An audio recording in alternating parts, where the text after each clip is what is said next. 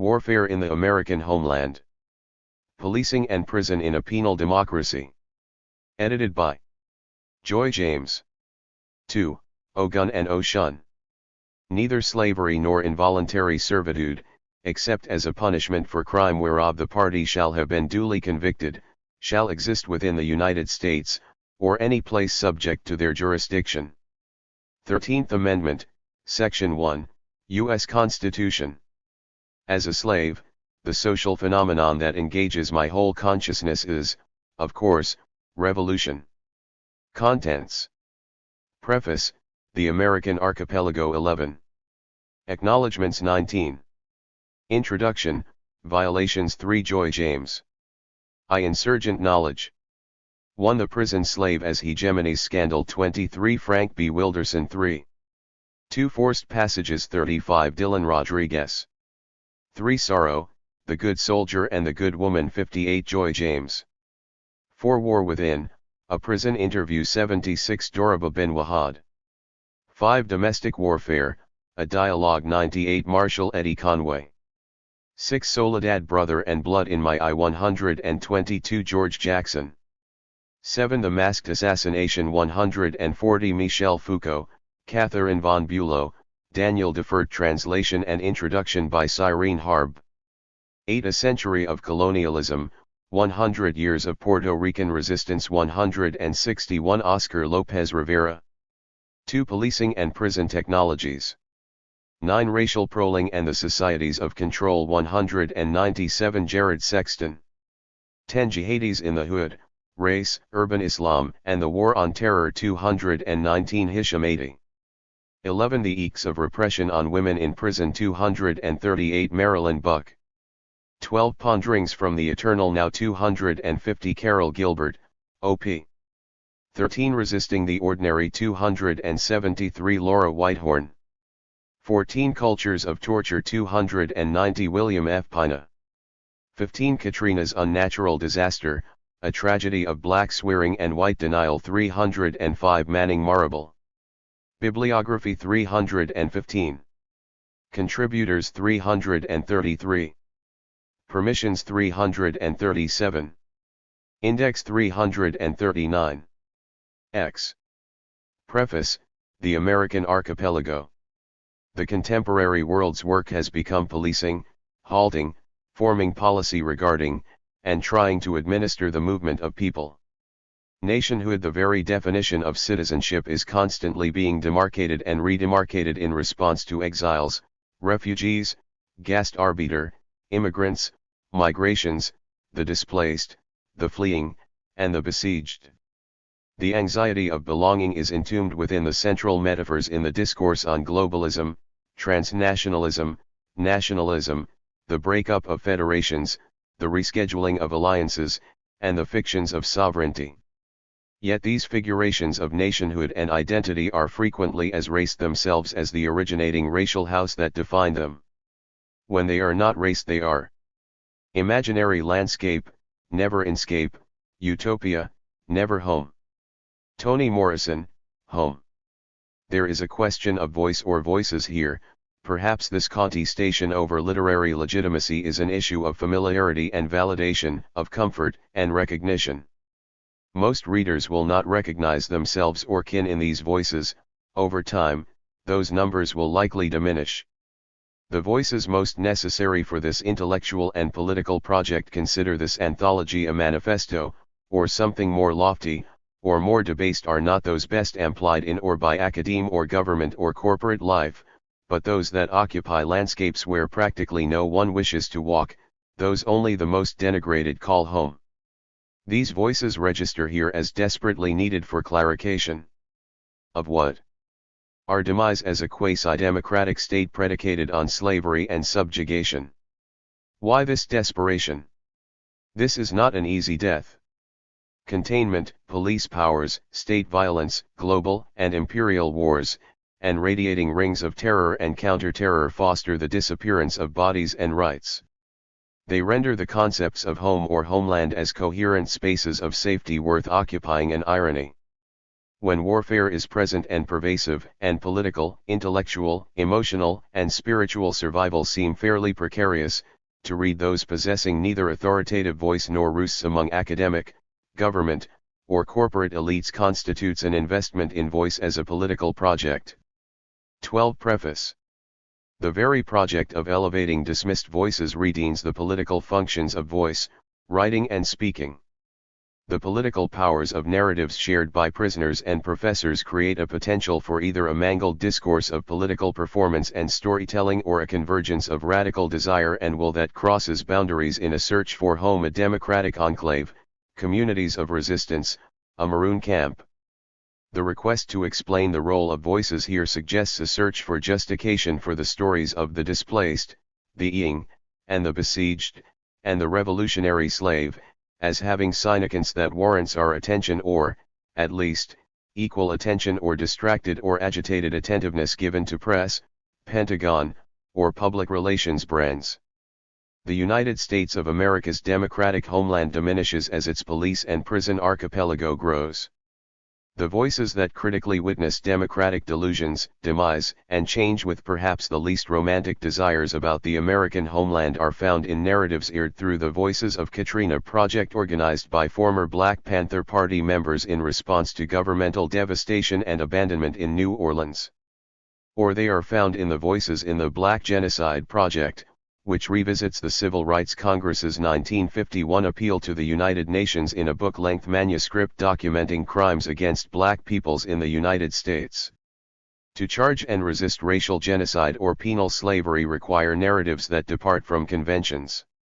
Such narratives offer new forms of instruction if one plans to be a survivor or even a resistor.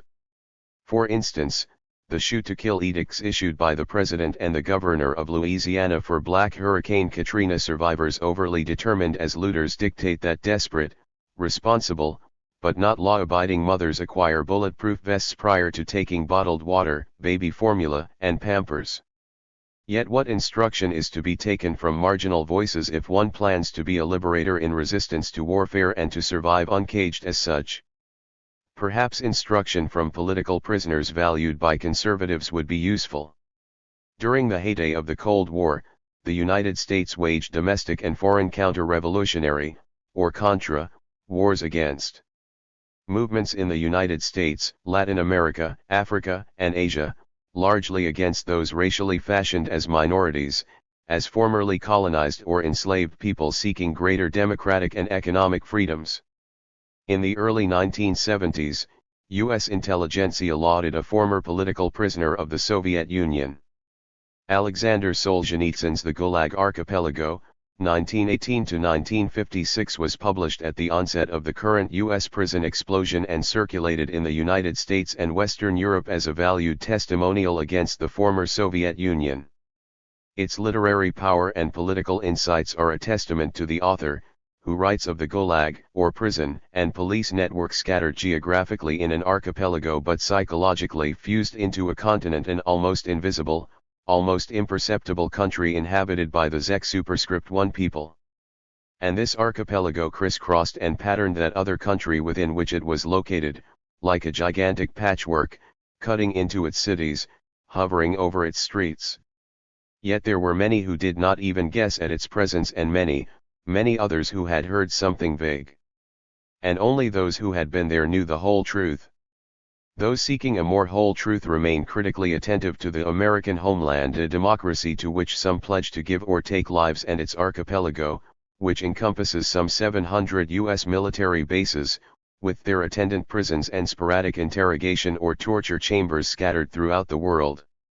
We have also noted the increasing police and military powers used by this homeland against foreigners and domestic dissidents in the households populated by the disenfranchised poor people, people of color, women, queers, and the incarcerated. Superscript 2 The homeland, idealized if not fetishized as a democratic site, displays tendencies for totalizing control.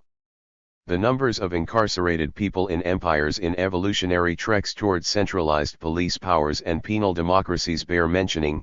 In 1950, the number of people imprisoned in Stalin's Soviet gulags was 1,423 per 100,000.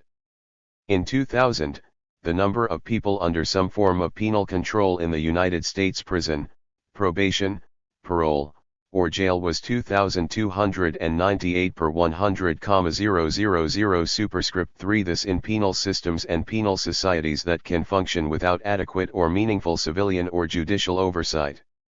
Thus, the evil empire, the enemy vanquished in the Cold War, has been surpassed. U.S. 14 Preface. Attention given to stories of harrowing imprisoned life, and incisive political commentary, may stem not from an overwhelming concern for human rights or the humanity of the captive. A conservative former Russian prisoner provides a useful foil to contrast the evil empire with the good empire. Heralding the voices of imprisoned activists may also permit academic radicals a foil to position themselves as distinct from their progressive counterparts. Whatever the games, the realization that power is centralized with only one military superpower has led to a battlefield, a contestation of democracy and homeland in which some intellectuals, such as the executive director of Amnesty International in his 2005 criticisms of torture and human rights abuses at Guantanamo Bay, have denounced the archipelago of this democracy and the problem of expanding penal and police systems fueled by U.S. domestic and foreign policies. It is a charting of this landscape that warfare in the American homeland seeks. Warfare in the American homeland, Policing and Prison in a Penal Democracy examines the sensibilities and the structures that enable a police and penal democracy to thrive. It connects the American homeland with the American prison and police mechanisms to argue that, at home and abroad, the United States wages war not just against criminals but also against people it constructs as such, i.e., against criminalized peoples. This anthology sketches political and cultural structures through which connect between law and order and rebellion, frame or disrupt an American prototype for normative state violence. This collection does not seek or posit uniform definitions of warfare or imprisonment. Its various contributors differ in their progressive political ideologies, all identify themselves as active theorists or organizers against state police powers.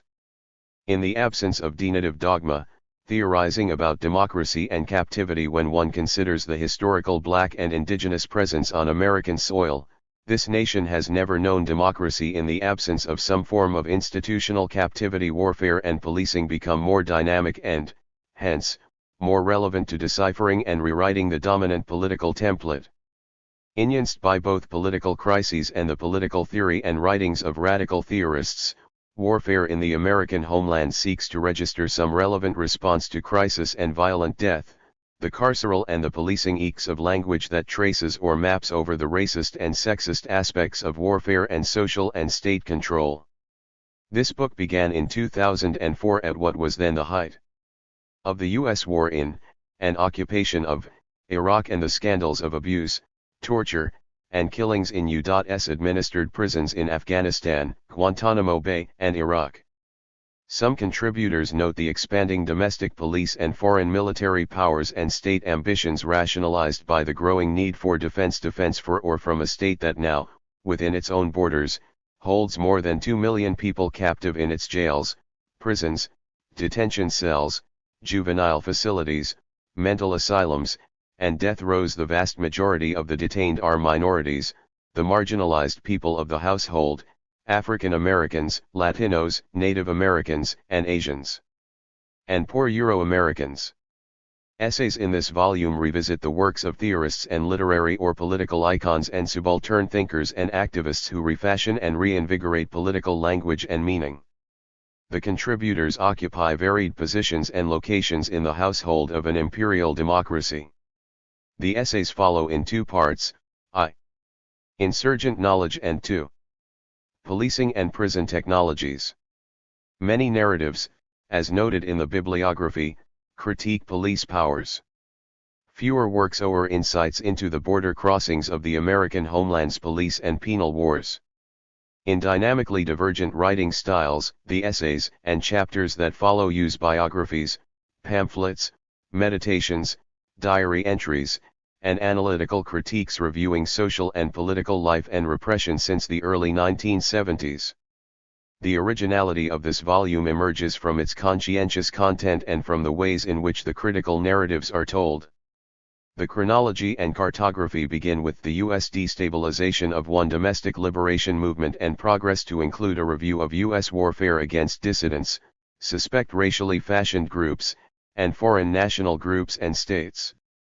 Imagine, militant liberationists who lived years behind bars reframing the understandings of penal punishment not only as a form of U.S. domestic warfare but also as a foundation in an imperial democratic culture that gives you Abu Ghraib with occupation. Most Americans resist such imagination. Despite the history of their homeland, these implications are not easily held about U.S. democracy. This collection was sparked by encounters with a translation of Michel Foucault. 16 Preface. Called and Colleagues' Essay on the Killing of George Jackson. The contributions and limitations of Jackson's theorizing, and Foucault's, shaped this endeavor. Still, Jackson's posthumously published Blood in My Eye, without the academic acclaim of Foucault's writings, declares war on a warring state and on state violence in a voice that is most difficult to encounter. Prestige bars any serious attack on power. Do people attack a thing they consider with awe, with a sense of its legitimacy? We can stop the debate. Prestige must be destroyed. People must see the venerated institutions and the omnipotent administrator actually under physical attack. If the threat to power is truly revolutionary and the RST step into revolutionary consciousness taken with a forceful attack upon prestige, we must anticipate reaction, accept repression's terror, and meet it with a counter-terror of our own. The gravedigger needs a bodyguard to protect him at this work, else the grave may be his own. As do many in the homeland, most of the writers here disavow or avoid militarist assertions that challenge a warring and policing state. Yet during foreign or domestic wars, nationally legal, or clandestine and illegal, reports of horror or transport to whatever comes after escalation, pacification, and imprisonment or peace. As Frederick Douglass's adage on power observes, peace must be purchased. The price of the ticket may not be Jackson's currency. Critiques of violence, analyses of technologies of information, penal and policing systems, economics, legal and military apparatuses, social stigma and denigration are not small change. But they are not necessarily insurgent warfare, either. To abandon the conventional lingua franca that has failed to adequately express the depths of violent contradictions emanating from a prestigious democracy means to seek new voices. Departing from homeland and home, seeing an archipelago within and beyond national borders, this volume brings witness to warfare and the voice of Na Washington, who died in 2000 in a New York prison. Incarcerated for nearly 30 years for political rebellion as a Black Panther and Black liberationist, Na maintained that victory is not the vanquishing of colonizing and violent enemies. Rather, victory is the realization that collective. Preface 17. Knowledge of domination and resistance painfully gained and painstakingly shared has been preserved and passed on, one price paid for the ticket toward home. Notes. 1 Zek, derived from the Russian word for prisoner, is prisoner's slang for the captive class. Solzhenitsyn, The Gulag Archipelago, 1918-1956, X. Brady Heiner provided research for this reaction on Solzhenitsyn. 2 In May 2005, Irene Khan, Executive Director of Amnesty International, referred to the U.S. prison at Guantanamo Bay, Cuba, as the Gulag of our times. See Amnesty International Report 2005, speech by Irene Khan at Foreign Press Association, May 25, 2005, available online at http://web.amnesty.org/library/index in poll 1001420005. 3. Wagner, The Prison Index. 4. The complexities and simplicities of safeguarding a democracy through consensus building premised on fear are embedded in legal narratives such as the omnivorous order of protection against an imminent danger that Justice Police Power, also known as George W. Bush's October 2, 2001, Executive Order establishing the OS of Homeland Security, Sector 3, to coordinate the executive branch's efforts to detect, prepare for, prevent, protect against, respond to, and recover from terrorist attacks within the United States. Yet there are other, older narratives that speak of other, more familiar threats. Consequently, the 13th Amendment to the U.S. Constitution, and the convict prison lease system that followed, premised the internal threat to be the black and native insurgents or dissidents seeking greater democratic powers and fewer police mechanisms. 5. The widely cited GOR of 2 million people incarcerated in the United States does not take into account the almost 250,000 youths held captive in juvenile detention facilities and those held in mental asylums. Hence, the captive population is now near 2.5 million. See Senator Collins Chair's hearing on warehousing mentally ill children in juvenile detention centers, releases new report with Representative Waxman focusing on nationwide problem, July 7, 2004, available online at www.senate.gov/AIRS/index.cfm. Fuse action equals press release. Detail and deliation equals C and press release _ID equals 747 and month equals 7 and year equals 2004. 6. Jackson, Blood in My Eye, 43. Acknowledgements. Dylan Rodriguez and Brady Heiner shared labor and visions for this volume. This book exists as a response to their initiatives. Elliot Kalla, Emily Blumenfeld, Sam Seidel, Dominique Stevenson, Nozomi Akuta, Jose E. Lopez, and Alejandro Luis Molina also supported this anthology. Brown University's undergraduate teaching and research assistantship program and Dylan Rodriguez provided assistance for researcher Madeline Dwerdman. From 2004 to 2006, each summer, Maddie with painstaking research assistance participated in various struggles to bring these narratives forth. My thanks to all who contributed to this project and to all who have been supportive of its political endeavor to decipher and disentangle the mesh of democracy and captivity. Violations. Mississippi Goddamn. Nina Simone, Mississippi Goddamn, Nina Simone in concert. 1964. A House is Not a Home. Luther Vandross, A House is Not a Home, Never Too Much, 1981. As an already and always racist writer, I knew from the very beginning that I could not, would not, reproduce the master's voice and its assumptions of the all-knowing law of the white father. Nor would I substitute his voice with that of his fawning mistress or his worthy opponent, for both of these positions seemed to confine me to his terrain, in his arena, accepting the house rules in the dominance game. If I had to live in a racial house, it was important, at the least, to rebuild it so that it was not a windowless prison.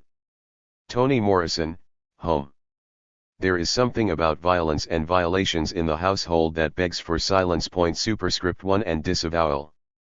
Academe, one of the most influential gathering places of state and counter-state intellectuals, is one household in the American homeland and its expanding archipelago. Superscript 2 It is there that I sit while I write this essay. The crafting and the shaping of this anthology, by academics, have occurred on a battlefield. In fact, the book was born in a state of war, specifically, the U.S. invasion and occupation of Iraq and, what has really worried some, the activeness of Iraqi resistance movements a year after the world was informed that the war was over and the United States had won. Superscript 3 Ostensibly, this work raised its head in the expanding military theater of U.S. imperial aspirations and its domestic/foreign policy with their attendant human rights abuses. Yet in truth, however you wish to deem it, the smaller, closeted military theater permitted the ducking and dodging of deculted struggles precisely because academe is not the streets. So what it and this academic engagement over is not a political coalition. Not a home, this literary intervention, a politics of sorts, challenges while it also reproduces containment, trace the genealogy and map the penal scape and one NDS that institutional intellectuals are rarely the guerrilla intellectuals that some academics emulate or necessarily the native intellectuals analyzed by Frantz Fanon. Nor, I believe, should they be, the academic archipelago, with its increasing dependence on and enthrallment with corporatist and statist structures and funding, is not the most trustworthy of training camps for peace combatants seeking just distributions of power and wealth. Has the academic genealogist displaced the scientist who replaced the priest? Some see the roles of progressive academic intellectuals as synonymous with those of insurgent intellectuals, a conation that produces considerable confusion about the function of political coalitions and the cooptation, commodification of subjugated forms of political power. This suggests to me that to project or to perform insurgency must be one of the technologies of warfare deployed, and perhaps delighted in, by a goodly, ungodly number of Americans. Ever-present projections of apparitions of cultural characters such as John Wayne and Clint Eastwood or, now, the Whiteskins, Black Masks of the fugitive convict Riddick or the Matrix's Neo or anime's hipster cowboy bebop bounty hunter Spike Spiegel suggest how burdensome certain burdens can be for progressives in an ambitiously pugilistic, hero-addicted society.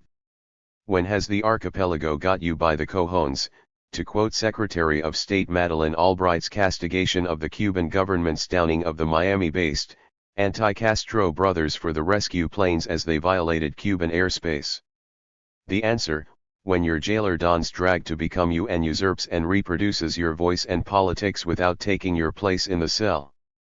Mimetic becomes apocalyptic in the penal landscape that is passing for a homeland, and logically so, for this is where death is manufactured. Michel Foucault was right in one sense: there is no outside, particularly if the very voices of the physically subjugated become mimed by 5. Their surrogate guards who then perform as their liberators. Your own language and stories used against you. What violation, whether misdemeanor or felony? What violence, to be lectured on obedience with your own words, to have your own bio stories reworked and recited back to you now as spectacle turned captive audience by anointed bard.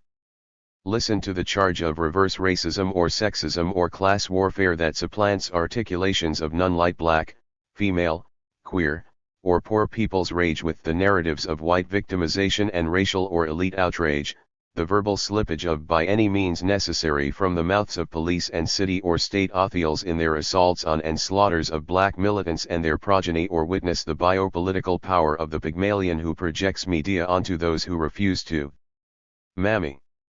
Finally, consider the academic expert and re-articulation specialist on the lives and narratives of those imprisoned in the household or its formal detention centers, Immigration Customs Enforcement, the former Immigration and Naturalization Service holding cells, psychiatric wards, jails, police precincts, maximum security, death row, closets, or basements, hiding places from domestic batterers or the predation of aggressively affectionate adult kin.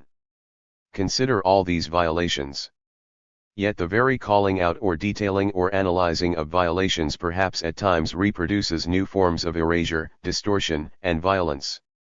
Thus, in the professionalism of prison discourse, the jailer may assume the position of the jailed in the rhetorical sense and mask his or her dual role as guard.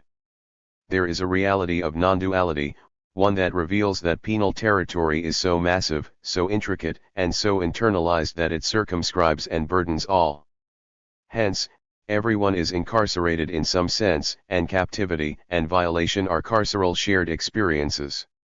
Yet in maneuvers one can as a theorist or performer siphon the political discourse of the imprisoned and hence engage in an elite form of criminality, identity theft. Such theft dispossesses the imprisoned of the labor and wealth they produce, the meanings and narratives of their conment, the meanings and narratives of their resistance to repression, the meanings and narratives of their lives. 6. Everything But the Burden is the title of the cultural critic Greg Tate's book on white and multicultural America's enthrallment with and appropriation of hip-hop and black culture. Everything But the Burden. I grimace as I begin to trace and sketch my dialogue with elite voices, as an elite voice, chronicling the Gulag. In spring 2004, I was introduced to an Italian translation of a section of Michel Foucault's and his co-author's pamphlet The Assassination of George Jackson. Having critiqued Foucault for his alleged past erasures of racist violence and terror in his text Discipline and Punish, I was curious but suspicious. The heated email debates that ensued ended with my stating that Foucault's essay would be an important one that deserved a broader readership. I encouraged and promised to assist in its publication. That promise evolved into this anthology, the product of collective endeavors and battles. It is a product or construct, a discourse in which several of us, while attempting to tunnel our way out of a penal site structural racism and sexism and the pathologizing of anti-racist rebellion and slave resistance, found that we had merely dug ourselves into another prison corridor or cell. It is fairly easy to begin as an ally liberator and slide into role-playing as ally appropriator. For instance, white anti-racists or people of color are amorphous groupings that mask the ethnic chauvinism and anti-black racism that lie within. Such formations can provide a rainbow prism of hatreds and envy solided by a refusal to bow down to blacks and their demands for recognition based on exceptionalism. The quandary, though, for those who never sought genuection is what is the value of recognition for the uniqueness of black bodies for whom white supremacist cultures and state policing practices in the United States have reserved an exceptional place, that of targets for excessive force and the penal site.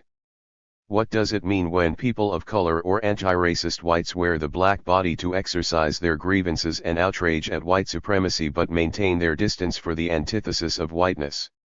Women, black women, even those intimately aware of trauma, can also violate and appropriate others, particularly if they are housed in the most repressive sites of the archipelago, its domestic prisons. For example, Asha Bandal's memoir, The Prisoner's Wife, is an illustration of facile moves. 7. That glorify the mundane resistor by mapping over the narrative of the imperiled insurgent. Such moves extinguish the political risk and vulnerability that differentiate the free person, albeit one regulated to the household by racial sexual stigma and practices, and the unfree person, locked in prison. Cloaking the middle-class author in the dress of the prison revolutionary George Jackson, the Reader's Club Guide for the Prisoner's Wife poses two queries that struck me as masking and violating gestures. The Prisoner's Wife features allusions to Soledad Brother, George Jackson's seminal portrait of the struggles, politics, and intricacies of prison life. How has Jackson's book, the work of a brave and embattled man, influenced our culture's perceptions of political imprisonment, racism, and the United States justice system? In what ways can we view The Prisoner's Wife, the work of an equally brave and similarly embattled black woman, as a useful, even indispensable, counterpoint to the messages in Jackson's Soledad Brother? It is noted that the Readers' Club recognizes a black revolutionary. Yet, mimetic performance, even one that must cover Jackson's ideology as a militarist in order to appropriate and wear his iconic persona, is an equal opportunity error. Still, one must note that drag is not worn with equal risk, that is, those already designated part of the privatized realm for subordination, for example, black women such as Bandal, when performing Insurrectionist, are likely to pay a heavier price for their theater than those designated part of the public realm of rulers and authoritative intellectuals and politicians such as white neoliberal or neo-radical male intellectuals. Some valued and mimed for their presentations of radicalism may never pay the price of the ticket in the academic landscape, a surrogate for and derivative of the American penal scape. Useful registers reliable in strategies to survive warfare rather than globalizing genealogies or precision. Remember the color codes of Homeland Security: red, orange, yellow acts as precautions against erasing or glossing over subjugated and insurgent knowledge. Back to the foil. Consider Foucault's interview at New York's Attica prison. Attica was the site of the state's killing of over 30 men, mostly African. 8. American and Latino, who protested the slave-like conditions of subjugation. For Foucault in the Attica interview, crime is a coup d'état from below. Yellow. The United States and its economic and political and social structures were and are founded on theft of land and labor. Hence, the most significant criminals, and the least interested in battling the state, come from above in property theft, drug tracking, and organized violence and murder rationalized as warfare. Vietnam, Kissinger's Cambodia. When the coup d'état from below meets the coup d'état from above, The reinforcement of the penal scape follows superscript 1. What constitutes critical theory that can analyze this troubled symbiotic relationship? Within the interview, which here serves as an illustration or contrast for my larger argument that the technologies of containment encompass radical academic discourse coupled with the vanishing of state criminality in his narrative, are Foucault's comments about Attica's architecture that refer to Disneyland and the cleanliness of the prison halls. Orange. Those who fear the physical terror of imprisonment may dissociate Attica from the Magic Kingdom. Rather than foster a lack of imagination or theoretical verve, closer proximity to state captivity and violation shape even the gallows humor of the dead zones of the household and the penal scape. Those policed in virulent, violent fashions may have diarrhent cognitive skills that produce diarrhent, deeper meanings. Foucault's comments about the physical structure of Attica disconcerted me, but not some of the academic colleagues and students with whom I raised the issue. If they were disturbed, most did not acknowledge it to me.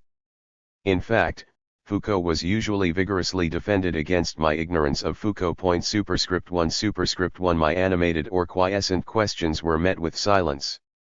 Perhaps I had committed some form of infraction? 9. Here's a violation that I and any chorus member who marks the demise of renegades seeking freedom will remember. In his interview, Foucault does not once mention the men who rebelled in Attica and who were massacred there. Not one man, not once, does he name. Red. To say nothing of the victims when one enters a mass graveyard is a breach of trust if one enters not as a National Guardsman, or as Governor Nelson Rockefeller, or as an idle spectator or consumer, but as an ally. Erasing a genealogy mapped by the wretched of the earth allows the non-wretched to print over their texts, to use insurgent narratives as recyclables. This is a practice of the police machinery and its technologies of warfare. Professed allies, radical theorists, are selective because they have that right and privilege. In one narrative, Foucault disappears all impoverished and imprisoned black/brown bodies, yet in another he presents, in painstaking delineation, the corpse of the revolutionary icon and prison rebel George Jackson. That killing in a California prison 30 years ago sparked the Attica Rebellion and additional killings in a prison on the other side of the continent. As did Jackson, the Attica captives and insurgents fashioned reformist and revolutionary moves and were murdered for those acts. Who witnesses this? Who supplants them? Who performs their guerrilla theater? Who loves what they represented and the families of their origins as they fashion new survival and liberation from war? Who understands that they were both violators and violated? And who comprehends that the most civil and surgical of violations, those that leave no mark on the physical body, would be erasure or dismemberment through mimetic performance that discredits the legacies of the household, their resistance. Hence, the mesh of revolutionary desire and anxiety concerning the academic, elite cartographer and genealogist that I bring as editor to this work. A new progressive radical order can continue to elide the household that I am forced to occupy and, in complicity, reproduce. When the household of the disappeared poor communities, prisoners, queers, red/black/brown peoples, women, children reappears and dictates its own narrative, in its own voice, with its own unmitigated desires, surely this is war. Like many others, I am weary of warfare. Yet there are distinctions that I maintain between wars of survival and liberation and wars of conquest and annihilation. Like most, I fear violence and the realization that non-combatants 10. Largely are the victims of carnage or the designated targets. In contemporary warfare, since World War II in the foreign theater, the casualties have been in the majority women and children. In the domestic theater, women and children have always dominated the landscape of broken and scarred bodies and minds and disoriented souls. Still, exhaustion and terror cannot prevent movement, one must travel or become buried under the penal landscape. Those who don't resist violation don't survive. Some who enact survival and liberation possibilities do. Transport requires mapping. Warfare in the American homeland, policing and prison in a penal democracy, I hope, assists in locating race and gender black holes in authoritative texts, the under-theorizing of the household, and the resurgence of a resistance to authoritative voices. It documents those who struggle and who stay present long enough to endure a battle or bear witness while attempting not to disappear the meaning of what they record. Some witness the race-gendered queered imprisoned body in order to investigate, interview, and be interrogated by those assigned to captivity: the poor, women, children, slaves, prisoners, laborers of the household, and those who resist. Captives and rebels are not saints merely because they are exploited or abused. Some relegated to convents seek rewards and approval for loyalties that reproduce the national family and its coherence. According to the Othiel, conventional narratives, it is safer to harbor and shelter within a penal democracy, despite its abusive excess. Some measure of safety is promised in exchange for obedience and conformity to and within the household. Is it not better to be a black woman in the southern United States than a black woman in South Africa or Sudan? Superscript 1 Superscript 2 In Sudan, Arab Muslim militia men, in their ethnic cleansing and genocidal warfare, rape and mutilate African Muslim, Christian, and animist women, girls, and boys, cursing them with the Sudanese epithets of black, branding survivors on their hands to ensure that private trauma enters public record. The archipelago is global, and so not always American. There are multiple predations confronted and little adequate shelter for some prey. Superscript 1 Superscript 3 Nevertheless, resistance, in all of its contradictions and imperfections, continues.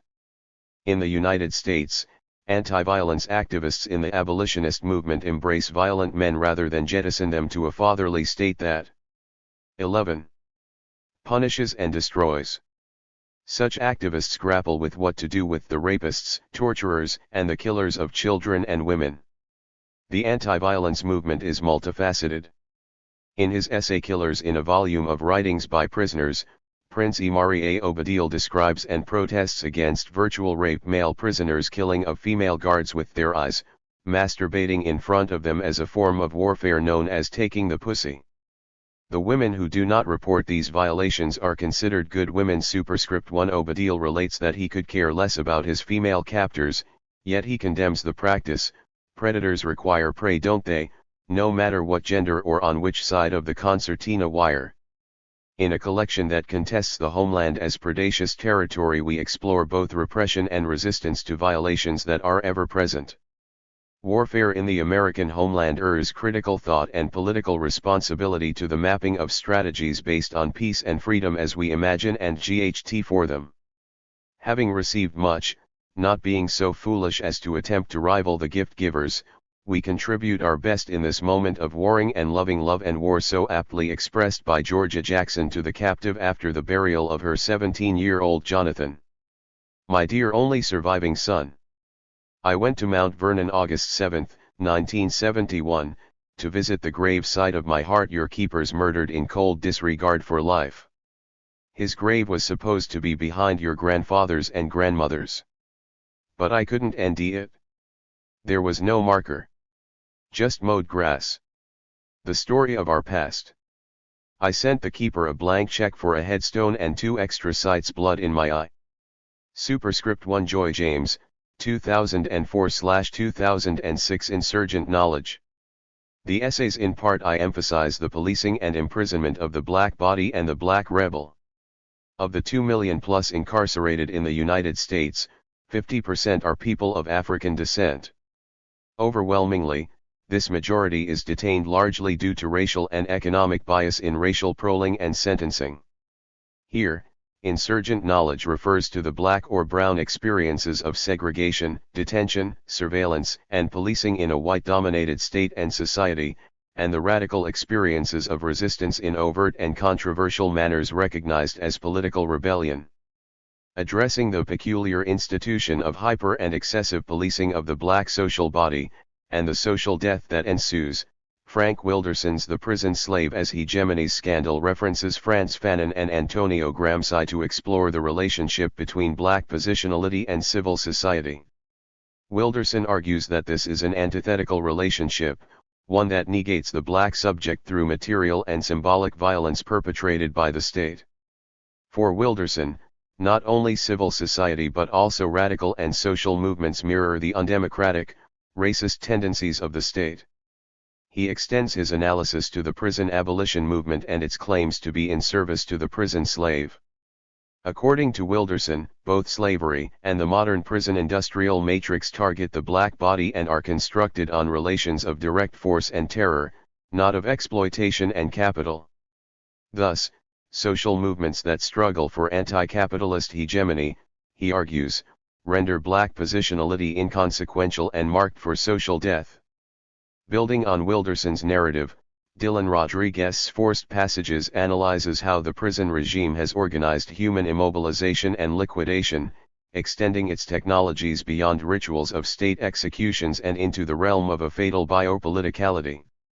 Rodriguez maintains that the prison is fundamentally uninterested in rehabilitation and that, as a technology of violence, it has become centrally focused on containing, controlling, and punishing the bodies of white civil society's incorrigibles.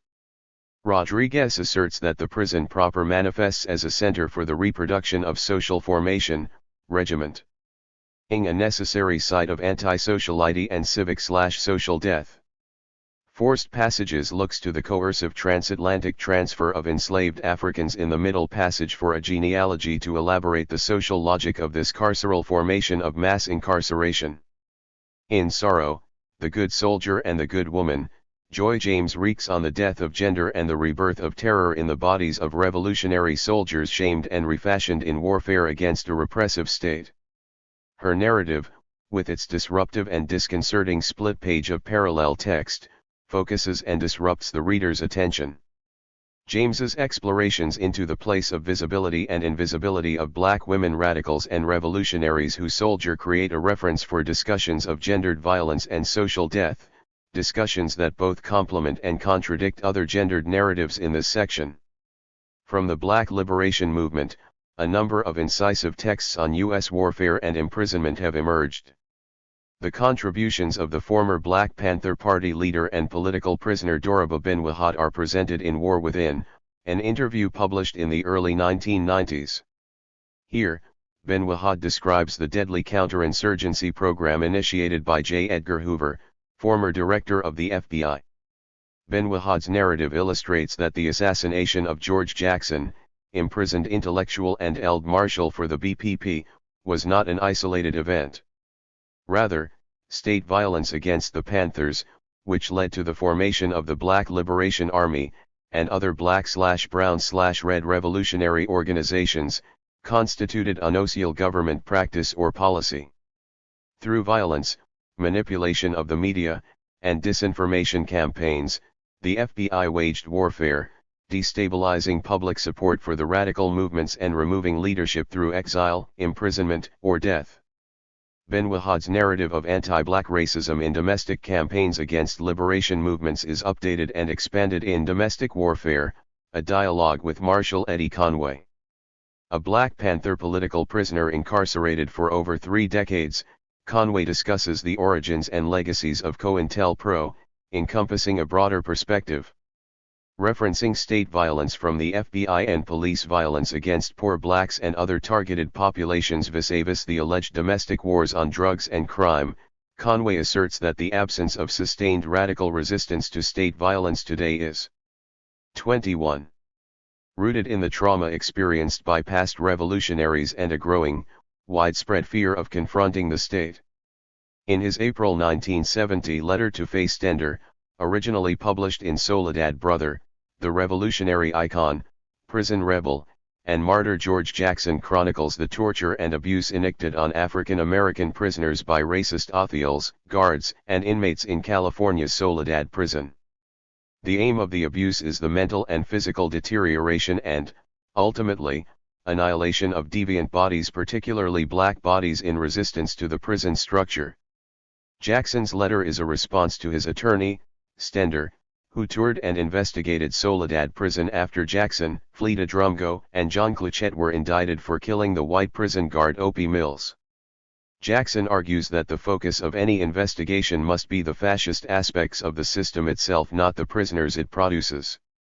In an excerpt from his less well-known and more controversial book Blood in My Eye, completed a week before he was killed by guards on August 21, 1971, at San Quentin, Jackson asserts that revolution must aim for nothing less than the total destruction of the state and the entire system of existing property relations. Jackson's narrative is juxtaposed with an excerpt from the pamphlet The Assassination of George Jackson, by Michel Foucault, Catherine von Bülow, and Daniel Defoe, all members of the JIP. The Masked Assassination was RST published in French in 1971, and is excerpted and translated here with a prefatory note by Cyrene Harb.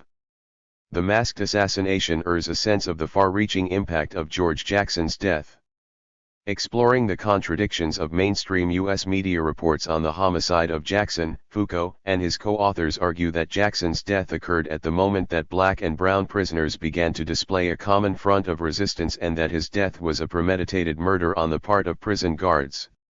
Referring to the assassination as an act of war, the JIP collective prophetically asserts that his killers will never be prosecuted by U.S. courts. The JIP describes Jackson's pivotal role in organizing inside prisons as a form of active warfare. Consequently, his elimination was deemed necessary by state power. State violence more commonly registers as a public act, most visually and viscerally in internment camps and prisons. The United States practice of indefinitely detaining enemy combatants, both U.S. citizens and non-citizens. 22 Part I. Without charge has focused some public attention on the historical internment of nearly 120,000 Japanese Americans during World War II. The internment of civilian populations, recognized as a violation of international law, includes not only the historical internments of American Indians, those of Japanese descent, and the recent interning of those of Arab descent in the War on Terror, but also the ongoing mass incarcerations of the African American and Latino populations in the name of the wars on crime and drugs. Active reactionary warfare manifests as wars on terror morphs into wars against liberation or independence movements. Oscar Lopez Rivera's A Century of Colonialism, 100 Years of Puerto Rican Resistance examines the history of U.S. colonialism in Puerto Rico from 1898 and the 20th century Puerto Rican independence movement. Formerly active in the movement, Lopez Rivera, one of the few incarcerated who identifies as a prisoner of war and one of the longest held politically incarcerated in the United States, discusses the movement's emergence, repression, and resurgence on the island and within Puerto Rican immigrant communities located primarily in poor, industrial centers of New York and Chicago. As with other organizations that challenged the U.S. government and elites, independentists' use of organized and armed resistance to protest and counter colonialism rendered the movement a primary target of state violence and the FBI's COINTELPRO. This essay was the most difficult to obtain and edit for this volume. Rivera's work was handwritten and mailed out in installments to prevent confiscation of his writing by guards. Sent RST to Quakers in the Midwest who had worked with Rivera for years, it was then edited and typed and sent to me at Brown University, where my research assistant, Madeline Dwertman, and I continued the editing process. Given that Rivera has been incarcerated for some 3 decades, had, and has, limited access to library and resource materials, and faces the censorship powers of prison authorities and the editorial interventions of non-independentists, human rights advocates, and academics, to assert that he wrote freely for this anthology would be to misspeak. The essay that appears in this volume is excerpted from a longer essay he sent on a century of U.S. colonialism and conquest in Puerto Rico and Puerto Rican resistance. The Prison Slave as Hegemony's Scandal, Frank B. Wilderson III. The black experience in this country has been a phenomenon without analog. Eugene Genovese, Eugene-Rivers's Challenge, a Response, Boston Review. October/November 1993. There is something organic to black positionality that makes it essential to the destruction of civil society. There is nothing willful or speculative in this statement, for one could just as well state the claim the other way around. There is something organic to civil society that makes it essential to the destruction of the black body. Blackness is a positionality of absolute dereliction, abandonment, in the face of civil society, and therefore cannot establish itself, or be established, through hegemonic interventions. Blackness cannot become one of civil society's many junior partners. Black citizenship and black civic obligation are oxymorons. Point superscript 1. In light of this, coalitions and social movements, even radical social movements such as the prison abolition movement, bound up in the solicitation of hegemony so as to fortify and extend the interlocutory life of civil society, ultimately accommodate only the satiable demands and night antagonisms of civil society's junior partners, but foreclose on the insatiable demands and endless antagonisms of the prison slave and the prison slave in waiting. In short, whereas such coalitions and social movements cannot be called the outright handmaidens of white supremacy, their rhetorical structures and political desire are underwritten by a supplemental anti-blackness. Asada Shocker's comments in her autobiography vacillate between being interesting and insightful and painfully programmatic and responsible. The expository method of conveyance accounts for this air of responsibility. However, toward the end of the book, she accounts for coalition work by way of extended narrative as opposed to exposition. We accompany her on one of Zaid Shocker's many Panther projects with outside groups, work dealing with white support groups who were involved in raising bail for the Panther 21 members in jail. Superscript 2. With no more than 3 words, her recollection becomes matter of fact and unaltered. She writes, "I hated it. At the time, I felt that anything below 110th Street was another country.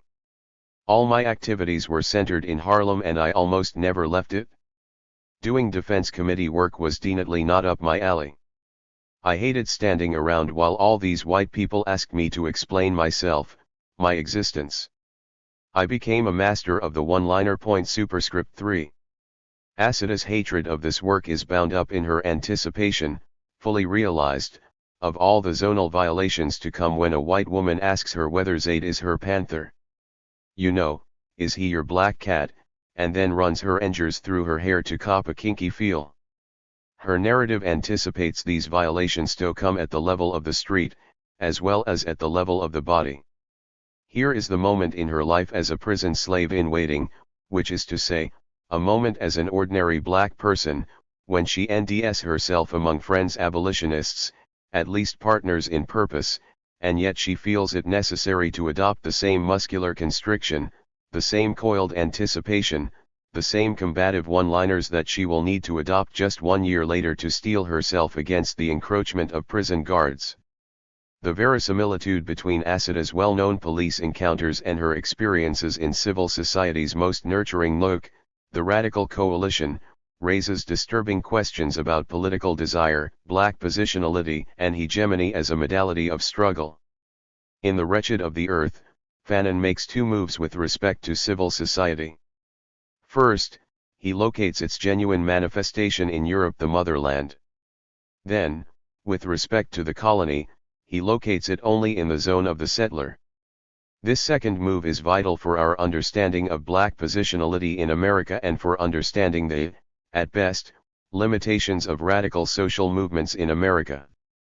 For if we are to follow Fanon's analysis and the gestures toward this understanding in some of the work of imprisoned intellectuals, then we have to come to grips with the fact that, for black people, civil society itself rather than its abuses or shortcomings is a state of emergency.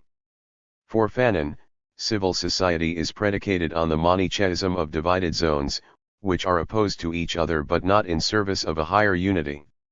This is 25. The basis of his later assertion that the 2 zones produce 2 different species, between which no conciliation is possible.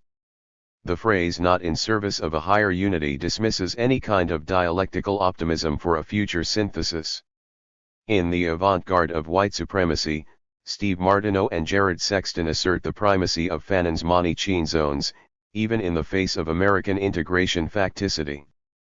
Fanon's specific colonial context does not share Martineau's and Sexton's historical or national context. Common to both texts, however, is the settler, native dynamic, the differential zoning, and the gratuity of violence that accrues to the blackened position. The dichotomy between white ethics and its irrelevance to the violence of police prowling is not dialectical, The two are incommensurable. Whenever one attempts to speak about the paradigm of policing, one is forced back into a discussion of particular events, high-profile homicides and their related courtroom battles, for instance. It makes no difference that in the United States the CASPA and the European zone are laid one on top of the other. What is being asserted here is an isomorphic schematic relation, the schematic interchangeability between Fanon's settler society and Martinos and Sexton's policing paradigm. For Fanon, it is the policeman and soldier of colonialism that make one town white and the other black. For Martineau and Sexton, this Manichean delirium manifests itself by way of the U.S. paradigm of policing that produces, repetitively, the inside, outside, the civil society, black world, by virtue of the difference between those bodies that do not magnetize bullets and those that do. Police impunity serves to distinguish between the racial itself and the elsewhere that mandates it. The distinction between those whose human being is put permanently in question and those for whom it goes without saying. In such a paradigm, white people are, ipso facto, deputized in the face of black people, whether they know it or not.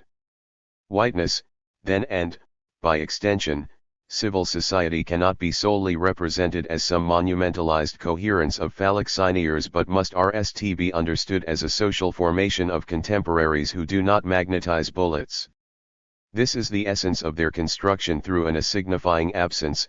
Their signifying presence is manifested by the fact that they are, if only by default, deputized against those who do magnetize bullets. In short, white people are not simply protected by the police. They are in their very corporeality the police. This ipso facto deputization of white people in the face of black people accounts for Fanon's materiality and Martinos and Sexton's Manichean delirium in America.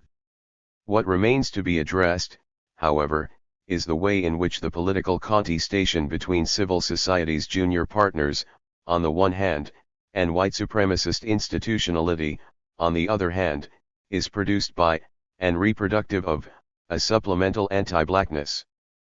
Put another way, how is the production and accumulation of junior partners' social capital dependent on an anti-black rhetorical structure and a decomposed black body? Any serious musing on the question of antagonistic identity formation, a formation, the mass mobilization of which can precipitate a crisis in the institutions and assumptive logic that undergird the United States of America, must come to grips with the contradictions between the political demands of radical social movements, such as the large prison abolition movement, which seeks to abolish the prison industrial complex, and the ideological structure that underwrites its political desire. I contend that the positionality of black subjectivity is at the heart of those contradictions, and that this unspoken desire is bound up with the political limitations of several naturalized and uncritically accepted categories that have their genesis mainly in the works of Antonio Gramsci, namely, work or labor, the wage, exploitation, hegemony, and civil society. I wish to theorize the symptoms of rage and resignation I hear in the words of George Jackson when he boils reform down to a single word, fascism, or in Acida's brief declaration, I hated it, as well as in the Manichean delirium of Fanon, Martineau, and Sexton. Today, the failure of radical social movements to embrace symptoms of all three gestures is tantamount to the reproduction of an anti-black politics that nonetheless represents itself as being in the service of the emancipation of the black prison slave. By examining the strategy and structure of the black subject's absence in, and incommensurability with, the key categories of Gramscian theory, we come face to face with three unsettling consequences. 1. The black American subject imposes a radical incoherence on the assumptive logic of Gramscian discourse and on today's coalition politics. In other words, she or he implies a scandal. 2. The black subject reveals the inability of social movements grounded in Gramscian discourse to think of white supremacy as the base, and thereby calls into question their claim to elaborate a comprehensive and decisive antagonism. Stated another way, Gramscian discourse and coalition politics are indeed able to imagine the subject that transforms itself into a mass of antagonistic identity formations that can precipitate a crisis in wage slavery, exploitation, and hegemony, but they are asleep at the wheel when asked to provide enabling antagonisms toward unwaged slavery, despotism, and terror. 3. we begin to see how Marxism soars from a kind of conceptual anxiety. There is a desire for socialism on the other side of crisis, a society that does away not with the category of worker but with the imposition that workers soar under the approach of variable capital. In other words, the mark of its conceptual anxiety is in its desire to democratize work and thus help to keep in place and ensure the coherence of Reformation and Enlightenment foundational values of productivity and progress. This scenario crowds out other post-revolutionary possibilities, that is, idleness. The scandal with which the black subject position threatens Gramscian and coalition discourse is manifest in the black subject's incommensurability with, or disarticulation of, Gramscian categories: work, progress, production, exploitation, hegemony, and historical self-awareness.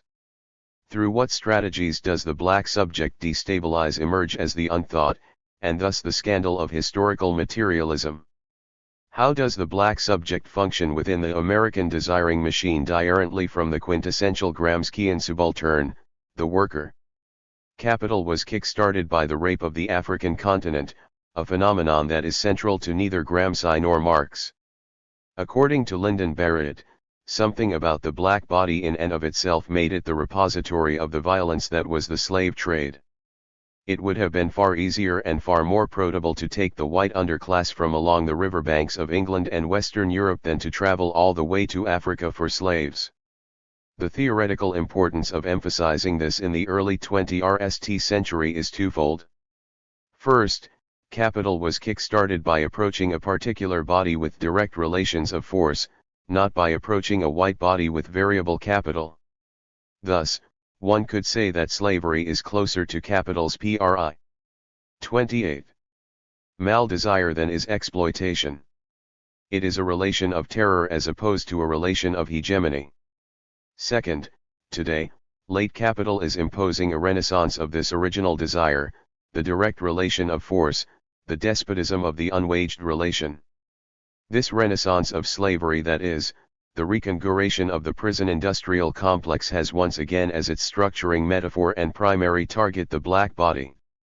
The value of reintroducing the unthought category of the slave by way of noting the absence of the black subject lies in the black subject's potential for extending the demand placed on state/capital formations, because its reintroduction into the discourse expands the intensity of the antagonism. In other words, the positionality of the slave makes a demand that is in excess of the demand made by the positionality of the worker. The worker demands that productivity be fair and democratic. In contrast, the slave demands that production stop, without recourse to its ultimate democratization. Work is not an organic principle for the slave. The absence of black subjectivity from the crux of radical discourse is symptomatic of the text's inability to cope with the possibility that the generative subject of capitalism, the black body of the 15th and 16th centuries, and the generative subject that resolves late capital's over-accumulation crisis, the black body of the 20th century and 20th century, does not refy the basic categories that structure connect within civil society, the categories of work and exploitation. Thus, the black subject position in America represents an antagonism or demand that cannot be satisfied through a transfer of ownership or organization of existing rubrics. In contrast, the Gramscian subject, the worker, represents a demand that can indeed be satisfied by way of a successful war of position, which brings about the end of exploitation. The worker calls into question the legitimacy of productive practices, while the slave calls into question the legitimacy of productivity itself. Thus, the insatiability of the slave demand on existing structures means that it cannot end its articulation within the modality of hegemony. The black body cannot give its consent because generalized trust, the precondition for the solicitation of consent, equals racialized whiteness. Furthermore, as Orlando Patterson points out, slavery is natal alienation by way of social death, which is to say that a slave has no symbolic currency or material labor power to exchange. A slave does not enter into a transaction of value, but is subsumed by direct relations of force. As such, a slave is an articulation of a despotic irrationality, whereas the worker is an articulation of a symbolic rationality. A metaphor comes into being through a violence that kills the thing so that the concept may live. Gramscian discourse and coalition politics come to grips with America's structuring rationality, what it calls capitalism, or political economy, but not with its structuring irrationality, the anti-production of late capital, and the hyper-discursive violence that kills the black subject so that the concept may be born. In other words, from the incoherence of Black Death, America generates the coherence of white life. This is important when thinking about the Gramscian paradigm and its spiritual progenitors in the world of organizing in the United States today, with its overvaluation of hegemony and civil society. Struggles over hegemony are seldom, if ever, a signifying. At some point, they require coherence and categories for the record, meaning that they contain the seeds of anti-blackness.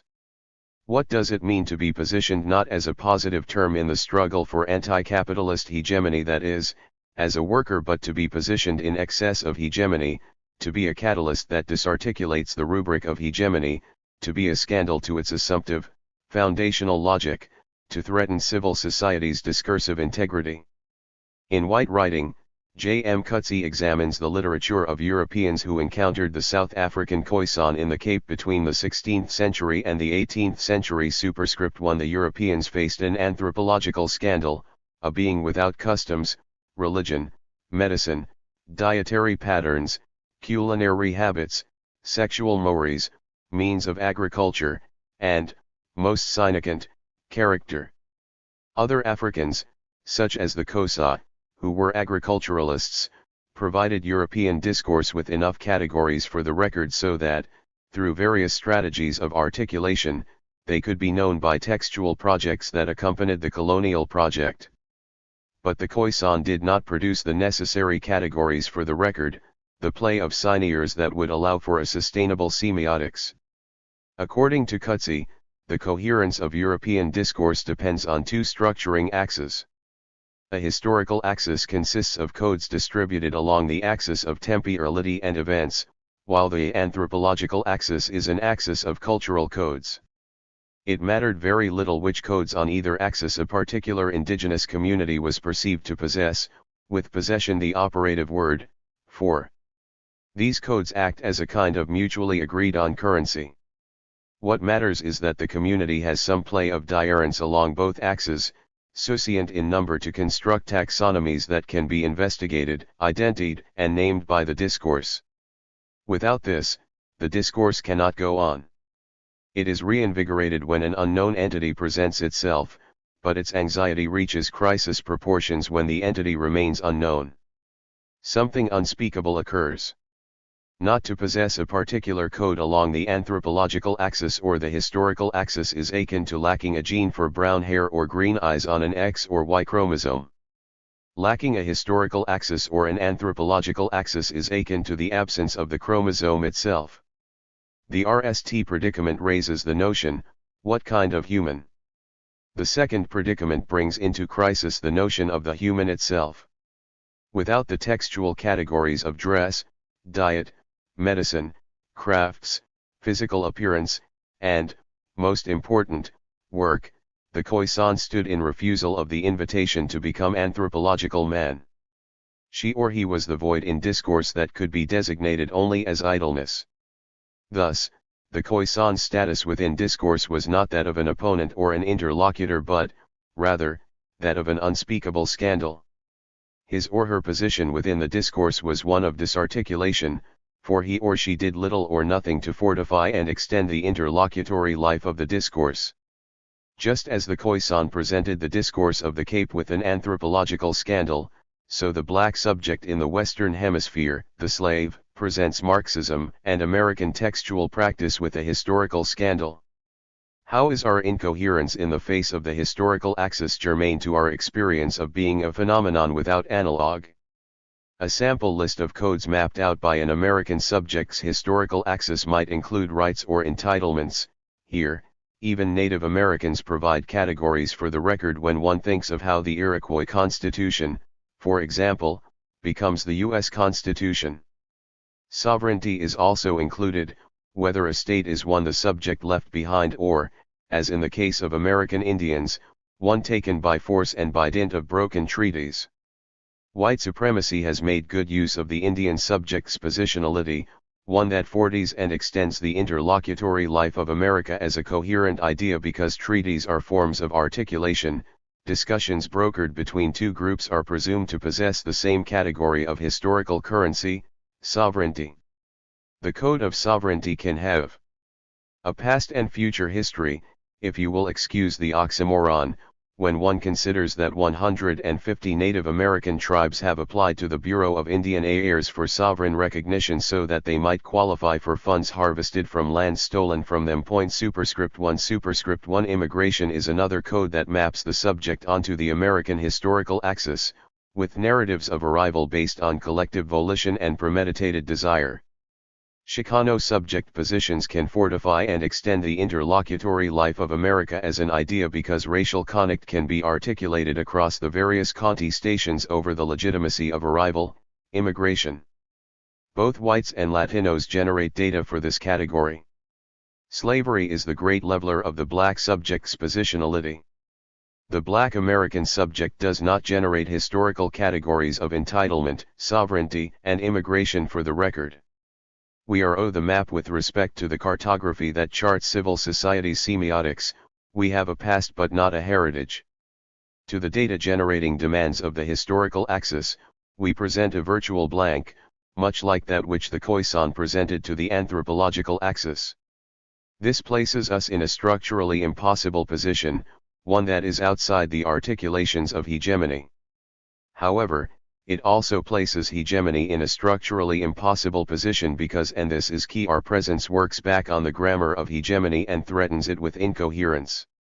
If every subject, even the most massacred among them, Indians, is required to have analogues within the nation's structuring narrative, and the experience of one subject on whom the nation's order of wealth was built is without analogue, then that subject's presence destabilizes all other analogues.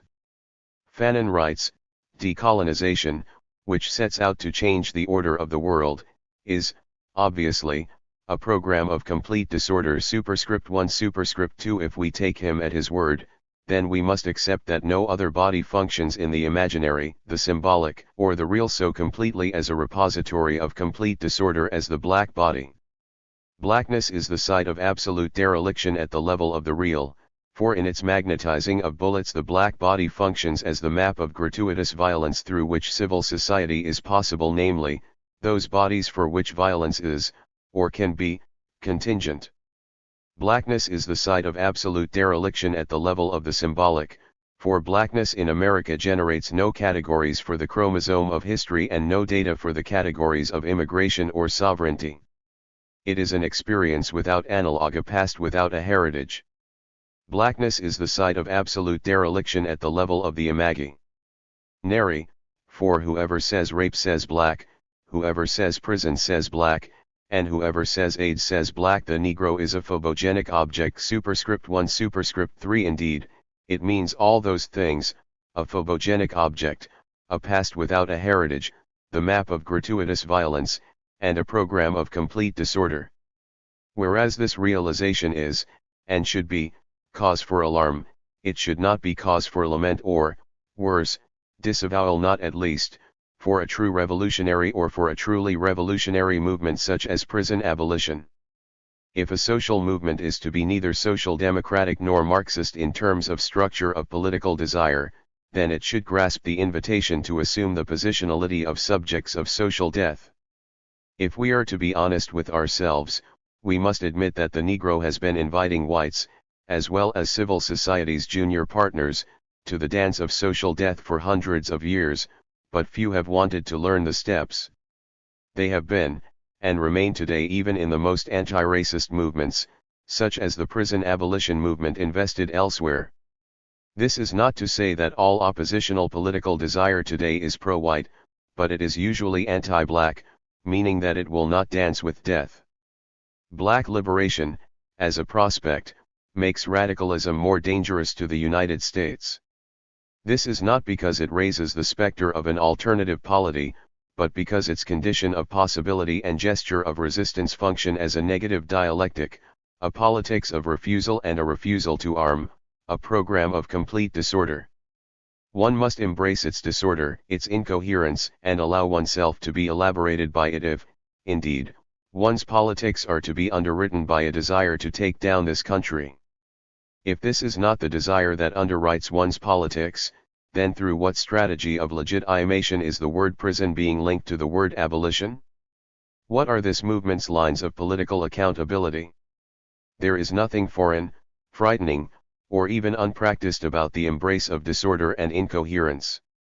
The desire to be embraced, and elaborated, by disorder and incoherence is not anathema in and of itself. No one, for example, has ever been known to say, "Gee whiz, if only my orgasms would end a little sooner, or maybe not come at all."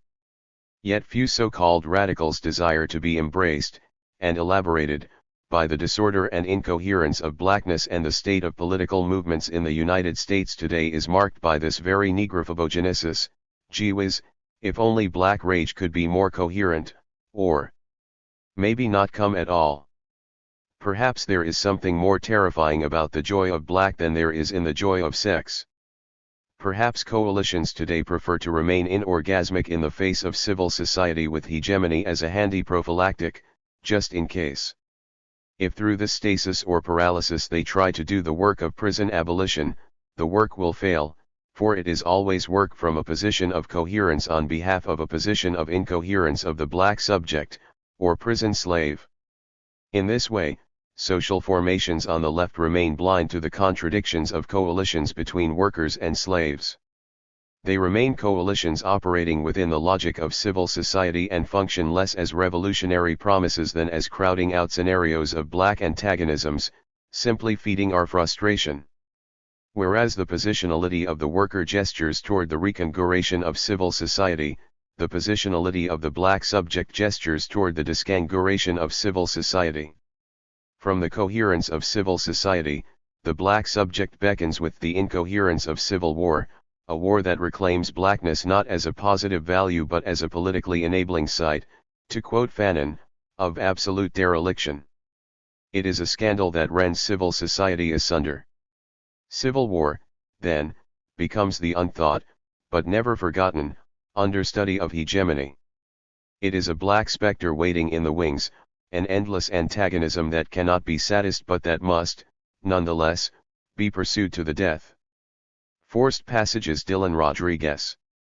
This essay considers the prison as a center for the reproduction of the American homeland as a global locality, regimenting anti-sociality and mass-based civic and social death. I make two central arguments.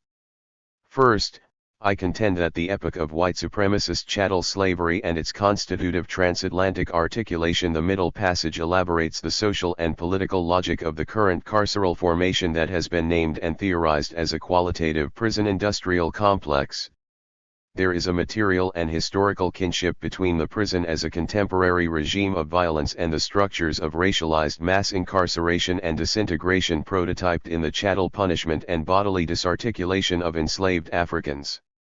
Second, I argue that a foregrounding of the lineage of radical intellectuals imprisoned in the United States articulates a theoretical vernacular of death, one that disrupts hegemonic and progressive counter-hegemonic public policy, academic and activist discourses, and their alleged critiques of prisons, policing, and the prison industrial complex. The prison regime as Middle Passage. In deploying the term prison regime, I am differentiating both the scale and object of analysis from the more typical macro-scale categories of the prison system, and, most recently, the prison industrial complex.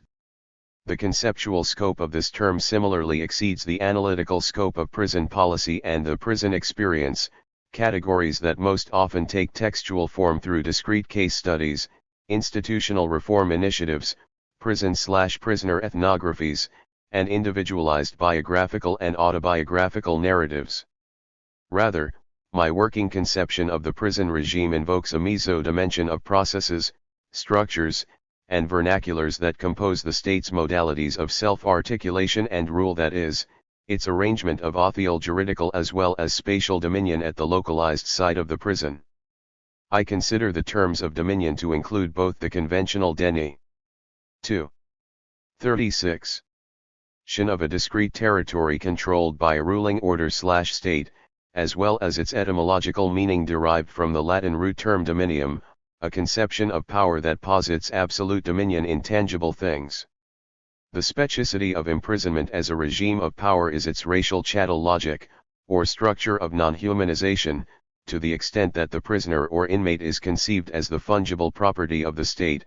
The captive is both the state's abstracted legal property/obligation and intimate bodily possession.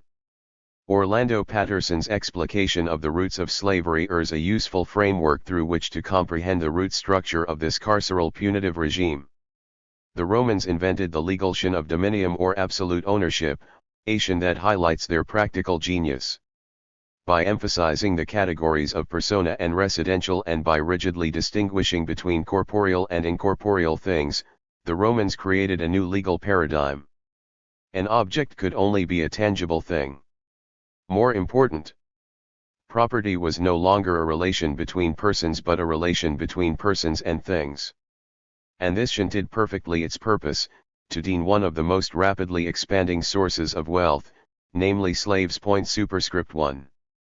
Foregrounding the notion of dominium as the exercise of inner power over a thing, Patterson's discussion provides a dynamic backdrop against which to sustain a theorization of prison and imprisonment as processes, rituals, confrontations, struggles, productions.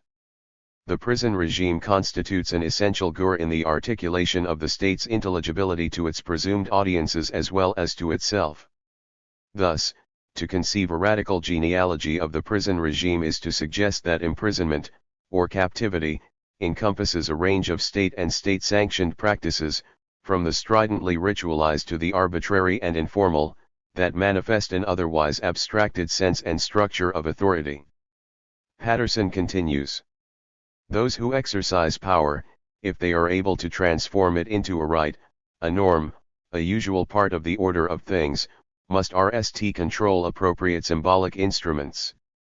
They may do so by exploiting already existing symbols, or they may create new ones relevant to their needs. Superscript 2. 37.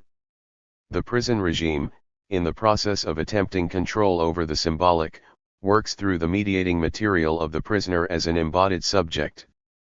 A persistent, guiding tension for the prison regime is therefore that between the power of dominium and the regime's gestures toward authority as a production of respectability, common sense, and consent around the apparatus of its rule. Superscript 3. This working conceptualization of the prison regime resonates with Michel Foucault's theorization of the displacement of the unitary sovereign power in modern and postmodern social formations.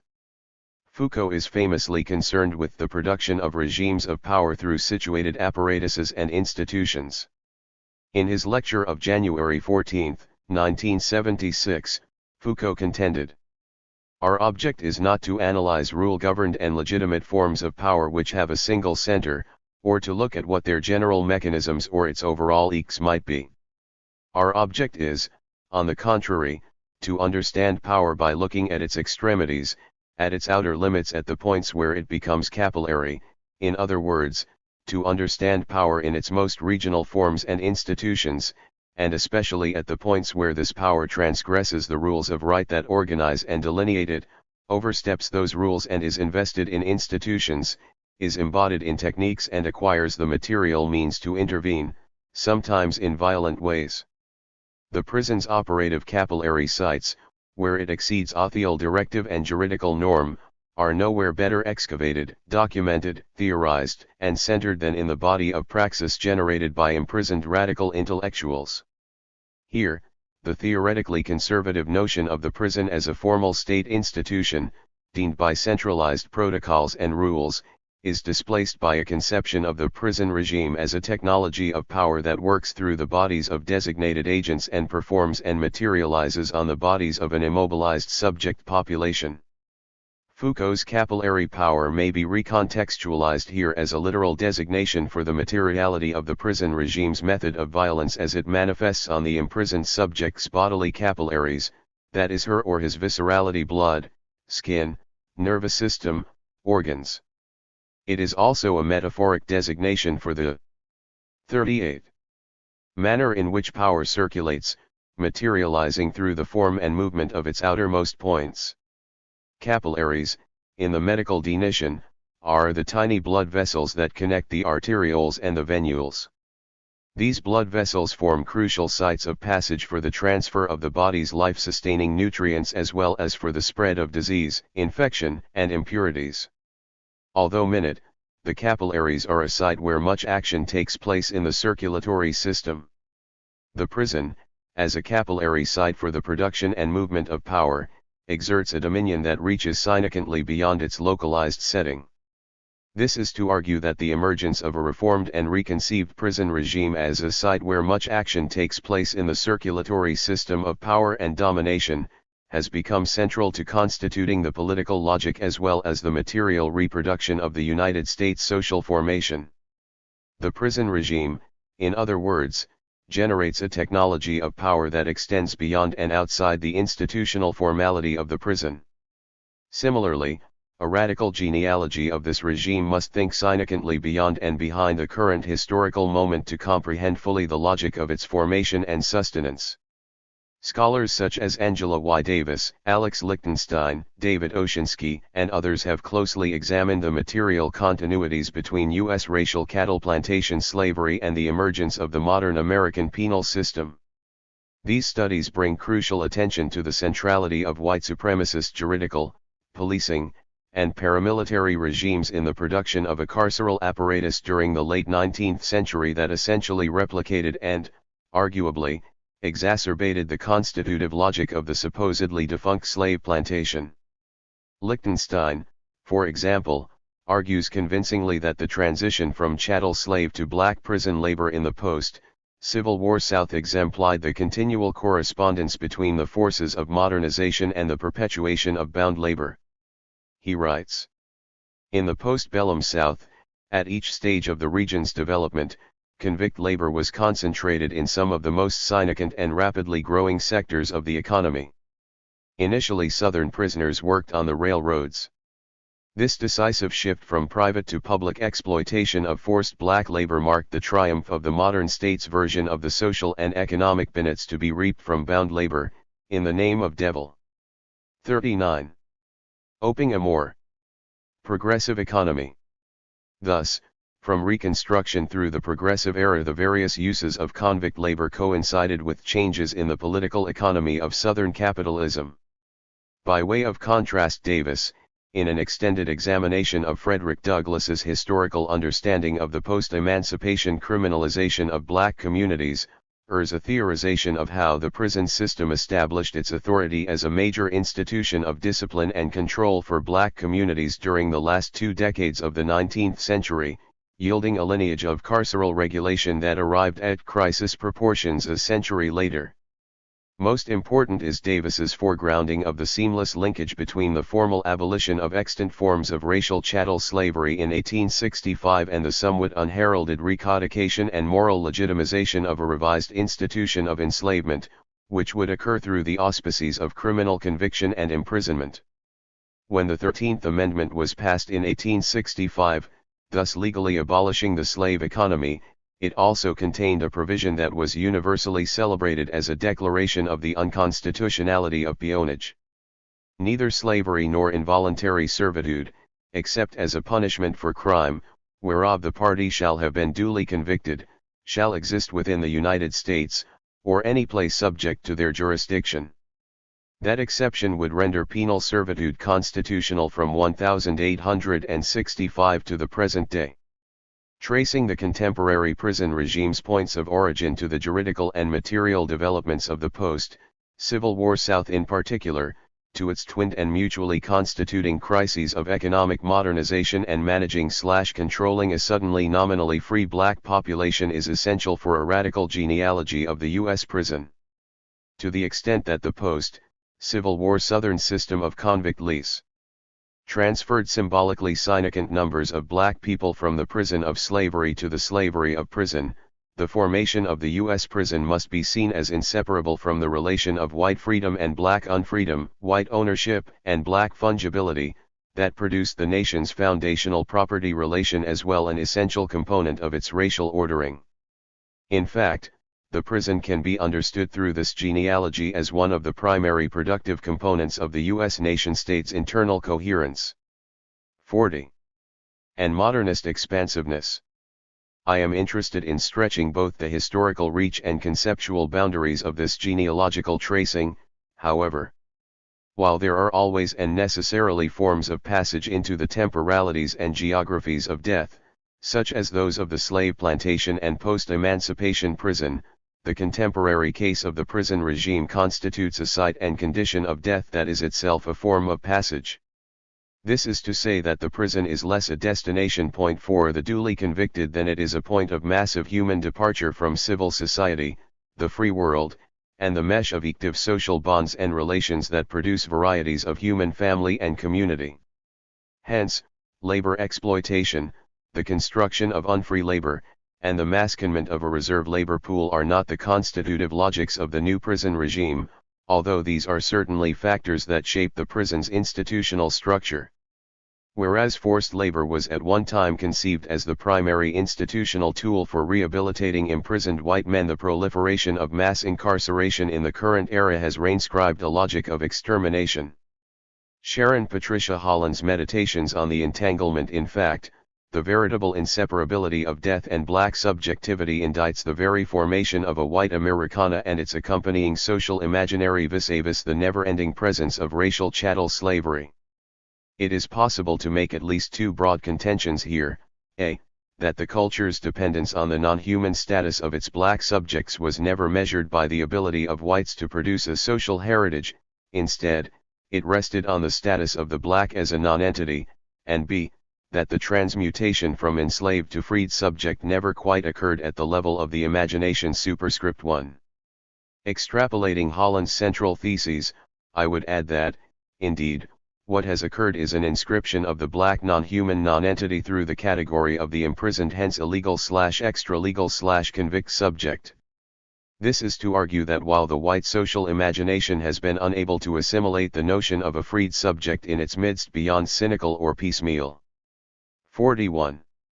Gestures of inclusion, the actual transmutation has been from the white social imagination of the slave to that of the prisoner, or what Frank Wilderson theorized in the previous chapter as the new black prison slave. Superscript 1. The status of the enslaved, imprisoned black subject forms the template through which white Americana constructs a communion of historical interest, mobilizations of political force, and, more specifically, the production and proliferation of a regime of mass-based human immobilization.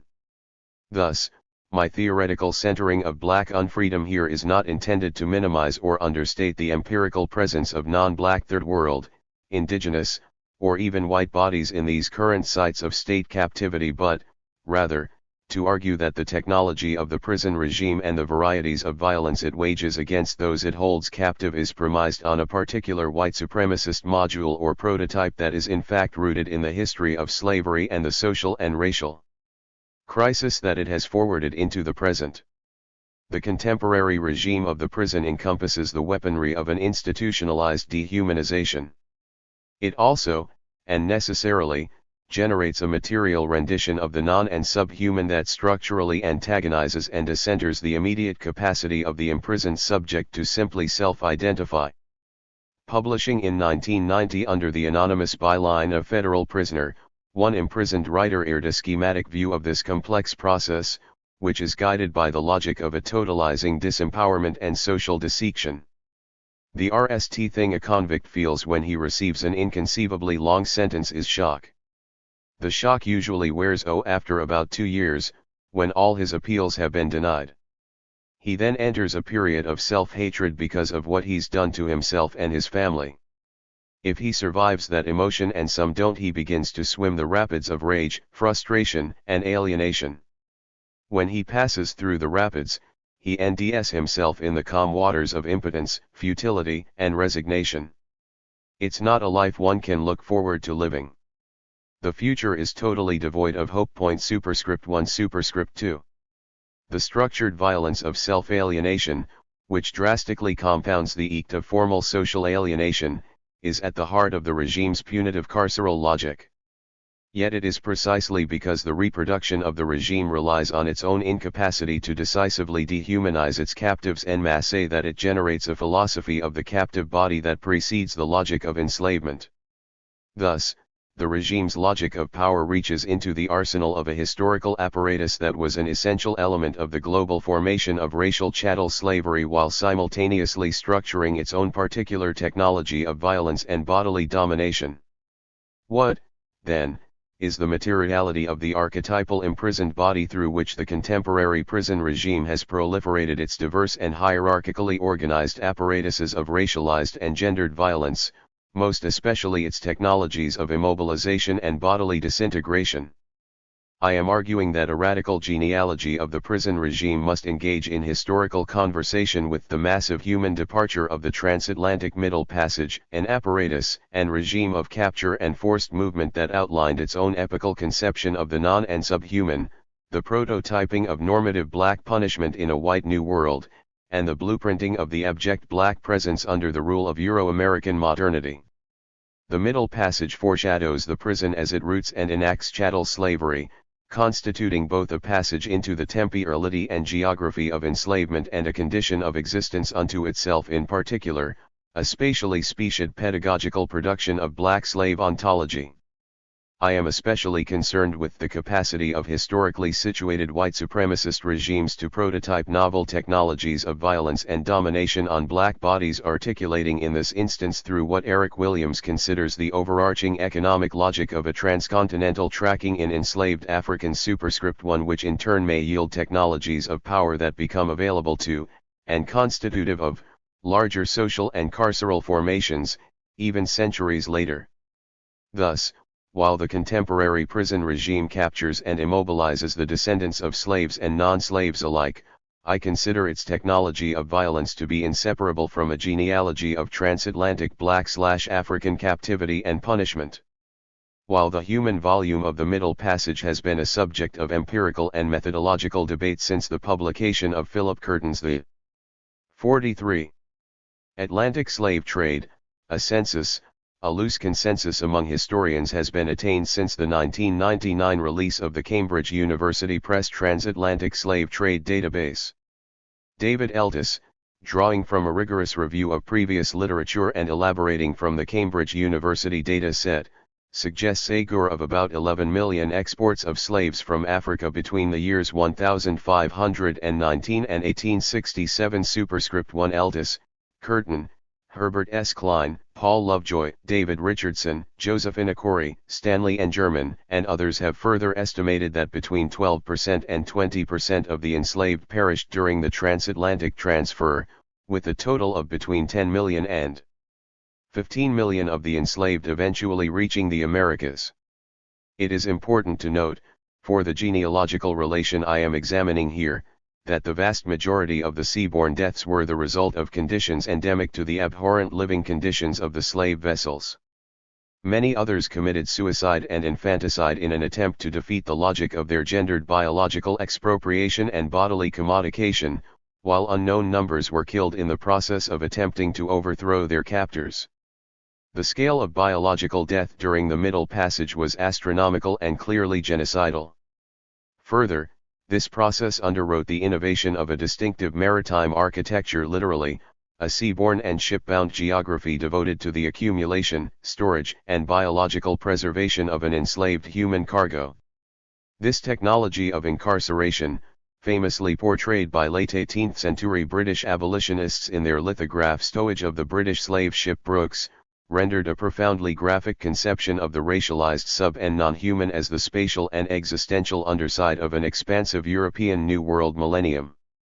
Yet this mass-scale, transcontinental kidnapping must be examined in the context of the coerced transition that it induced by Superscript 1. The Middle Passage constituted a liminal spatial and temporal site, a moment of commodity transfer between European business partners, as well as a profound site of transformation for the human beings mass incarcerated in the cargo holds of ships.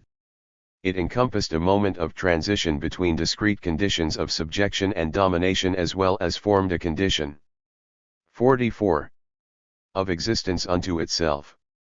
To vessels owing in the Atlantic, enslaved Africans were, for their captors, precious live chattel investments in a limbo state between colonial conquest, enslavement, and physical extermination. The Middle Passage was, at its spatial core, a site of profound subjective and communal disruption for captive Africans, manifesting an epical rupture from familiar networks of kinship, livelihood, and social reproduction. The voyage was the threshold of geographic, subjective, and bodily displacement for the transatlantic imprisoned. This African New World diaspora, fundamentally constituted and mobilized through conquest, genocide, and enslavement, was and is deemed by a structure of imminent alienation from the material and psychic contexts that made operational indigenous African socio-cultural forms and made their unique renditions of human community intelligible and consistent. The manner in which the Middle Passage allegized and materialized this unique destruction of human community, particularly its displacement and interruption of indigenous African tribal and communal subjectivities, illuminates how the construction of this seaborne mass incarceration entailed a production of power and domination that pivoted on significantly more than the logistical or economic pragmatics of a live commodity transport. While the human cargo certainly held a lucrative potential prod for slavers incumbent on their ability to bring their stock physically to market, there was far more at stake in the 3 centuries-long institutionalization of this itinerant transatlantic prison. The Middle Passage was essentially a pedagogical and punitive practice that deployed strategies of unprecedented violence to teach captive Africans and coerce them into the methods of an incipient global ordering. Evidentiary fragments of this complex practice are recounted in the gathered historical data, which reveal that rates of survival for the enslaved during the era of the Middle Passage generally equaled or surpassed the survival rates of the European slave ship crews. While the precise overall mortality rate of enslaved Africans during the transatlantic voyage remains a contested gur, Stephen Barrett contends that, since the primary aim of merchants was to minimize slave deaths in the Middle Passage to ensure a profitable voyage, the mortality rates for European crews were consistently higher than those of their captives, at times doubling or tripling their relative death counts. For the merchant slave traders, minimizing crew mortality was a secondary consideration to that of preserving their human chattel. Superscript 1 Curtin's focus on the mid to late 18th century similarly reveals that the death rate per voyage among the crew was uniformly higher than the death rate among slaves in transit at the same period. He argues in regard to this discrepancy in mortality rates that the data are so consistent and regular that this can be taken as a normal circumstance of the 18th century slave trade. Superscript 1 Perhaps what is exceedingly horrific about the carceral technology of the Middle Passage is that it led to the death of breathtaking raw numbers of enslaved people while relatively successfully preserving slave life for the sake of auction and fungible bodily circulation. Superscript 1 Thus, the planned survival of enslaved Africans was symbiotic to rather than a logical contradiction of their mass incarceration in vessel cargo holds.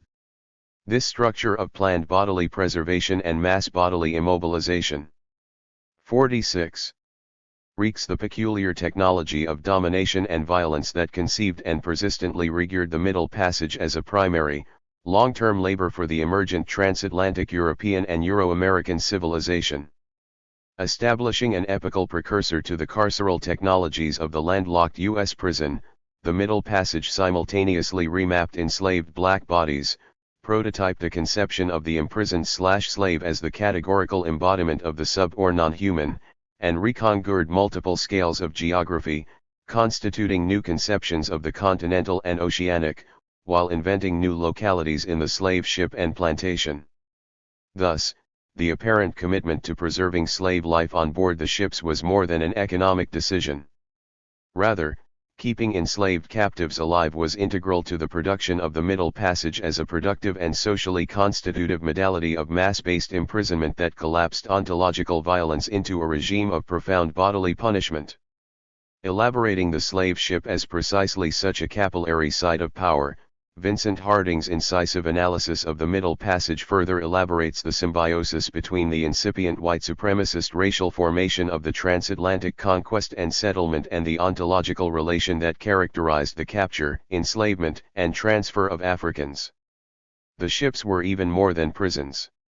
Ultimately they provided black people with an introduction to the Euro-American state, for they were many states with their own polity, their own laws and government. The common sailors were the ship's own indigenous oppressed class. At the core of the many states, prisons, and kennels it was always possible to discover the social, economic, and political scourges arising out of Europe, racism, capitalism, and the deep human fears they engender. The tie of the ships to European capitalism was evident in the decision to call them slavers, and in their relationship to the slave factories, and to the industrial factories at home which made the goods that they brought to trade for humans.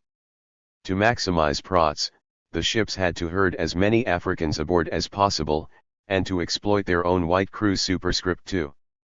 Harding brings attention to the technologies of human containment that were invented and rent at the site of the slave vessel. This portable and moving containment, he tells us, was invested with an intensive and sophisticated and profoundly brutal technology of incarceration. Olaudah Equiano, predating. 47. Harding's analogy of the ship as white nation-state, reconstructs his RST impression of the slave vessel in his 1789 memoir The Interesting Narrative of the Life of Olaudah Equiano. I could not help expressing my fears and apprehensions to some of my countrymen.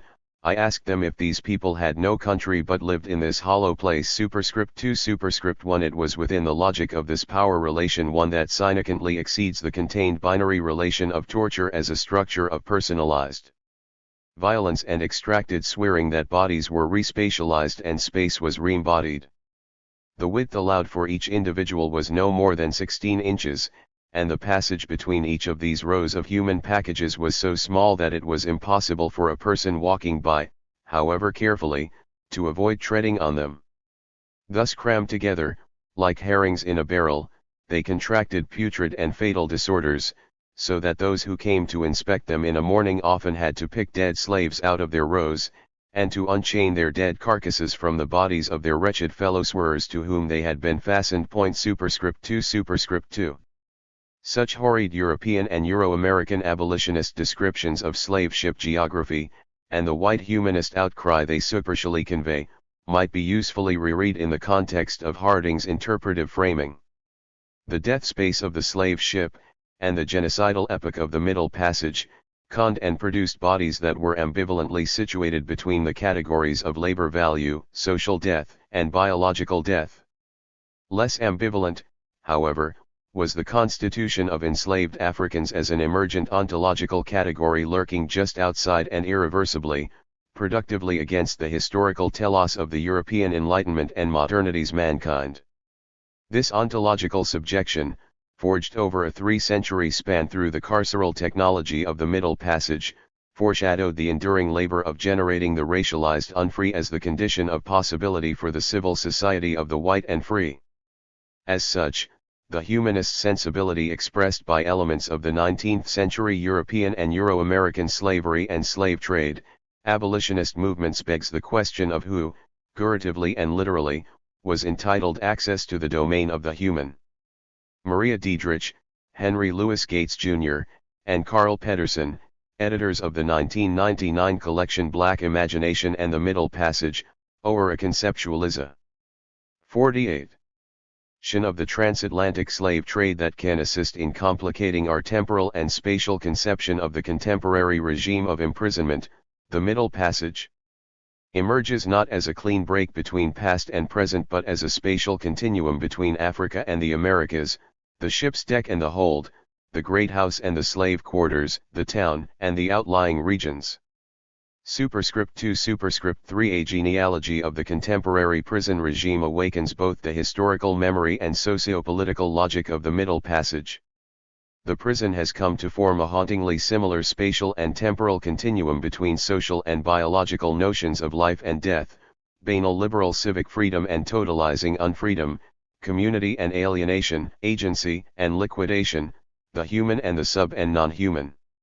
In a reconstruction of the Middle Passage's constitutive logic, the reinvented prison regime is openly articulating and self-valorizing a commitment to efficient and active bodily immobilization within the mass-based ontological subjection of human beings. Torture's excess, it was like dying. The contemporary prison, working within the genealogical lineage of the Middle Passage, constantly prototypes technologies premised on a respatialization of bodies and coercive re-embodiment of spaces. Robert Perkinson's description of the internal geography of the Florence, Colorado Control Unit prison, among the RST federal super-maximum prisons to be introduced in the early 1990s, invokes and refracts the historical image and imaginary of the slave ship's cargo hold. Each cell contains a 3-foot wide cement bed slab, a concrete stool and desk, a steel sink and toilet, and a 3x3 shower stall. A fluorescent light panel glares from the wall, illuminating other amenities like an electric cigarette lighter, an inmate Dura switch, an air grate, and, in some cells, a small television. Double doors shrink the cells by another 3 feet, trapping unreachable space between bars and the outer door.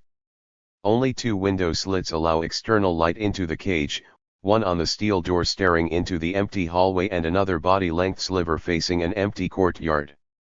The shower, along with food slots in the door, allow for total isolation.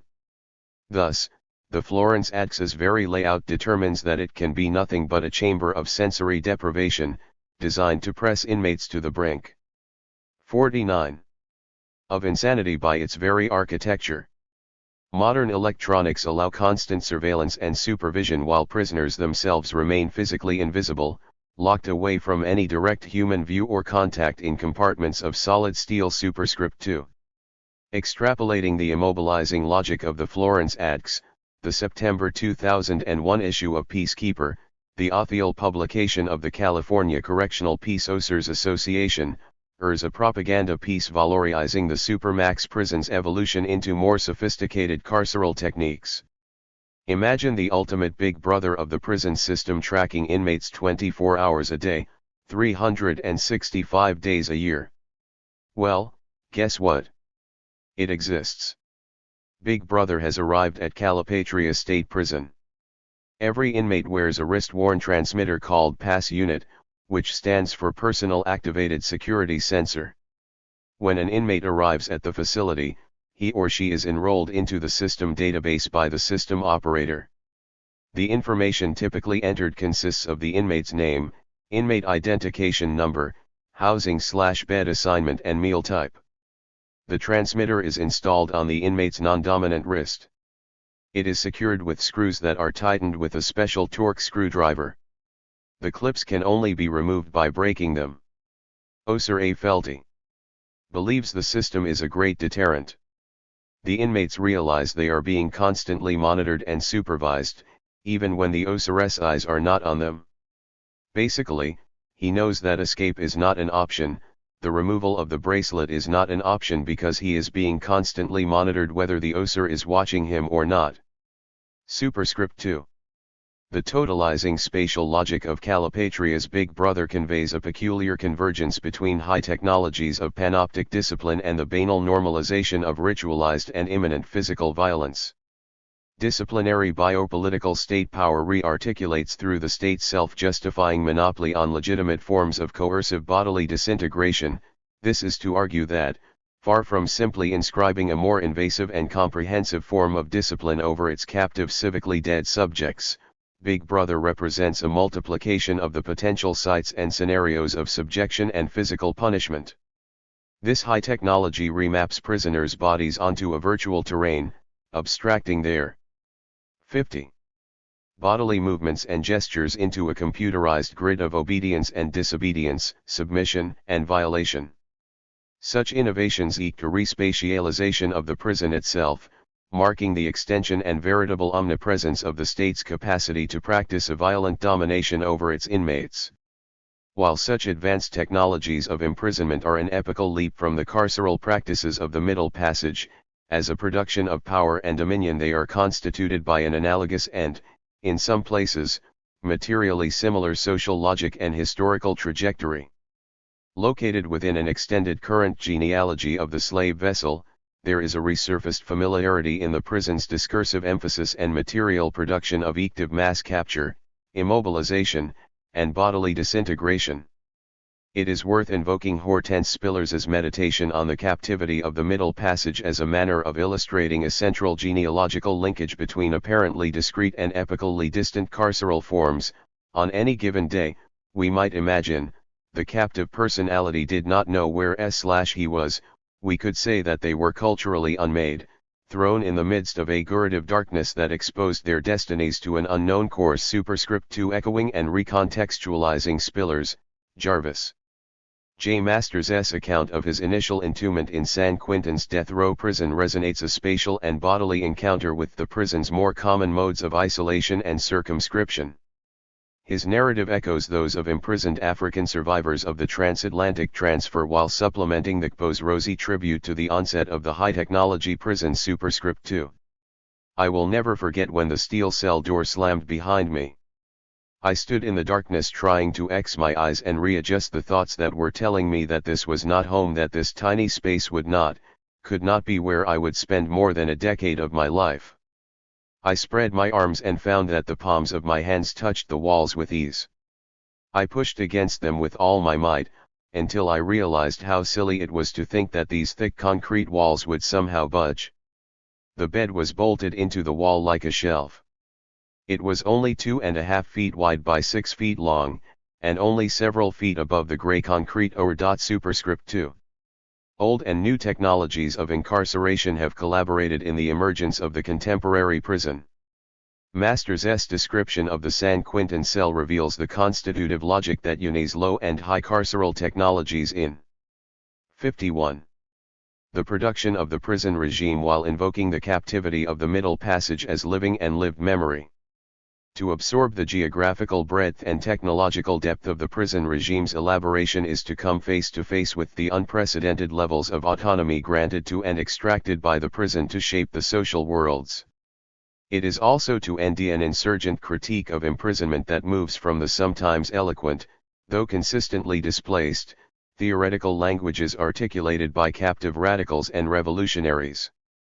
Interviewed in 1970 about his RST experience under state captivity, the venerated imprisoned liberationist George Jackson recounted. The very RST time, it was like dying. Just to exist at all in the cage calls for some heavy psychic readjustments. I never adjusted. I haven't adjusted even yet, with half my life already spent in prison. Capture, imprisonment, is the closest to being dead that one is likely to experience in his life. Superscript 2.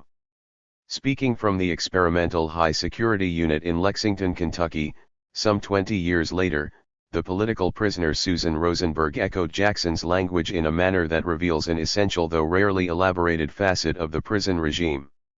Testifying in the award-winning 1989 documentary Through the Wire, Rosenberg said, "A prison within a prison. The high security unit is living death.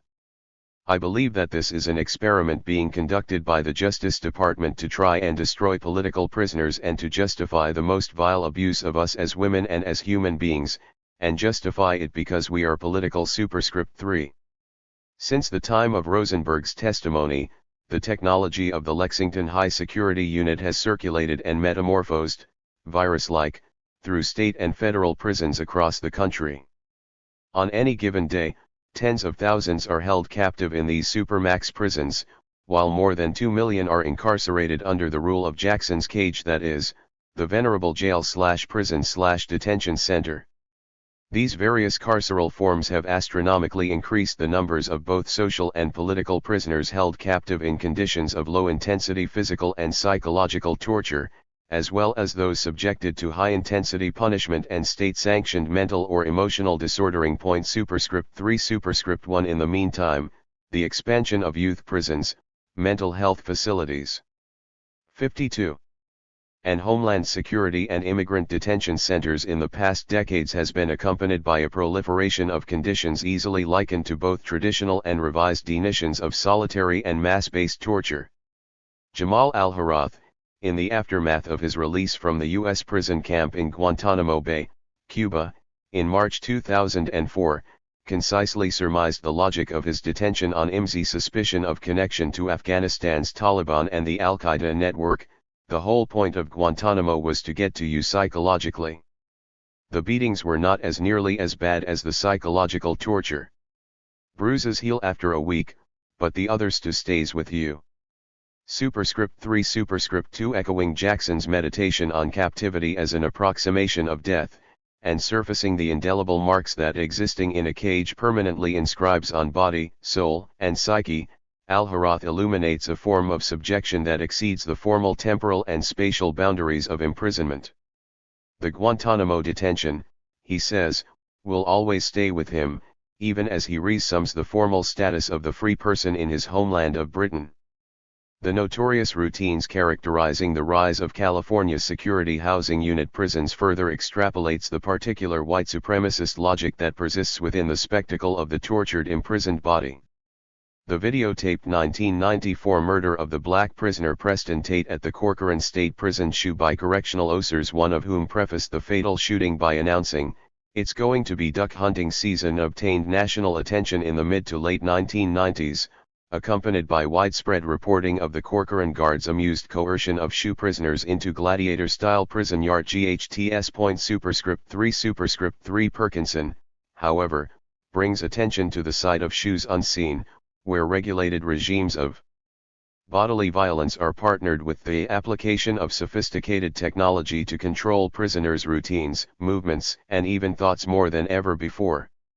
His investigation of the SHU/Supermax prison's normative practices of psychological torture and bodily punishment illustrates a structuring and, perhaps, paradigmatic narrative for the regime's legitimate and lawful disintegration of particular racialized captive bodies.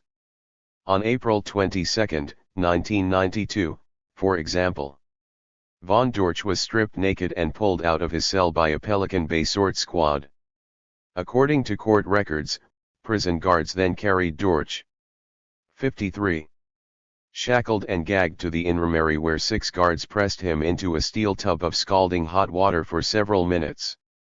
Dorch, who is African American, told 60 Minutes that the guards promised to give him a Klan bath and scrubbed him with a bristle brush until his skin started to peel away. "Looks like we're going to have a white boy before this is through," one of the assailants joked. Superscript 3. Similar incidents are reconstructed in mind-numbing fashion throughout the memoirs, testimonials, and correspondence of people imprisoned in SHU and Supermax facilities under U.S. sanctions. Superscript 3 The sheer mass and repetition of such accounts render implausible the claims, frequently voiced by official and lay defendants of these punitive regimens, that such scenarios amount to a collection of isolated and exceptional episodes. In fact, it is clear that the Pelican Bay Klan bath represents an allegory of both the disavowed regularity and racialized logic of the direct bodily disarticulation that forms the primary material expression of the prison regime's immediate dominion, at the spatial side of the captive's body. Even the terms of torture may be insouciant nomenclature for this technology of immobilization, however. Conventional definitions consider the enacting of bodily violence to be the means to some end, whether it is extracting information, coercing confessions, terrorizing populations, or otherwise.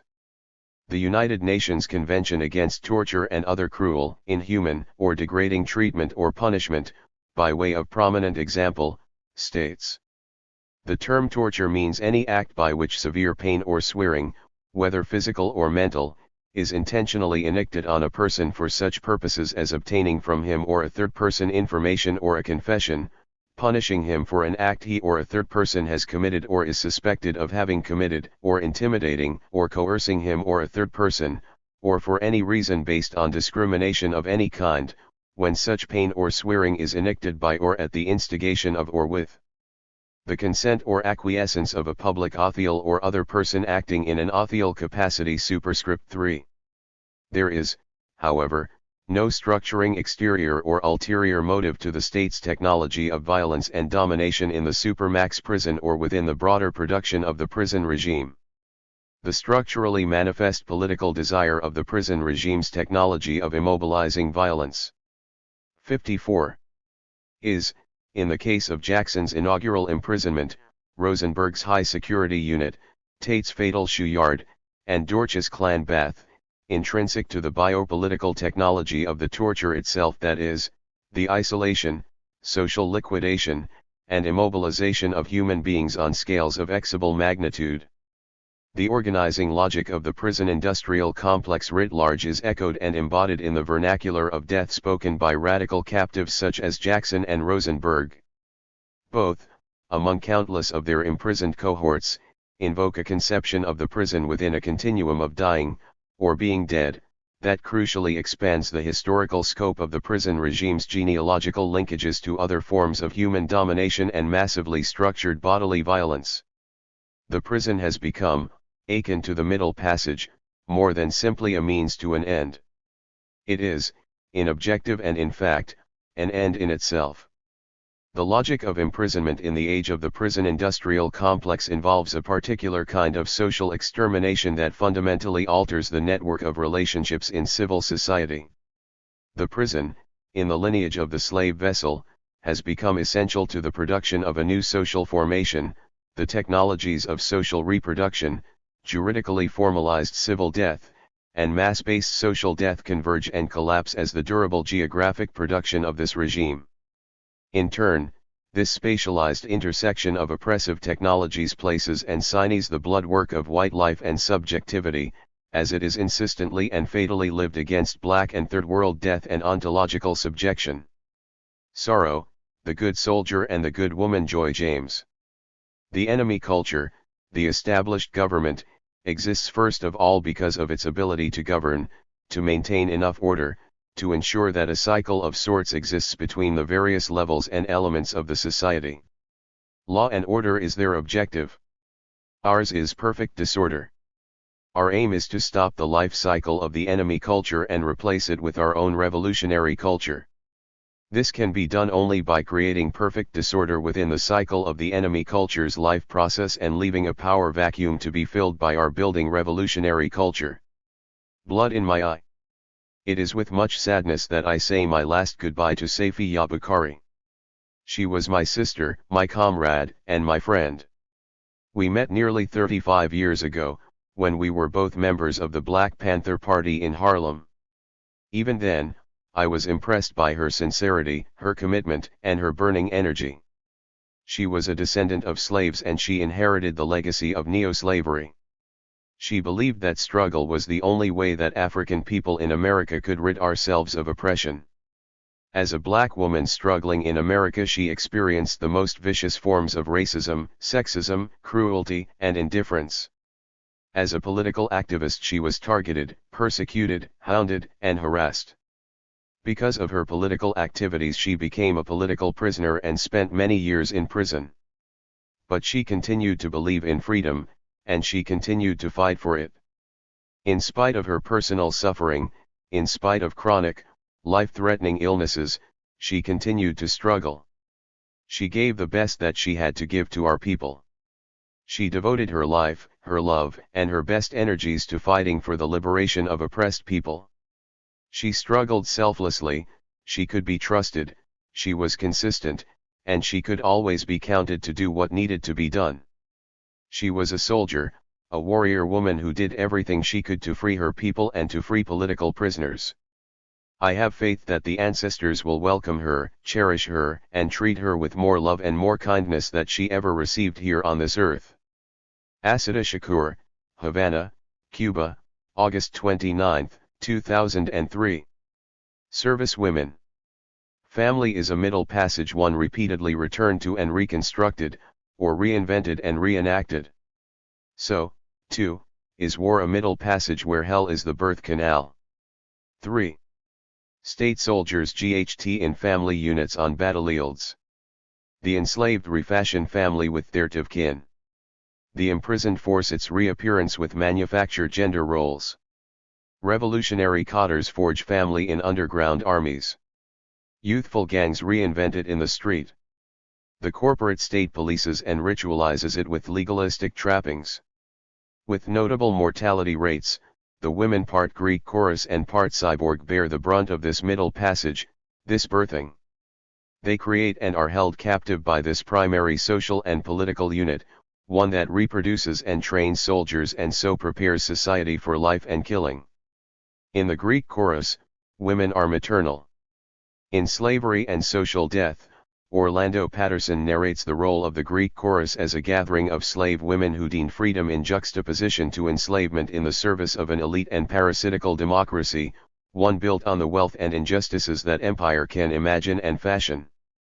Fed on slavery and imperialism, the Athenian polis shaped the private realm of captives to serve the public realm of senators and war makers. In every armed conflict investigated by Amnesty International since 1999, the torture of women was reported, most often in the form of sexual violence. Amnesty International, rape as a tool of war. Montreal. When the Belgian Defense Ministry earlier this year blamed North America for the world's worst ever genocide over its killing of millions of indigenous peoples, outrage at the claim spotlighted a topic that rarely enters the public realm. The assertion was made as part of a display on Belgian peacekeeping worldwide, to mark the 10th anniversary of the genocide in Rwanda. It claimed that 15 million native peoples have been murdered on this continent since Christopher Columbus landed in the Americas in 1492, and suggested that the extermination continues today. Marty Logan, Indigenous Peoples Day, Genocide It Is, IPS News. In June 1991, former National Guard Staff SGT Sharon Mixon was gang-raped by 6 soldiers. She was told by a military policeman, "That's what you get for being a woman in a war zone." Mixon decided not to report the assault to her commander. All things considered, National Public Radio. The Bush administration has decided to pursue a 16-year-old effort to deport 2 Palestinian activists who as students distributed magazines and raised funds for a group the government now considers a terrorist organization, despite several court rulings that the deportations are unconstitutional because the 60. In the chorus of the oppressed, as distinct from that of the conqueror, the maternal woman as good woman manifests in opposition to colonizing warfare. She serves as the one who protects life in the roles of either the pacifist or the militarist freedom fighter, or as mother or daughter, the survivor who functions as the primary caretaker of the children, the aged, and male warriors. The chorus is political. Chroniclers memorize and narrate histories of repression and resistance. They create alternative archives, having recognized that the state will neither memorialize its insurgents and captives nor acknowledge its repressive wars. So maternal women record familial pain and subversion in penal and war narratives, hold vigils, plan memorial services, and eulogize dead comrades while keeping stories that rationalize killing and give meaning to dying alive. All good girls can hope to become good women one day. Yet, the most hunted and embattled women, good soldiers, struggle with fairly limited recognition and approval. Their traumatic tales most often surface in memoirs or testimonials. So, for example, having broken out of prison to live in exile, the former Black Liberation Army leader Assata Shakur, her $1 million bounty assigned by Attorney General Alberto Gonzales, brings new meanings to her memoir notes of her comrade Saya Bukhari. She was a soldier, a warrior woman who did everything she could to free her people and to free political prisoners. Saya Bukhari survived the maiming medical practices of prison doctors, only 2 men were not involved in terrorist activity. The case could pose a new judicial test of a controversial provision in the Patriot Act. Prohibits supplying material support for organizations the government deems terrorist, even without evidence of a link to specific terrorist acts. R. Jeffrey Smith, Patriot Act used in 16-year-old deportation case, administration revives 1987 effort, Washington Post. It's almost too perfect. 2 young working-class women from opposite ends of West Virginia go off to war. One is blonde and has aspirations to be a schoolteacher. The other is dark, a smoker, divorced and now carrying an out-of-wedlock baby. One becomes the heroic poster child for Operation Iraqi Freedom, the subject of a hagiographic book and TV movie. The other becomes the hideous, leering face of American wartime criminality, Exhibit A in the indictment of our country's descent into the Gulag. In the words of Time magazine, Lindy England is a Jessica Lynch gone wrong. Frank Rich, Saving Private England, New York Times. There are around 639 million small arms and light weapons in the world today. 8 million more are produced every year. Every year, throughout the world, roughly 500,000 men, women, and children are killed by armed violence. That's one person every minute. Amnesty International, Shattered Lives, the case for tough international arms control. 61. Succumb to the standard black woman's diseases of hypertension, diabetes, obesity, and heart failure. When I call for consolation, a white woman soldier imprisoned for years for anti-state warfare tells me that Saya died months after white political prisoners were freed and BPP/BLA members were denied new hearings or parole, that Saya collapsed hours after she buried her own mother, the grandmother who raised Saya's young daughter, the day her own daughter became a blagger and fugitive, going underground only to surface for an 8-year prison term. I am told, in short, that Saya likely died from grief. Swearing, in the desert of state surgical strikes in military occupations, or the concrete muck of family violence in the households of police and military peacekeepers or less patriotic batterers, is a maternal skill. Women, in diverse and distinct formations, GHT for the state or the liberated territory and for family in varied configurations. As loyal or long-swearing, and so faithful, such gers are simultaneously good women and good soldiers. Swearing always bends and often breaks when it does not kill. The political context, though, determines the socially recognized value of the swearer. Few have held observance for the sorrow of the Puerto Rican independentista Lolita Lebron when her 9-year-old son drowned soon after she was captured as a prisoner of war, as a fallen revolutionary soldier, following her 1954 attack on Congress. Lebron's religious mysticism as an iconic movement martyr, one further enshrined in swearing when she leaves prison for a few days, 23 years later, to attend the internment. In Pennsylvania and some other states, inmates are routinely stripped in front of other inmates before being moved to a new prison or a new unit within their prison. In Arizona, male inmates at the Maricopa County Jail in Phoenix are made to wear women's pink underwear as a form of humiliation. At Virginia's Wallens Ridge Maximum Security Prison, new inmates have reported being forced to wear black hoods, in theory to keep them from spitting on guards, and said they were often beaten and cursed at by guards and made to crawl. Corrections experts say that some of the worst abuses have occurred in Texas, whose prisons were under a federal consent decree during much of the time President Bush was governor because of crowding and violence by guards against inmates. Judge William Wayne, Justice of Federal District Court, imposed the decree after finding that guards were allowing inmate gang leaders to buy and sell other inmates as slaves for sex. The experts also point out that the man who directed the reopening of the Abu Ghraib prison in Iraq last year and trained the guards there resigned under pressure as director of the Utah Department of Corrections in 1997 after an inmate died while shackled to a restraining chair for 16 hours. The inmate, who suffered from schizophrenia, was kept naked the whole time. The Utah official, Lane McCotter, later became an executive of a private prison company, one of whose jails was under investigation by the Justice Department when he was sent to Iraq as part of a team of prison officials, judges, prosecutors, and police chiefs picked by attorney. 62.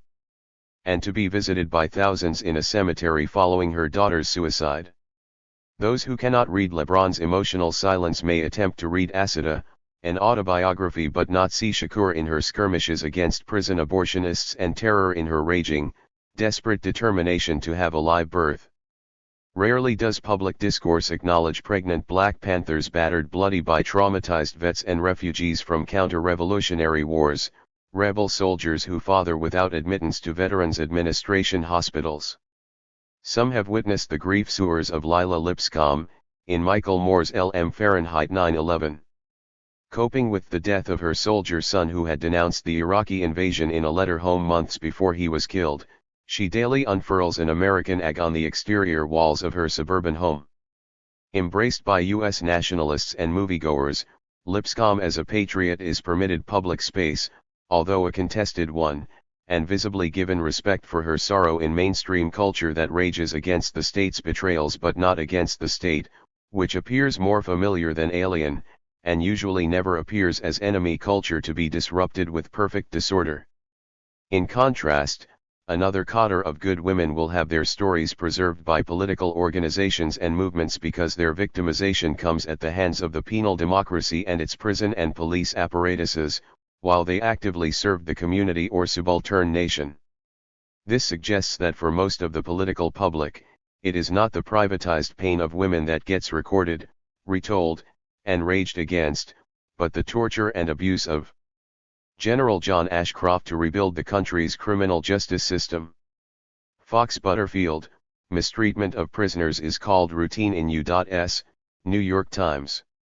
The New York Times reports that there have been new releases of prisoners formerly held at Abu Ghraib. The photo shows a young man, age 17, being embraced by his mother and sisters. His body completely slumps into their protective arms. He is 2 years younger than my daughter. I am heartsick wondering if he will ever recover from his horror. Muslim men are described as sexually humiliated at Abu Ghraib. And white women of the working class are used to pussy whip Muslim men. 3 of the torturers, Megan Amberle, Lindy England, and Sabrina Harmon, so key to the pictorial narrative, are white women. The Brig General in charge of the prisons in Iraq, Janice Karpinski, is also a white woman. So is Maj General Barbara Fast, the top U.S. intelligence officer who reviewed the status of detainees. Why in the Balkan Wars was the raping of women a central narrative demonizing Serb nationalism while the rape and sexual humiliation of Muslim male prisoners largely silenced? And, why, today is the central narrative Muslim men's humiliation while the violation of their women counterparts has been largely muted? Zilla Eisenstein, Sexual Humiliation, Gender Confusion, and the Horrors at Abu Ghraib, Portside, http://lists.portside.org/cgi/bin/listserv/wa, A2 equals IND 0406 C and L equals Portside and T equals 0 and P equals 190. We completed a documentary, Every Mother's Son, about police brutality during Giuliani's term. 63. A people, its family, its females. The good woman, like the good soldier, only appears in service. At all other times, she is generally invisible or disappeared. Service to the larger unit, which, of course, includes the self, appears in the political telling of public trauma. Such illustrations depict the heinous nature of captivity and racial and class warfare. Mamie Till Mobley's memoir, Death of Innocence, the story of the hate crime that changed America, recounts the murder of her 14-year-old child, Emmett, and becomes an act of resistance and soldiery in liberation warfare. Why else would a middle-class black woman have an open casket in 1955 for her only child murdered, maimed, and decomposing?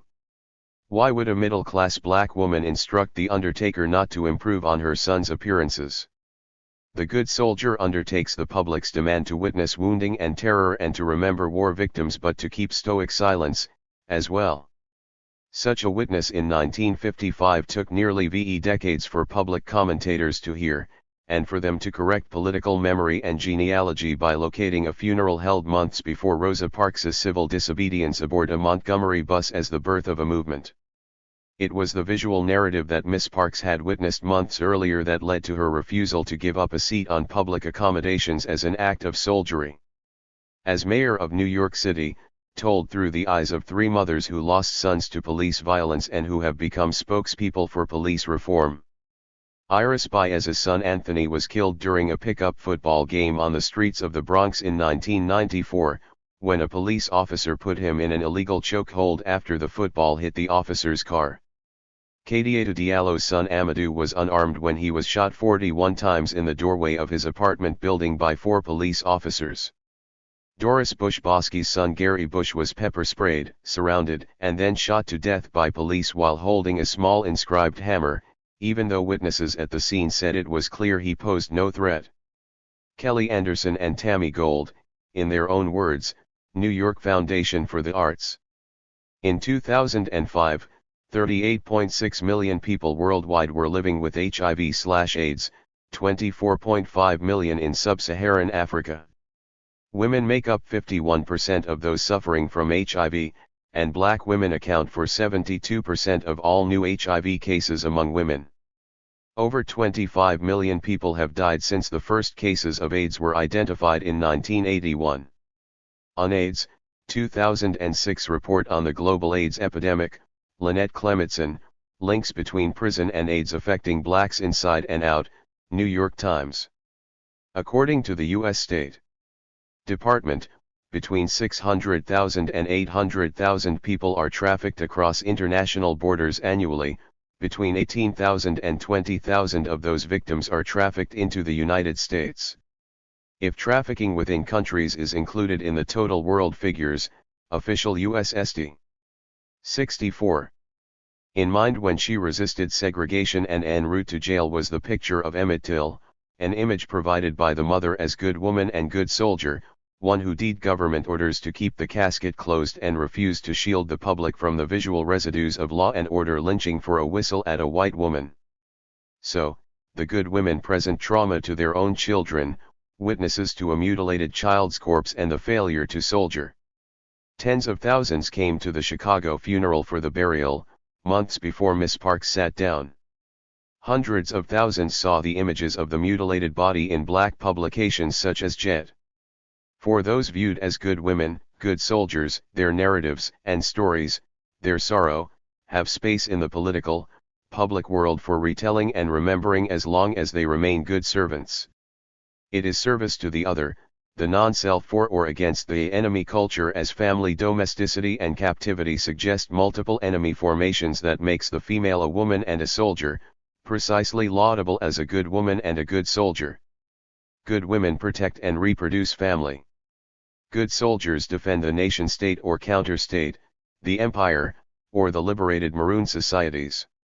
What is the worth of a woman?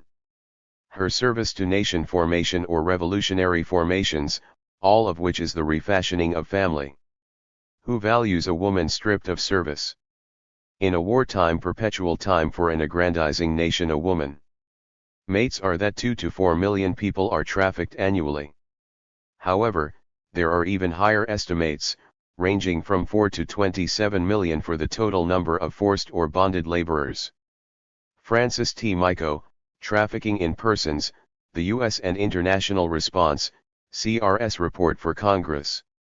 Between 1993 and 2005, more than 400 women and girls were murdered in Ciudad Juarez and Chihuahua, Mexico. 20% of the cases involved sexual violence. Amnesty International, Killings and Abductions of Women in Ciudad Juarez and the City of Chihuahua. The struggle for justice goes on. Although the rate of offenses for females remains much lower than that for men. According to the FBI's Uniform Crime Report, females represented 23.3% of all arrests in 2003. Additionally, 20.4% of all female arrestees were juveniles under age 18.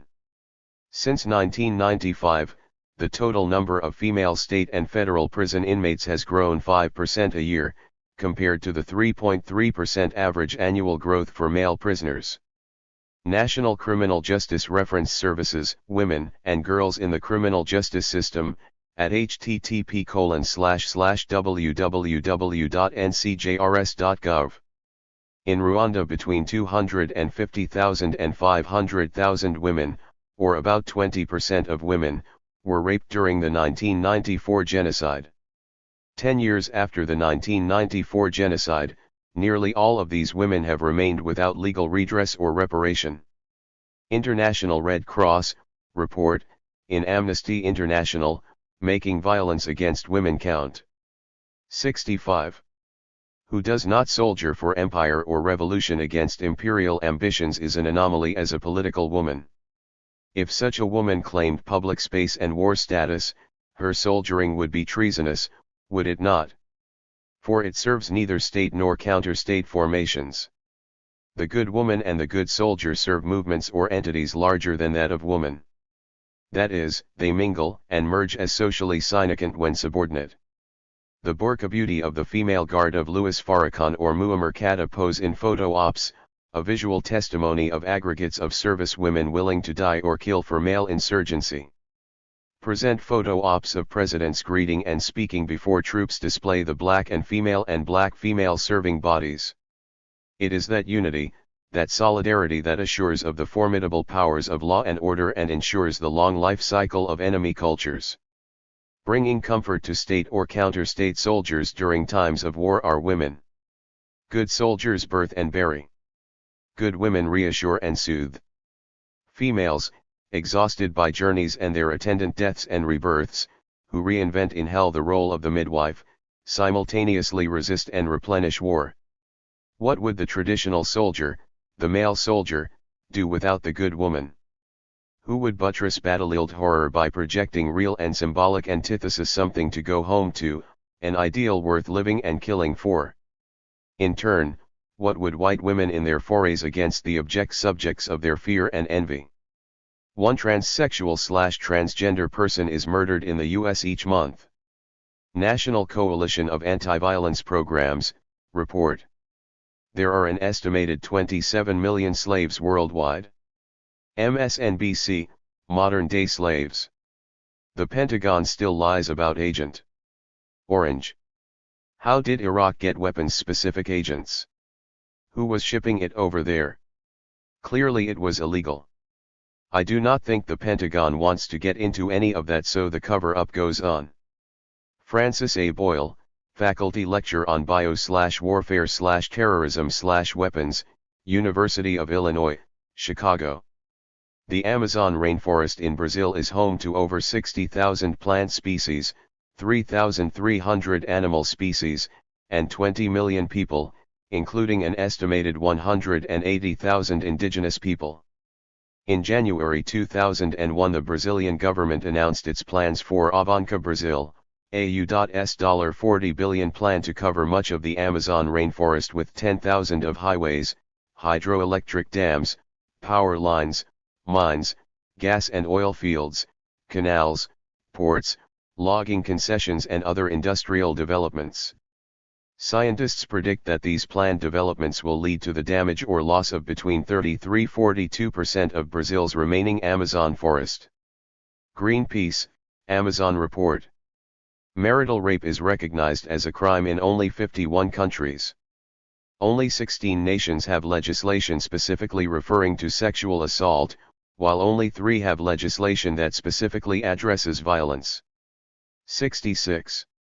And women or people of color in their battles of envy and fear with elite white women be or do without the antithesis of the good woman, the black woman, the site of perfect disorder in an enemy culture when she refuses to serve or pacify non-blacks nurtured by anti-black racism.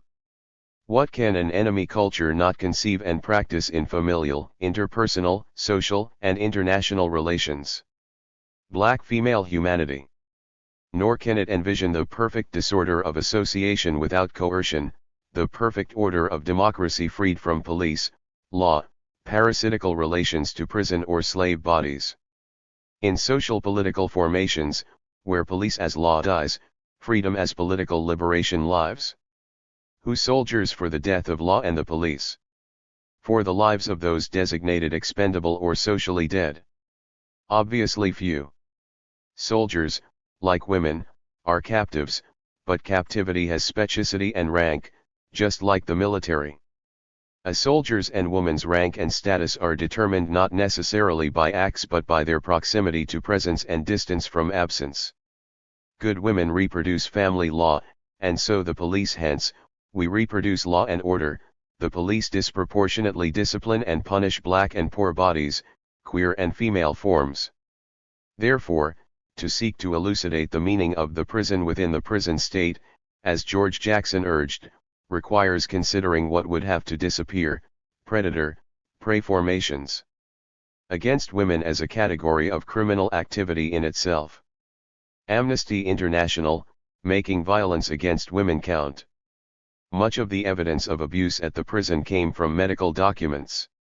Records and statements showed doctors and medics reporting to the area of the prison where the abuse occurred several times to stitch wounds, tend to collapsed prisoners, or see patients with bruised or reddened genitals. Robert J. Lifton, Doctors and Torture, New England Journal of Medicine 351, No. 5.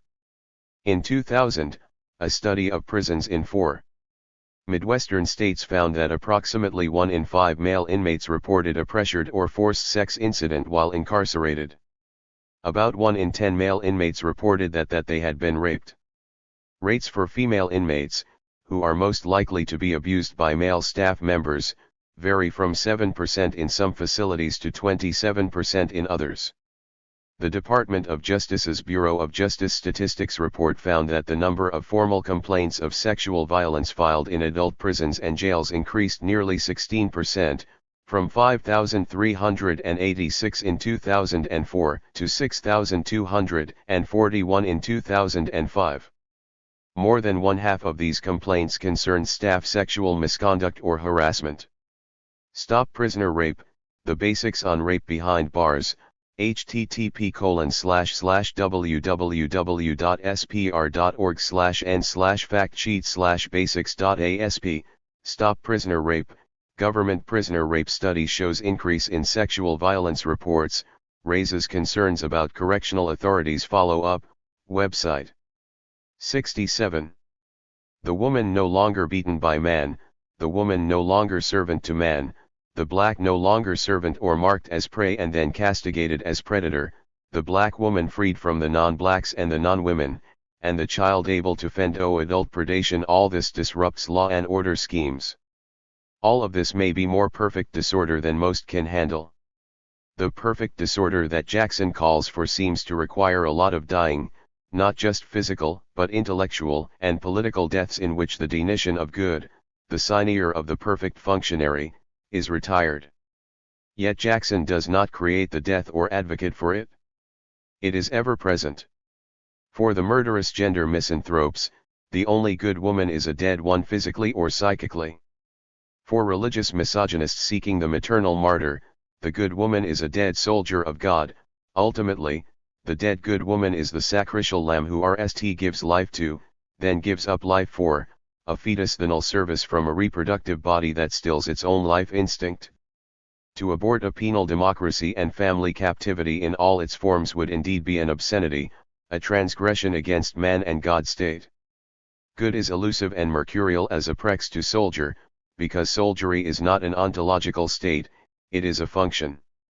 Hence, the good soldier need only be proscient and obedient in her duties to merit acceptance or praise. Efficiency is not ethics. Perhaps a moral order that is not legalistic can be reclaimed. Perhaps the woman must die to goodness in order to tend as midwife to the perfect disorder of revolutionary culture. Such a death, when it leads to rebirth into a refusal to soldier. Over 1.2 million children worldwide, including thousands in West Africa, are recruited from their homes each year by individuals seeking to exploit their labor. One child recalls, "I made an appointment with the man to meet at Balanksa, at night. There were many other kids there, more than 300 of us in one truck, packed like dead bodies." Human Rights Watch, Traffic in Children Report. From 1998 to 2001, the USA, the UK, and France earned more income from arms sales to developing countries than they gave in aid. Anup Shah, The Arms Trade is Big Business, http://www.globalissues.org/geopolitics/arms trade/bigbusiness.asp. Taking the gloves off in interrogation is a thinly veiled reference to torture, but calling torture stress and duress or abuse is the homage paid to the still current imperative of denial. The presumptions that torture is both necessary and effective, and the implications of breaking the torture taboo by legalizing torture are shaping debates in the U.S. Lisa Hajar, Torture and the Future, Middle East Report. Reported incidents of anti-LGBT violence rose from 1,720 in 2003 to 1,792 in 2004. Included in the rise in incidents for the year, was an 11% increase in anti-LGBT murders, which rose from 18 in 2003 to 20 in 2004. During 2004, the total number of victims rose 68. Herself, betrays family formations. Given the varied and dangerous enemy cultures in warfare in the domestic realm, good women like, and as, good soldiers reasonably fear the consequences of treason, penal isolation as social death and the socially dead. The domestic underground. In the United States, BCE and A.C.E have been supplanted by pre- and post-September 11 for those who reinvent a timeline that births new reality and people. Watching PBS's Rare News Hour, I was pleased to note that the program's cultural correspondent Elizabeth Farnsworth would be interviewing the African-American feminist, and University of California, Berkeley, Professor June Jordan to discuss her new memoir Soldier, A Poet's Childhood. In one of her last interviews, June, who had had recurring battles with breast cancer, thanked her father, the frustrated Jamaican raceman fractured by U.S. racism, for the ritual late-night bed beatings he had administered during her youth. He, she asserted, had made her into a soldier. Elizabeth said nothing. I turned my head from the screen. Only when I read Soldier, a few years later, did I realize that the 7-year-old had interrupted the bed beatings from the man who wanted everything for his son-daughter and had arranged summer camp and prep school in anticipation, an interruption that came late at night when she pulled a knife from under her pillow and asked her father, "What do you want?" Ill-prepared for such black women soldiers in the pre-September 11 era, I shall try to meet them now, noting that good soldiers are not just good mothers and wives in the family matrix, they are also good daughters. 4%, from 2042 in 2003 to 2131 in 2004. National Coalition of Anti-Violence Programs, Annual Report on Anti-LGBT Hate Violence released. The proportion of people living in extreme poverty on less than $1 a day dropped by almost half between 1981 and 2001, from 40% to 21% of the global population. In 1980, 1 out of every 10 poor people lived in sub-Saharan Africa. In 2000, the figure rose to 1 out of every 3. Future projections predict that 1 out of every 2 poor people will live in sub-Saharan Africa. World Bank, dramatic decline in world poverty, but progress uneven. From 2002 to the present, Human Rights Watch estimates that at least 1,000 Afghans and other nationals, many of which are civilians, have been arrested and detained by U.S.-led forces in Afghanistan. Not a single person detained in Afghanistan afforded prisoner of war status or other legal status under the 1949 Geneva Conventions. The Detainee Abuse and Accountability Project has documented more than 330 cases in which U.S. military and civilian personnel are credibly alleged to have abused, tortured, or killed detainees.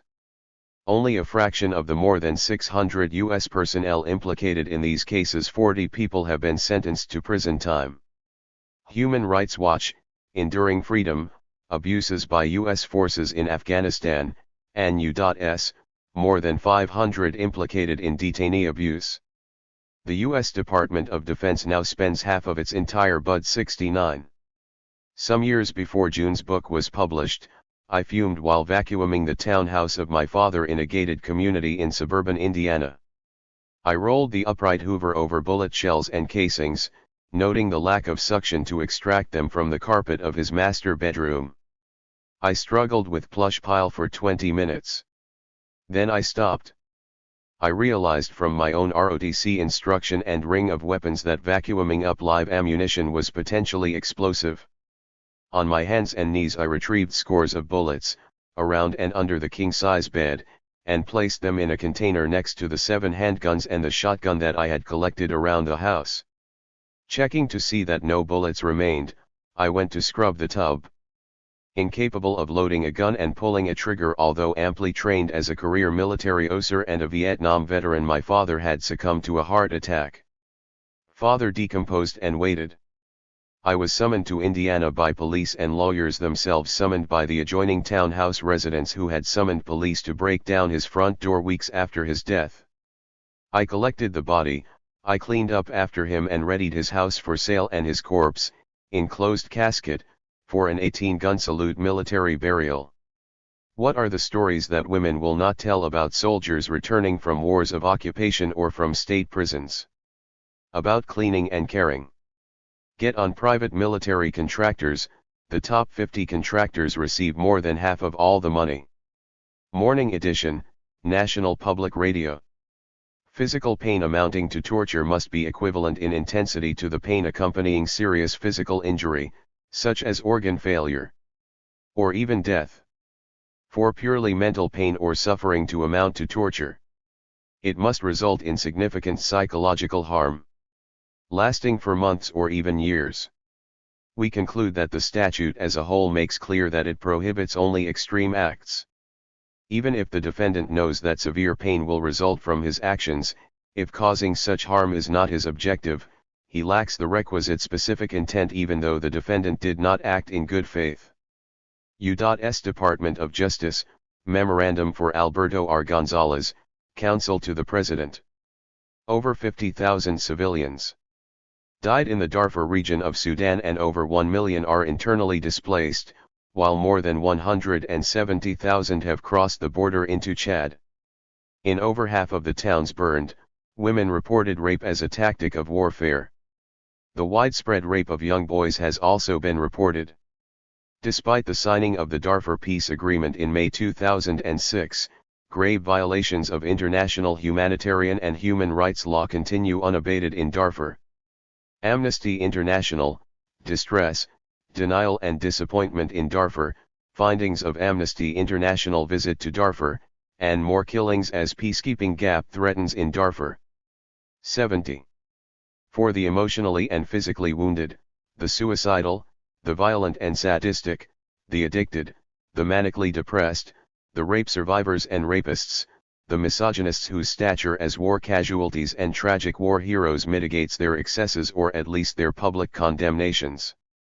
Everyone who suffers and survives verbal, emotional, physical, and sexual misogyny and domestic battery soldiers. Domestic violence and state violence are so routinely practiced and deployed on the American landscape that they are normalized. They are rendered fully or partially invisible, given that female soldiery is underground. The RST battleground is the home. The RST targets are usually the bodies of women and children. It is difficult to get accurate body counts of casualties of U.S. warfare. But if one factors in domestic violence with military violence, the numbers of casualties, including intergenerational trauma casualties, would have to be considerable, although not often considered by politicians and political analysts. The vast majority of those injured in domestic violence are women and their children. The vast majority of those injured in military and mercenary forays are women and their children. The women beaten not by the state but by its victims, men who are casualties of state violence, returning vets from foreign wars or returning vets from domestic wars, have stories that are crowded out in the public realm, stories that are shushed. A movement woman battered by a movement man reports familial violence to whom? The incest survivor's dilemma, from which parental authority to seek sanctuary and shelter from the.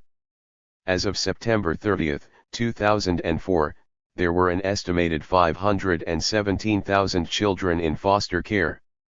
Children in foster care are 3 to 6 times more likely than children not in care to have emotional, behavioral, and developmental problems. Children are 11 times more likely to be abused in state care than they are in their own homes, and die as a result of abuse in foster care 5.25 times more often than children in the general population. National Clearinghouse on Child Abuse and Neglect Information, Foster Care National Statistics. The 4 armed services, coordinated by the Joint Staff Urban Working Group, launched crash programs to master street fighting under realistic third world conditions. The future of warfare, the Journal of the Army War College declared, lies in the streets, sewers, high-rise buildings, and sprawl of houses that form the broken cities of the world. Artificial cityscapes were built to simulate combat conditions in densely populated neighborhoods of cities. Today, many of the Marines are graduates of these urban warrior exercises. Mike Davis, The Pentagon as Global Slumlord, http://www.tomdispatch.com/index.mhtml, PID equals 1386. 1 in 6 U.S. prisoners is mentally ill. There are 3 times as many men and women with mental illness in U.S. prisons as in mental health hospitals. Human Rights Watch, mentally ill mistreated in U.S. prisons, October 2003. In over 178 countries, more than 500,000 children under 18 have 71. Pending punishment for outing a familial predator? To whom does one report the rapes and beatings of female Air Force Academy cadets in Colorado Springs? Women soldiers on tour in Iraq? Female cops on patrol in New York or Los Angeles? Women warriors in anti-war/imperialist/racist organizations? Ultimately, it is all a family matter. Good women and good soldiers care for the wounded. Bury the dead. Orchestrate pomp and ritual at military or political funerals. Create memorials despite domestic abuses.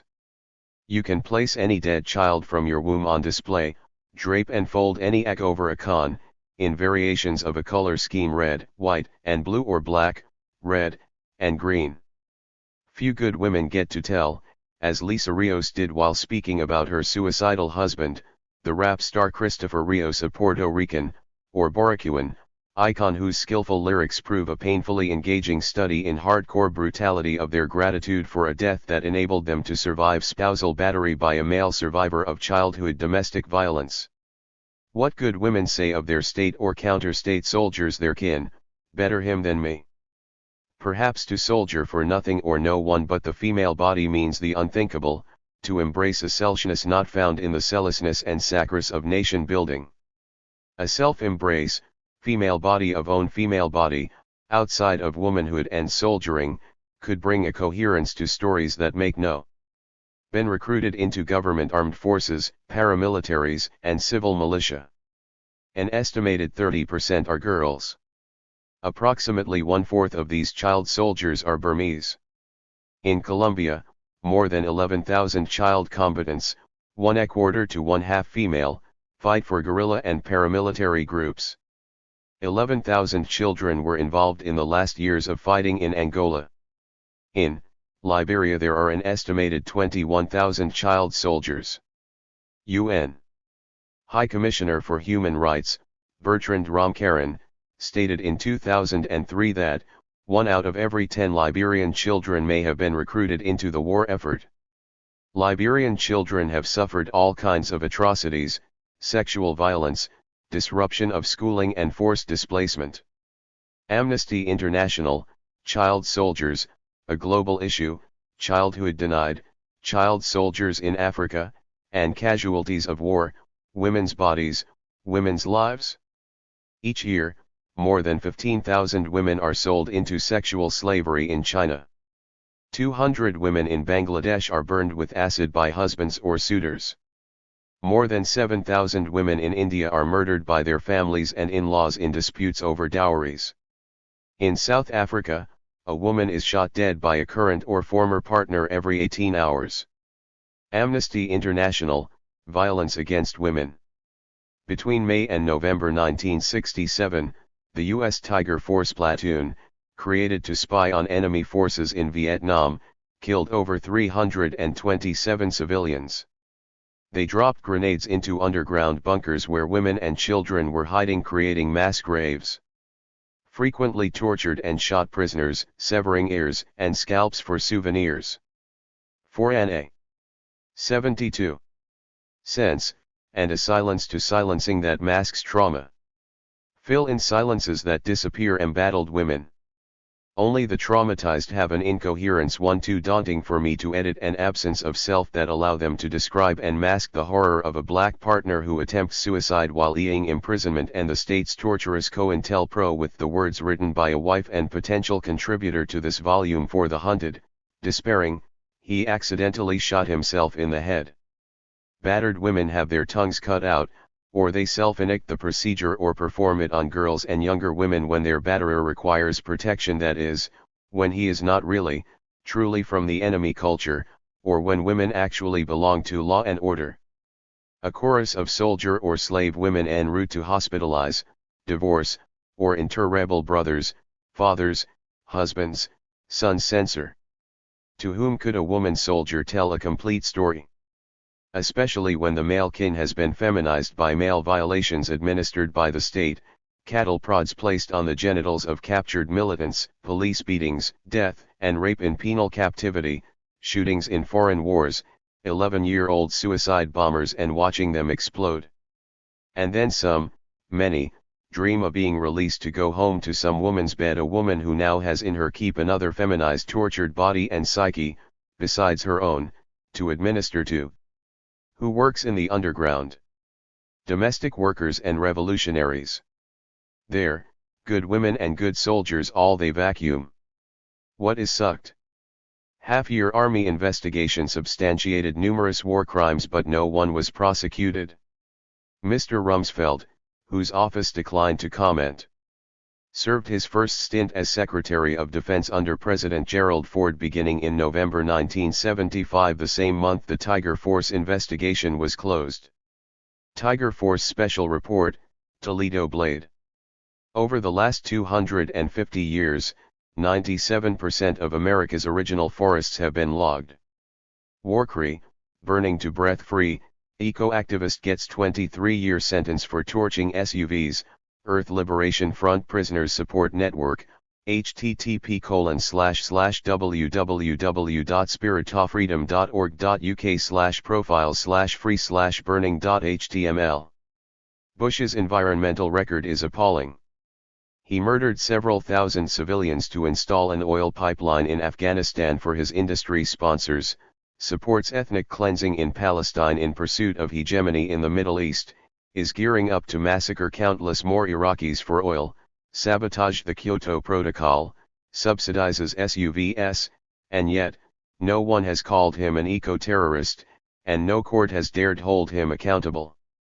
Jeff Luers, Earth Liberation Front Prisoners, http://www.spiritofreedom.org.uk/profiles/free/burning.html. 1 in 4 LGBT people are battered by a partner. In 2004 alone, there was a 35% increase in serious injuries and a 71% increase in deaths or murders that occurred as a result of the violence. Kristen Lombardi, on another domestic violence front, Boston Phoenix, Andy Hum, LGBT domestic violence rises, Gay City News. 73. Away in the cleaning for academic speeches, political archives, and public spectacles or consumption may be a private swearing and sorrow that D's order. Will war stories that refuse to be told in the absence of the female body restore the missing and dismembered? Or shall, in the presence of the burning energy of women in hospital wards and burial sites, war stories with their ever-present eulogies be told in the most condensed script, such as that aired by Asada in honor of kin? The ancestors will welcome her, cherish her, and treat her with more love and more kindness than she ever received here on this earth.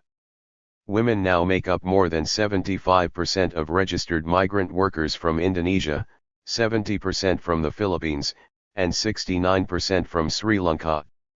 Human Rights Watch, Asia's migrant workers need better protection. In Bosnia and Herzegovina 50,000 women were raped during 5 months of conflict in 1992.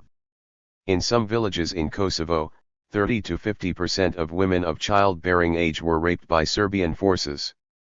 Amnesty International UK, Amnesty International launches global campaign to stop violence against women. UN High Commissioner for Refugees estimates that women and children comprise 70 to 80% of the world's refugee and internally displaced population. Amnesty International, Stop Violence Against Women. Doraba bin Wahad was born in the South Bronx in 1944. A member of a Bronx gang, the Disciple Sportsman, during his teens, bin Wahad entered prison at 18 and served a VE-year sentence. On his release in 1968, he joined the newly formed New York chapter of the Black Panther Party.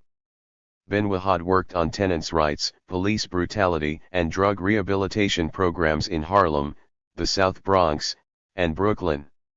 To curtail drug abuse, he worked in coalition efforts with the Young Lords Party and Young Patriots Party to develop the Lincoln Detox Center, a hospital-based rehabilitation center that used acupuncture rather than methadone maintenance for drug addiction.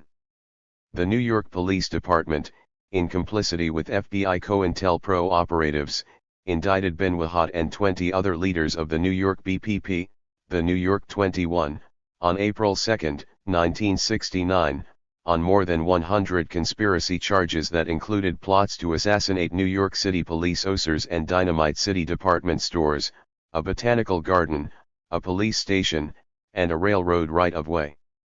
The charges were without foundation and were later dismissed. However, in the aftermath of the arrests and warrants, the New York 21 were incarcerated, and the New York BPP leadership was decimated. Bin Wahad and Michael Setwayo Tabor were released on bail and fled the country during the trial because of a plot initiated by the FBI to incite the national BPP leadership, under Huey Newton, to kill them. After 2 years in prison and an 8-month trial, the New York 21, including bin Wahad and Tabor in absentia, were acquitted. Jury deliberations lasted less than an hour, and the verdict was returned on May 13, 1971. Bin Wahad returned to the United States but remained underground. In June 1971, the NYPD apprehended bin Wahad outside a Bronx after-hours bar frequented by drug dealers and their associates, which he was attempting to rob. He was charged with the attempted murder of 2 police officers, Thomas Curry and Nicholas Benetti, who had been attacked in Manhattan 2 months. 4. Earlier. The case set the precedent for what became known as the Joint Terrorism Task Force, an investigative effort among NYPD, New York State Police, and the FBI. After 3 trials in the case of People v. Doraba bin Wahad was convicted in July 1973 and sentenced to 20 years to life. 2 years later, the Church Committee Senate hearings brought COINTELPRO under public scrutiny, and bin Wahad's lawyers led a civil rights action to obtain all documents pertaining to him and the BPP in New York. 5 years later, they received more than 300,000 highly excised, barely readable documents that disclosed forged letters, phone calls, and anonymous articles aimed at defaming the BPP. Documents also contained over 200 previously undisclosed pages of 3 FBI reports on bin Wahad's case, including a record of an anonymous call to the police in which the prosecution's key witness, Pauline Joseph, exonerated bin Wahad. The defense received the null set of no-kill documents in 1987, 12 years after the initial civil rights action to procure the evidence. Citing the inconsistency and possible perjury of Pauline Joseph in the 1973 trial and conviction, Doraba bin Wahad and his lawyers led for a retrial. A New York Supreme Court granted a retrial on March 22, 1990, and released bin Wahad from prison. The district attorney's office dismissed his case on January 19, 1995, formally ending the 26-year struggle that began with the New York 21 case in 1969. Following 2 lawsuits in 1995 and 2000, Doraba bin Wahad received settlements for personal damages from the FBI and the City of New York, respectively. With these funds, bin Wahad founded the Campaign to Free Black and New African Political Prisoners and established the Institute for the Development of Pan-African Policy in Accra, Ghana. To Chapter 475. 4. War Within, a prison interview. Doraba bin Wahad. Doraba bin Wahad, my name is Doraba al-Mujahid bin Wahad, formerly Doraba Moore. I'm a political prisoner. I've been incarcerated in New York State for nearly 19 years, which I guess makes me one of the longest held political prisoners in the world, a notoriety I do not seek, but there it is. My imprisonment was a result of my activities in the black community as a member and leader of the Black Panther Party. Right now there are over 100 political prisoners and prisoners of war incarcerated in the United States and serving exceptionally long sentences, and most of them are black militants and former members of the Black Panther Party. My case has received a considerable amount of notoriety in that I was one of the original defendants in the New York Panther 21 conspiracy case, which involved an indictment against the leadership of the New York chapter of the Black Panther Party in April 1969. Q. And you were part of that original indictment? Ben Wahad: Yes. At that particular time, the Black Panther Party was under full force attack from the U.S. government, which subsequently destroyed the Black Panther Party.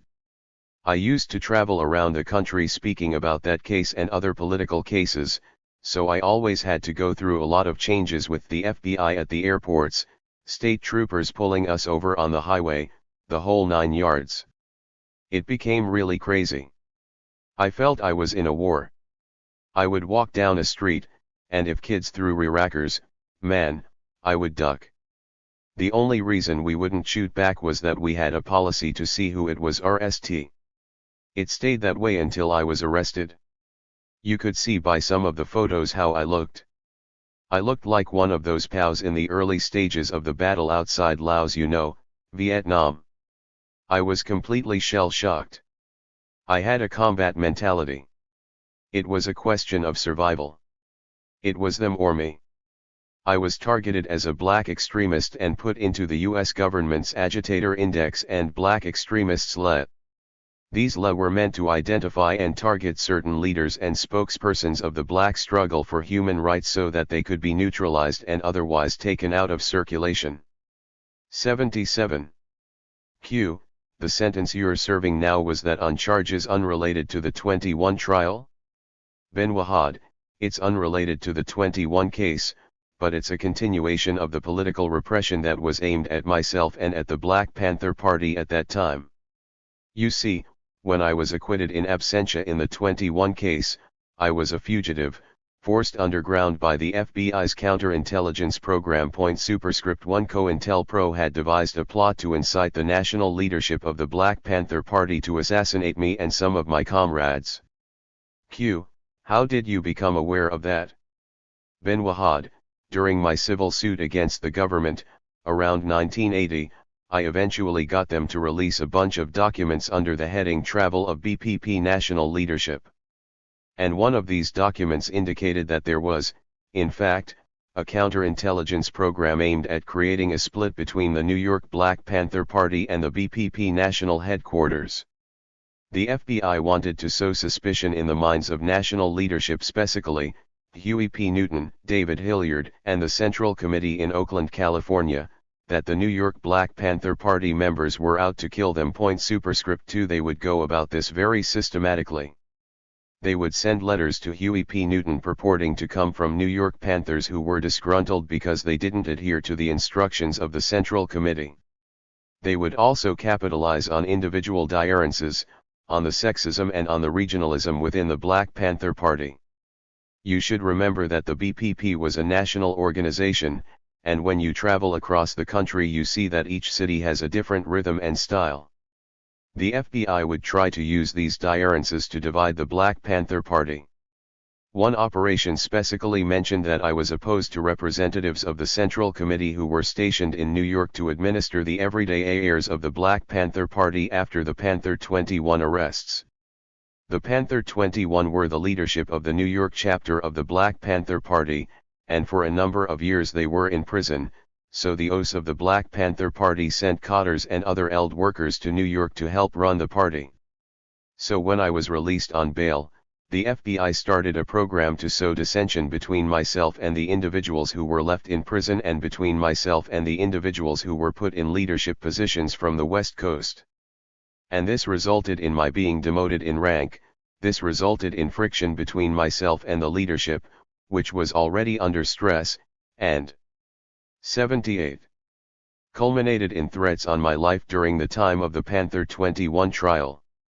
It was a result of these threats on my life that I had to underground during a crucial point in my trial, and the government tried to portray my disappearance as an admission of guilt. Of course, it was all designed to prejudice the jury, because the evidence in the case was very weak. I imagine the state thought that if the Panthers who were on bail right before the deliberation, that would sort of sway the jury into believing that they were guilty. but that had nothing to do with it. We had to jump bail because the counterintelligence program had devised a plot to kill us. Of course, we became very paranoid. I felt that I was always under pressure. Since the BPP leadership had chosen me to be released on $100,000 bail, I felt the Black Panther Party had a $100,000 investment in me. I couldn't sleep in the same place 2 nights in a row. I always had to have people on security with me. What happened then? Ben Wahad, while I was a fugitive, 2 New York City police officers were shot and wounded as they were guarding the home of Manhattan District Attorney Frank Hogan. The following day, 2 New York City police officers were shot and killed in Harlem. Now, both of these shootings were claimed by the Black Liberation Army which was a clandestine group. Ben Wahad, yes. According to the U.S. Senate Church Committee on Terrorism in the United States, the Black Liberation Army grew out of the Black Panther Party. The way it's portrayed in official documents is that the Black Liberation Army represented the hardcore militants within the Black Panther Party who were dissatisfied with legitimate struggle, with legitimate protests. Of course, that's not true. The racist repression of the Black Panther Party is what motivated the Black Liberation Army. The destruction of the Black Panther Party, the splitting of the Black Panther Party into hostile factions, is what led to that particular development of the Black underground in the United States. These activists, who could no longer function safely above ground, had to EE for their survival. So I was a fugitive. I was underground when these 2 officers were shot on May 19, 1971, and the Black claimed responsibility for these shootings. At that time, the Black community was enraged by the continual murder of Black youth by the police and the ongoing, racist police brutality that was being enacted on the Black community. The Black underground retaliated in this way. I wasn't involved in any of these shootings, but because of my notoriety around. 79. The Panther 21 case, because of my vocal opposition to the criminal justice system in New York, I became a prime target for a frame-up around the shooting of these 2 officers. I maintained then, and I maintain now, that I was innocent of that shooting. Subsequently, as a result of my LINGA suit in Federal District Court in Manhattan, I obtained approximately 300,000 pages of FBI documents on the Black Panther Party, on myself, and on the counterintelligence program, and these documents clearly indicate that I was a target of the counterintelligence program of the U.S. government and the New York law enforcement agencies, and I was innocent of the charges for the murder of these 2 officers. When we got these documents, they were heavily excised. I led the suit against the U.S. government in 1975, and it took over 20 years for me to prove that the government was lying about its COINTELPRO role in my case. At RST, the U.S. government and the police denied involvement in any such counterintelligence activities. They did this for several months. They tried to overturn the civil complaint on purely technical grounds. We survived that. For almost 20 years, they stonewalled it. It so happened that at that particular time, a suit was being litigated in Chicago in the case of Fred Hampton. Superscript 3.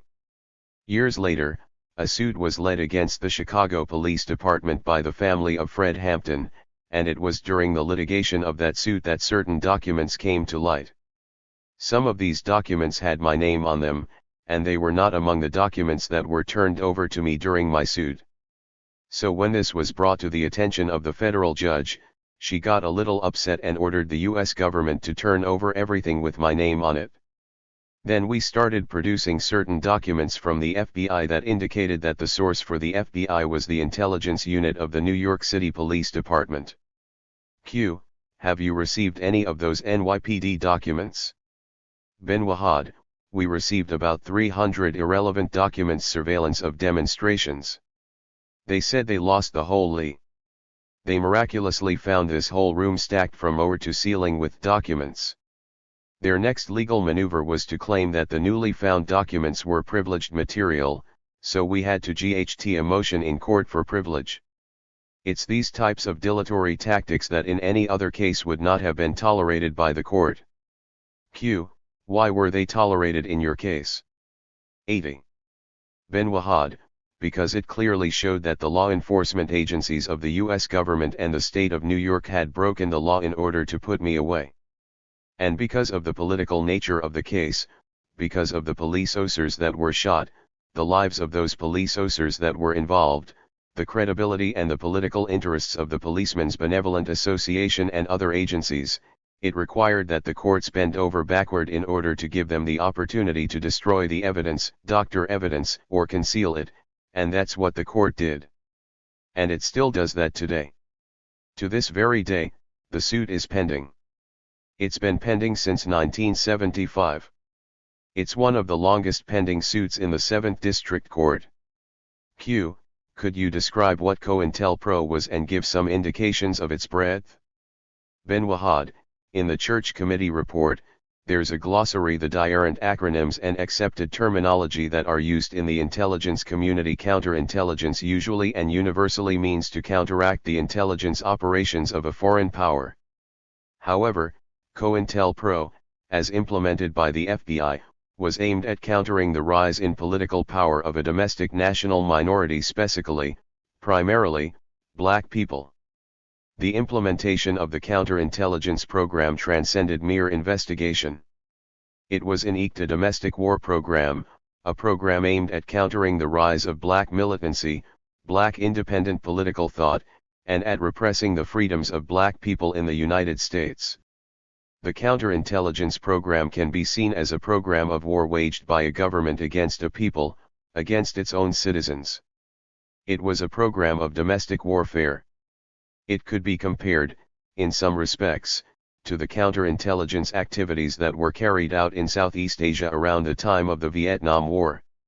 I have specifically in mind the secret war in Laos that was carried out by the CIA. Of course, the analogy has its limitations. The military in Laos, for instance, were able to carry out larger operations. There was a counterinsurgency program secretly financed by the US government through the CIA that destroyed whole villages in regions of Laos. We could say that this was not the case in the United States, but it was just a matter of scale here, and proportion. During the early 60s, at the height of the civil rights movement and the human rights movement, the police in the United States became increasingly militarized. They began to train out of military bases in the United States. The law enforce. 81. Meant Assistance Act supplied local police with military technology, everything from assault rifles to army personnel carriers, so the counterintelligence program went hand in hand with the militarization of the police in the black community, with the militarization of the police in America. The so-called intelligence community developed and honed its skills at domestic repression under the guise of local law enforcement and the counterintelligence program. Q. What do you think were the ideological and political justifications that they were hoping to present to the public? Ben Wahad, one of the things that motivated the militarization of the police in the United States was racism. They really believed that black people and national minorities, people of color, American Indians, Puerto Ricans, and Chicanos represented a serious threat to the internal security of the United States. And I think that that was based on the historical fact that these national minorities had been subjugated by a racist system for centuries, and that, if they were to exercise the full panoply of political, economic, and social rights, the American system as such, in its Eurocentric character, could no longer carry out its mission. The mission of the American nation-state is to perpetuate European hegemony over the Third World and over people of color. Political education and the development of political awareness was one of the main goals of the Black Panther Party. In fact, the BPP never posed a serious military threat to the U.S. government. It was the popularity of our 10-point program, our belief in the guaranteed right of everyone to food, clothing, decent housing, free healthcare, education, etc., that tarried the government and motivated them to launch an all-out attack against us. Q. But one of the immediate ways of doing that was to criminalize, as you say, independent thinking people of color, to present them as criminals. Ben Wahad, well, yes, that has always been a unique characteristic of political repression in the United States, going back to slavery. When we look at the history of the development of slave laws, in the antebellum South, we see that there was a whole legal system put into place to keep the African enslaved. Anyone that rebelled against this legal system was in effect a criminal. They were subject to be prosecuted by the courts. The slave codes were, in effect, penal codes in many parts of the country. And it's not a coincidence that today the United States denies that it has any political prisoners, based on the fact that everybody 82 in prison is convicted of a crime. I mean, we didn't just pop out of the ground this morning. Everything has a history. And it's no coincidence that the prosecutorial agencies of the state make no distinction between political repression and law enforcement. Q. What have been the long-range effects of COINTELPRO on the black community? Ben Wahad, the most devastating effect of the counterintelligence program in the black community in America has been the vacuum of leadership that it created. Now, this vacuum was led in the 1970s by individuals who survived the repression of the 1960s because they were not involved in front-line struggles. And the ones who had been involved in these struggles were thoroughly intimidated by the awesome devastation the counterintelligence program. I think the deaths of Malcolm X and Martin Luther King and the destruction of certain militant organizations created a vacuum in the black community, and this vacuum was led in many cases by political charlatans, opportunists, and individuals who were less than uncompromising in their stand against race repression and racist domination. Q. So you're suggesting that King and Malcolm X were probably targets of COINTELPRO? Ben Wahad, well, I have no doubt that they were. I think that the events surrounding the deaths of both Malcolm X and Dr. Martin Luther King indicate that the US government had a hand in manipulating forces to murder them. If we go back historically into the demise of all potent revolutionary black leaders, we'll see that almost in every instance other black people were used to murder them or to compromise their struggle. Q. What about COINTELPRO's effects internationally? Ben Wahad, the purpose of the counterintelligence program on the international level was the isolation of blacks from the international community. And it was this purpose that I believe was at the root of the deaths of both Malcolm X and Dr. Martin Luther King, because both of these black leaders had begun to speak about international issues and attract an international audience. The majority of the so-called black leaders who do enjoy a degree of international credibility are those who usually collaborate with US foreign policy interests.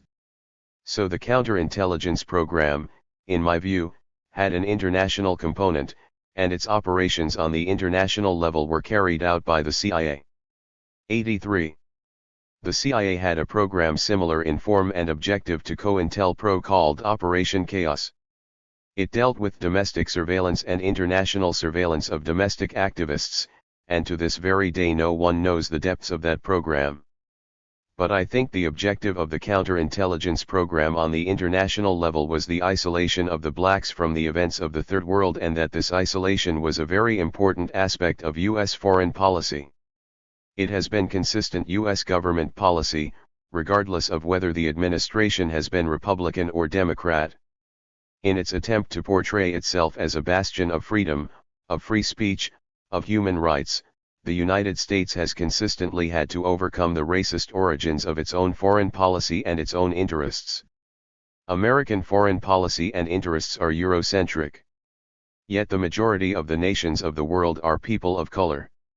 So the COINTELPRO operations that were aimed at muting the voice of blacks in the international arena were a very important component in maintaining US supremacy over the Third World.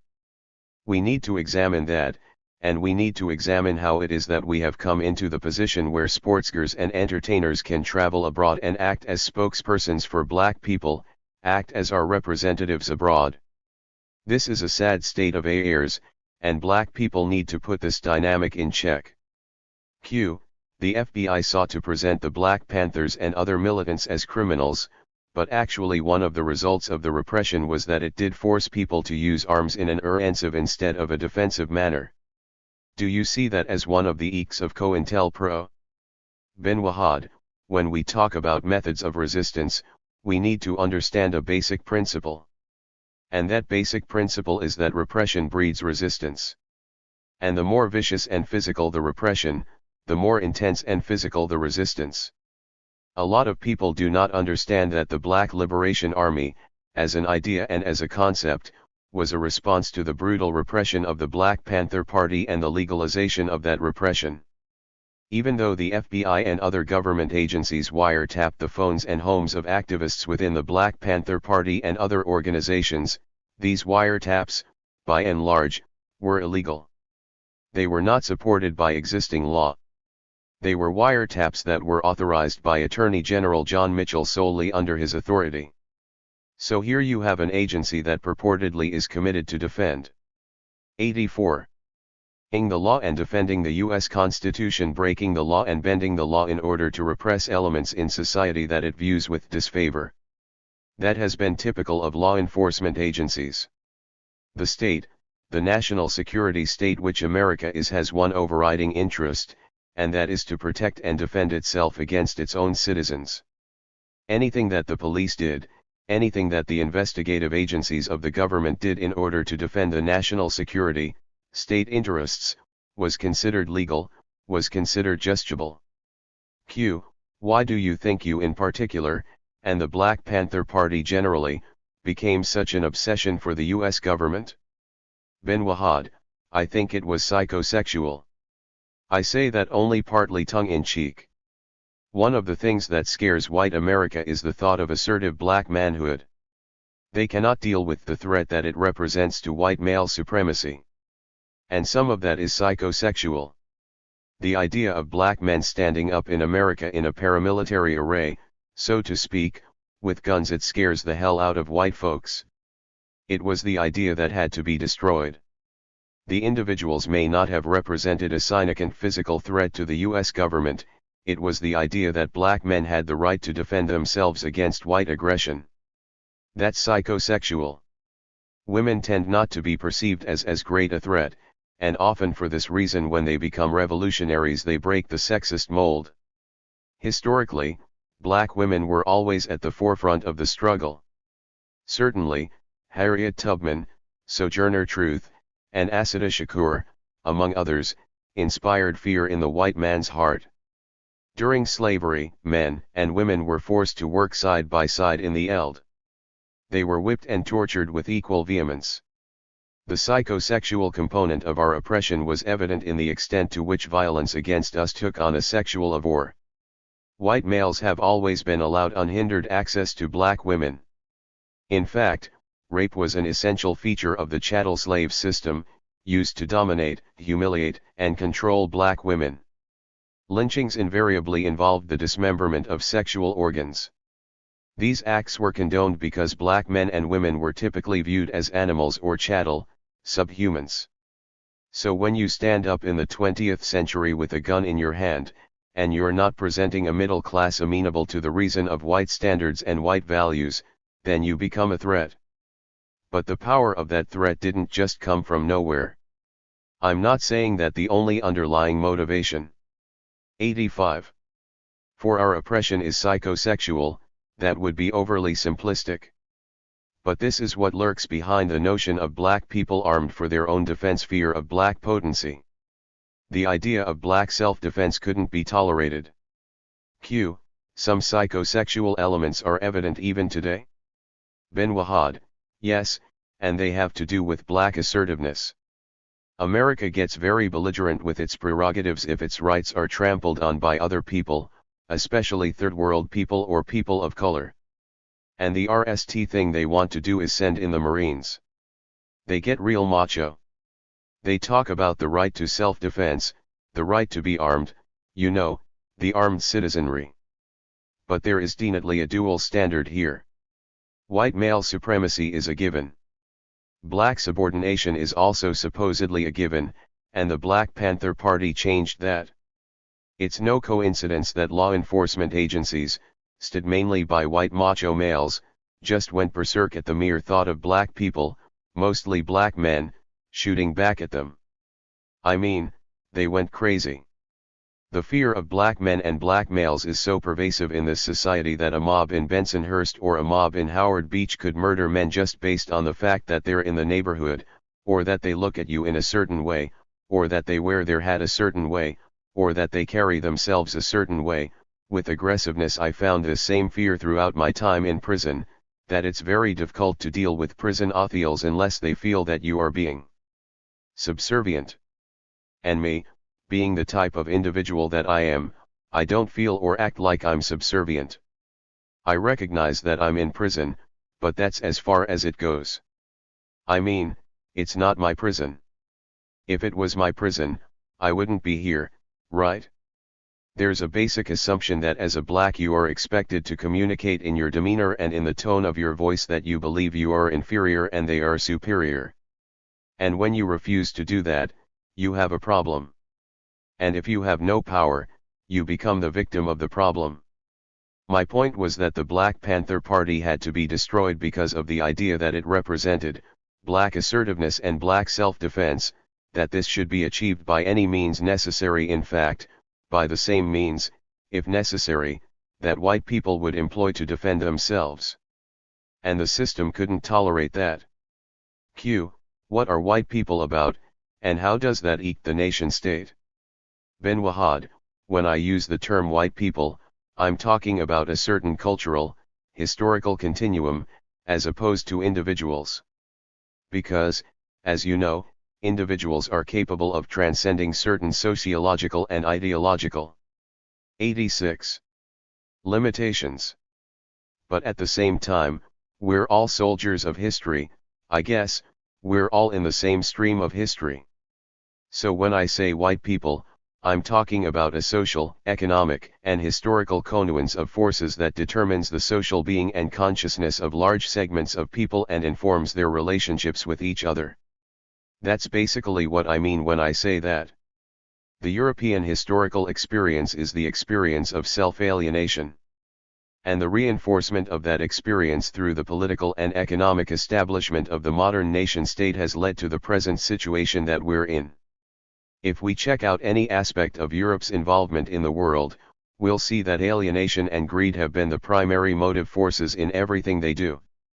That alienation has manifested itself in their encounters with Aboriginal cultures. Just my limited reading of Europe's colonization and appropriation of the North American continent shows me that they had a certain mindset that came from the European historical experience.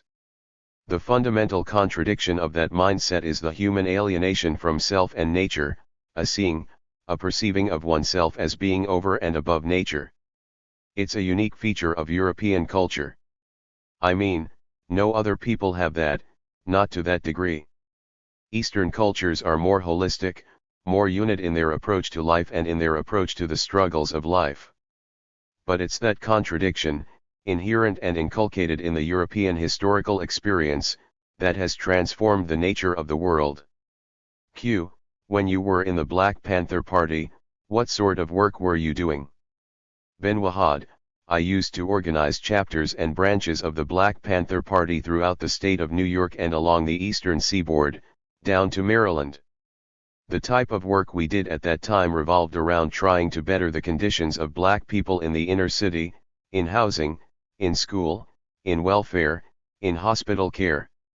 We opened free hospital clinics so that people could be tested for sickle cell, we secured volunteer doctors from different hospitals around the city, we opened free breakfast programs to feed children during the school months. That's the type of activity that we engaged in. And, of course, we also organized self-defense patrols in the black community. We advocated that black people arm themselves against racist attack. That seems to be the part of our agenda that got the most attention. 87. I wanted to read you a selection from the Panther 21 statement delivered to Judge Murdow. Does not your Constitution guarantee man's freedom, his human dignity against state encroachment, or does the innate fear of the rebellious slave in the heart of the slave master continue to this day to negate all those guarantees in the cases of black people? Ben Wahad, we had divided up the writing up of that statement, and I wrote that part. The key phrase in there is the innate fear in the slave master for the slave, for his rebelliousness. The so-called rebellious slave was the one that was always singled out for a special type of treatment, as an example and a signal to the rest of the slaves that this is what will happen to you if you rebel against our power and against our system. And often the rebellious slave, the strong black slave, would be subject to heinous physical torture.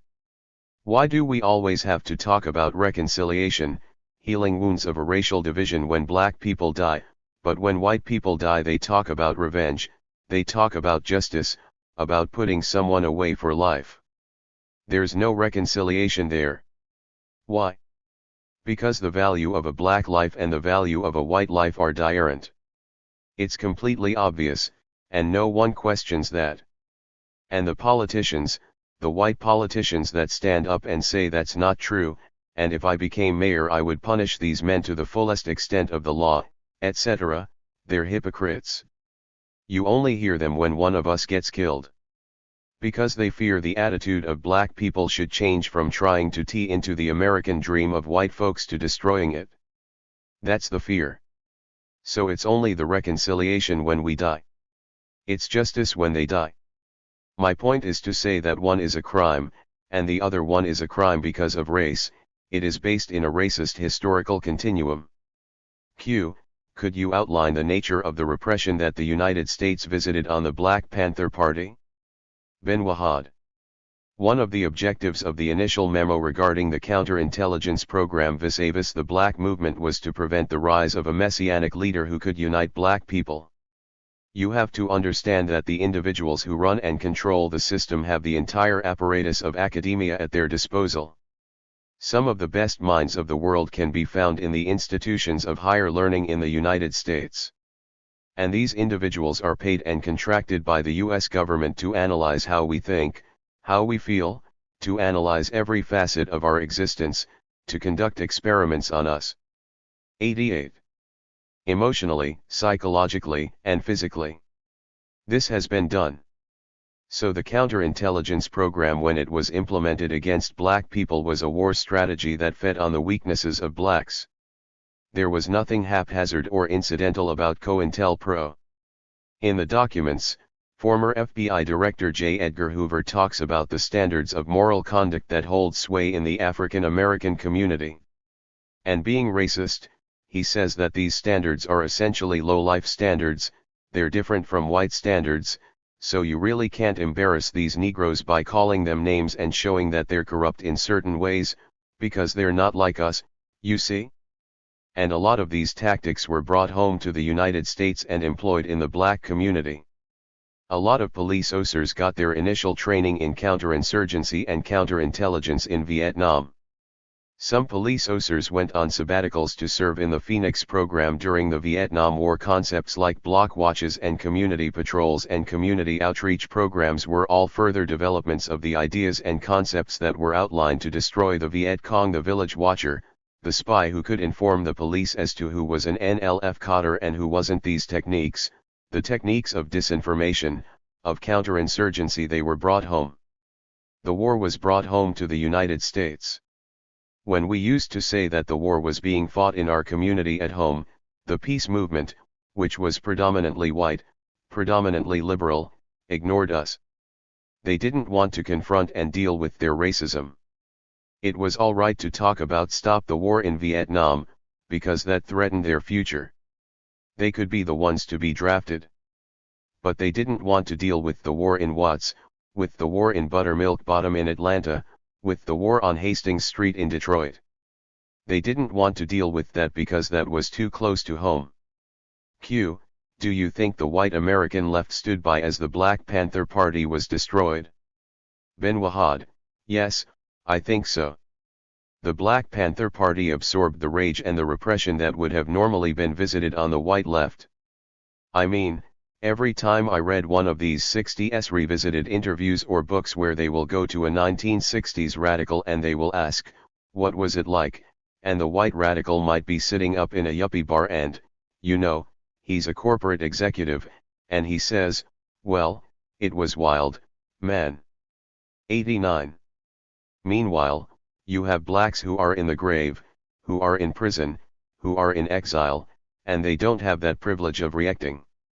Essentially, White America said to their children, "All right, you sowed your wild oats, you did your thing, now come into the system." White privilege was always there for them to come back to, it was never there for black people.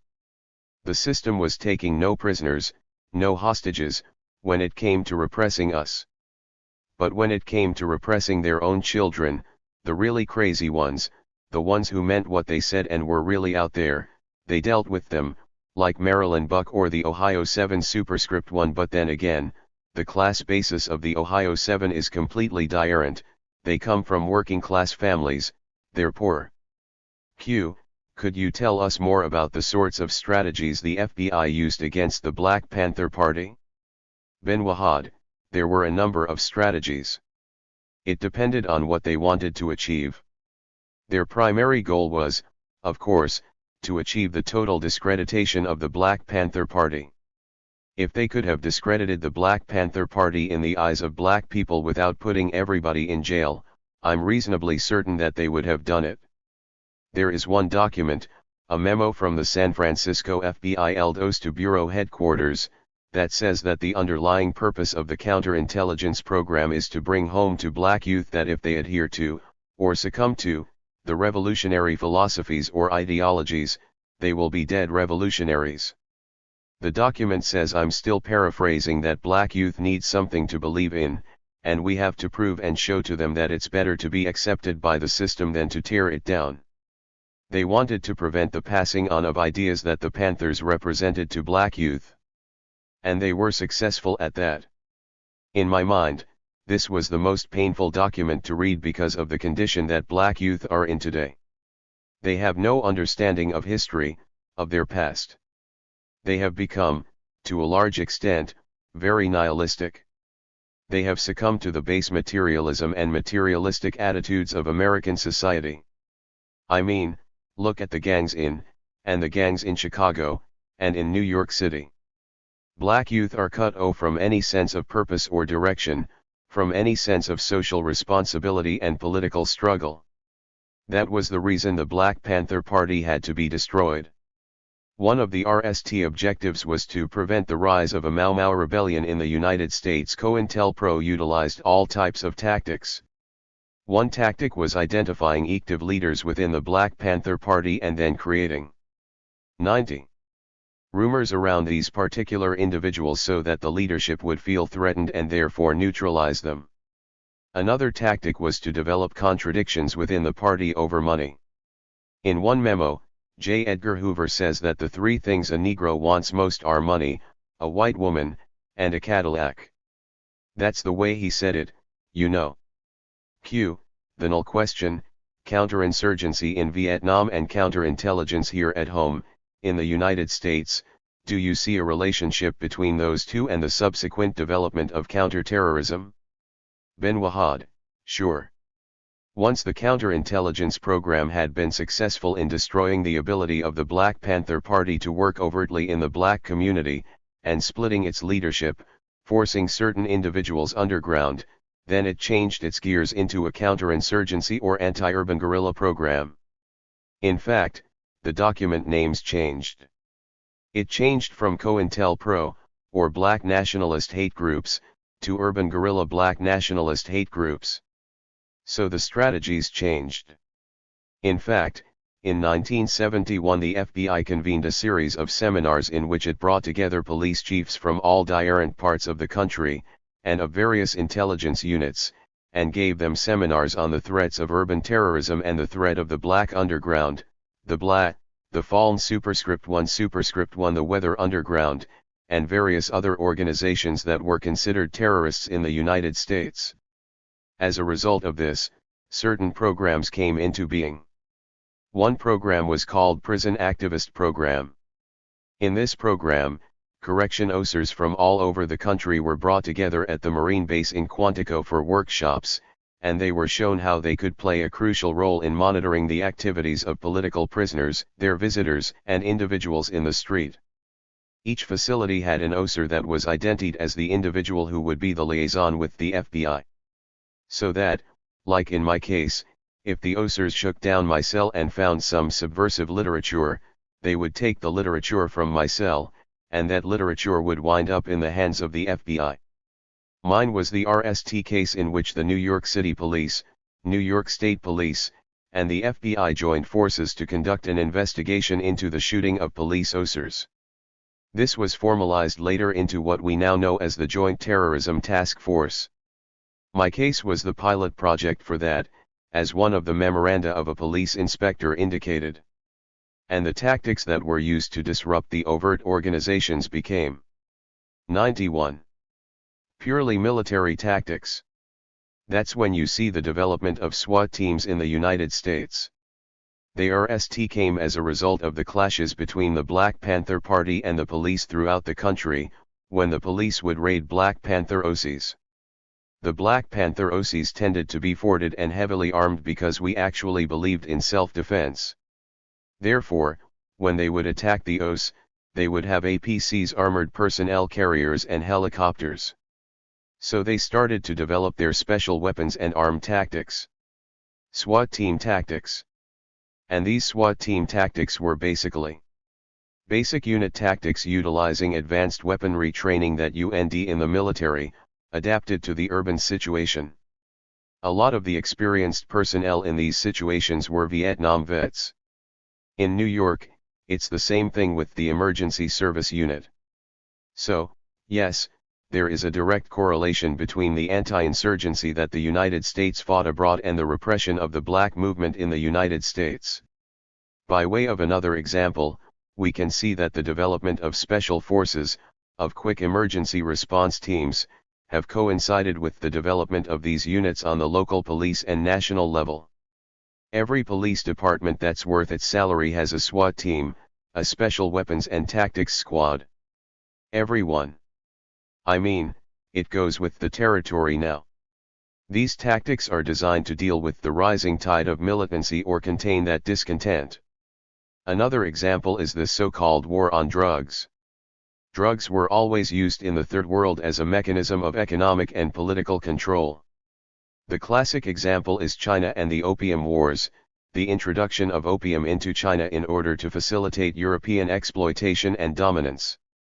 So the military is being touted, and recruited, to GHT the war on drugs, at least at the borders. The whole idea of a war on drugs is a domestic war policy. It's a code word for keep the black and Latino and surplus labor and youth in their place. And what's their place? Prison. Build more prisons. You can't employ them, you can't educate them, because the economy can't provide jobs for them. I mean, this is clear. So how do you deal with this? You declare a war on drugs, and you build armies, based on waging this war on drugs. In Los Angeles, where we have these nihilistic gangs, youth gangs, going around, shooting each other with MAC-10s and AK-47s, the people are screamin' and hollerin', we need more cops. And more cops you'll get. You'll see them on the Geraldo Rivera show kicking in doors, and how do they look? They look just like a SWAT team going into a village in 92. Vietnam. That's what they look like. The only thing, they didn't land in a helicopter. They come in a van, they jump out, and they're armed to the teeth. Sure. I mean, we should understand Glasnost. Superscript 1 Superscript 2 The nature of Glasnost is that the Europeans who control the Soviet Empire and those who control the European Empire realize that they have a common historical root.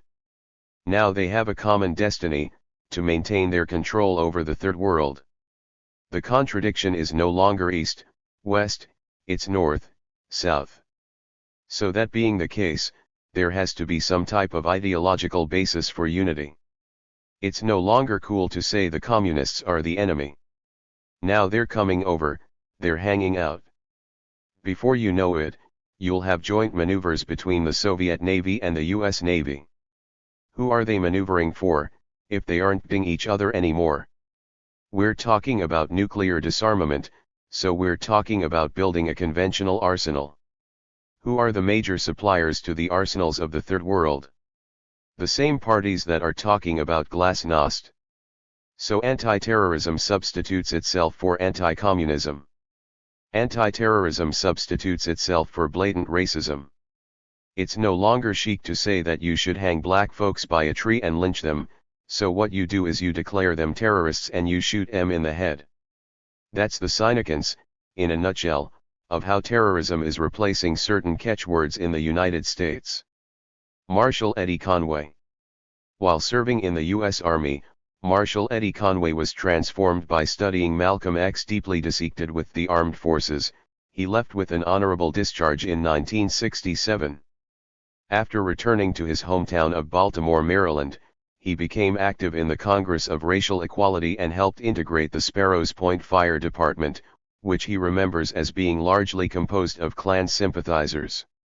Conway recalls being one of the RST blacks in the fire department. I had a real experience with organized racism. It pushed me to a more militant stand in order to just maintain employment. That made me realize that it was time to do something more serious. Superscript 1. In April 1969, Conway joined the Baltimore chapter of the Black Panther Party. There, he helped to expose and expel a key FBI COINTELPRO infiltrator, Warren Hart. Under FBI directives, Hart founded the Baltimore BPP and subsequently used his leadership position to gain access to the Panther Central Committee, reporting his endings to the National Security Agency.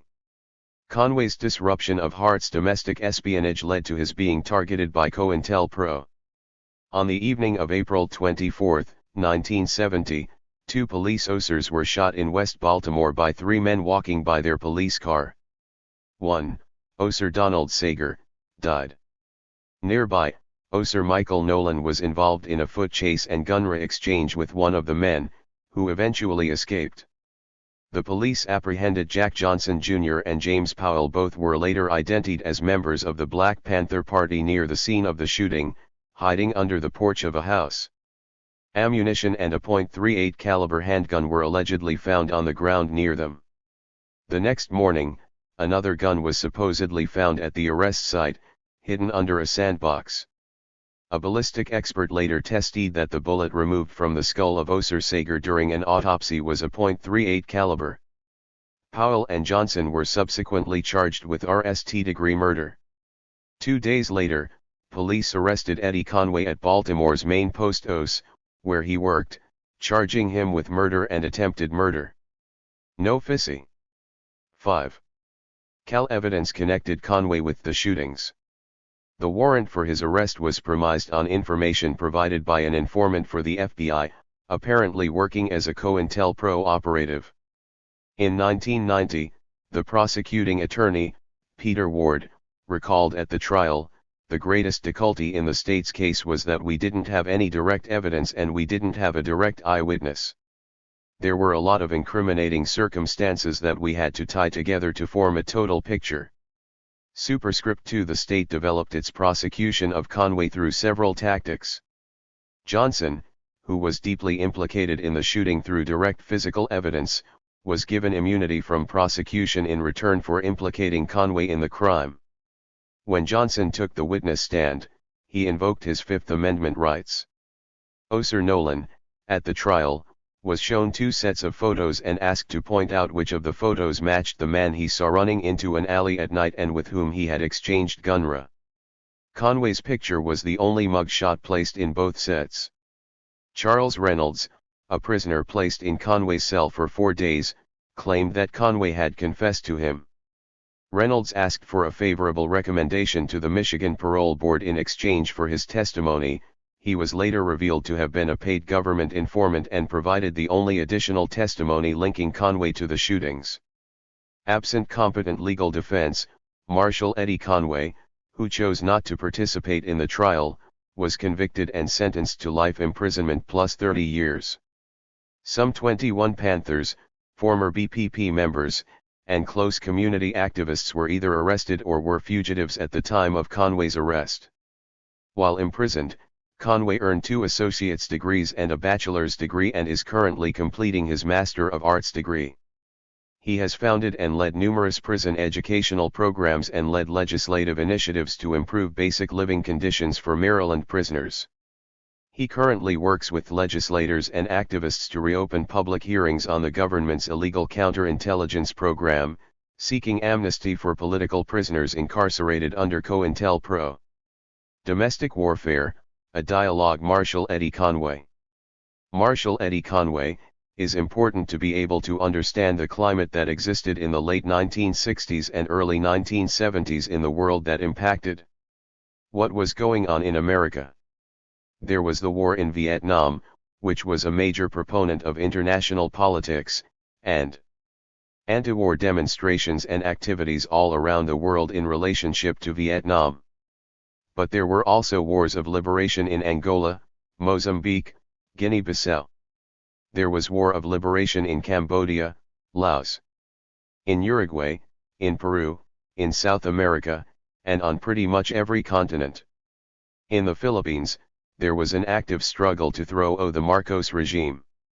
So around the world, the ruling class or the multinational corporation owners were being threatened by local forces of opposition that were trying to change the relationship of property in their particular areas.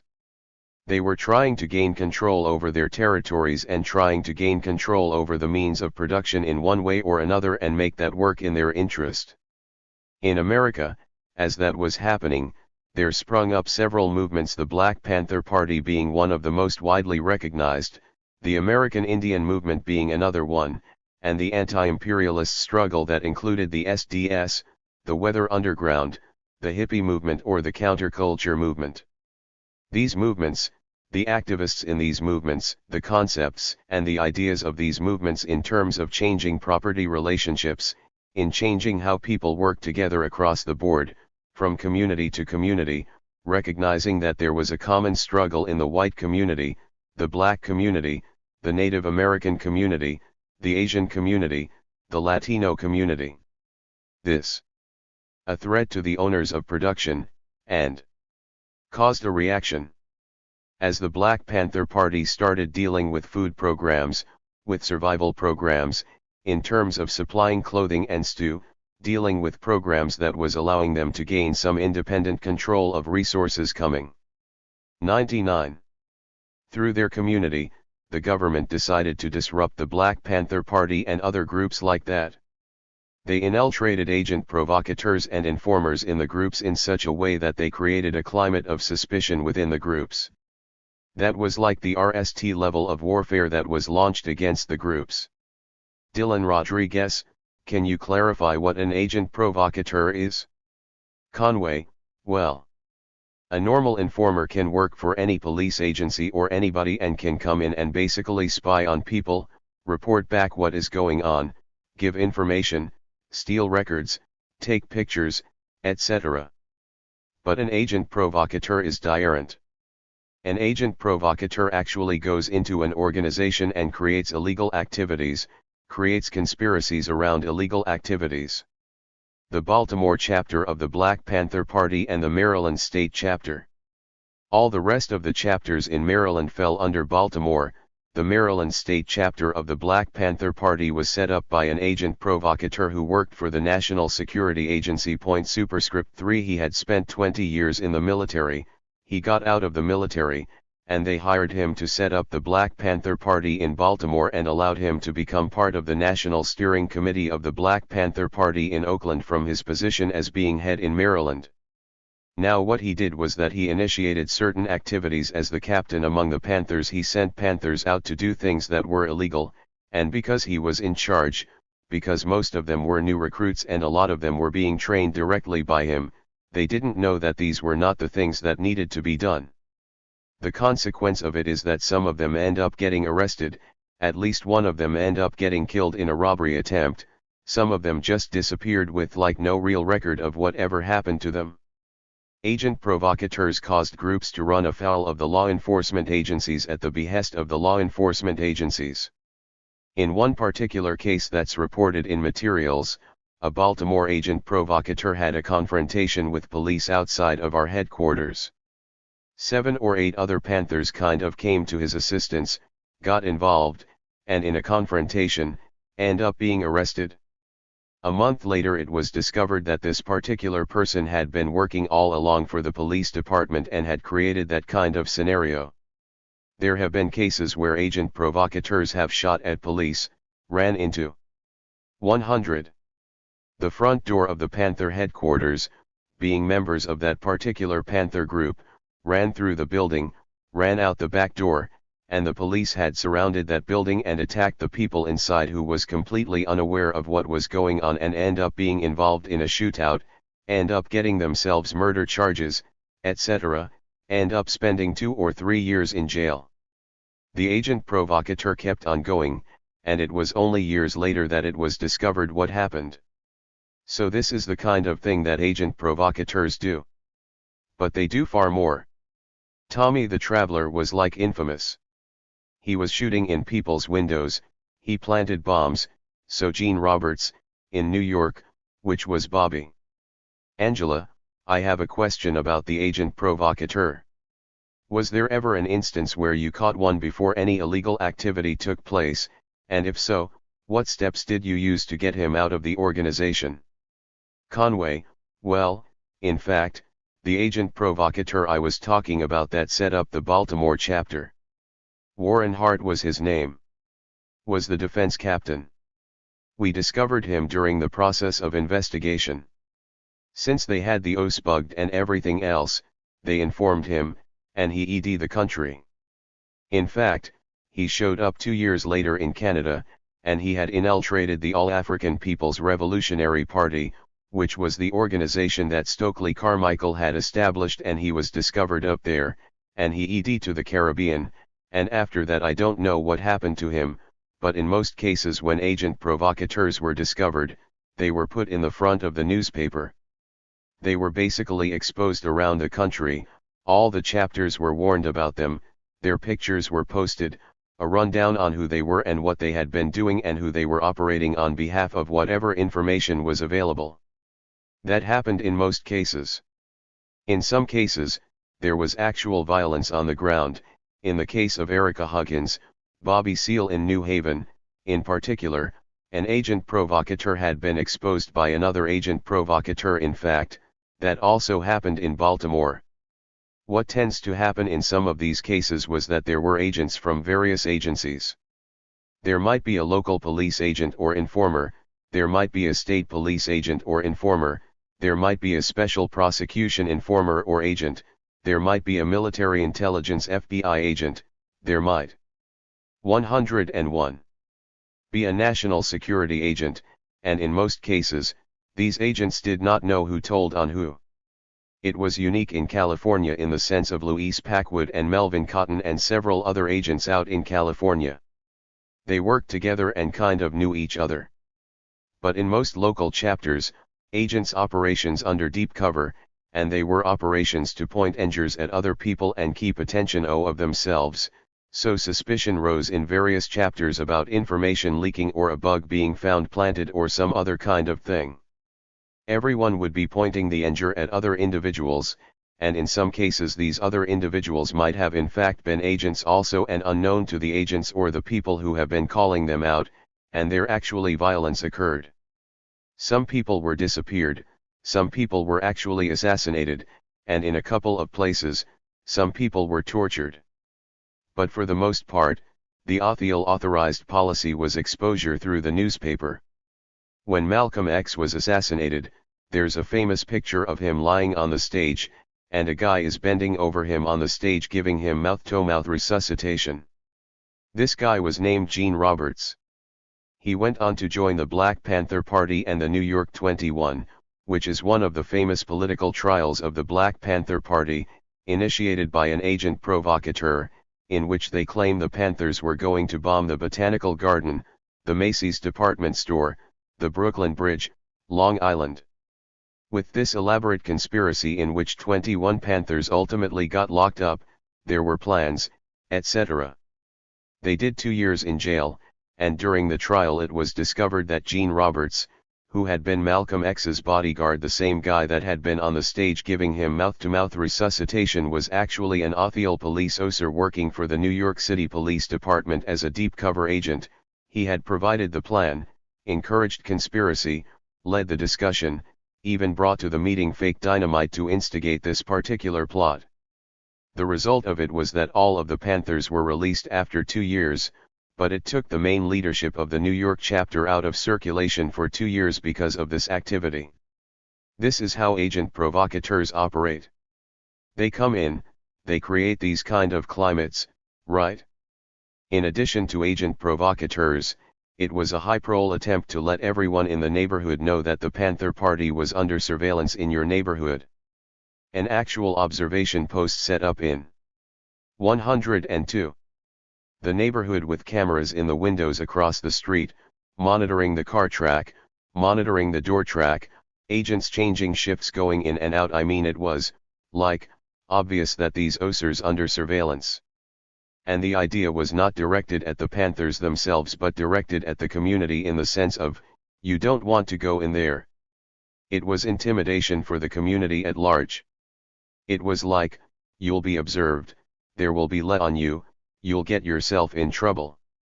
This was another level of harassment that the government was doing to intimidate the community about interacting around the legitimate stew. Whether they were coming in about a problem they were having with the electricity company or rent problems, or whether they were coming in because they needed food or they needed clothing, or whether they wanted to support the breakfast program or get some medical aid, it didn't matter to the government or government agency. Their job was to intimidate people in such a way as to cause them not to come in. When Panther vehicles traveled around the city, they were constantly stopped, harassed, ticketed, or just in a high-profile way, being made aware that we know who you are, we know where you are, we know what you're doing. Those things were psychological. I think Hoover said at some point, we don't have to have a spy in every OS, but we just need to make you think that we have a spy in every OS, and then in most cases people will turn on themselves and turn on each other. The high-profile harassment and observation of the activists in rallies, speaking engagements, in the work area. The IRS, the FBI, and a number of other agencies were contacting the employers of Panthers or Panther supporters. They were contacting the supporters of the breakfast program. People who would donate in a consistent manner, they would get a letter saying, you're supporting un-American activities, we're going to tell your costumers, there will be a boycott of your establishment, etc. So these letters were going out, kind of in secret, saying fire this guy. He's a Panther, fire this woman. She's associated with the Panther Party, this teacher on her O-duty time actually teaches black children to hate white people. They did a lot of this, but the most infamous one was they actually created a comic book that they had distributed around the breakfast program, using the agent provocateurs. I believe it was, like, 2 defense captains took the comic book, which they had produced and printed, and inserted it into the breakfast 103 program, and held it up and said, look what they are teaching. Smeared the breakfast program to supporters and distributors all across the country using that method, and then these people went to Washington and actually testified in front of the Senate hearing dressed up in the Panther uniform, the leather jacket, the sham, the dark shades, and they looked like poster children for the Black Panther Party. And the whole time, they had been agent provocateurs. And they used that testimony to say that this was the greatest internal threat. This is the testimony that led up to Hoover saying in 1968, this is the greatest internal threat to the security of America. When this kind of behavior did not people from working together and people in the community from supporting those programs, the government intensified its warfare in a sense that people started being assassinated. In several cases, people just disappeared. But in other cases, people were just shot in the street as a result of the government manipulation of other groups, rival groups, hostilities that had existed or were instigated by either agent provocateurs. In my case, I was actually a victim of an assassination attempt. In the early 1970s, while I was incarcerated, I formed a Black Panther Party chapter in the Maryland Penitentiary, and out of a population of 1,200 people, there was maybe 100 Panthers in the population at the time actually engaged in political education, organizing survival programs, that kind of stew. One day, a guy actually approached. Nervous and kind of red, and he said, "Look, you know, I've been knowing you and you've been doing good work here. And I didn't think you had any ill feelings toward me, and if it was anybody else but you we wouldn't be talking." So I noticed the guy, his hands in his jacket, he's got a knife, he's got like a bottle of some sort of oid in his hand. So I'm like, you know, this is a problem. I am talking to him, and he's saying, "Well, they told me that you were going to have me knocked out." So I'm like, "Well, who is this? When did this happen? What's going on?" And that's not something that's gonna happen. So we talked, and what had happened was he had been in the psychological ward.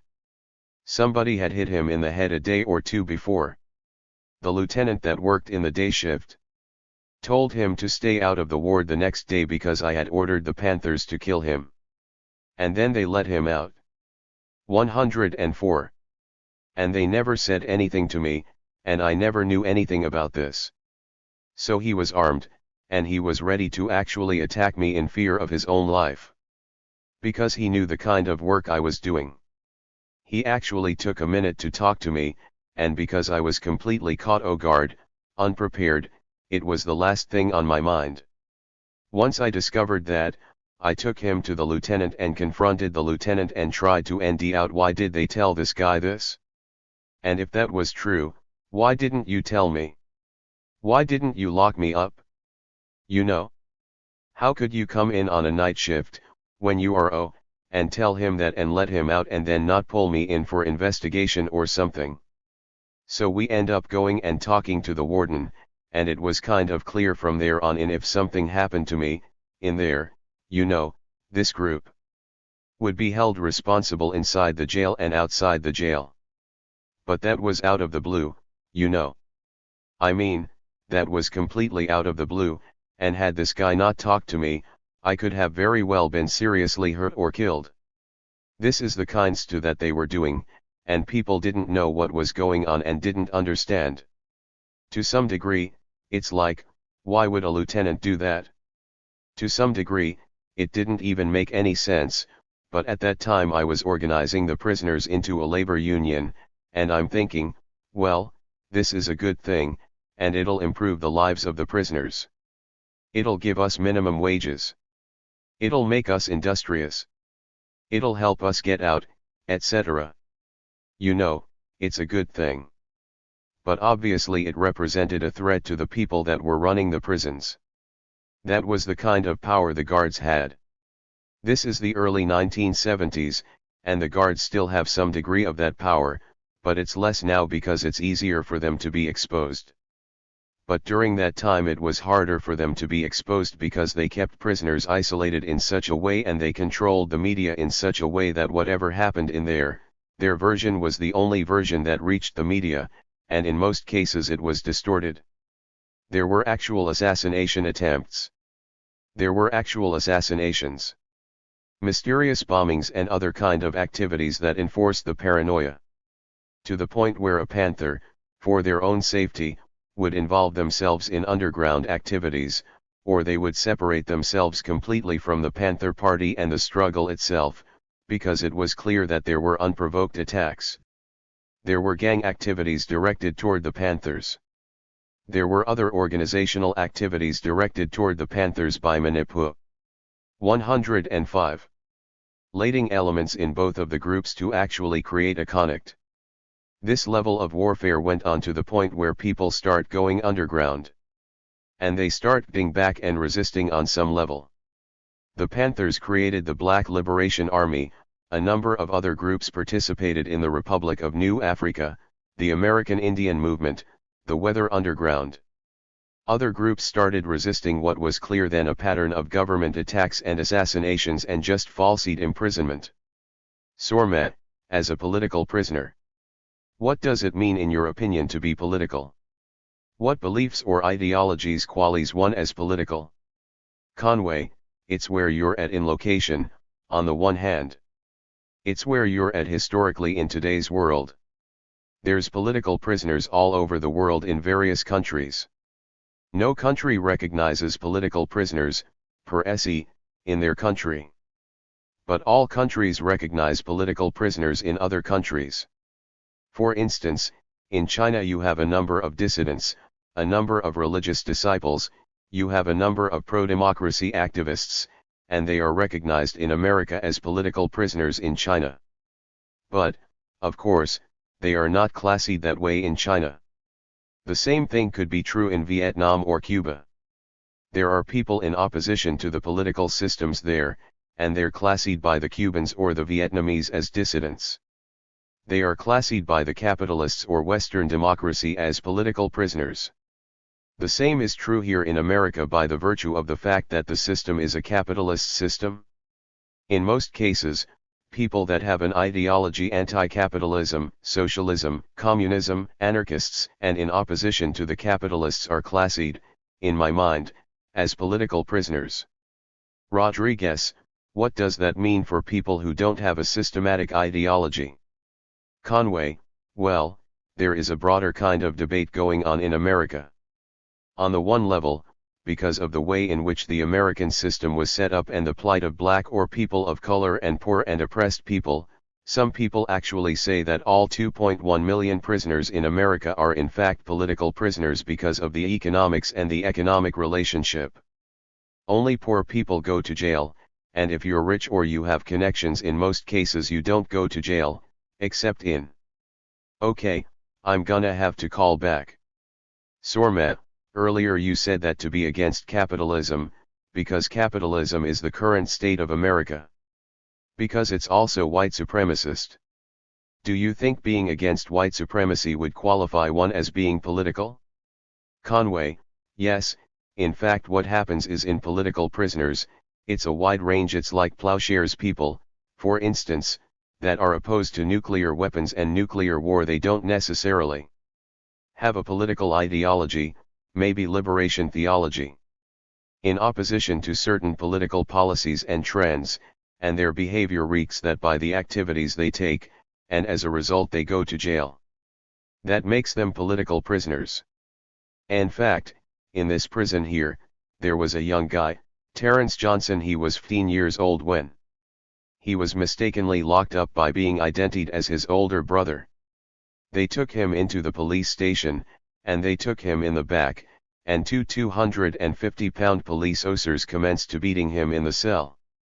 He wrestled the gun away from one of them and shot both of them, killed one, wounded the other, and they gave him, like, 20 years or something like that because they realized two things: he was the wrong person, he's, like, a little, skinny 15-year-old, and the police were actually beating him up, and in the heat of all that he panicked and shot him. There was a campaign for his release, and in fact he became a political prisoner in the sense there was an egregious wrong being done.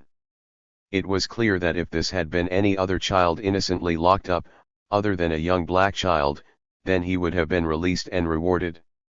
So, yeah, white supremacy is one of the things. If you're in opposition to that, then your activities are political.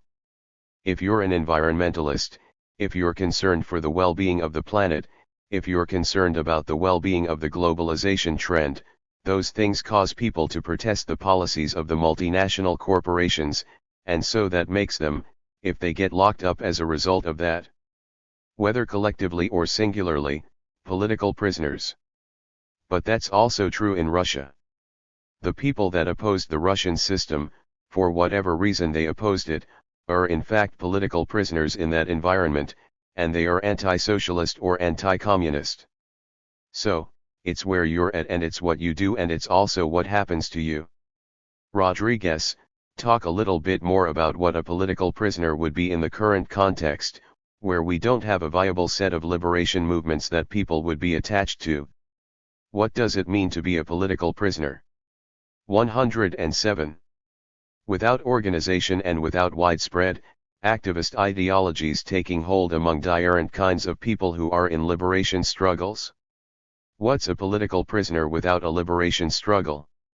Conway, the answer in my opinion would be that an activist, a person that stands up to injustices, A person for whatever reason takes the position that this or that is wrong, whether they do it based on ideology, is morally right, whether it's in the interest of the community or themselves. Just being beaten by police with ashlights, for instance, and it results in them being prosecuted, it results in them being harassed or locked up, jailed, and so on, they in fact become political prisoners. Now, I think that there's a universal classification for political prisoners, and that's movement related, activity related, ideologically related, in a sense that these people were engaged in political activity. But I also have learned over the 30-some years of being in jail that a lot of people become political prisoners, become conscious and become aware and act and behave based on that awareness after they have been incarcerated for criminal activity or other kinds of activities. That's on one level. On another level, I'm also aware, like I pointed out about the Terrence Johnson case, there are people who are forced into the position of political prisoners because of some act of the government or some opposition they have presented to the government. In the case of Plowshares activists, even though they were pouring blood on missiles, it was a political act that got them locked up and has them now facing years or so in prison, so this is a different level. So you can operate based on your principles and you can operate in opposition to what appears to be corruption, a morally wrong or legally wrong activity, and you can do it as an individual or you can do it as a collective end. If you have operated, you are a political prisoner. There has always been this activity from the federal government since after the Civil War to suppress movements. It started with the early labor movements in the 1880s, that is, it started against the Grangers, the populist movement in the Midwest, and so on. Superscript 1 it eventually rolled into the World War I anti-war movement, the workers of the world, industrial unions. Superscript 1 there was always the attempt to dismantle, disrupt, or deport. Movements were attacked illegally by breaking and entering, attacked by vigilantes, etc. This too went through World War II, the McCarthy era, and by the time of the Panthers, the Liberation Movement and so on, there was experience. 108. That was gained by the CIA, which was initially the OSS, during World War II. Superscript 1 Superscript 2. Behind the active line, they undermined the Germans, the French forces, they undermined activities in Italy, France, etc. They used these activities, and there's a good book out called Killing Hope. Superscript 1 Superscript 3 they used these activities in the late 40s, early 50s to undermine European governments that were being formed after World War II that had a socialist or communist bent. In Iraq and Iran, movements that were progressive in nature were actually putting people in power who were anti-American, anti-multinational corporations. Used various counterintelligence programs to destroy those movements, and in most cases they put in movements that were pro-capitalism and favorable to. As a result of the success they had around the world, they brought those programs home, counterintelligence programs against the domestic opposition that was developing. They were using the drugs initially to nance the secret clandestine wars in Laos and in Central and South Vietnam. In Cambodia, they were actually taking drugs out of the country and into the United States in very different ways, and they were selling those drugs and nancing illegal armies that were controlling of Laos, Central Vietnam, and Cambodia. These drugs ended up in the poor communities, and they used these drugs to help undermine the liberation movements that were occurring in the poor communities in America. In the late 1960s and the early 1970s, an explosion of drugs, an explosion of LMS, songs, portrayals of the super, hip drug imagery and drug culture was spread, and that happened in conjunction with a number of soldiers returning from Vietnam having been introduced to drugs in Vietnam and strung out and eventually brought those same habits home. Well, the federal government used the agencies.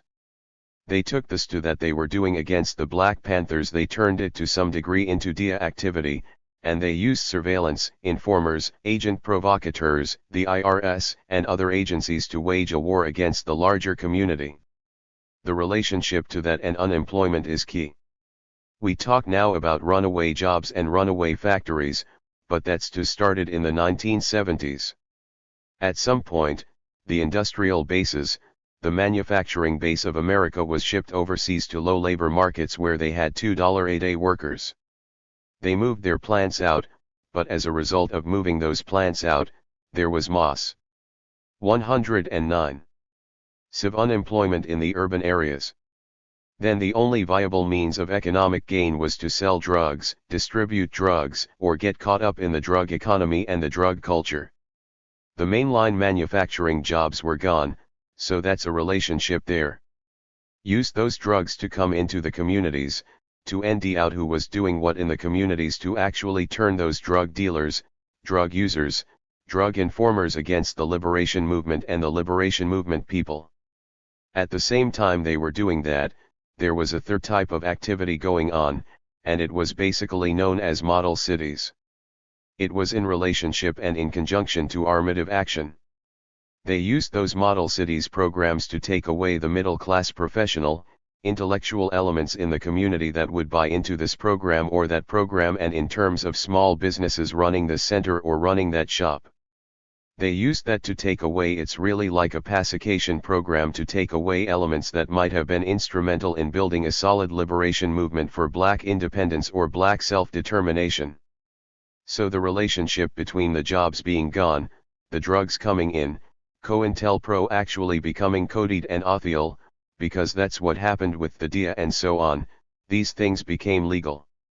The RICO Act and all of these things were actually authorized by law at some point. Superscript 1. The RICO Act focused on conspiracy. If one part of an organization does something, the entire group and its associates are participants in the specific act.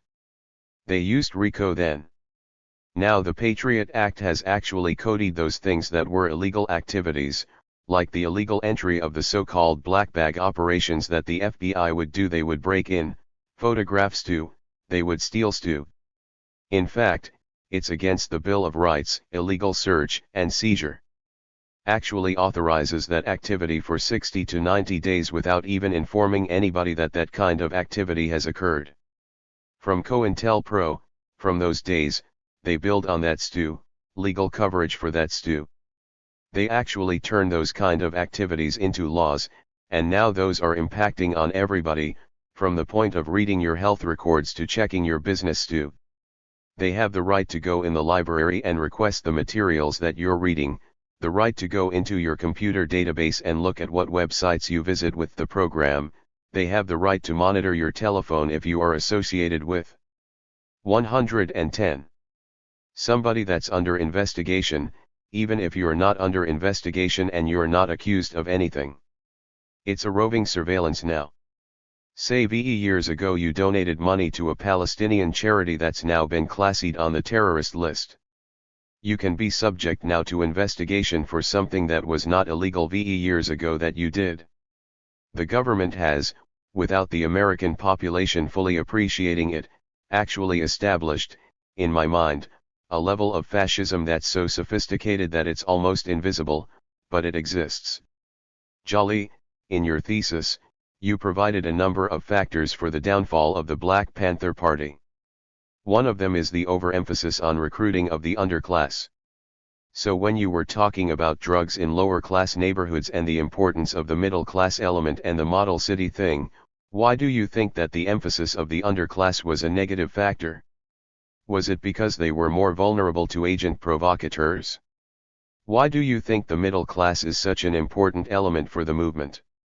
Conway, well, I think initially that overemphasis on using that particular class of people became a problem behavior that was already in place that hadn't been corrected in terms of putting an ideology in place, putting a discipline in place. There was a certain degree on the street level of resistance to repression that takes on a physical form in poor communities. You'll see it every week. Well, I don't know if you will now, but it used to be that Friday, Saturday, Sunday nights there would be GHTS. There would be a certain level of violent resistance. There would be a certain kind of interaction with the police. The police would be in the black community, in the poor communities. They would be busting people in the heads. There would be bottles thrown, bricks thrown, and there would be resistance. There would be toe-to-toe, knockdown, drag-outs, beat-down kind of situations that were occurring. This was a normal kind of response, and these behaviors came into the Black Panther Party. In moments of conflict, tempers aired, the behavior exhibited itself. It was easy for agent provocateurs to manipulate that kind of behavior. It was easy for agent provocateurs to jump out and create something, and everybody else would say, okay, we've got to support you. I guess my emphasis is on the need, and I think we were doing it to a great degree, because the Panthers were a wide-range mix, even though they say at the highest point it was only 5,000, for a wide mixture of people from professional, middle class, youth, men, women, to what I call the lumpen proletariat. Even intellectuals, but let me call back. 111. Conway, the other side of that was the middle class, professionals, people that I thought, and I think, distracted away from the movement. Were providing skills that other people were learning. All of these things were learnable skills, but at some point you actually have a basis of producing a newspaper, you have to have the wherewithal to run logistically a food distribution, you have to have a certain level of skill, even though we were training people, sort of like barefoot doctors, to do RST aid and sickle cell, anemia and medical care. But you have to start with a basis. You have to start with some skill level. You have to start with people that have been trained somewhere in order to move forward. I think those people were siphoned and taken away from the movement. Jolly, so when you talk about resistance to oppression by the lower class and the Friday night police brutality against the lower class people, doesn't that complicate the denition of political prisoners? Conway, well, the denition of political prisoner is complicated anyway, because, depending on who you talk to and when you talk to them, there's opinions of all 2 million people that are presently incarcerated in the prison system as being political prisoners. There's all the way down to a narrow group of 150 to 200 people. There are some people that don't even recognize the Islamic Jihad as political prisoners. There's probably close to 1,000 of those people in various jails around the world, in fact under control of America at Guantanamo Bay and so on. So it depends. Hat denition is probably going to be debated forever for what actually constitutes a political prisoner, and to a great degree I see political prisoners on 3 different levels, as I think I expressed earlier. There are obviously domestic and other kind of activities that don't qualify, given the nature of the economic system itself and the impact of oppression on people and how they tend to take that oppression out on each other in a domestic setting. I think Frantz Fanon's native intellectuals, for fear of challenging the oppressor itself. The internalized violence superscript 1. Conway, in my experience, I've only been in a couple of major jails. For the most part the populations don't recognize opposition to the American political system. I'm talking 90% of the population don't recognize that there is a problem with the relationship to the legal economic system, and in most cases they feel they have made some sort of major mistake in their life choices. Those mistakes resulted in them coming to jail or constantly. 112. Coming to jail. They kind of accept that go out what they can do to reinsert themselves into the economic system so that they can become entrepreneurs. In the sense of Christopher Columbus, they want to exploit somebody and get wealthy. I think the prison population more support for the mechanisms of the capitalist system and the concepts of the capitalist system than for change or an understanding that there is a need to change. For the most part, there is in the minds of prisoners a good system. Sormet, do you think it becomes problematic when what Fanon calls the native intellectual organizes or disciplines what you call the lumpen proletariat? Conway, I don't. It depends on where that organizing goes, and what that organizing is based on. If the ideology the intellectual organizes with is an ideology that supports the well-being and the benefit of the masses, the lumpen proletariat, the poor and oppressed class, there's gonna be an integration between those elements, from the lower class, the middle class, the intellectual. But if the ideology is the ideology that's being promoted by the middle class or the intellectuals, I mean, if you come, if you join the masses and in the interest of the masses, like Che Guevara, and in their interests you use that intellectual ability to work to cover those goals, then there's an integration there that will shake that movement forward. Rodriguez, I think that's precisely what happened at the site of the university with so-called people of color, and especially with Africana, Black Studies, and Ethnic Studies departments, which were conceived as a way not just to organize with the so-called lumpen proletariat but also to open up, actually to program or deprogram for poor people of color. What you see now is actually a kind of replication of the model cities program approach. Conway, yeah, initially those black student unions and whatnot sprung from the Black Panther movement, in a lot of cases, and certainly sprung from the Black Liberation movement, and they were designed to bring a consciousness and education to the broader community, to enhance those universities, university policies, and to expand participation in those institutions for the benefit of the black community. I think now probably what you have is people that benefit culturally and intellectually, but that doesn't come back to the community. It's lost that connection between what the community needed and what's actually going on. That wasn't the initial concept when it was developed, and it's similar to the Model Cities program in a lot of cases then. 113. Rodriguez, I have a question leads into the discussion of the EORTS to reopen an investigation or tribunal of the legacies of COINTELPRO and the absence of any sustained discussion among so-called US leftists, especially white leftists, about the existence of ongoing domestic warfare against black and third world people. There's just no conversation of it. I want to get your thoughts on why. Conway, initially, I would think that there was the impact of COINTELPRO, and even the neo-COINTELPRO programs, because COINTELPRO was technically supposed to end in the early 1970s. It was discovered that there would still be operations in the late 1970s. The sanctuary movement that was bringing in people from El Salvador and Guatemala and other South American places where they had military dictatorships and people were being murdered. Superscript 1 were discovered to be under the federal government FBI investigation, scrutiny, infiltration into the 1980s. The American Friends Service Committee was discovered even into the 1990s to be under scrutiny and investigation by police agencies and government agencies. I think the movements, the white left, as well as the movements in the black liberation and other movements, were actually traumatized. When I talk to people in the past 30 years, there's serious trauma that resulted from COINTELPRO. I think the movement itself not only was traumatized, but I think the remnants of it, the people that were left, in some degree panicked. I think that they are just starting to recover to some small degree with a new generation of people. I think the activists of my generation, in their 50s and their 60s, not only traumatized, not only panicked, but in some cases, in most cases, they burned out. I think that through the 1980s and the early 1990s, there was such a degree of demonization, if I can use that term, predatoriness or criminalization. Boys in the hood, menace to society, the predatory young black male, and now female, has created an image, and even in the movement, and in most other communities, that basically has led to people being terrified of the black community and elements of the black community. That terror has led to a tentative justification of or, at least, apathy toward the attacks that are constantly being launched. I mentioned earlier the ashlight beatings.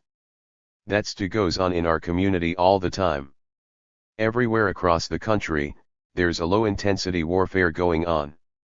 Folks are being shot.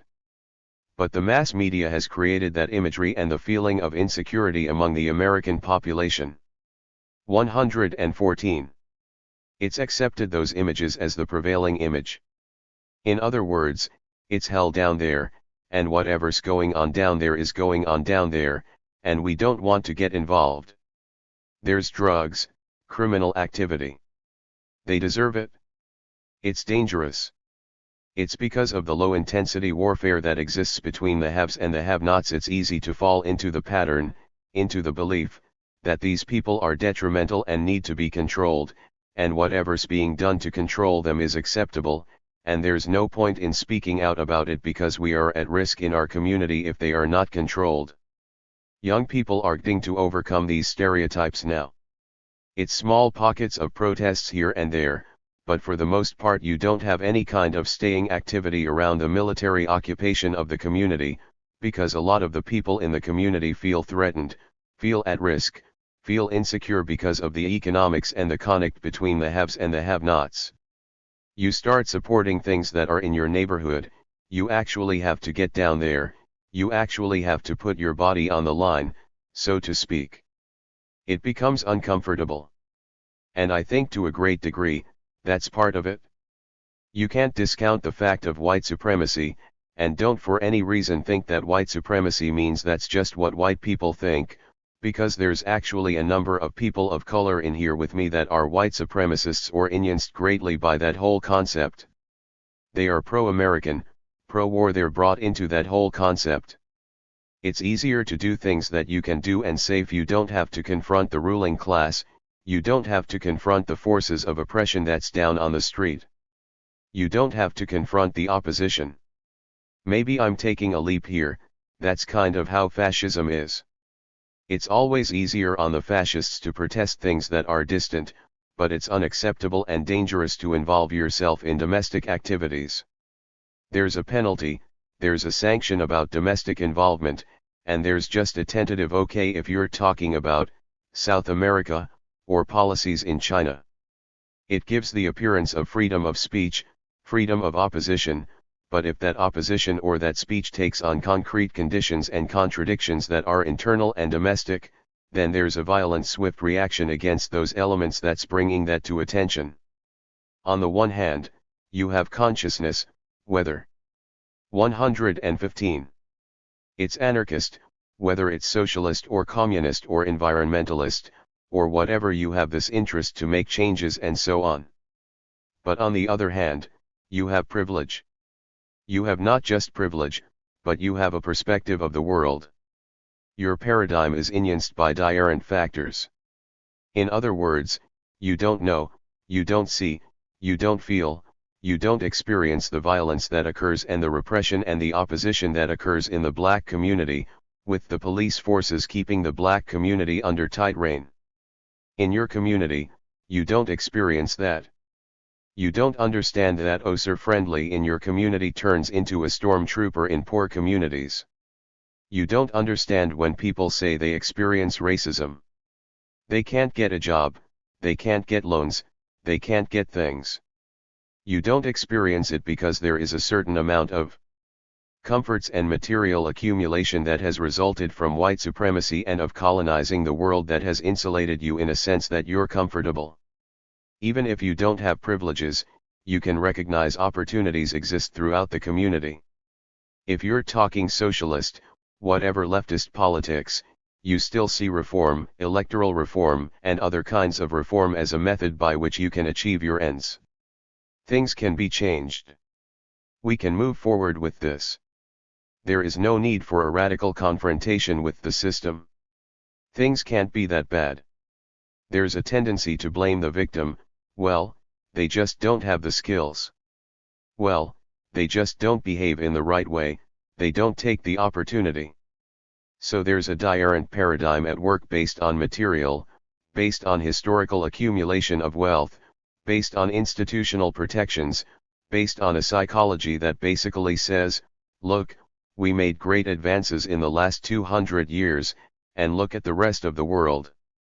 Unconsciously, there's a paradigm that develops based on all of those things that people can't really appreciate. They can't walk a mile in our shoes. They can't see where we're at, because they really don't understand where we're at. I mean, they can read it, they can hear about it, they can even come through and see an incident here or there that they basically say is an exception, or they can get an impression of something, but they don't understand that this is our life. So they don't respond in the same way, and they don't see the same thing we see. In fact, they tend to think that we might be exaggerating the things that we are saying, or we might be overly sensitive. In short, get over it. Sormat, in the context of white supremacy, because white people have the right. 116. To live or the right to bodily safety, whereas people of color, especially black people, don't. At what point or junction do you see political alliance with white people possible, if it is at all? Conway, well, of course, political alliances with all people. You know, white supremacy, even though it's pervasive and universal in many ways, is still an ideology. Racism is another ideology. Nationalism is a different kind of ideology. I think all ideologies at some point somewhere have to be called into question in such a way that we look at them and see how they work to create unity. And when I say nationalism, I'm saying the kind of nationalism that divides the human race. I think we need to be looking at the things that unify the human race, and when we're talk about unifying the human race, we have to cease talking about white folks, as well as Native Americans, Latinos, blacks. So there is that possibility of alliances, and there's always been alliances, to some degree, and every alliance is going to bring its own baggage and it's going to bring its own limitations, and those alliances need to be developed in such a way that there's a common goal and a common struggle. George Jackson. George Lester Jackson was born on September 23, 1941, on the west side of Chicago, the second of Georgia and Lester Jackson's VE children.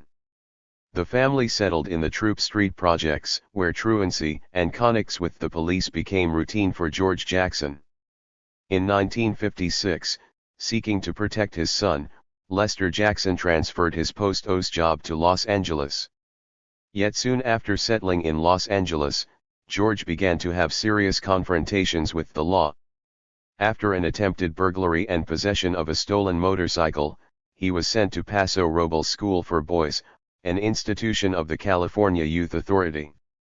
In Paso Robles, during his 7-month sentence, he read the works of Raphael Sabatini and Jack London. Superscript 1. In 1958, a few months after his parole, Jackson and several friends were arrested for robberies to which he pled guilty. He escaped from Bakersfield jail and was recaptured to serve the rest of his sentence. After his release, on September 18, 1960, he allegedly drove the getaway car after his friend robbed a gas station of $71. He agreed to confess in return for a light sentence. The judge gave him 1 year to life, a sentence designed to allow judicial exibility, but that ultimately proved to be a life sentence for George Jackson. Initially sent to Soledad Prison, he was transferred at least 4 times during his incarceration. During his RST years, he and his close friend James Carr gained power and respect within prison as the leaders of a gang called the Wolf Pack.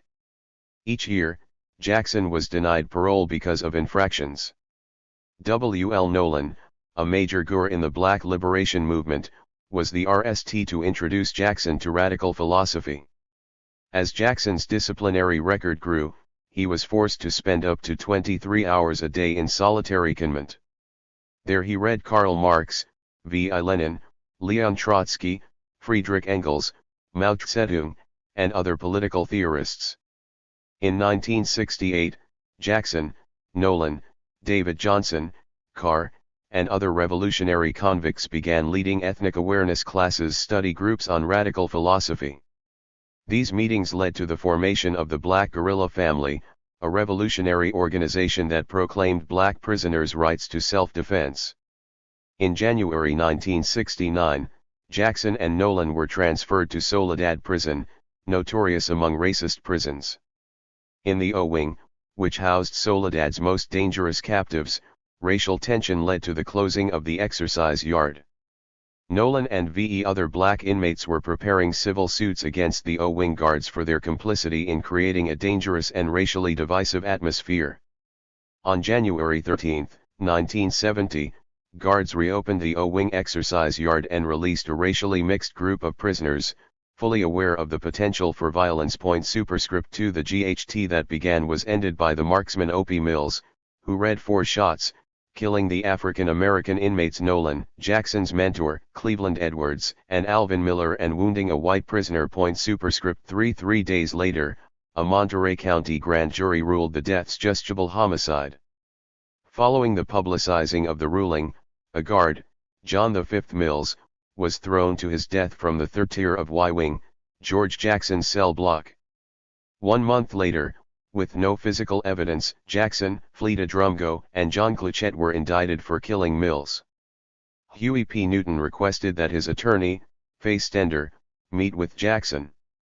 After doing so, Stender subsequently formed the Soledad Brothers Defense Committee, which eventually was headed by Angela Y. Davis. Stender also arranged for the publication of Soledad Brother, the prison letters of George Jackson on August 7, 1970. Jackson's 17-year-old brother, Jonathan, entered the Marin County Courthouse with weapons registered in the name of Angela Davis during the trial of the prisoner James McLean, who was charged with the attempted stabbing of a Soledad guard. Jonathan Jackson armed McLean and, with the prisoner witnesses Rochelle McGee and William Christmas, took the assistant district attorney, Judge Harold Haley, and 3 jurors into a van parked outside.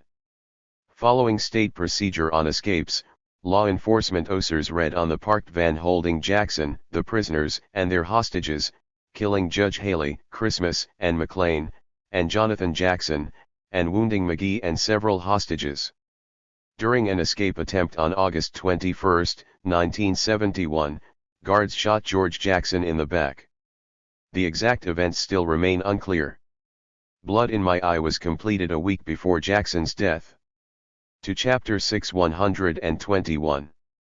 6.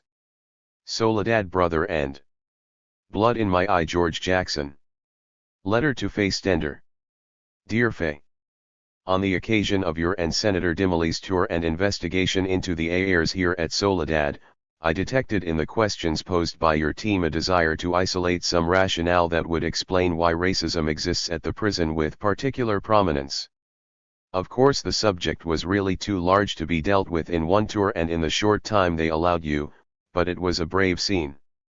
My small but mighty mouthpiece, and the black establishment senator and his team, invading the state's maximum security row in the worst of its concentration camps. I think you are the RST woman to be allowed to inspect these facilities. Thanks from all. The question was too large, however. It's tied into the question of why all these California prisons vary in character and devour in general. It's tied into the larger question of why racism exists in this whole society with particular prominence, tied into history. Out of it comes another question. Why do California joints produce more Bunchy Carters and Eldridge Cleavers than those over the rest of the country? I understand your attempt to isolate the set of localized circumstances that give to this particular prison's problems of race is based on a desire to aid us right now, in the present crisis. There are some changes that could be made right now that would alleviate some of the pressures inside this and other prisons. But to get at the causes, one would be forced to deal with questions at the very center of American political and economic life, at the core of the American historical experience. This prison didn't come to exist where it does just by happenstance. Those who inhabit it and feed its existence are historical products. The great majority of Soledad pigs are southern migrants who do not want to work in the elds and farms of the area, who couldn't sell cars or insurance, and who couldn't tolerate the discipline of the army. And of course prisons attract sadists. After one concedes that racism is stamped unalterably. 123. Into the present nature of American socio-political and economic life in general, and concedes further that criminals and crime arise from material, economic, socio-political causes, we can then burn all of the criminology and penology libraries and direct our attention where it will do some good. The logical place to begin any investigation into the problems of California prisons is with Our Pigs Are Beautiful Governor Reagan, radical reformer turned reactionary. For a real understanding of the failure of prison policies, it is senseless to continue to study the criminal. All of those who can afford to be honest know that the real victim, that poor, uneducated, disorganized man who NDS himself a convicted criminal, is simply the end result of a long chain of corruption and mismanagement that starts with people like Reagan and his political appointees in Sacramento. After one investigates Reagan's character, the next logical step in the inquiry would be a look into the biggest political prize of the state, the directorship of the Department of Correction. All other lines of inquiry would be like walking backward. You'll never see where you're going. You must begin with directors, assistant directors, adult authority boards, roving boards, supervisors, wardens, captains, and guards. You have to examine these people from director down to guard before you can logically examine their product. Add to this some concrete and steel, barbed wire, ryes, pistols, clubs, the tear gas that killed Brother Billingsley in San Quentin in February 1970 while he was locked in his cell, and the pick handles of Folsom, San Quentin, and Soledad to determine how men will behave once they enter the prison. It is of RST importance to know that prison men are brutalized by their environment, not the reverse. I gave you a good example of this when I saw you last. Where I am presently being held, they never allow us to leave our cell without RST handcuffing us and belting or chaining the cuffs to our waists. This is preceded always by a very thorough skin search. A force of a dozen or more pigs can be expected to invade the row at any time, searching and destroying personal effects. The attitude of the state toward the convicts is both defensive and hostile. Until the convict gives in completely, it will continue to be so. By giving in, I mean 124. Prostrating oneself at their feet. Only then does their attitude alter itself to one of paternalistic condescension. Most convicts don't dig this kind of relationship with a group of individuals demonstrably inferior to the rest of the society in regard to education, culture, and sensitivity. Our cells are so far from the regular dining area that our food is always cold before we get it. Some days there is only one meal that can be called cooked. We never get anything but cold-cut sandwiches for lunch. There is no variety to the menu. The same things week after week. One is conned to his cell 23.5 hours a day. Overt racism exists unchecked. It is not a case of the pigs trying to stop the many racist attacks, they actively encourage them. They are getting upstairs right now. It's 11:10 a.m., June 11th. No black is supposed to be on the tier upstairs with anyone but other blacks, but mistakes take place and 1 or 2 blacks end up on the tier with 9 or 10 white convicts frustrated by the living conditions or openly working with the pigs. The whole ceiling is trembling. In hand-to-hand combat we always win, we lose sometimes if the pigs give them knives or zip guns. Lunch will be delayed today, the tear gas or whatever it is drifts down to sting my nose and eyes. Someone is hurt bad. I hear the meat wagon from the hospital being brought up. Pigs probably gave them some weapons. But I must be fair. Sometimes they'll set up one of the Mexican or white convicts. He'll be one who has not been sufficiently racist in his attitudes.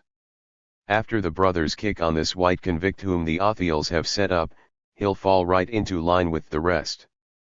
I was saying that the great majority of the people who live in this area of the state and seek their employment from this institution have overt racism as a traditional aspect of their characters.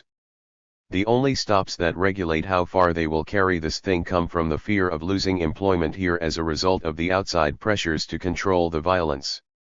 That is owing, Max Rose Soledad in part anyway. Take an individual who has been in the general prison population for a time.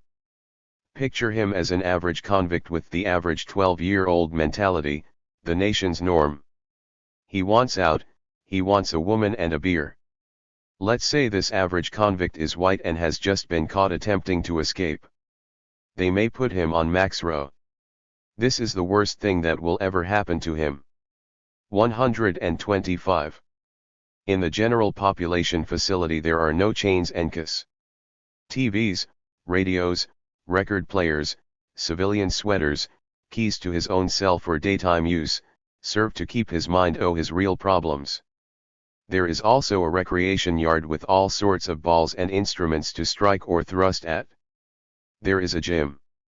There are movies and a library well stocked with lichen. And of course there is work, where for 2 or 3 cents an hour convicts here at Soledad make paper products, furniture, and clothing. Some people actually like this work since it does provide some money for the small things and helps them to get through their day without thinking about their real problems. Take an innocent con out of this general population setting. Bring him to any part of O-Wing. He will be queued, chained, belted, pressured by the police who think that every convict should be an informer. He will be pressured by the white cons to join their racist brand of politics. If he is supposed to help black, he will be pushed away by black. 3 weeks is enough. The strongest hold out no more than a couple of weeks.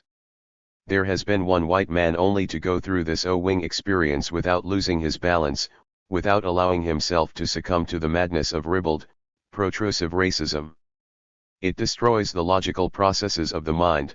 A man's thoughts become completely disorganized. The noise, madness streaming from every throat, frustrated sounds from the bars, metallic sounds from the walls, the steel trays, the iron beds bolted to the wall, the hollow sounds from a cast iron sink or toilet. The smells, the human waste thrown at us, unwashed bodies, the rotten food. When a white con leaves here, he's ruined for life.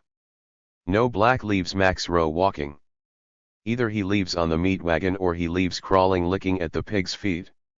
Ironic, because one cannot get a parole to the outside prison directly from O-Wing, Max Rowe. It's positively not done. The parole board won't even consider the Max Rowe case. So a man licks at the feet of the pig not for a release to the outside world but for the privilege of going upstairs to O-Wing Adjustment Center. There the licking process must continue if a parole is the object. You can count on one hand the number of people who have been paroled to the streets from O-Wing proper in all the years that the prison has existed. No one goes. 126. From O-Wing, Max Rowe straight to the general prison population. To go from here to the outside world is unthinkable. A man must go from Max Rowe to the regular adjustment center facility upstairs. Then from there to the general prison population. Only then can he entertain thoughts of eventual release to the outside world. One can understand the depression felt by an inmate on Max Rowe. He's fallen as far as he can into the social trap. Relief is so distant that it is very easy for him to lose his holds. In 2 weeks that little average man who may have ended up on Max Rowe for suspicion of attempted escape is so brutalized, so completely without holds, that he will never heal again. It's worse than Vietnam. He's dodging lead. He may be forced to GHT a duel to the death with knives. If he doesn't sound and act more zealous than everyone else, he will be challenged for not being loyal to his race and its politics, fascism. Some of these cons support the pig's racism without shame, the others support it inadvertently by their own racism. The former are white, the latter black. But in here as on the street, black racism is a forced reaction. A survival adaptation. The picture that I have painted of Soledad's general population facility may have made it sound not too bad at all. That mistaken impression would result from the absence in my description of one more very important feature of the mainline terrorism. A frightening, petrifying diasion of violence and intimidation is emitted from the OCs of the warden and captain. How else could a small group of armed men be expected to hold and rule another much larger group except through fear? We have a gym. But if you walk into this gym with a cigarette burning, you're probably in trouble. There is a pig waiting to trap you. There's a sign no smoking. If you miss the sign, trouble. If you drop the cigarette to comply, trouble. The ore is regarded as something of a hazard. There are no receptacles. The pig will pounce. You'll be told in no uncertain terms to scrape the cigarette from the ore with your hands. It builds from there. You have a gym, but only certain things may be done and in special ways. Since the rules change with the pig's mood, it is really safer for a man to stay in his cell. You have work with emoluments that range from nothing to 3 cents an hour. But once you accept the pay job in the prison's industrial sector, you cannot get out without going through the bad conduct process. When workers are 127 needed, it isn't a case of accepting a job in this area. You take the job or you're automatically refusing to work, even if you clearly stated that you would cooperate in other employment. The same atmosphere prevails on the recreation yard, where any type of minor mistake could result not in merely a bad conduct report and placement in the adjustment center, but death. ASTGHT, a temporary, trivial loss of temper will bring a fusillade of bullets down on the darker of the two men. You can't begin to measure the bad feeling caused by the existence of one TV set shared by 140 men. Think. One TV, 140 men. If there is more than one channel, what's going to occur? In Soledad's TV rooms there has been murder, mayhem, and destruction of many TV sets. The blacks occupy one side of the room and the whites and Mexicans the other. We have a side, they have a side. What does your imagination envisage out of a hypothetical situation where Nina Simone sings, Angela Davis speaks, and Jim Brown splits on one channel, while Merle Haggard yodels and begs for an ass-kicking on another? The GHT will follow immediately after some brother, who is less democratic than he is starved for beauty, turns the station to see Angela Davis. What lines do you think the ding will be along? Won't it be Angela and me against Merle Haggard? But this situation is tolerable, at least up to a point. It was worse. When I entered the joint on this ends, they had half and we had half, but out half was in the back. In a case like the one just mentioned, the white convicts will start passing the word among themselves that all whites should be in the TV room to vote in the Cadillac Cowboy. The two groups polarize out of a situation created by whom? It's just like the outside. Nothing at all complicated about it. When people walk on each other, when disharmony is the norm, when organisms start falling apart, it is the fault of these whose responsibility it is to govern. They're doing something wrong. They shouldn't have been trusted with the responsibility. And long-range political activity isn't going to help that man who will die tomorrow or tonight. The apologists recognize that these places are controlled by absolute terror, but they justify the pig's excesses with the argument that we exist outside the practice of any civilized codes of conduct. Since we are convicts rather than men, a bullet through the heart, summary execution for St. 128. Ding or stepping across a line is not extreme or unsound at all. An Othiel is allowed full range in violent means because a convict can be handled no other way. Faye, have you ever considered what type of man is capable of handling absolute power? I mean, how many would not abuse it? Is there any way of isolating or classifying generally who can be trusted with a gun and absolute discretion as to who he will kill? I've already mentioned that most of them are KKK types. The rest, all the rest, in general, are so stupid that they shouldn't be allowed to run their own bath. A responsible state government would have found a means of weeding out most of the savage types that are drawn to gunslinger jobs long ago. How did all these pigs get through? Men who can barely read, write, or reason. How did they get through? You may as well give a baboon a gun and set him loose on us. It's the same in here as on the streets out there. Who has loosed this thing on an already swearing people? The Reagans, Nixons, the men who have, who own. Investigate them. There are no qualifications asked, no experience necessary. Any fool who falls in here and can sign his name might shoot me tomorrow from a position 30 feet above my head with an automatic military re. He could be dead drunk. It could really be an accident, but he'll be protected still. He won't even miss a day's wages. The textbooks on criminology like to advance the idea that prisoners are mentally defective. There is only the merest suggestion that the system itself is at fault. Penologists regard prisons as asylums. Most policy is formulated in a bureau that operates under the heading Department of Corrections. But what can we say about these asylums, since none of the inmates are ever cured? Since in every instance they are sent out of the prison more damaged physically and mentally than when they entered? Because that is the reality.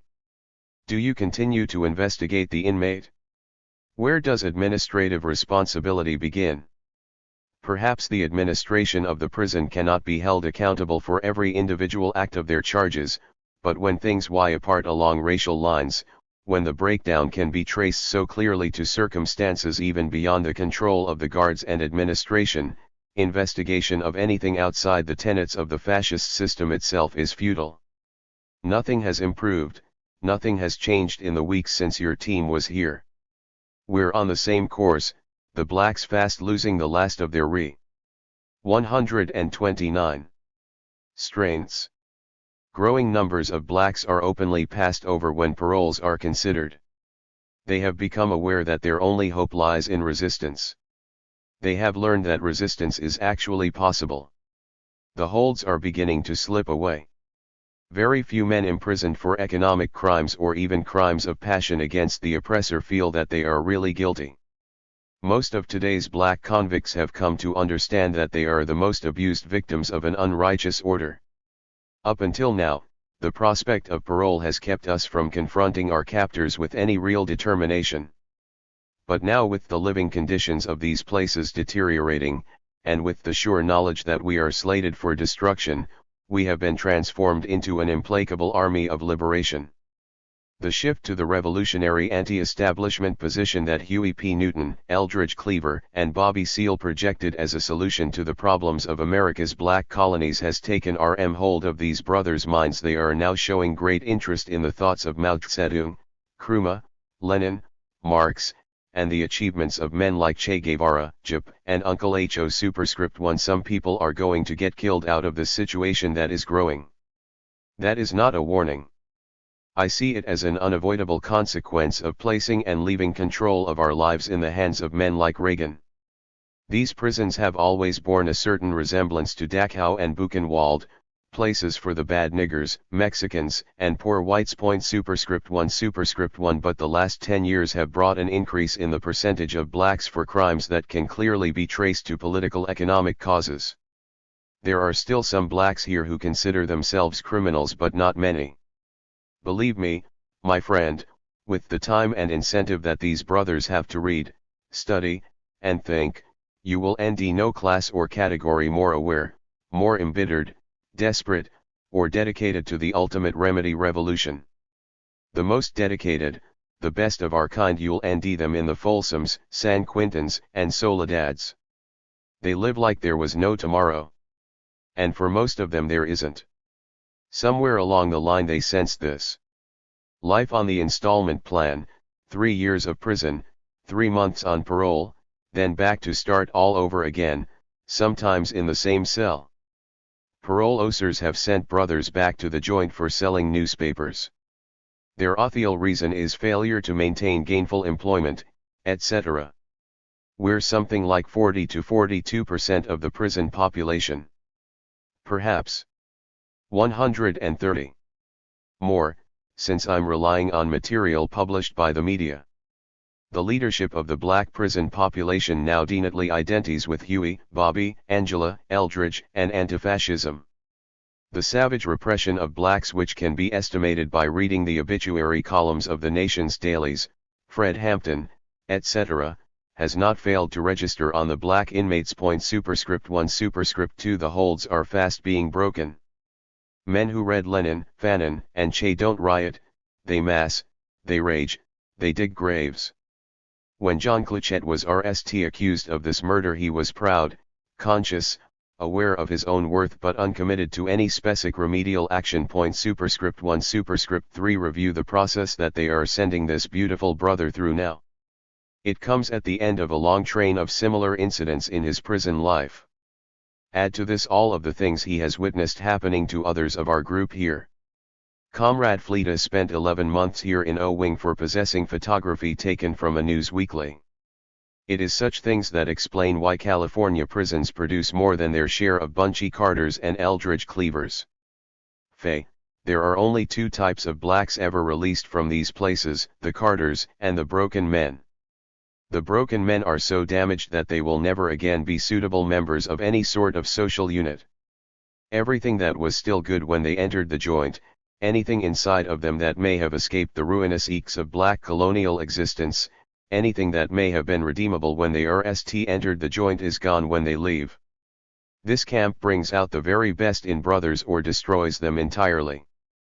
But none are unaffected. None who leave here are normal. If I leave here alive, I'll leave nothing behind. They'll never count me among the broken men, but I can't say that I am normal either. I've been hungry too long. I've gotten angry too often. I've been lied to and insulted too many times. They pushed me over the line from which there can be no retreat. I know that they will not be satisfied until they pushed me out of this existence altogether. I've been the victim of so many racist attacks that I could never relax again. My reactions will never be normal again. I'm like a dog that has gone through the canine process. This is not the first attempt the institution has made to murder me. It is the most determined attempt, but not the first. I look into myself at the close of every one of these pre-trial days for any changes that may have taken place. I can still smile now, after 10 years of block. 131. Knife thrusts and pick handles, of anticipating and faceless sadistic pigs, reacting for 10 years, 7 of them in solitary. I can still smile sometimes, but by the time this thing is over I may not be a nice person. And I just lit my 77th cigarette of this 21-hour day. I'm going to lay down for 2 or 3 hours, perhaps I'll sleep. Seize the time. From blood in my eye. As a slave, the social phenomenon that engages my whole consciousness is, of course, revolution. The slave and revolution. Born to a premature death, a menial, subsistence wage worker, odd job man, the cleaner, the cod, the man under hatches, without bail, that's me, the colonial victim. Anyone who can pass the civil service examination today can kill me tomorrow. Anyone who passed the civil service examination yesterday can kill me today with complete immunity. I've lived with repression every moment of my life, a repression so formidable that any movement on my part can only bring relief, the respite of a small victory or the release of death. In every sense of the term, in every sense that's real, I'm a slave to, and of, property. Revolution within a modern industrial capitalist society can only mean the overthrow of all existing property relations and the destruction of all institutions that directly or indirectly support existing property relations. It must include the total suppression of all classes and individuals who endorse the present state of property relations or who stand to gain from it. Anything less than this is reform. Government and the infrastructure of the enemy capitalist state must be destroyed to get at the heart of the problem, property relations. Otherwise there is no revolution. Reshuy the governmental personnel and forms, without changing property relations and economic institutions, and you have produced simply another reform stage in the old bourgeois revolution. The power to alter the present imbalances, to remedy the critical defects of an advanced industrial state ordered on an antiquated set of greed-confused motives, rests with control over production and distribution of wealth. If the 1% who presently control the wealth of the society maintain their control after any reordering of the state, the changes cannot be said to be revolutionary. 132. The prerequisite for a successful popular revolution is that the victors totally junk the old machinery of state. Lenin stressed in The State and Revolution. One thing especially was proven by the Commune, viz. That the working class cannot simply lay hold of the ready-made state machinery and wield it for its own purposes.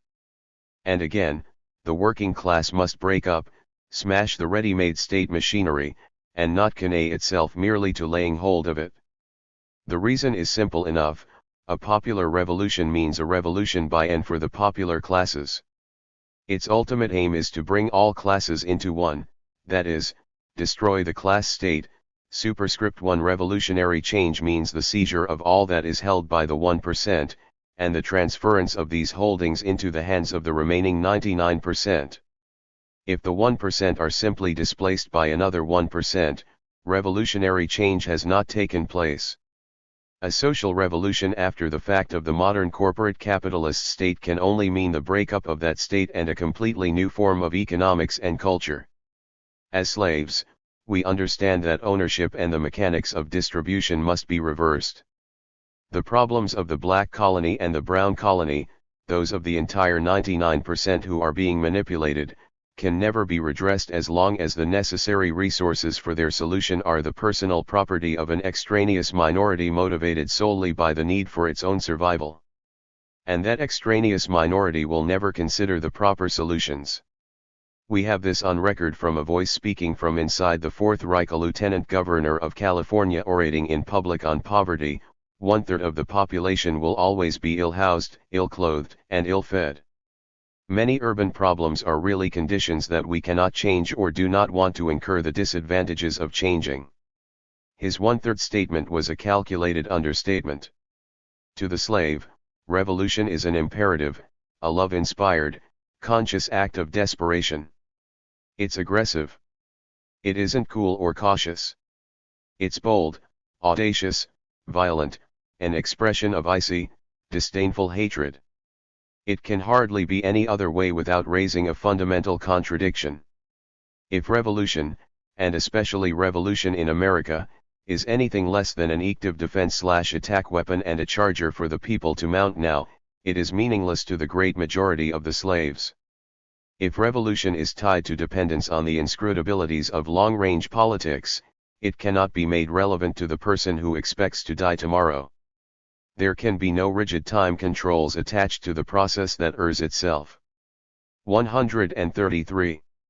As relief, not if those for whom it is principally intended are under attack now. If the proponents of revolution cannot learn to distinguish and translate the theoretical into the practical, if they continue to debate just how to call up and harness the conscious motive forces of revolution, the revolutionary ideal will be the loser. It will be rejected. The principal reservoir of revolutionary potential in America lies in wait inside the black colony. Its sheer numerical strength, its desperate historical relation to the violence of the productive system, and the fact of its present status in the creation of wealth force the black stratum at the base of the whole class structure into the forefront of any revolutionary scheme. 30% of all industrial workers are black. Close to 40% of all industrial support roles are led by blacks. Blacks are still doing the work of the greatest slave state in history. The terms of our servitude are all that have been altered. The black colony can and will influence the fate of things to come in the USA. The impact of black revolutionary rage actually could carry at least the opening stages of a socialist revolution under certain circumstances, not discounting some of the complexities created by the specter of racism. However, if we are ever going to be successful in tying black energy and rage to the international socialist revolution, we must understand that racial complexities do exist. When the Minister of Defense and servant of the people attacks the strategy of the American Communist Party and the liberal left revisionists for their failure to devise a policy which takes into account the special circumstances of Yankee-style racism, he is not attacking communism and the collective ideal. He is questioning the Communist Party and other less committed sections of the left revolutionary movement about their awareness of the unique problems presented by a particularly vicious and immediately threatening racism. My brother Jonathan, a communist revolutionary to the core, writing me in June of 1969, theorized as follows. We are quite obviously faced with a need to organize some small defenses to the more flagrant abuses of the system now. I mean this in a military sense. The period of disorganized activity, of riots and rallies, and purely political agitation/education has come to a close. The violence of the opposition has brought it to an end. We cannot raise consciousness another millimeter. 134. Without a new set of tactics. Long-range political ploys alone are not practical for us. To me, the concept seems to assume that someday in the distant future we'll produce a 700-pound EA to GHT the paper tiger. That's not too likely to happen. While we await the precise moment when all of capitalism's victims will indignantly rise to destroy the system, we are being devoured in family lots at the whim of this thing. There will be no super slave. Some of us are going to have to take our courage in hand and build a hard revolutionary cadre for selective retaliatory violence. We have numbers on our side if the whites who support revolutionary change can prevent this thing from degenerating into race war. The picture of the US as a paper tiger is quite accurate, but there is a great deal of work to be done on its destruction, and I'm of the opinion that if there is a big job of growing to do, the sooner begun the sooner done. Both Huey and Jonathan are understandably calling for the programmed revolution to take into account the fact of racial genocide. Jonathan is calling from his grave, adding another voice to the many thunderous graveyard armations which, for us blacks, speeds the revolution to its ultimate issue. In order to develop revolutionary consciousness, we must learn how a revolutionary consciousness can be raised to the highest point by stimuli from the vanguard elements. We recognize and appreciate the decades of hard, sometimes dangerous work done in the name of revolution by the older socialist parties. Perhaps we wouldn't exist at all were it not for their efforts. It is our sincere wish to operate in complete harmony with these older groups. But we must create new impetus and greater intellectual and physical energy if the forces of reaction are not to win another extended reprieve. A joint effort will make the task of overwhelming our common enemy all the simpler. But if our present differences cannot be reconciled by an honest and fearless search for the correct way, then we will be forced to take the foundation of correct ideals and theory into our own hands and build a positive and more practical superstructure applicable to the circumstances surrounding our lives. In his guerrilla warfare, Lenin wrote, "New forms of struggle, unknown to the participants of the given period, inevitably arise as the given social situation changes. The coming crisis will introduce new forms of struggle that we are now unable to foresee." Superscript 1. In other words, the old guard must not fail to understand that circumstances change in time and space, that there can be nothing dogmatic about revolution. 135. Airy theory. It is to be born out of each popular struggle. Each popular struggle must be analyzed historically to discover new ideas.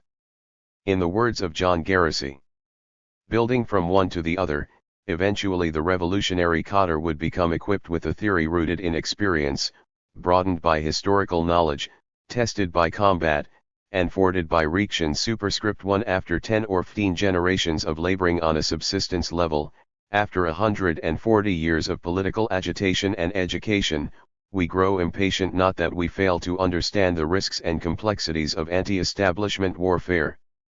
We simply want to live. About the translation. Cyrene Harb. Published in France on November 10, 1971, The Masked Assassination originally appeared as the second part of a pamphlet, The Assassination of George Jackson. Superscript 1. Prepared by the Prison Information Group. Superscript 2. The JIP published two pamphlets before this one, Investigation in 20 Prisons and Investigation in a Model Prison, Fleury-Maraghis. Superscript 3. Part I of The Assassination of George Jackson includes two interviews in which George Jackson explores, among other things, the importance of military and political cadres, consciousness raising among the prisoners, and the role of women in the Black Panther Party. The RST interview, The Struggle in the Prisons, was published by the Black Panther Intercommunal News Service on August 23, 1971. The second interview, The Politics of the Black Panther Party, was conducted on July 28, 1971, in San Quentin, by a journalist from the Berkeley tribe. The second part of the pamphlet includes 3 sections. The Masked Assassination, After the Assassination, and Jackson's Place in the Prison Movement. The French theorist and activist Jean Genet, one of the most ardent supporters of the Black Panther Party, provided the preface to the pamphlet and texts prepared by the JIP. It was at his suggestion that the JIP devoted a communiqué on media coverage of George Jackson's death in San Quentin. The JIP prefaces its title page with the following statements. The death of George Jackson is not a prison accident. It is a political assassination. In the United States of America, assassination was, and still is, a form of political action. This pamphlet does not propose to fully explain the events of August 21, 1971, which took place in the prison of San Quentin, for the time being, at 7. Least, these events are not fully understandable. Through this brochure, we wanted to answer 2 questions. 1. Who was this human being whom they wanted to kill? What type of threat did he carry, despite the fact that he only carried his chains? 2. And why did they want to kill this death, to steal it under lies?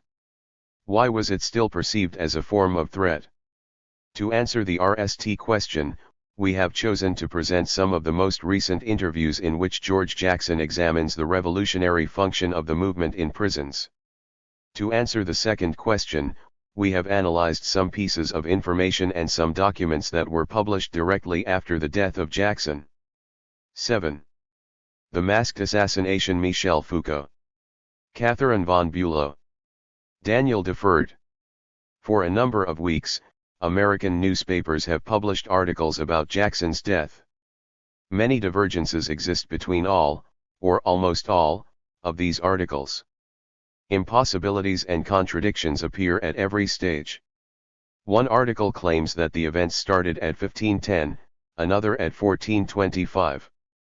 One article describes the revolver as a 9mm, another as a .38 caliber.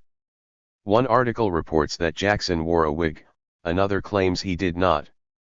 On Saturday, the whole event was described as a 30-second blaze. On Monday, it became a long massacre of 30 minutes. Most of this information comes directly from the administration of the penitentiary. A man whose account of his neighbor's death is half as incongruous as the story told by the director of San Quentin about Jackson's death would be immediately accused of the crime, but this will not happen to the director of San Quentin. Jackson has already said it: what is happening in the prisons is war, a war having other fronts in the black ghettos, the army, and the courts. There was a time when an imprisoned militant was a soldier outside of combat. For the ruling power, prison represented, after murder, the most active weapon against its adversaries. Today, the imprisoned revolutionary militants and the common law prisoners, who became revolutionaries specifically during their detention, paved the way for the war front to extend inside prisons. This struggle is terribly uneven since all of the weapons are in the hands of one party. Despite this fact, such a struggle worries the American administration, since it has become clear that court sentences will not be able to stop it. Scandalous verdicts have transformed the prisoners into militants, and, in turn, the struggle in prisons has rendered court sentences derisory, whatever they might be. At this stage, the ruling power is left with one resort: assassination. 141. Jackson's assassination will never be prosecuted by the American justice system. No court will actually try to out what happened. It was an act of war. And what the ruling power, the administration of the penitentiary, and the reactionary newspapers have published must be considered as war communiques. This means that they fool some tactical exigencies, they serve a specific purpose, and they stimulate the struggle on the internal front. It is therefore pointless to try to out what is more or less accurate in the communiques of the administration. Rather, it is sufficient to know the purpose that this or that statement would serve and what the administration sought to achieve and gain through its use.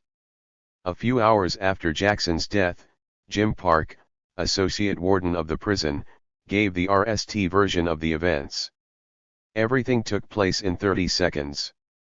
It was 3:10 in the afternoon, that is, a little more than an hour after the end of visiting time. The incident took place in the maximum security cell block of the prison, where the worst of the incorrigibles are locked up. 17 to 20 inmates were involved in it, among them were Jackson, the other two Soledad brothers, and McGee. What exactly was Jackson's role? Was he the leader? Jim Park was asked. He was the RST to leave his prison cell, and he had a revolver in his hand. I leave it up to you to draw your own conclusions. This revolver was a .38 caliber. We don't know if he used it or not. Anyway, the VE victims were stabbed with knives, which were either smuggled in or fabricated inside the prison. 2 other guards were injured in the same way. Less than 1 minute after the beginning of the riot, Jackson the maximum security cell block, running. Spain, another inmate, was with him. Jackson was directly shot down. Spain was slightly wounded. The guards only read 1 or 2 active shots. The remaining ones were intended to warn the inmates and force them to leave their cells and lay down in the yard. What are the purposes that this RST version serves? To depict an abrupt, violent, and absurd riot, without a specific reason or objective, and emphasize the prompt and impeccable response of the police. But this was merely a hasty RST operation, designed to answer the most urgent needs. Other operations were necessary, and they were enacted over the subsequent days. Undoubtedly, the American administration needed Jackson's death. He was the main exponent of the revolutionary movement in the prisons, thus, it was necessary to eliminate him. But this administration feared that his assassination would provoke an explosion and lead to the reinforcement of the revolutionaries. Consequently, there was a series of operations, which took the form of communiques, news, and disclosures. Their goal was the manipulation of public opinion, at least, that of the people who were yet undecided, and to prepare a certain number of repressive measures. This counteroffensive tactic aimed to achieve VE goals. 1. Compromise those black and white lawyers who provide legal and political assistance to the inmates. 2. Plant the seeds of suspicion about the complicity of the entire black community. 3. Present the guards, whose reputation had been devalued, in a more positive light. 4.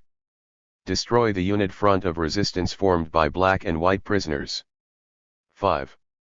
Detract from the prestige of the blackers who led the struggle in the prisons, along with the common law and political prisoners.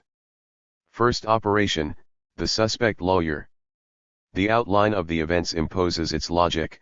Jackson's death must be directly linked to a visit, a lawyer's visit, a lawyer who had ties with blacks and radicals and who, acting as an illegal courier, must have provided the instruments of the drama. 1. The chronology of events. According to the RST version, the riot started at 3:10 p.m., an hour after the end of visiting time. This is also the chronology reported by the Oregonian of August 23, 143. But the events started immediately after the end of visiting time. The events took place at 3:10, at the time when the visits were over. At 2:35 p.m., Jackson was led back to the maximum security cell block, and the events started at that specific moment. At 2:27 p.m., Guard De Leon signed the log confirming that Jackson had been led back to the maximum security cell block. Jackson pulled out his revolver a few seconds later. 2. The smuggled revolver. Jim Park claims, apparently a gun was smuggled in. Lewis S. Nelson, warden of San Quentin Prison, revealed that Jackson had received a visit on Saturday, August 21, at the beginning of the afternoon. Nelson did not want to reveal the identity or the profession of the visitor, but in a slip of the tongue, he spoke of the table that separated Jackson from the attorney. Nelson supposed that visitor introduced the revolver. But how was it possible, Nelson was asked, for the visitor carrying a gun to go through the metal detector? He replied, "In life, anything is possible."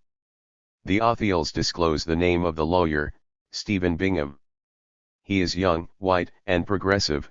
He participated in a number of sit-ins at Berkeley, collaborated with Martin Luther King Jr., and, in March 1970, defended 3 men accused of violence against an agent during a court session in the trial of the Soledad brothers.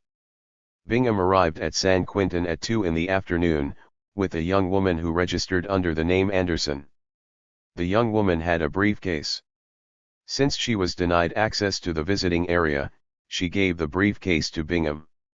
When he entered the visiting area with the briefcase, the metal detector reacted. The briefcase was opened, and it contained an apparently functional tape recorder.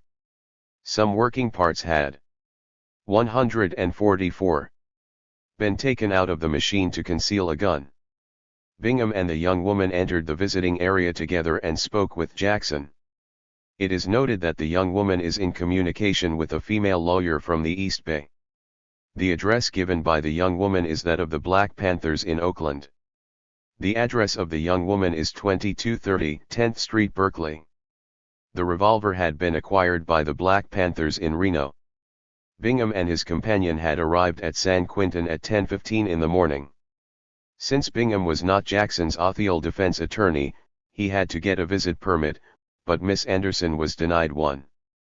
Bingham met with Jackson in the visiting area at 1325. During this meeting, Bingham gave Jackson not only the revolver but also 2 ammunition clips and a wig. Bingham completely disappeared. Bales, the prosecutor, has officially charged him with VE murders, on the basis of a California state law that does not discriminate between perpetrators of crimes and their accomplices. Second operation, the Black Conspiracy.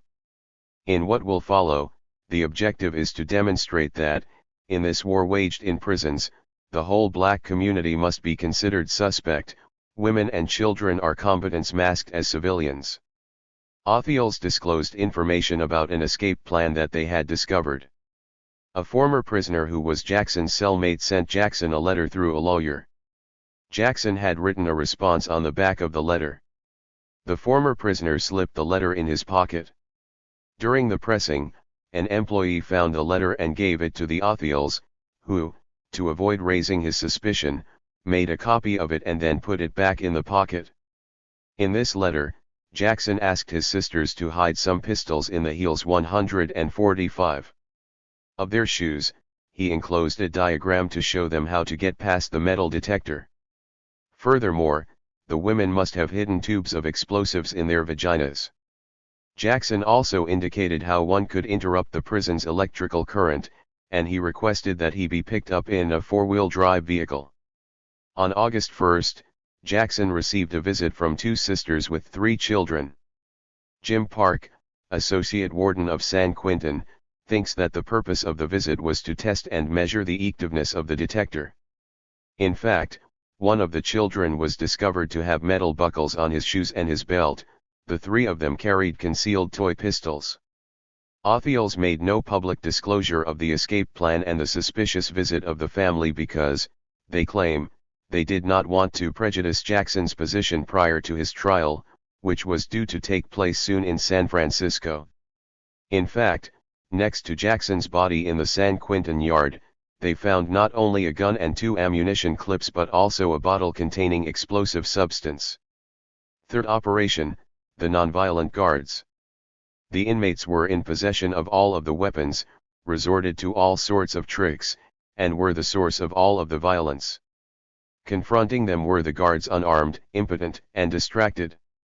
The blacks are the ones waging permanent war while the whites always attempt to maintain a lenient order. If the guards don't want to be the RST and only victims, they will have to resort, as Jim Park said, to old corrective methods. They, too, will one day have to be armed. 1. The revolver smuggled during the visit. Usually, when taken to the visiting area, Jackson was handcuffed, and his arms were shackled to a chain around his waist. But because of his cooperative behavior lately, it was decided to remove his chains for the duration of the visit. In the visiting room, there is frequently a barrier separating inmates and visitors. That day, between Jackson and the lawyer, there was only a table. 146. According to prison regulations, a guard is to continuously surveil the small visiting room where Jackson met with Bingham. It is the visiting room usually reserved for those visiting prisoners condemned to death. On August 21, only 1 guard was assigned to surveil the main and the small visiting rooms. He wasn't able to keep his eyes permanently XED on Jackson. 2. The arsenal in the hair. A. What was Jackson's hair like? Towering Afro-style hair. An African hairstyle of average length. For some time, Jackson wore a watch cap on his head. It is under this watch cap, and not under his hair or probably a combination of both that Jackson concealed and transported the weapon. The guards have spoken of a wig that was later found jammed in a cell toilet. They maintain that it could be related to the events of August 21, but they did not indicate how. One of the guards had had the impression that Jackson was wearing a wig, but had never said anything.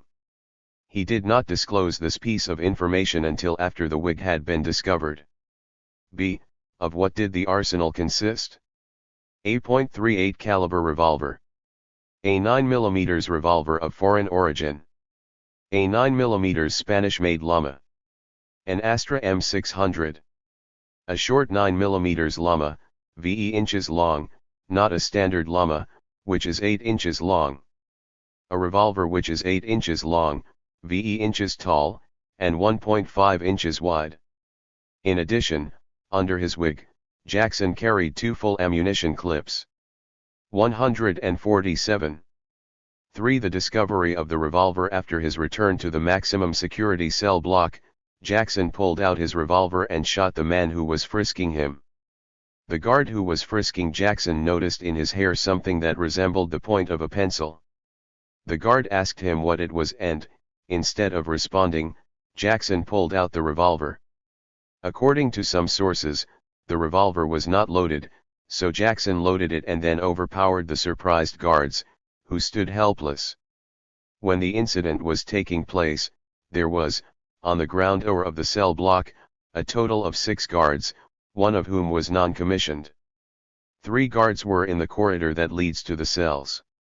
Jackson had just been returned to the maximum security cell block by Guard De Leon. Rubiaco was in front of Jackson, frisking him. Behind Jackson, Officer McRae was supervising. Rubiaco noticed something in Jackson's hair and tried to grab it, but Jackson jumped aside, whipped his wig, grabbed the revolver and the 2 ammunition clips, swept one of the clips into the revolver, and turned toward the guards, whom he neutralized. 4th Operation, the Black Massacre. The American administration has constantly used racism to GHT the revolutionary movement in the prisons. However, at present, the front of the war no longer lies between the black inmates and the white inmates but, rather, between all the revolutionary inmates on the one side and the administration on the other. For the Othiels, it is crucial to break this new front at all costs and to re-establish as soon as possible in the prisons the virulent racism against black inmates. Therefore, they have to show that the events at San Quentin do not belong to a new stage in the political struggle but, rather, constitute a return to the old practice of savage massacre. 148.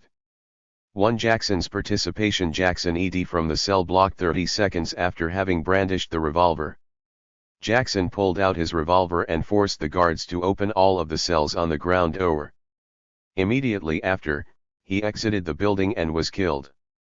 Everything took place within 30 seconds, but the guards were not able to regain control of the cell block until after a quarter of an hour. They found VE bodies. When he was asked why these people were killed, the associate warden replied, it could have been in retaliation for the shooting of Jackson. Using an automatic lever, Jackson opened all of the cells on the ground floor. It was shortly after 14:35. In the ensuing half hour, Jackson and a companion executed the massacre. It wasn't until 15:10 that Jackson exited the building and attempted to escape. In Jackson's cell were found, piled on top of each other, 4 dead bodies and 1 wounded guard. The murderers had not noticed that he was alive to prevent them from recognizing their assassins. The victims had been blindfolded. To the savagery of the massacre, all the victims had their throats slashed within 30 seconds. The duration of the massacre was half an hour. Using half a razor blade, Jackson and the other inmates attempted to slit the throats of their hostages. However, since the blade was dull, they were forced to use it like a saw. A number of shots from a rearm forced them to retreat to the back of the building. They dragged their victims, continuing to slash their throats. Since the razor blade was dull, a fingernail clipper was used to puncture the jugular artery of one of the guards' autopsies of the victims. J. Graham, 2 stab wounds to the chest, and 149. Other 2 to the abdomen, a bullet to the back of the head. Frank de Leon, throat slashed on both sides, a bullet to the back of the head, a facial wound caused by a dull object, strangled with an electrical wire. Paul Crass NS, 3 razor blade slashes to the throat, another to the right side of the torso, strangled with an electrical wire. John Lynn, 4 wounds on the right side of the neck, 2 on the left side. Ronald Kane, severed artery on the right side of the throat. 3. The death of the white inmates. The revolting blacks killed, in addition to the 3 guards, 2 white inmates because they didn't like them. There were 4 white inmates on the ground door of the maximum security cell block. When Jackson forced the guards to open the doors of the cells, 2 of the inmates, realizing that the blacks were going to kill them, reclosed the cell door. This act saved their lives. The blacks killed 2 white inmates because they were tier tenders and the blacks could never become tenders. The 2 tier tenders had just finished working in the kitchen. They remained in their cells. The mutineers asked, "We're breaking out. Are you with us? We won't get in your way." "But we don't want in." "Then you're against us." And they were killed. The 2 white tier tenders were killed while they were still working in the kitchen. 5th Operation, the Irresponsible Leader. Jackson was perceived as the leader of the revolutionary movement in the prisons. For the administration, it was crucial to physically eliminate him. However, this administration also wanted to destroy the public image and the function. Consequently, it needed to weave the right narrative to make the general public believe that Jackson had dragged the other inmates into an endeavor without 150.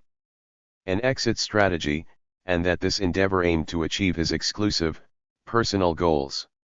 Thus, this administration also had to represent him as someone who abandoned his companions in the middle of the struggle and attempted to escape alone. A collective escape attempt, of which Jackson seems to have been the leader. Jackson intended to escape before his trial with the other 2 Soledad brothers, which was to take place shortly thereafter. By discovering the revolver in his hair, the guards frustrated his plot. It is exactly at this point that Jackson stirred up the riot. For the trial, Jackson and his accomplices had prepared a plan of action somehow similar to that of August 1970. He wanted to use a revolver in court. When he saw that his plan was discovered, he dragged his companions down with him. From the outset of the riot, Jackson was trying to escape. When the alarm was sounded, Jackson attempted to escape. He entered the maximum security cell block and ran toward the 7-meter-high wall. He was killed by 2 bullets, one to the head, the other to the heel. After the assassination. On August 23, the preliminary hearing for the events at Soledad took place. A bulletproof sheet of glass separated the court from the public, including the journalists. The public was so outraged by the attitude of the judges that it pounded on the glass, yelling, "Pigs, pigs." 2 days later, Cluchette's mother was expelled from the court after a crisis that the authorities described as hysterical. Blacks and police clashed in the courtroom. On August 23, Cluchette handed over to lawyers a petition signed by 26 inmates of San Quentin who had witnessed the drama of Saturday. The petition was written on the back of a greeting card sent to one of them and bearing the inscription, "I live to love you." At different stages, the petition was rejected by the judges, who considered it irrelevant. Lawyers read it to the public and the press outside the courtroom. The petition addressed the assassination of Jackson, 151. We, the undersigned, each being held incommunicado, because of swearing from both wounds and internal injuries inflicted upon our persons by known and unknown agents of Warden Lewis S. Nelson. Through their agents, Warden Nelson and Associate Warden James L. Park killed a man called George Jackson and plotted the assassination of the undersigned who refused to be involved in the conspiracy of the functionaries of the state. The text continues, recounting instances of physical maltreatment and torture. It also asks that investigations be conducted and forms of protection eared to the inmates. The lawyers who were able to see some of the inmates in the maximum security cell block confirmed the horrible conditions. It was also noted that Rochelle McGee was in extremely bad condition. The prisoners also succeeded in leaking another longer text to the outside. We, the 27 united black, brown, and white prison slaves of the maximum security cell block of San Quentin Penitentiary, are the victims of an assassination conspiracy, exactly like the one which ended the life of our comrade G. L. Jackson, assassinated on August 21. The scene had been staged to suggest an escape attempt, but what really happened was a conspiracy to assassinate the Soledad brothers, and with them Rochelle McGee and the rest of the victors for freedom. Since August 21, we 27 have been directly experiencing fascism in its roughest form.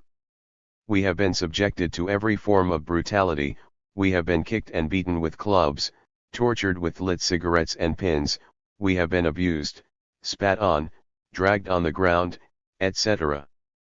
All of this while we are enchained like animals, spread naked on the grass. Every day they threaten our lives, we will be poisoned, asphyxiated, we will never leave the maximum security cell block alive, we will never receive a trial, and our lawyers will not be able to help us because they too will be killed, etc. In this prison, there are black, brown, and white comrades who don't belong to any particular political organization. All that we are asking for is the support of the people in our daily struggle. Among us there are men who don't read Marx, Lenin, Engels, or Mao, there are some who don't know how to read even a sentence. What we are arming now is this: we need everyone's help, whether he is an outlaw, a pimp, a prostitute, a priest, or a doctor of philosophy.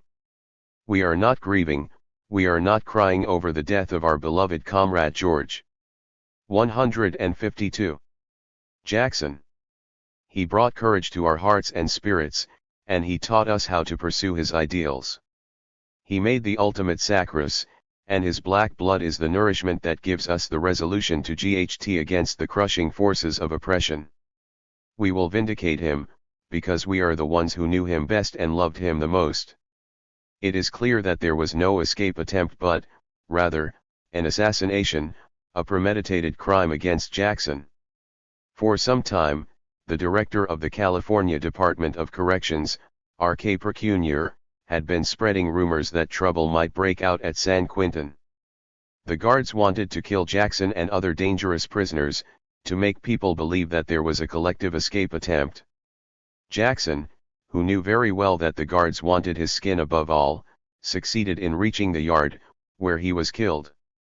By doing so, he rendered unsustainable the pre-packaged Othiel version of the events and prevented the massacre of the other prisoners.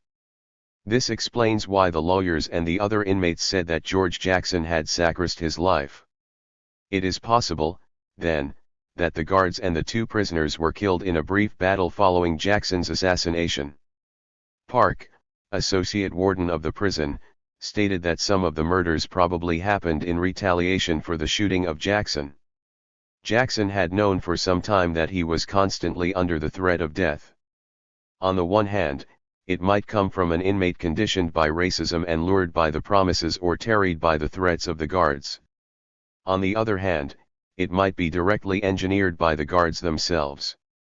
The graveness of this threat increased in tandem with the development of Jackson's political consciousness and prestige. The probability that the events of Soledad would be discussed in court while Jackson was still alive became increasingly scarce.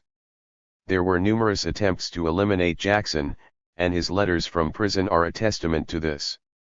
On March 19, 1971, the former Soledad prisoner Alan Mancino wrote that one night in January 1970, Spoon, a guard, and Moody, a captain, had pulled him out of his cell and asked him to kill Jackson. In this atmosphere of death that permanently surrounded him, Jackson faced extremely hard challenges. I may run, but all the time that I'll be looking for a stick. A defensible position. 153. And in such a climate heavy with death, he advanced the political education of his parents. With each attempt the pigs made on my life in San Quentin, I would send an SOS out to my family. They would always respond by listening and writing letters to the Joint Pigs and Sacramento Rats, but they didn't entirely accept that I was telling them the truth about the pig mentality. I would get dubious stares when I told them about the lieutenants and the others who propositioned some of the most vicious white convicts in the state. Kill Jackson, will do you some good. You understand, my father wanted to know why. And all I could tell him was that I related to Mao and couldn't kowtow. His mind couldn't deal with it. I would use every device, every historical and current example I could reach to explain to him that there were no good pigs. But the task was too big. I was getting his mind and his fear of admitting the existence of an identifiable enemy element that was oppressing us because that would either commit him to attack that enemy or force him to admit his cowardice. I was leading up to the obvious fact that black women in this country are far more aggressive than black males. But this is qualified by the fact that their aggression has, until very recently, been within the system that get a diploma boys do, or earn you some money. Where it should have been the gun. Development of the ability for serious acting and organized violence was surely not encouraged in the black female, but neither was it discouraged, as it was in the case of the black male. This political education resulted in a level of consciousness for Jackson's mother, which made her declare, after the assassination of her son, both of his legs looked like they'd been cut. He just looked so mangled, it's pitiful. He said they were trying to kill him. They wanted to kill George, they wanted to kill George years ago. Superscript 1 Jackson said. It's no coincidence that Malcolm X and M.L. King died when they did. Malcolm X had just put it together. I seriously believe, they knew all along but were holding out and presenting the truth in such a way that it would eke the most people situationally without getting them damaged by gunra. You remember what was on his lips when he died? Viet. 154. Nam and economics, political economy. The professional killers could have murdered him long before they did. They let Malcolm rage on Muslim nationalism for a number of years because they knew it was an empty ideal, but the second he got his feet on the ground, they murdered him. Superscript 1 Superscript 1. The same thing can be said about Jackson. He was killed specifically when the time he had announced and worked for came, when a growing awareness among the blacks, the browns, and the whites allowed for the identification of the deceptive traps of organized racism. This process marked the beginning of the formation of a unit resistance front, specifically within the prisons.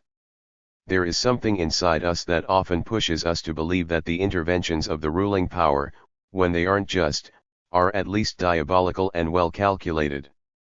This is not true. Everything eludes this power and its control, including its own actions and its conspiracies. The assassination of Jackson is one of these phenomena, a defensible position, as Jackson would say, that revolutionaries can transform into a cause. Jackson's place in the prison movement. In the Black Revolutionary Movement, Jackson wanted to be perceived as a militant. However, the most crucial aspect of his reactions resides in the theorization of the relationship between military and political actions. This is a fundamental issue that was at the origin of the split between Newton and Cleaver. Cleaver reproached Newton for what he called his pacifism, his legalitarian, in short, his revisionism. By contrast, Cleaver advocated the immediate passage to armed struggle, which he considered as the supreme form of political struggle. Jackson, the militant, condemned the military activism of the weathermen and their actions, organized without strategic preparation and the political support of the masses. He gave his support to Newton and his popular action programs, such as the free distribution of snack meals to black children in the ghettos.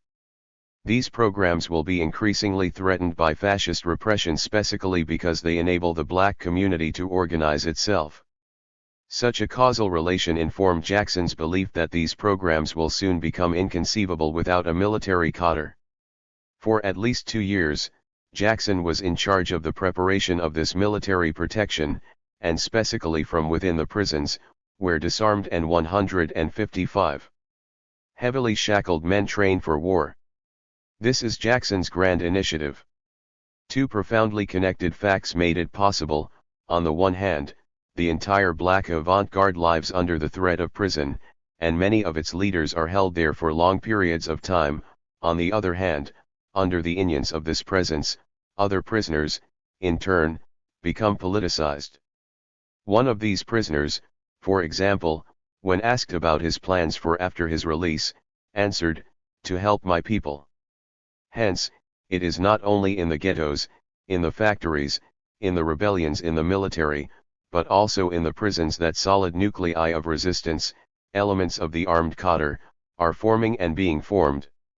These previsions overturn many commonly accepted ideas in the history of the working class movement about the population of the prisons. From within the prisons, Jackson prepared the military protection necessary for political work. Such a form of preparation was unstable, weakened by the threat of systematic murder practiced by the authorities. That's the reason why, outside the walls of the prisons, political organizations launch military operations to rescue and liberate some inmates, specifically those whose lives are threatened by imminent death. In this context, Angela Davis became a symbol of heroism for black people, when she was accused of contributing to the bold action of support, undertaken from the outside on August 7, 1970, to rescue Soledad prisoners. From both sides of the walls, the army of the prisoners and the army of the people are preparing themselves for the same war of liberation. In this movement, Jackson occupies a fundamental position. He is one of the RST revolutionary leaders to acquire his political education entirely in prison. As he states, "I have all the theory. And I put my books aside now." Superscript 1 Superscript 3 He is also the RST whose political action was carried out exclusively in prison. He is the RST to carry out a class-based analysis of the prisoners and their specific role in the revolutionary process. You would be very surprised to see how these particular lumpen in here accept class war and revolutionary scientific socialism, once they understand our real historical contribution was not the African feudalism of US and other government stooges, but the agricultural communal existence described by Du Bois, O'Ferry, and others. Superscript 1 All these cats in here are lumpen, that's all I've ever been. It has not damaged my capacity to love. Then all these brothers are similar. Violent, yes. 156. But 90% tenderness. It can be seen in the intense longing for community. Even out there, the unconscious one looks for parties and gatherings with a passion, that's a reaction, Pat, to the absence of community, no family or clan or national ties, so they search for parties, dances, etc., in their love for and longing for community, community. That's what helps us as a class. I have spent 11 years from the age of 18 to 29 caged up like an animal for a crime that would have earned the average person 6 months or a suspended sentence. Superscript 1. 10 years in prison for $70 is a political experience, an experience of hostage, of a concentration camp, of class warfare, an experience of the colonized. In prison, Jackson implemented his theory of communism through his daily practices. He shared money and books. He taught his brothers how to read and write, he helped to develop their political consciousness, and he organized them so that they could by all necessary means, fascist methods of repression and dehumanization. Daily violence and the permanent threat of death constitute the most rigorous tools for learning class hatred and the vigilance and astuteness of war. It's an experience of warfare. The People's Liberation Army will end its Homeland and its revolutionary outlaws not in the mountains but in the prisons. The revolutionary role that Jackson attributed to the prisoners was that of the protection of political work, a military cadre, a sacrificial role. Through their support of Jackson, Drumgo, Clutchette, and the three Soledad brothers, Jonathan Jackson and Angela Davis played an instrumental role in bringing the movement in favor of the prisoners to a critical stage of its development. Traditionally, this type of support is one of the forms of democratic struggle, actuated through marches, demonstrations, and meetings. Kidnapping a judge in a full courtroom, Jonathan Jackson denounced the justice system as the indubitable instrument of fascist repression practiced by the United States. This same justice system, with its white judges and its white jurors, consigned hundreds of thousands of African Americans to the bloodthirsty guards of concentration camps. In this context, Jonathan Jackson demonstrated that the act of supporting prisoners constitutes a form of war. Jackson's death is at the origin of the revolts that exploded in prisons, from 157. Attica to Ashkelon. Superscript 1 Prison struggle has now become a new front of the revolution. Oscar Lopez Rivera. Oscar Lopez Rivera was born in San Sebastian, Puerto Rico, in 1943 and moved to Chicago at 14 to live with his sister. Drafted into the U.S. Army, he served in the Vietnam War, where he was awarded the Bronze Star. In 1967, Lopez Rivera returned to work in Chicago's Puerto Rican community, where he became active in struggles for improved community health care, education, and employment, an end to police brutality, and Puerto Rican independence. A community organizer for the Northwest Community Organization, he helped to found the Rafael Cancel Miranda High School, the Juan Antonio Carretero Puerto Rican Cultural Center, FREE, and ALAS. During his many years of involvement with the Puerto Rican struggle for independence, Lopez Rivera has never claimed affiliation with any political organization or movement. His community and political activism, however, made him a target of U.S. government repression. Lopez Rivera was captured on May 29, 1981, convicted of seditious conspiracy, armed robbery, and lesser charges, and sentenced to 5 years in prison.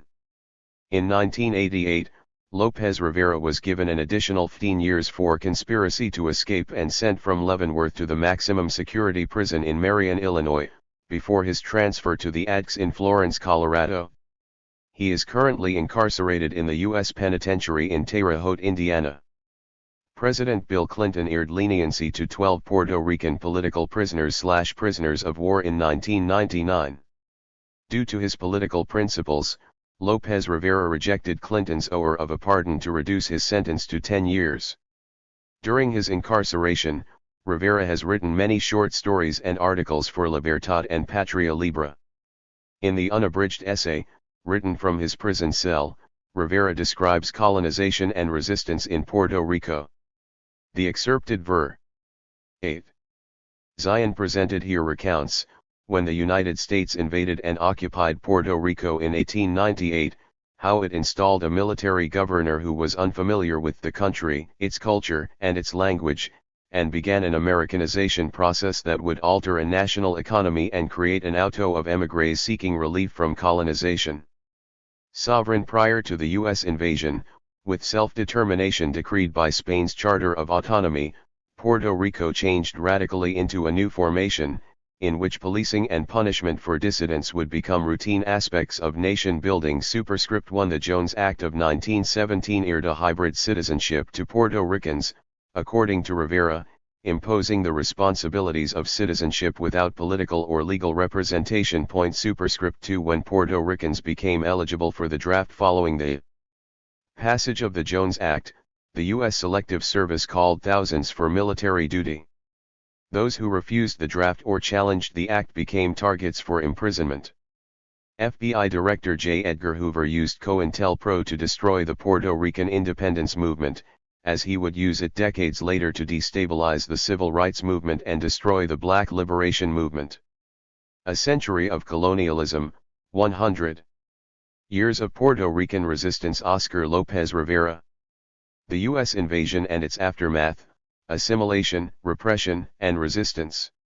When the U.S. government militarily invaded and occupied Puerto Rico in 1898, General Nelson Miles told the Puerto Rican people that it was his government's intention to bestow upon them the freedom, liberty, and democracy for which they yearned.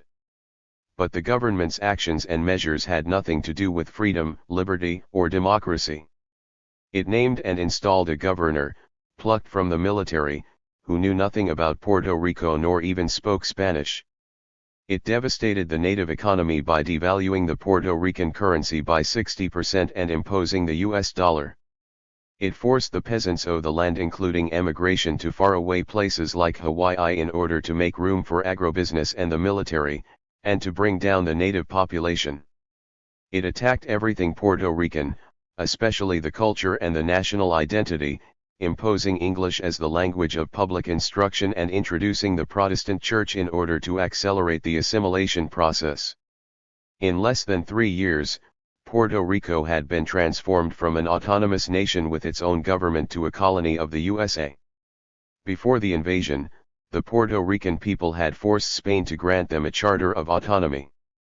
In violations of human rights in Puerto Rico by the U.S., Luis Nieves Falcon notes that the charter, a binding international covenant formally negotiated between representatives of the Puerto Rican people and the Spanish Crown, granted a series of important rights and powers to the insular government of Puerto Rico, including the authority to establish its own currency, to enter into commercial treaties, and to possess the authority to approve or reject treaties or agreements made by Spain which would eat the economic interest of Puerto Rico.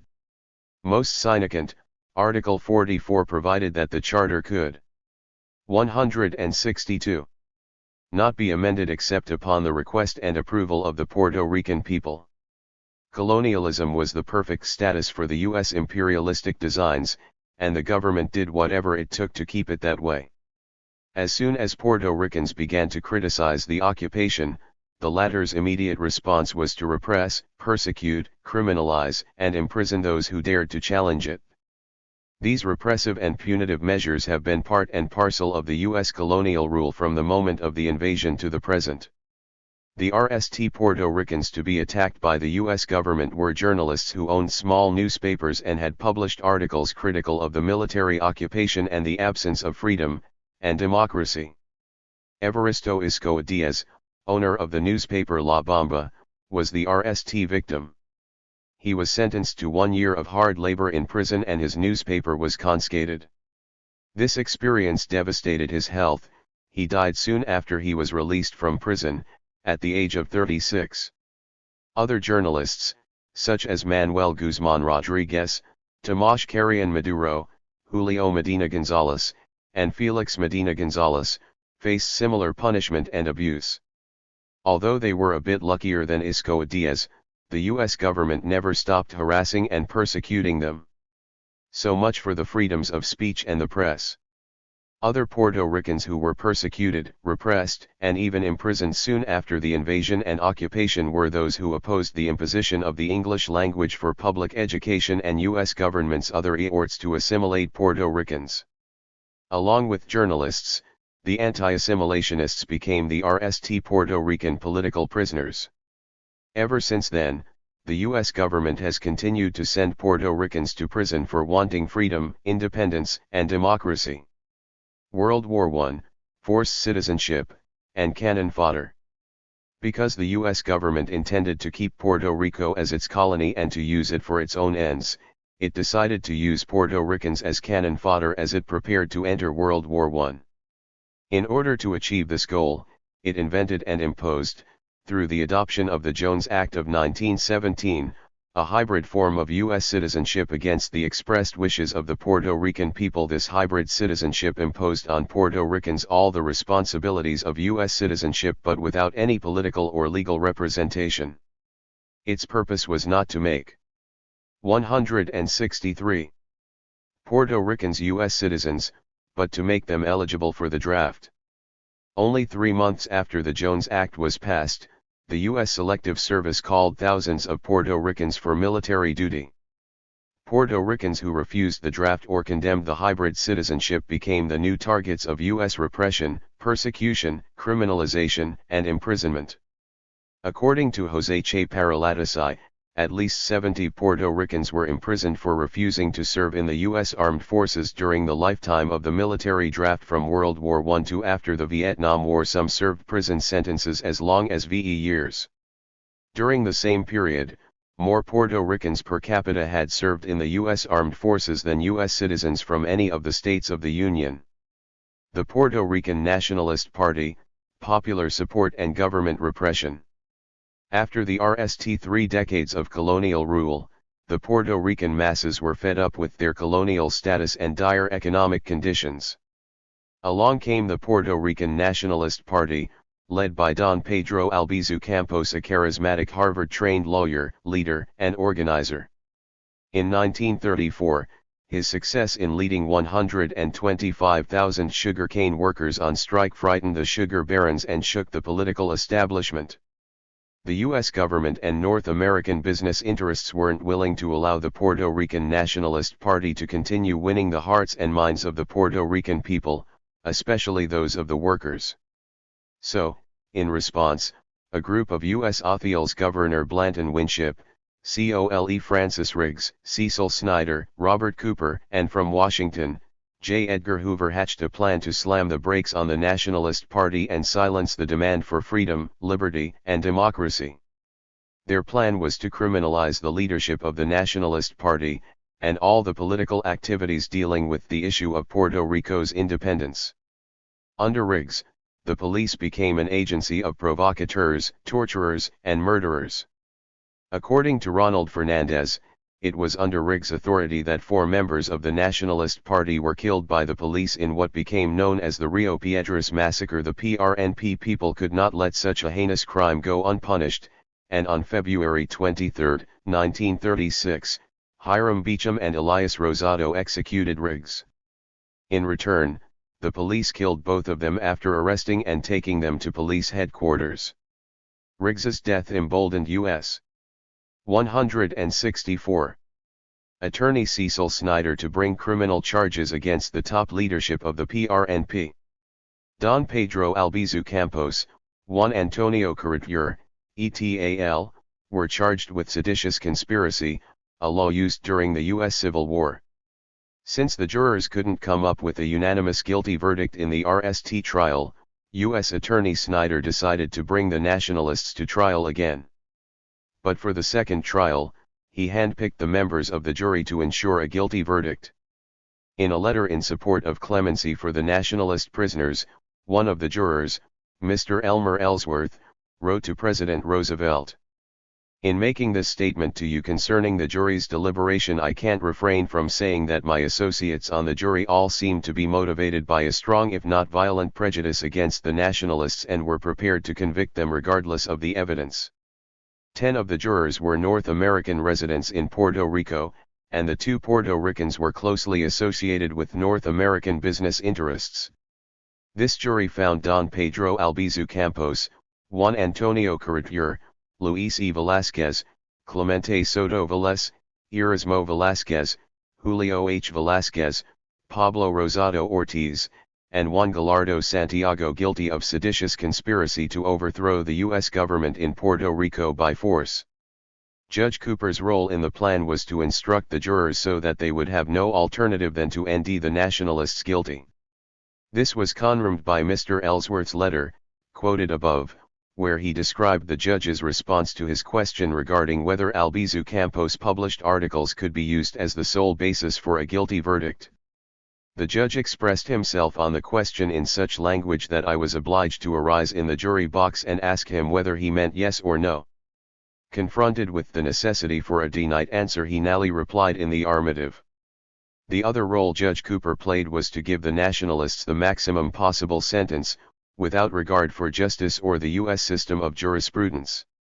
By the time Cooper was finished, he had sent most of the Nationalist Party's leaders to prison with the harshest possible sentences. J. Edgar Hoover's role went on even after the plan had come to an end. He initiated the counterintelligence program in order to do away with the forces fighting for Puerto Rico's independence.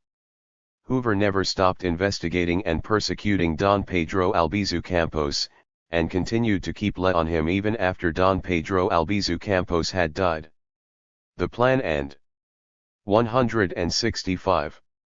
Its nefarious consequences were described by Congressman Vito Marcantonio in a speech to the U.S. Congress in 1939. In VE years as governor of Puerto Rico, Mr. Blanton Winship destroyed the last vestiges of civil rights in Puerto Rico. Patriots were framed in the very executive mansion and railroaded to prison. Men, women, and children were massacred in the streets of the island simply because they dared to express their opinion or attempted to meet in free assemblage. Citizens were terrorized. Of the numerous crimes committed against the Puerto Ricans, the bloodiest and most horrific is known as the Massacre of Ponce. On Palm Sunday, March 21, 1937, the members of the PRNP had planned to hold a march. But at the last minute, their permit was revoked under direct orders from Governor Winship. The Nationalists decided to go on with the march. The police, knowing the Nationalists were going to proceed with the march, set up an ambush. According to the evidence gathered by the American Civil Liberties Union, the trap was set up from all sides, so that no one could get out of it. The police raided on a totally unarmed and defenseless crowd, leaving 19 people dead and over 200 wounded. Superscript 1. Between 1935 and 1940, at least 40 members of the Puerto Rican Nationalist Party were sent to prison. Some served days, some served months, some served years.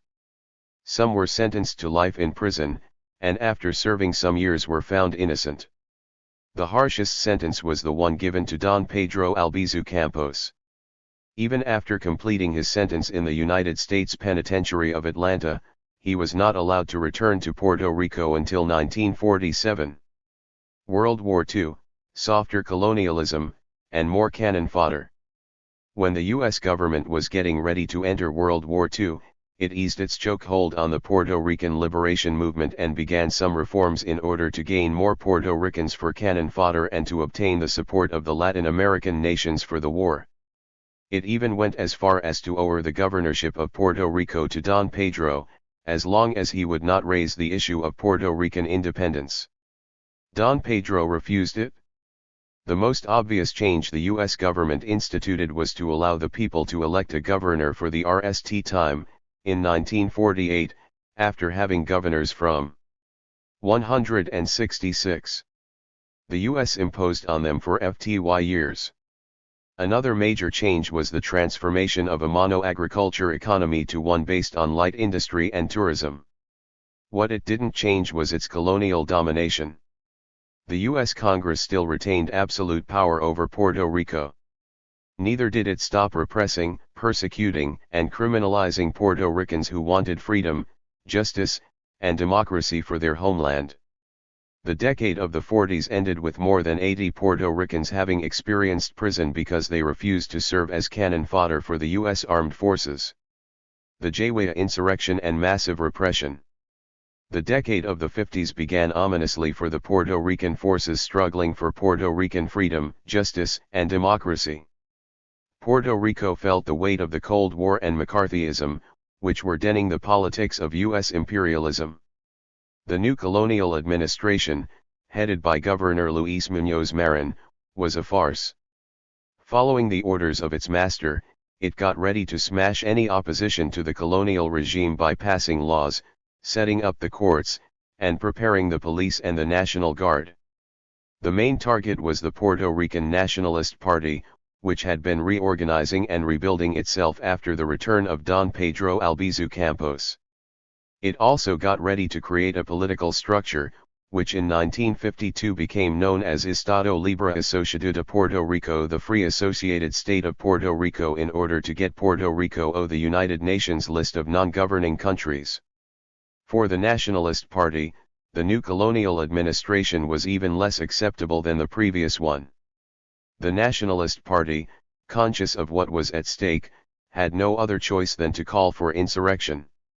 On October 30, 1950, in the town of Jaywaya, Blanca Canal as a social worker raised the Puerto Rican AG, and declared the Republic of Puerto Rico.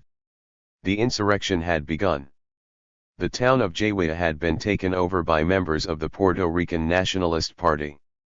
Unfortunately, the other insurrectionary forces were unable to replicate the success enjoyed by the ones in Jaywaya. They were overwhelmed by the police and National Guard that were prepared and waiting for the insurrection to start. Many nationalists were killed and wounded, and over 1,000 persons were hauled to prison, including Don Pedro and mostly all the leaders of the PRNP. 2 days later, November 1, 1950, Gris Elio Torresola and Oscar Collazo went 167 to Blair House, where President Truman was residing, to execute him. But they were unable to accomplish their mission. Gris Elio and a guard were killed in the shootout, and Oscar was badly wounded. He was captured, tried, and sentenced to death, but in 1952, President Truman commuted his sentence to life in prison. Soon after Don Pedro and the other members of the party were sent to prison, their torture began. Don Pedro let it be known to the world he was being subjected to radiation torture. His health quickly began to deteriorate.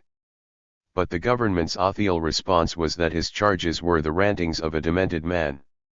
Today we know Puerto Rican prisoners were subjected to radiation experiments, which was nothing less than government-sponsored torture. Superscript 1 In its quest to smash the Nationalist Party, the government employed the dirtiest of tactics.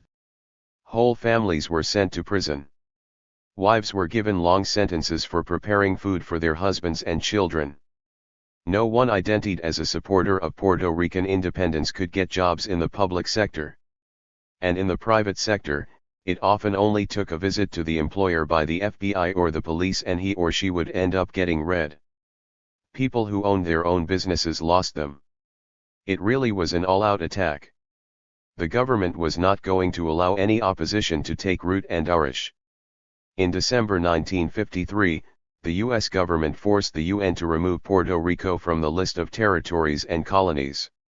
Only 22 countries voted in favor of removing Puerto Rico from the list, 18 voted against it, and 19 abstained. Superscript 1 Superscript 2 This underhanded move was a tremendous blow to the PRNP, because in 1945 when the United Nations was founded, the United Nations had succeeded in placing Puerto Rico on that list, which meant the US government had to submit a yearly report to the UN explaining its process by which it allowed the Puerto Ricans to exercise self-determination. But the nationalists refused to be silenced and ostracized by that prison which is colonialism. On March 1, 1954, a commando unit, led by Lolita Lebrón, responded by attacking the U.S. Congress. With Lebrón were Rafael Cancel Miranda, Andrés Figueroa Cordero and Irvin Flores Rodriguez. The four walked into the U.S. Congress and opened Lolita, draped with the Puerto Rican egg, told the world Puerto Rico was a U.S. colony and such a crime and tyranny would not be tolerated by those who love freedom, justice, democracy. 168. And the Homeland. For their heroic acts, they were sentenced to prison terms. Prison also became a torture chamber for many brave and courageous women and men of the Nationalist Party, who experienced the ordeal of losing their mental or physical health or who witnessed that ordeal sworn by others. Superscript 1 Superscript 3 By the end of the decade of the 50s, over 500 women and men had been sent to prison by a government that used the dirtiest tactics, including kangaroo courts and laws that were later declared unconstitutional. For those Puerto Ricans who were to continue to struggle, more repression, persecution, and criminalization loomed large over the horizon. The 1960s, Vietnam, ROTC, and COINTELPRO. Along with the dawning of the 60s came COINTELPRO, the FBI's counterintelligence program, that aimed to bring havoc to the Puerto Rican independence movement, as well as the Black Panther Party and the American Indian Movement. On August 4, 1960, J. Edgar Hoover sent a COINTELPRO memorandum to the special agent in charge of the San Juan OS, telling him that, "You should bear in mind that the Bureau desires to disrupt the activities of these organizations and is not interested in mere harassment." Superscript 1 On June 12, 1961, Hoover sent another memorandum instructing the SAC in San Juan to delve deeply into that part of their lives which does not show on the surface. For example, we must determine their capabilities of influencing others, capabilities of real leadership, why the intense desire for Puerto Rico's independence, what they expect to gain from independence, and the support they have from other leaders and rank and Lee members. We must have information concerning their weaknesses, morals, criminal records, spouses, children, family life, educational qualifications, and personal activities other than independence activities. Superscript 1. Copies of this memorandum were sent to the FBI OCs in Chicago and New York. Although the independence movement was more fragmented and remained under state-sponsored attack at the start of the decade, it was also showing 169 signs of renewal and the will to continue the struggle. It had divided into three factions, each with its own ideology and political program. The Puerto Rican Independence Party continued its efforts to achieve an independent Puerto Rico through the electoral process. The Nationalist Party, the hardest hit by the government's attacks and weakened because its main leaders were still in prison, continued with its insurrectionary program. The Movimiento Pro Independencia had adopted Marxism/Leninism as its ideology and was advocating a proletarian revolution. It was the latter that was attracting the youth, especially from the University of Puerto Rico. The Puerto Rican Independence Party suffered a major setback in the 1960 gubernatorial elections. The support it received at the ballot box was only a fth of the votes it had received in 1952, when it had received over 20% of the vote, making it the second most popular party. By 1960, it had been reduced to such insignificance that Governor Luis Muñoz Marin publicly declared the issue of independence for Puerto Rico to be dead.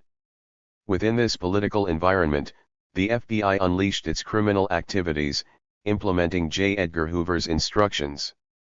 Informers, provocateurs, police, and reactionary Cubans who had settled in Puerto Rico began the campaign of dirty tricks to create dissent, character assassination, and to foment antagonisms within and among the organization's superscript 1. They were also involved in a campaign of terror, sniping at leaders, rebombing the headquarters of the Movimiento Pro Independencia and destroying the presses of the independentist newspaper Claridad superscript 1. These attacks didn't deter the independence movement, which condemned the U.S. war in Vietnam and supported the young men who refused the draft and opposed the ROTC program at the UPR and the U.S. military presence in Puerto Rico. The UPR campus became polarized as political activity grew, and the war radicalized much of the student body. The government saw this radicalization as a major threat and intensified its campaign of repression. To protect themselves, groups within the independence movement began to create clandestine organizations. The RST to appear on the scene was the Comandos Armados de Liberation. In February of 1968, Cal publicly declared its aims: the national liberation of Puerto Rico through armed actions, an end to monopolistic control of industry by USRMS, and the expulsion of USRMS from Puerto Rico. It declared U.S. imperialism to be its enemy and let it be known that it 170 would take drastic measures to ensure no Puerto Rican who was opposed to serving in the U.S. Armed Forces would be sent to prison. Cal and other clandestine organizations carried out several armed propaganda actions, causing millions of dollars in damage. Their main targets were USRMS and the U.S. military superscript 1. The government retaliated by using the informers and agents provocateurs to bring criminal charges against the most radical organizations. The Puerto Rican Socialist League, led by Don Juan Antonio Carreter, became a primary target. The LSP's leadership faced charges that carried lengthy sentences of hundreds of years. A few years later all the charges were dropped because the whole case had been fabricated by informers and agents provocateurs. But the damage to the LSP had been done. Superscript 1. By the end of the 60s, over FTY Puerto Ricans had been detained, arrested, and/or convicted because of their involvement with the struggle for Puerto Rican independence and sovereignty or for opposing the war and refusing to serve in the U.S. Armed Forces. In the Puerto Rican diaspora other Puerto Ricans had met the same fate. But the struggle for freedom, justice, and democracy continued. The 1970s, Vieques and Culebra, armed repression and defense. The decade of the 70s started and ended in political turmoil. Some have called it one of the bloodiest and most repressive in Puerto Rico's history. The government continued fabricating cases and keeping independentists tied up in the courts. The situation at the UPR only grew worse and more tense. The UPR administration, instead of dealing with the issues the students were raising, transformed the campus into an armed police camp. On March 4, 1970, while the students held a demonstration against the ROTC program, the riot police responded with live ammunition. Antonia Legares Martinez, a student who was watching the event from the balcony of her dorm, was killed by a stray police bullet. Hundreds of students were injured, some were arrested, and student leaders who were identified as independentists were suspended. The following day, Cal executed 2 Navy soldiers in retaliation for Antonia's death.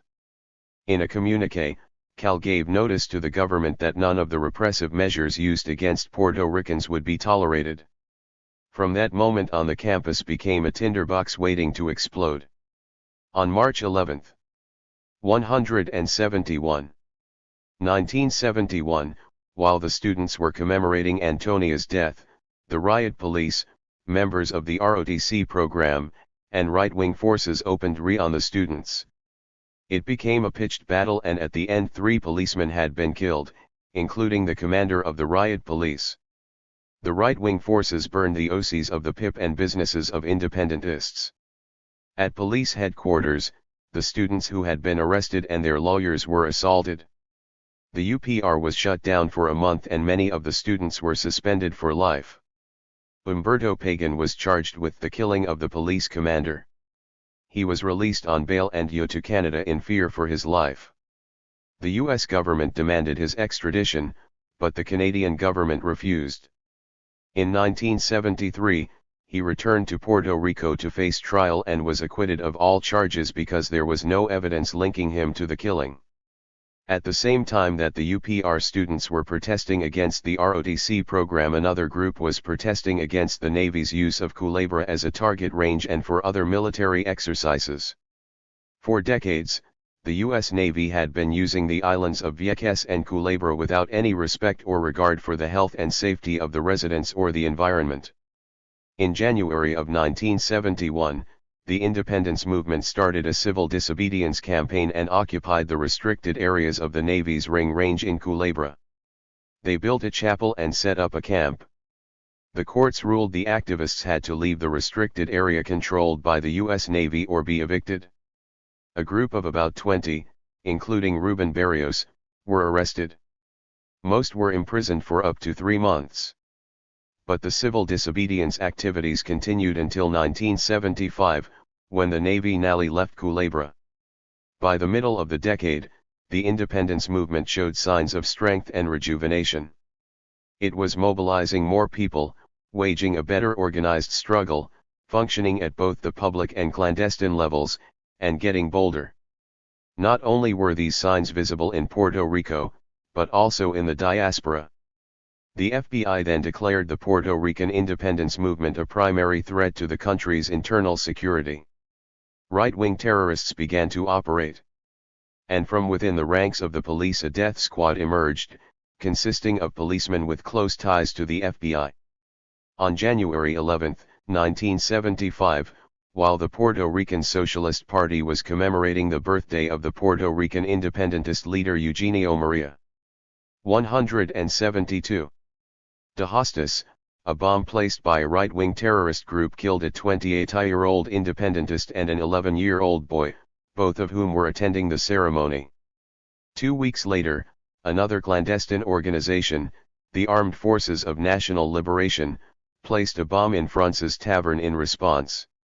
The Falm communiqué warned the government that any dastardly act, such as the one of January 11 committed against the Puerto Rican people, would be met with a retaliatory response. Superscript 2. One new weapon the FBI and the prosecution used against the independence movement was the federal grand jury. The government began to use the federal grand jury to criminalize and imprison independentists. The RST Puerto Rican sent to prison for refusing to testify before a grand jury was Luriada Torres Rodriguez, a young teacher who had moved to New York in 1974. She was charged with contempt of the grand jury and spent 3 months in prison.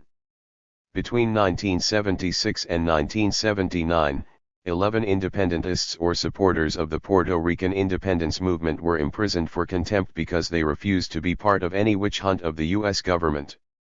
Like the fabrication of cases, the use of the grand jury became a potent weapon to put independentists in prison, tie them up in the court's maze, and force the independence movement to spend precious human and economic resources.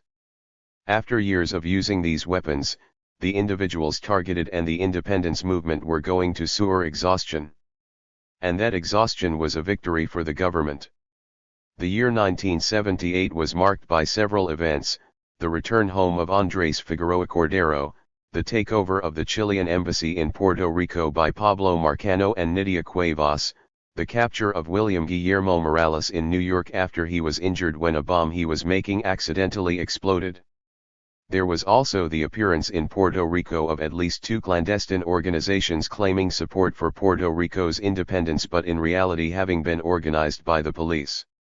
The central character in these organizations was Alejandro González Malavi, an undercover policeman who passed himself as a revolutionary. On July 25, 1978, he led 2 young independentists to Cerro Maravilla, where the police waited in ambush. Arnaldo Dario Rosado. 173. A 22-year-old unemployed worker, was shot point blank while on his knees, begging the policeman not to kill him. Carlos Soto Arrivi, a 79-year-old student and the son of one of Puerto Rico's distinguished writers, died in an ambulance a few minutes later. This became known as the Cerro Maravilla massacre. Facts about this horrific and abominable event were revealed in 1983. Superscript 2 Superscript 1 Two events brought great jubilation to those who love Puerto Rico and struggle for its freedom and total independence. The RST was the escape from prison by William Guillermo Morales, who was able to cut a hole in a window and jump to freedom, despite having lost his engines in an explosives accident. Superscript 2 Superscript 2 The other event was the return to Puerto Rico of the four national heroes, Lolita Lebrón, Irvin Flores, Rafael Cancel Miranda and Oscar Collazo Lopez. At the time of their release they were the longest held political prisoners in U.S. history. Superscript 2 Superscript 3 The decade closed with the death of Angel Rodriguez Cristobal, a schoolteacher and farmer, who was completing a 6-month sentence at the Federal Correctional Institution in Tallahassee, Florida. Along with 20 other activists, Angel had entered the restricted area in Vieques to stop the Navy from carrying out its military exercises. In court, he declared himself a prisoner of war, because he had been arrested while acting as agent for Puerto Rico's independence. Prison officials said that he had committed suicide. But those who knew him well could not accept the jailer's official story. Angel was not suicidal. He was a family man who enjoyed the love and respect of his family, his community, and the independence movement, a distinguished and respected leader of the Puerto Rican Socialist League, a Vietnam veteran, and he only had 2 more weeks left to complete his sentence. The physical evidence showed a big gash on his forehead and bruises that were signs of physical struggle. In retaliation, 3 clandestine organizations, which operated in both Puerto Rico and the diaspora, attacked a Navy bus on its way to Sabana Seca Naval Base and killed 2 soldiers. A communique explaining the action was issued by the clandestine organizations. Every killing of a Puerto Rican patriot committed by the government would be met with revolutionary retaliation.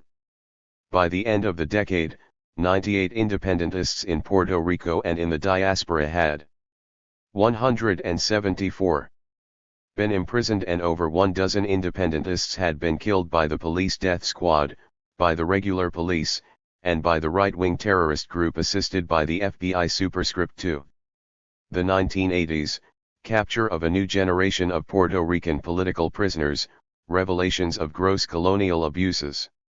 In the decade of the 1980s, the government continued using the federal grand jury to attack the independence movement, but the prosecution added the new charge of criminal contempt to use against non-collaborators. In the past, those who refused to testify before the grand jury were charged with civil contempt and could be imprisoned only for the duration of the grand jury up to 18 months. With the new charge, the prosecution could ask for a maximum sentence of 15 years. Between March 1980 and November 1989, at least 16 non-collaborators were imprisoned. 8 of them were charged with criminal contempt and sentenced to several years in prison. 7 were non-Puerto Ricans who were targeted because of their solidarity with Puerto Rico's struggle for self-determination. And 6 of them were convicted for refusing to testify. A month after the government had started targeting independentists for the grand jury onslaught, 11 Puerto Ricans Elizam Escobar, Ricardo Jimenez, Adolfo Matos Anton Giorgi, Dulcia Pagan, Edwin Cortez, Alicia Rodriguez, Ida Luz Rodriguez, Luis Rosa, Carlos Alberto Torres, Haiti Torres, and Carmen Valentin were captured in Evanston, Illinois. They declared themselves prisoners of war, and demanded that the government recognize their rights under international law and turn them over immediately to the proper international jurisdiction. The issue of jurisdiction over Puerto Rico was crucial and fundamental for the 11 because the U.S. government's jurisdiction was illegal on 2 grounds. First, the Treaty of Paris of 1898, used by the U.S. government to force Spain to cede Puerto Rico as war booty, was in violation of the Charter of Autonomy. Puerto Rico did not belong to Spain for the latter to cede, and it wasn't Malaya's terra for the US to take over and control. At the time the treaty was signed there were close to 1 million Puerto Rican citizens, and their rights should have been respected by the Spanish and US governments. Second, Puerto Rico was and is a colony of the US, and colonialism was considered a crime against 175. Humanity. The 11 refused to recognize the jurisdiction of the U.S. government over Puerto Rico and over themselves in order to avoid abetting a crime against humanity. The government responded to their demand by criminalizing them. It used the media to depict them as terrorists. Their bail was set at millions of dollars. While in detention they were subjected to physical and psychological abuses by policemen, sheriffs, FBI agents, U.S. Marshals, prosecutors, judges, and jailers. 10 of them were charged with seditious conspiracy in a courtroom in Chicago. Superscript 2. They were also given charges by the state of Illinois. The other prisoner, Haiti Torres, was turned over to the jurisdiction of New York, and was sentenced to life in prison. Because she refused to collaborate or give the material evidence the government demanded, she was physically attacked. Because they refused to participate in the trial or defend themselves, they knew they had been found guilty and condemned before the farce had begun. The courts were biased and prejudiced. This became obvious during the sentencing process when one of the judges told Carmen Valentin that the only reason he didn't sentence her to death was because the law didn't allow him to do so. He sentenced her to 90 years in prison. The disproportionately lengthy sentences received as documented by attorney Jan Sisler were one of the reasons cited by President Bill Clinton when he gave clemency to most of the Puerto Rican political prisoners in 1999. Superscript 2. The treatment the 11 received in the courts and during their detention set the pattern for the way other Puerto Rican freedom fighters would be treated in the future. Edwin Cortez, Alberto Rodriguez, José Luis Rodriguez, and Alejandrina Torres were captured in 1983, in Chicago. They were kept in segregation, locked in cells 23 hours per day without access to fresh air or sunlight, to the telephone, to regular family visits, or to proper medical treatment. Alejandrina was kept in the same male unit with Eddie and Alberto. Her cell had a window that made it impossible for her to have any privacy. When she had to use the toilet, male guards and prisoners could see her. Their bail was set at millions of dollars. The prosecution and the FBI tried to make their trial another kangaroo court. But Judge George Layton, an African American, did not let them. José Luis Rodriguez, who used a legal defense, was allowed to make his case.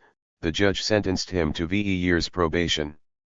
And he sentenced the other 3, who 176.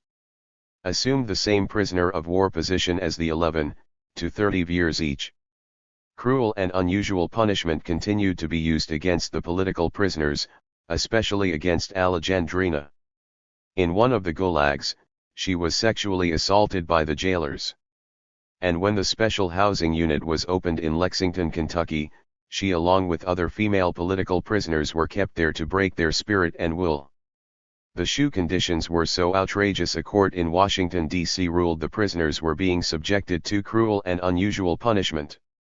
The public demand and outcry for justice forced the Bureau of Prisons to close it down, and to transfer the women to other prisons. Haiti Torres and Ida Luz Rodriguez were also warehoused in a control unit in Alderson, West Virginia. They were the only 2 prisoners in the unit, but could neither speak to nor see each other. They were totally dependent on the jailers. They were kept locked 23 hours per day in their cells, and had no human contact except with the jailers. They couldn't receive visits, even legal ones, together. It took a massive campaign to get them out of such deleterious conditions. On August 30, 1985, about 200 FBI agents, wearing camouflage uniforms and bulletproof vests and armed with all types of weapons, carried out a quasi-military operation against the homes of several independentists who were members of the Macheros. Filiberto Ojeda, leader of the Macheros, resisted the attack on his home. He read a machine gun at the FBI, and an agent was wounded in the exchange. When enough neighbors had been alerted, Filiberto gave up his rearm and didn't resist arrest.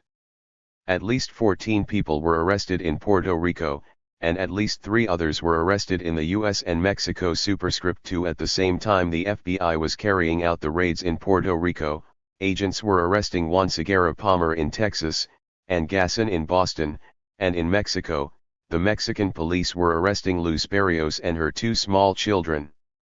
She and the children were threatened and tormented by the police for 4 days before they were turned over to the US authorities.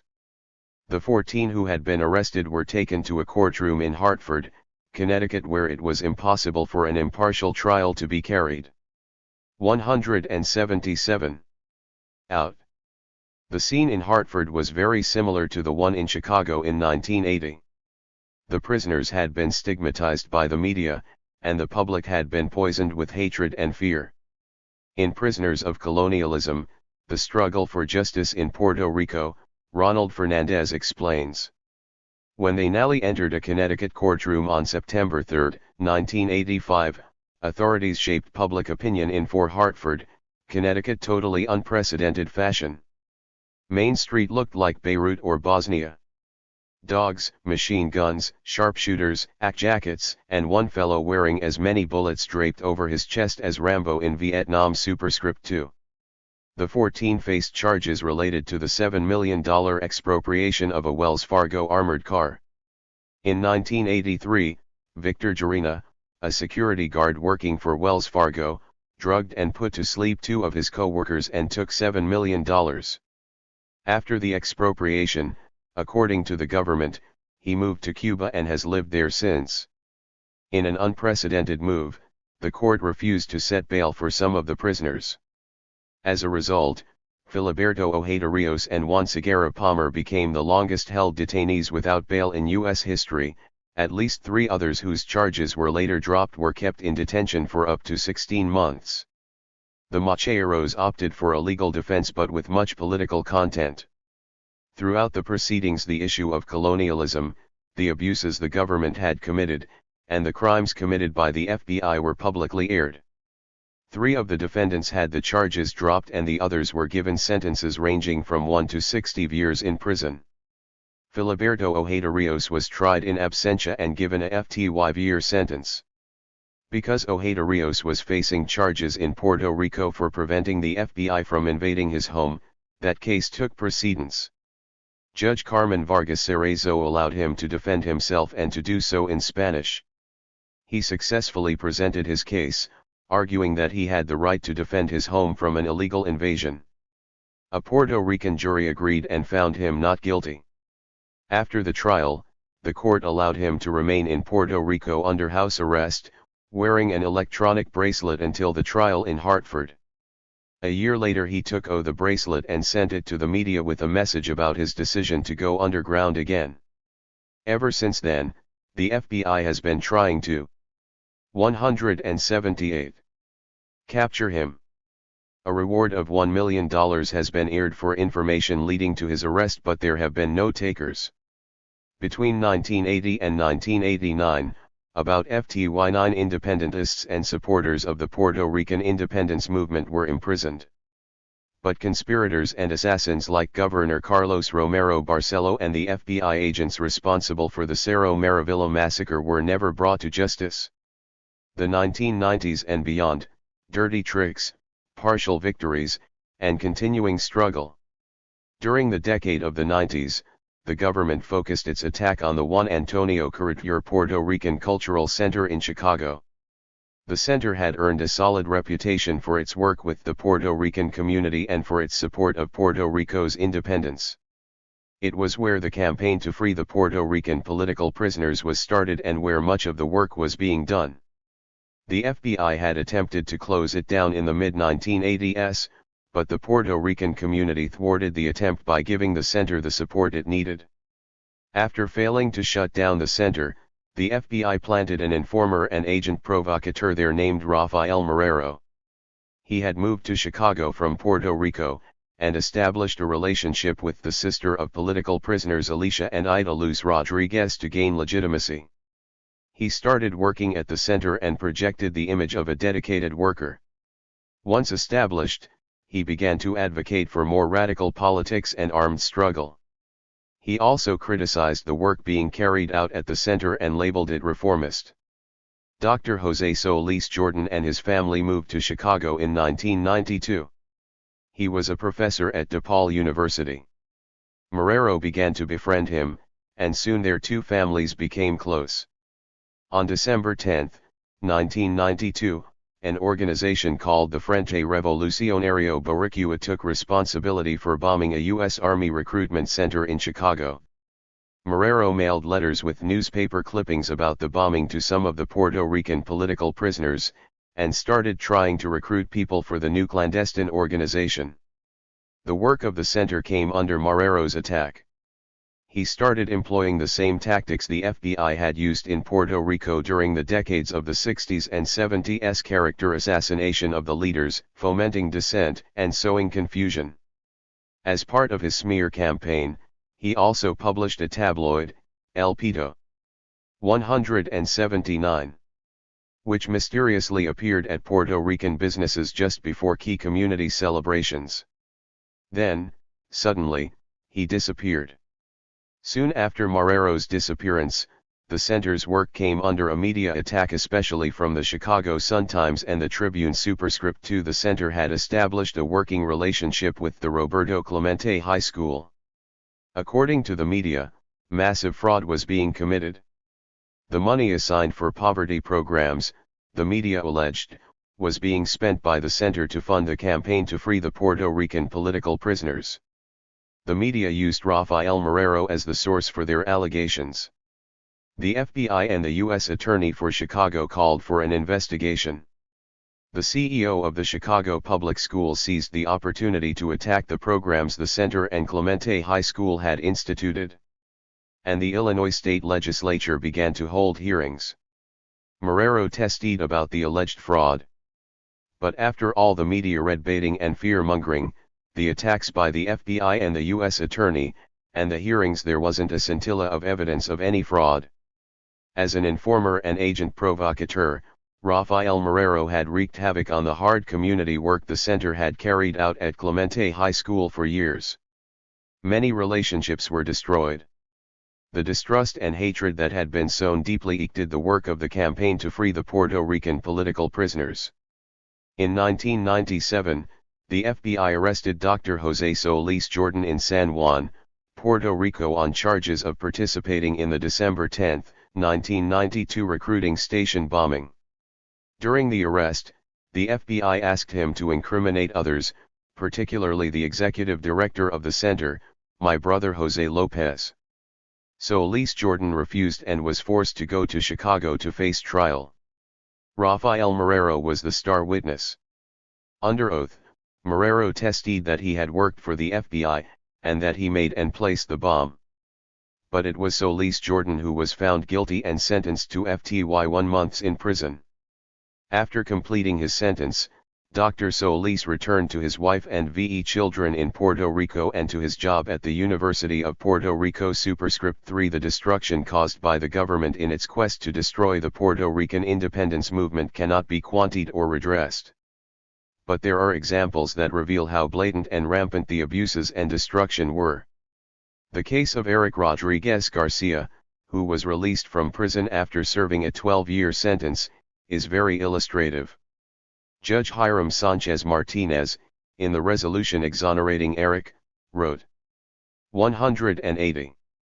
Finally, we want to consign that cases like this illustrate the fragility of the justice administration system when corrupt policemen and unscrupulous investigating attorneys unite to subvert the judicial process and, using the legitimacy of judicial power, take away from the citizen the precious right of his/her freedom. Superscript 3 Superscript 1.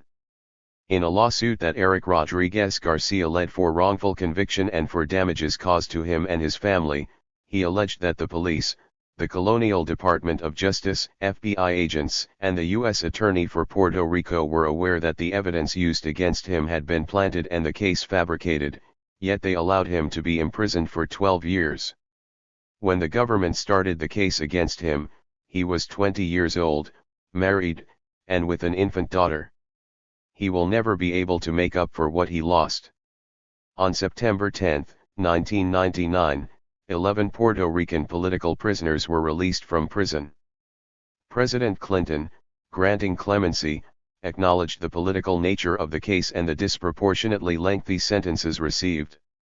These 11 men and women were among the 15 whose release had been sought by thousands of people who participated in an international human rights campaign. 2 others have been released since then. Carlos Alberto Torres and I remain in prison. The 11 were welcomed home as national heroes in Chicago and Puerto Rico. Superscript 3 Superscript 2 The FBI, with the support of the legislative branch of the government and other government bureaucrats, mobilized forces to condemn the decision. 90 senators and 311 members of Congress voted to condemn Clinton's decision to release the independentists. The Committee on Government Reform, chaired by Congressman Dan Burton, called Clinton's decision reckless and claimed that it sent a dangerous message.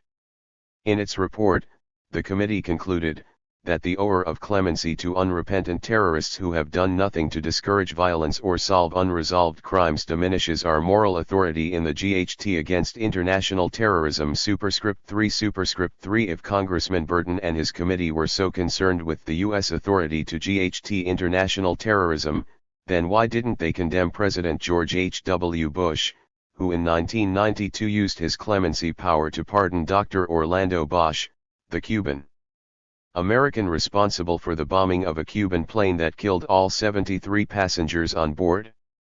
Since 1992, Bosch has been linked to other terrorist acts, including the plan to assassinate 181 Fidel Castro in Panama. His 2 associates, Guillermo Novo Sempol and Luis Posada Carriles, were in a Panamanian prison for the plot. Guillermo Novo Sempol and Luis Posada Carriles were given clemency by President Mirela Moscoso, the outgoing president of Panama. When Novo Sempol arrived in Miami, he was given a hero's welcome. That's international terrorism blessed by the U.S. government. Superscript 3 In April 1999, one of the largest and most successful civil disobedience campaigns in Puerto Rico's history began. On April 19, 1999, David Sinesh Rodriguez, a guard working at the U.S. Navy base, was killed by a bomb dropped by a U.S. Navy plane that was conducting a military exercise. The Navy tried to deal with this death in the same arrogant and insensitive way it had throughout the 60 years it had occupied Vieques. But the Puerto Rican people, galvanized by the injustice, called for the immediate closing of the base and the departure of the Navy from Vieques. Camps were set up in the areas occupied by the Navy, and people took turns occupying those camps for a full year. In May 2000, the U.S. federal court in Puerto Rico ordered the activists to leave the restricted area. The Navy had been stopped from using it for over a year. When the activists refused to leave, the police, the military police, and U.S. Marshals moved in, arrested the protesters and destroyed the camps. But the arrests and destruction of the camps didn't stop the civil disobedience campaign. On the contrary, it grew even stronger. Superscript 3 The civil disobedience campaign went on, stopping the Navy many times from carrying out its military exercises. Between 1999 and May 2003, hundreds of people were imprisoned. The total number of people arrested, according to Jose Che Paralitici, were 1,640 in Puerto Rico and over 300 in the U.S. They were sentenced to a total of 9,586 days. George W. Bush Nally agreed to close the base in May 2003. May 1, 2003, thousands of people congregated in Vieques to celebrate the departure of the Navy. The victory was real, although the struggle continues to have the land cleaned up and returned to the people. Superscript 3 At midnight when the celebration started, some of the participants made bonras with the junk left behind by the Navy. But for the government, the burning of the junk was a crime. 12 persons, mostly Vieques residents, were charged for destroying the junk, and a U.S. federal judge gave them sentences ranging from probation to VE years in prison and NES. 182. For over 60 years, the Navy caused irreparable damage to the environment, the flora and fauna, and the residents of Vieques. It forced half of the population to emigrate, destroyed the island's economy, and killed or caused the death of many people. For all the crimes it committed, the Navy was never condemned by the government.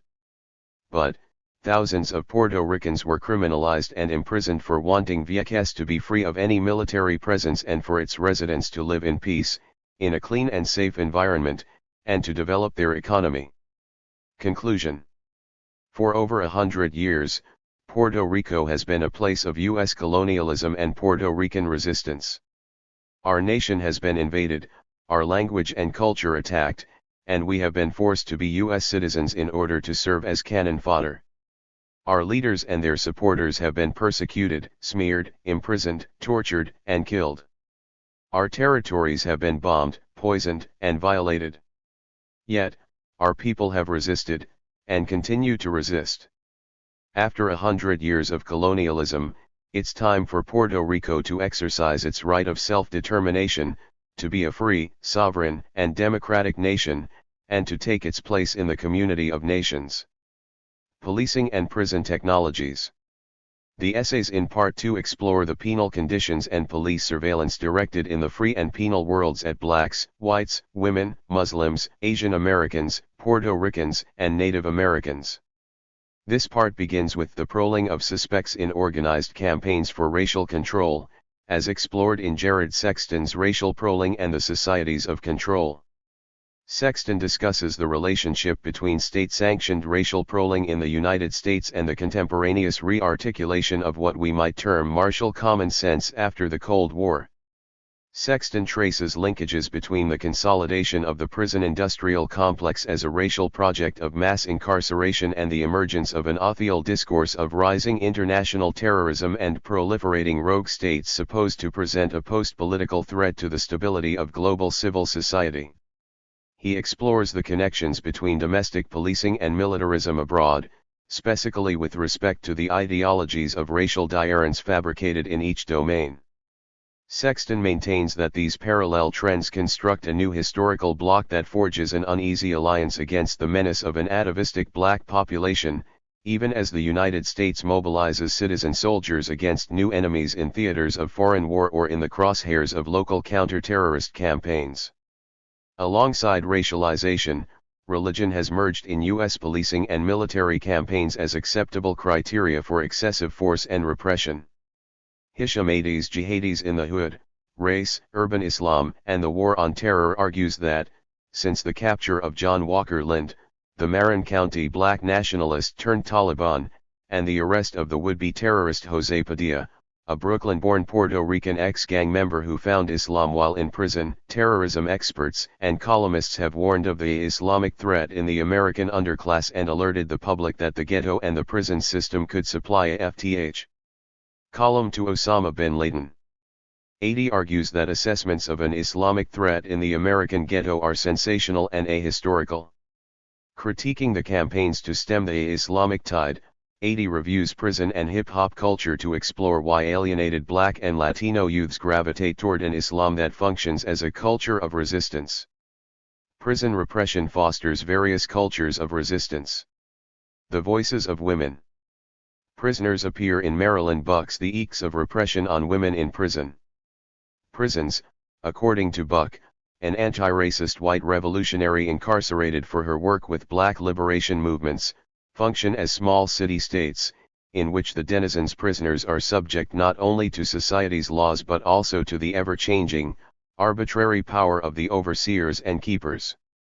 Drawing on her own experiences in federal prison, Buck is serving a virtual life sentence in a California prison for her associations with the Black Liberation Army and those of other female prisoners, predominantly social prisoners. Buck describes how the prison as a repressive mechanism produces social and psychological alienation and decay. The state also punishes human rights pacifists who express dissent through nonviolent illegal acts.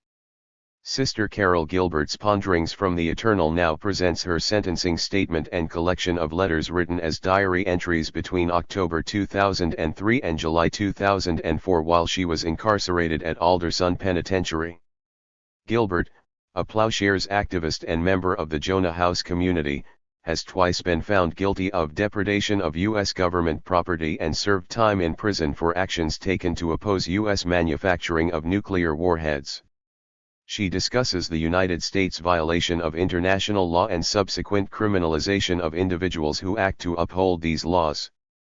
Her monthly letters from prison with their spiritual commitment to nonviolence that illustrates the diversity of resistance narratives to U.S. warfare or a view of the daily prison regime and routine exploitation and dehumanization of inmates. Amid the horror of the revelations of torture of prisoners by American soldiers in Iraq, Afghanistan, and Cuba's Guantanamo Bay, some journalists highlighted the presence of torture in U.S. prisons. Yet, according to Laura Whitehorn's Resisting the Ordinary, few examine standard, daily abusive operating procedures and routines at U.S. penal sites. Whitehorn argues that torture and institutional abuse are similarly geared toward the destruction of the human personality. Looking at humiliation as one aspect of torture, Whitehorn relies on examples from her personal experiences in federal prison and administrators' dehumanizing acts against other prisoners to describe how ordinary practices become acceptable even when they fall within the categories of torture and abuse. Whitehorn discusses the difficulties in countering abuse when it is deemed as standard operating procedure. Incorporating into her essay X195. Excerpts from personal correspondence with activists in the Black Liberation Army, American Indian Movement, and white anti-imperialist movements, Whitehorn maintains that the treatment of political captives in the United States has set the stage for the maltreatment of detainees today. Countering the ordinary as excessive force directed against the racialized other, William F. Pina argues that the abuse of Iraqi prisoners at Abu Ghraib becomes more fully intelligible when situated in cultural traditions of racialized torture and warfare in the United States. Pina's Cultures of Torture situates the Abu Ghraib scandal in three cultures of torture in U.S. racial history: lynching, the 19th century convict lease system, and 20th century, racialized abuse by prison guards. Since emancipation, Pina argues, criminalization has been fashioned racially in the United States as legalized lynchings have slowly replaced extra-legal executions. In the late 19th century, black men were imprisoned for social infractions that would have been non-criminal offenses for whites, and once imprisoned, they were exploited in a vicious convict lease system, with exorbitant death rates and casualties that surpassed the cruelties of slavery. Currently, Pina maintains, black and Latino men are still disproportionately imprisoned, at times for arbitrary reasons or as victims of a racially fashioned war on drugs. Historical and contemporary cultures of torture, argues Pina, contradict President George W. Bush's 2004 assertion that the Abu Ghraib photographs do not represent America. Swearing and abandonment and the policing of black bodies and communities in post-Hurricane Katrina New Orleans are examined by Manning Marable in the closing chapter, Katrina's Unnatural Disaster, a Tragedy of Black Swearing and White Denial, which originally appeared in Souls, a critical journal of black politics, culture, and society. The devastation in New Orleans, which was not necessarily a natural disaster, brought global attention to punitive measures taken against black survivors and the existence of impoverished black communities as trauma sites. These spaces are distinct from the trauma sites of formal prisons, but inhabitants or residents in certain urban areas are still regulated by government control and policed in racially fashioned ways that contradict the stated ideals of American democracy yet, nevertheless, represent another aspect of dispossession rather than security in and belonging to the homeland. Racial Profiling and the Societies of Control. Jared Sexton. Rather than a single type or a juxtaposition of particular cases to be classified in formal categories, racism is itself a singular history, connecting together the conjunctures of modern humanity. Etienne Balibar, Racism and Nationalism, 40. Introduction. In Resisting State Violence, Joy James levies an important critique of the Foucauldian analytic of disciplinary power. Superscript 1. There she argues that the well-known late French philosopher failed to adequately comprehend the persistence of racist violence as a basic structural feature in the social formation of Western modernity. That is to say, discipline simply does not supersede or even significantly displace punishment as the paradigmatic exercise of state power against blacks. In this essay, I will build on, yet depart slightly from, this critical assessment. While I am in full agreement that blacks remain the preeminent objects of punishment in the United States, subject to the most vicious spectacles of state-sanctioned violence and precluded from the possibility of either granting consent or achieving normalization, a historical status James refers to rightly as unassimilable, I would add to this position that, despite this fact, blacks are in fact nonetheless subjected to regimes of discipline and control as what we might understand as forms of supplemental violence. I am not suggesting that blacks are therefore normalized, like the subjects of civil society, and then, in a gratuitous secondary moment, subjected to punishment, as well. Black rights, in other words, are not revoked. Rather, I take punishment or state-sanctioned direct relations of force to be primary and foundational to black subjection, while the production of discipline provides a type of popular theater of cruelty that enters public debate under the terms of emancipation, enfranchisement, integration, multiculturalism, or other varieties of a strained nationalist project. Punishment, on this account, Repra. 9. 198. Since neither a breakdown of the strategies of containment, assimilation, or social control nor an excess of entrenched power threatened by the prospect of change from below, it is not reactive or strategic. Organized, systemic racial violence against blacks, gratuitous violence that traverses the conceptual distinction between state and civil society is, on the contrary, the opening gesture of Western modernity as such, the demarcation of its most fundamental boundary. It is what allows for wars in the proper sense to be fought, even the most brutal one-sided massacres. It embodies the permanent state of exception par excellence. Empire thus exceeds its political, economic, and military rationalities whenever blacks are concerned, and the multitude could stand to learn this lesson the sooner, the better. Superscript 2 We must lend more attention to the pleasures of militarism itself, the pure enjoyment of collective destruction, the social fantasies of death and dismemberment, the delights of martial law. Superscript 3 To say this is no mere embellishment, however, no mere name-calling. It is an analytical question begging for engagement. Too often commentators write the obvious exhilaration displayed by those intent on killing the black community as a character of a fanatical ruling class faction, its social psychological Achilles heel. But this attitude, sometimes smug, sometimes hopeful, conceals an ultimately unsustainable faith in a historical dialectic of oppression and resistance, or the inexplicable inevitability of the master's fatal error, a predictable product of hubris or the drunkenness of a seemingly absolute power. Prior to the events of September 11, 2001, the libidinal economy of anti-blackness was brought into sharp relief by an international forum on the question of racial profiling in the United States, but most critical analyses to date have consistently retreated from its discussion in favor of what are by now hackneyed explanations or merely moral denunciations. Needless to say, the issue never fails to resurface, producing each time the most acute interference in the discourse and organization of radical politics. A genealogy of policing. In the contemporary United States, the police operate as the unaccountable arbiters of lethal violence, the agents of a domestic militarism that underwrites all expansionism and interventionism. They are, as a rule, afforded impunity in their discretion to use what we continue to euphemize as excessive force. 199. Which really means any manner of brutalization whatsoever, including so-called unjust deed shootings.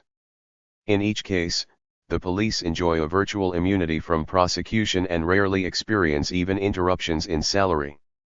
This free rein is not only practical, however, the act of negligent judicial oversight or disorganized civilian review boards. It is also codied as what the legal scholar Janet Coven-Levitt terms constitutional carte blanche. There is simply no legal recourse against the violence and violation of the police. Police departments are, according to a recent Human Rights Watch report, agencies shielded from justice.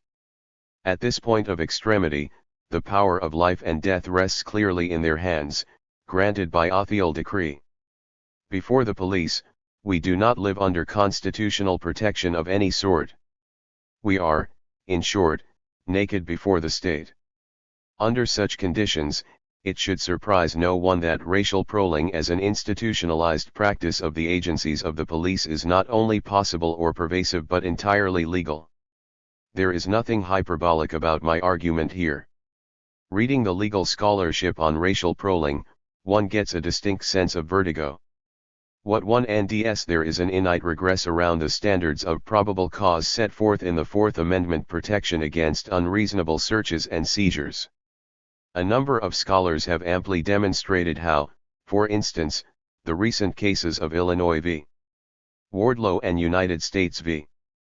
Whitron actively circumvented the standard of reasonable suspicion that previously governed the conditions under which the police might stop and frisk pedestrians or motorists during routine track stops. That earlier standard of reasonable suspicion was established in Terry v.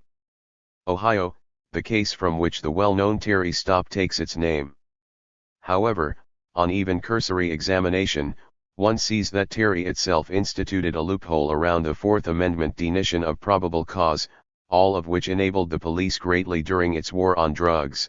As Reagan declared it in 1982, we might lament this persistent whittling away of the standards of suspicion, yet if we look closely at the doctrinal history of Fourth Amendment protections, we end again that probable cause itself reduces down to an equally vague and problematic standard of protection. As H. Richard Uveler remarks in Virtual Justice, probable cause is not a very apt term. It has little to do with probability and nothing whatever with causality. But it is the term chosen by the framers to describe the degree of suspicion requisite for the government to move into 200. The citizens' private spaces. It means damn good reason to believe, that's all. Not certainty beyond a reasonable doubt, not even more likely than not. But more than a hunch or suspicion. That's the best we can do to deem it. Of course, the Fourth Amendment was intended to preclude the use of the general warrant or writ of assistance carried by British colonial officers before the Revolution, which sanctioned the search and seizure of anything and everything in the home or on the person of a given suspect. In other words, the parameters of search and seizure were at the discretion of the colonial police and not subject to any judicial review. It is safe to say that the police today have regained the general warrant, such that under present circumstances we all become susceptible to the arbitrary whims and unsupported hunches of police officers. Superscript 1. The pretexts available to stop and frisk any pedestrian or motorist they so choose are as numerous as they are unavoidable. In a motor vehicle, any infraction of the track code, however minor, can lead to full-scale search and arrest. Given that no one can drive for even a few blocks without committing a minor violation, Superscript 1 is imminently open to police encounter on the streets and highways. Simply walking away from the police is now grounds for a stop and frisk, despite the supposed constitutional right to do so. Standing still is also grounds for a stop, either in particular designated high crime areas or in any setting in which the police judge your presence incongruous. In theory, everyone in the United States is subject to these rules of engagement. Yet, as Ira Glasser, former director of the American Civil Liberties Union, recently noted, while the police could, say, randomly raid apartment buildings on the Upper West Side of Manhattan and yield fruitful results, they clearly do not. As he puts it, they don't do it because most of the folks who live in those apartment buildings are white. They don't do it because if they tried to do it, the outrage would become so big, so fast that it would become politically impossible to sustain. Superscript 1 Superscript 2 We might wonder who would be outraged at such operations and whose outrage would make a difference. At any rate, the verdict of his analysis is clear. On our highways, on our streets, in our airports, and at our customs checkpoints, skin color once again, irrespective of class, and without distinctions based on education or economic status, skin color once again is being used as a cause for suspicion, and a sufficient reason to violate people's rights. Superscript 1 Superscript 3. 201. For blacks in particular the situation is acute. The most recent attack on Fourth Amendment protections followed immediately the Warren Court's due process revolution, as inaugurated by its decisions in the Mapp and Miranda cases. This shift in judicial opinion in favor of criminal suspects and defendants, disproportionately black and characteristically depicted as such, was supposed by some to be the criminal law equivalent to or extension of then recent civil law reforms. The motion toward constitutional protections for blacks was, then, taken to be a byproduct of the limited success of the civil rights movement, but its broader implications were rapidly connated with the perceived threat of the radicalization of struggle dubbed Black Power, which for the mainstream presented ominous criminal tendencies, among other things. The idea that blacks could or should have both civil and criminal rights thus entered the furor of an emergent law and order political culture whose executive, legislative, and judicial wings all feverishly and collaboratively retrenched. The legal history from Richard Nixon to Ronald Reagan to George W. Bush, from war on crime to war on drugs to war on terror, is alarmingly short. The liberal civil rights legislation and judiciary review enjoyed a very brief and largely inactive life. But the revolution in criminal rights never even got off the ground. It never actually happened except in the collective paranoid fantasy of white America. There is, Nally, no golden age for blacks before the criminal law. Therefore, in our discussions of a so-called creeping fascism or nascent authoritarianism or rise of the police state, particularly in the wake of the Homeland Security and Patriot Acts, we might do better than trace its genealogy to the general warrant, whose specter forever haunts the democratic experiment of post-revolutionary civil society. Instead, the proper object of investigation is the antebellum slave code and its antecedents in colonial statute, not because the trajectory of this legal history threatens to undo the rights of all, but precisely because the prevailing libertarian impulse in the United States has so resourcefully and recurrently rendered the concrete situation of blacks in metaphoric terms. Under the force of this law, blacks, who were clearly in the polity but denitively not of it, were not only available to arbitrary search and seizure, the bane of the general warrant, but were, in the main, always already searched and seized. More to the point, they had, in the famous phrase, no rights that a white man bound to respect, including the right to life. The ethos of slavery, in other words, the lasting ideological and active matrix of the white 202 supremacist project admits no legitimate black self-defense, recognizes no legitimate assertions of black self-possession, privacy, or autonomy.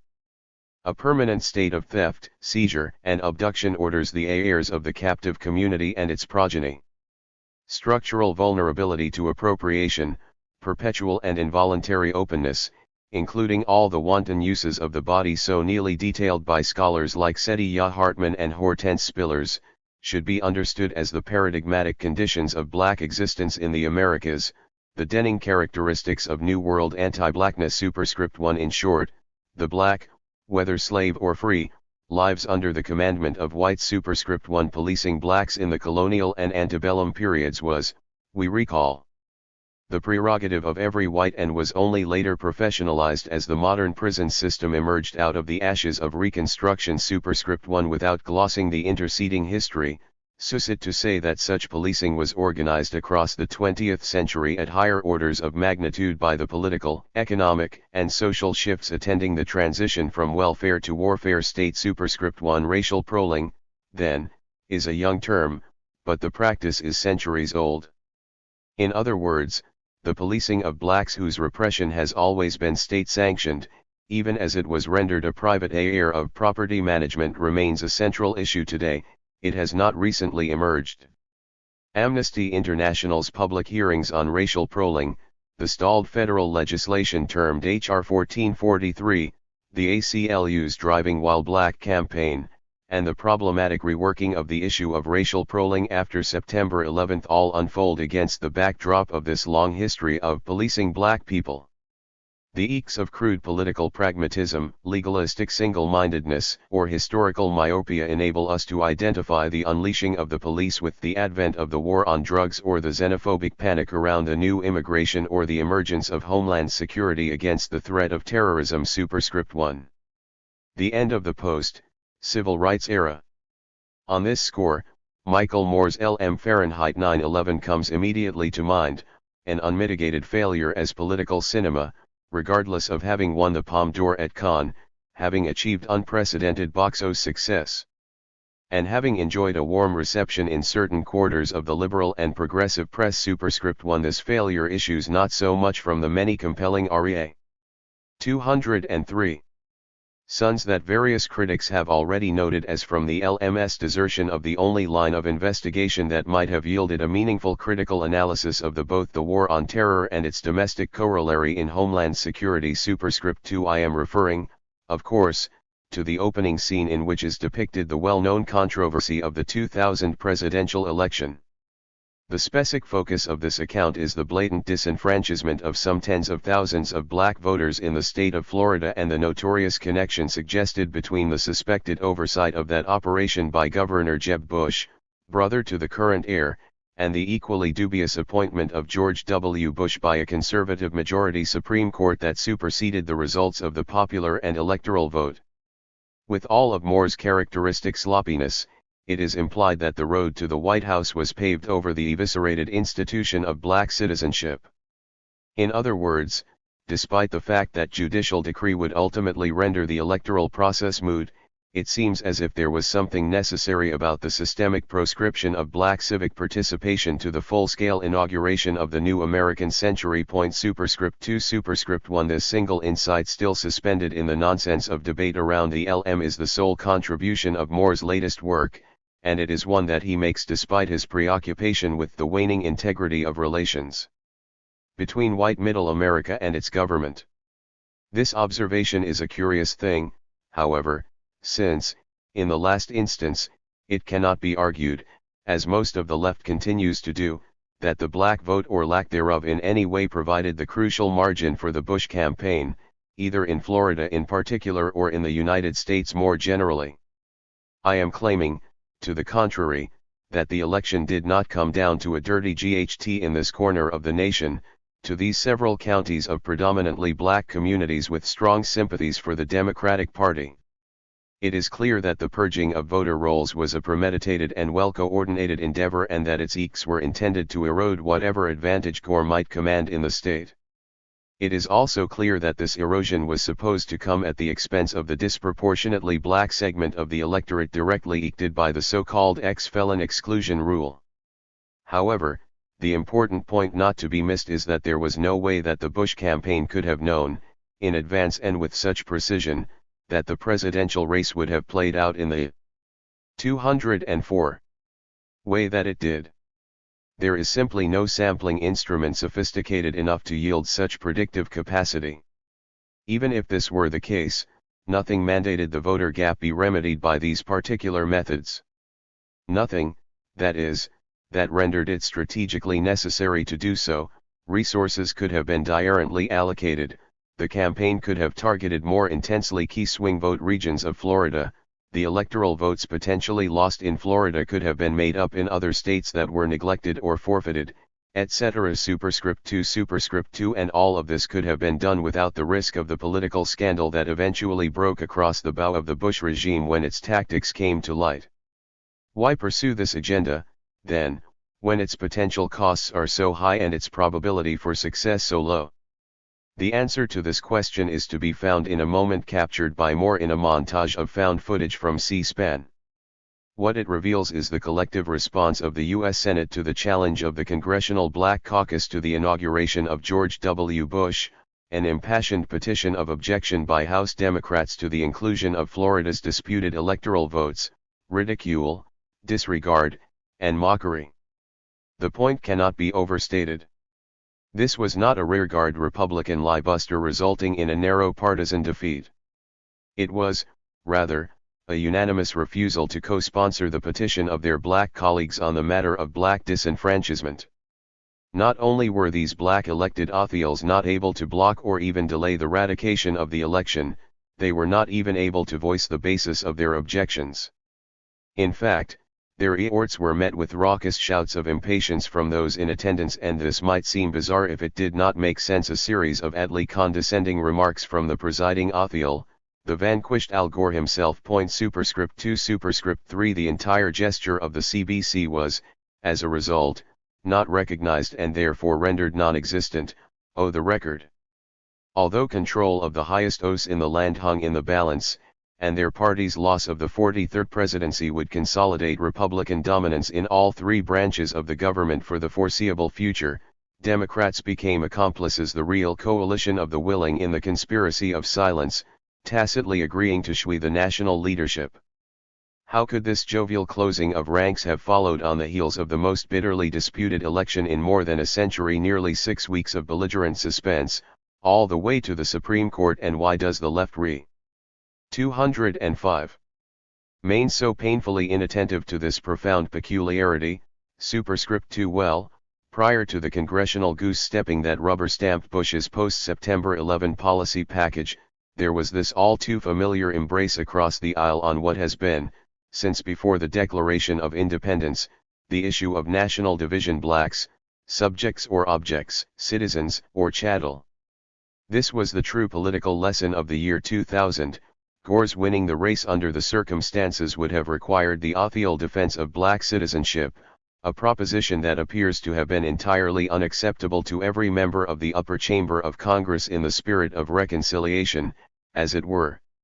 It seems that this gesture of advocacy, a nod, an admittance that there was, perhaps, something rotten in the Deep South, would have not only prolonged what remains of partisan rancor or besmirched any potential Gore administration, but also thrown into question the functioning of the entire panoply of state apparatuses, the honored institutions of our democracy. Superscript 2 Not, I suggest, because the black electorate posed a practical threat to a Republican agenda, but, rather, because blacks pose eternally a symbolic threat to citizenship, the political equivalent to "there goes the neighborhood." Superscript 2 In retrospect, it seems that this imminent crisis of legitimacy at the heart of American civilization threatened something more fundamental than the global instability brought about by the brazen outing of all legal constraints, constitutional provisions, international law, United Nations conventions, etc. that has characterized the Bush faction for the duration of its tenure. In fact, we have witnessed exactly the opposite. Bush has been taken more seriously since September 11. Superscript 2 Not just as a maniacal threat to the world, but as the legitimate leader of the United States.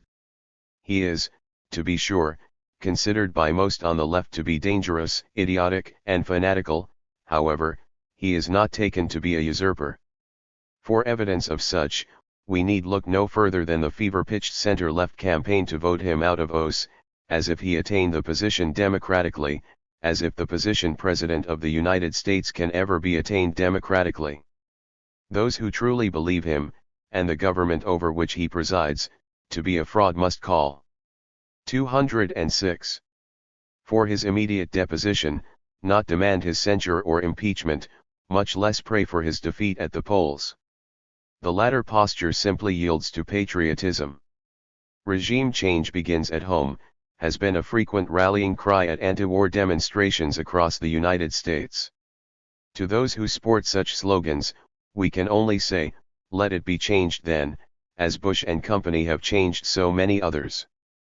This position is largely unthinkable today, however, because, when taken to its logical conclusion, to radically oppose the Bush administration is, ipso facto, to foster the dissolution of the United States as we know it.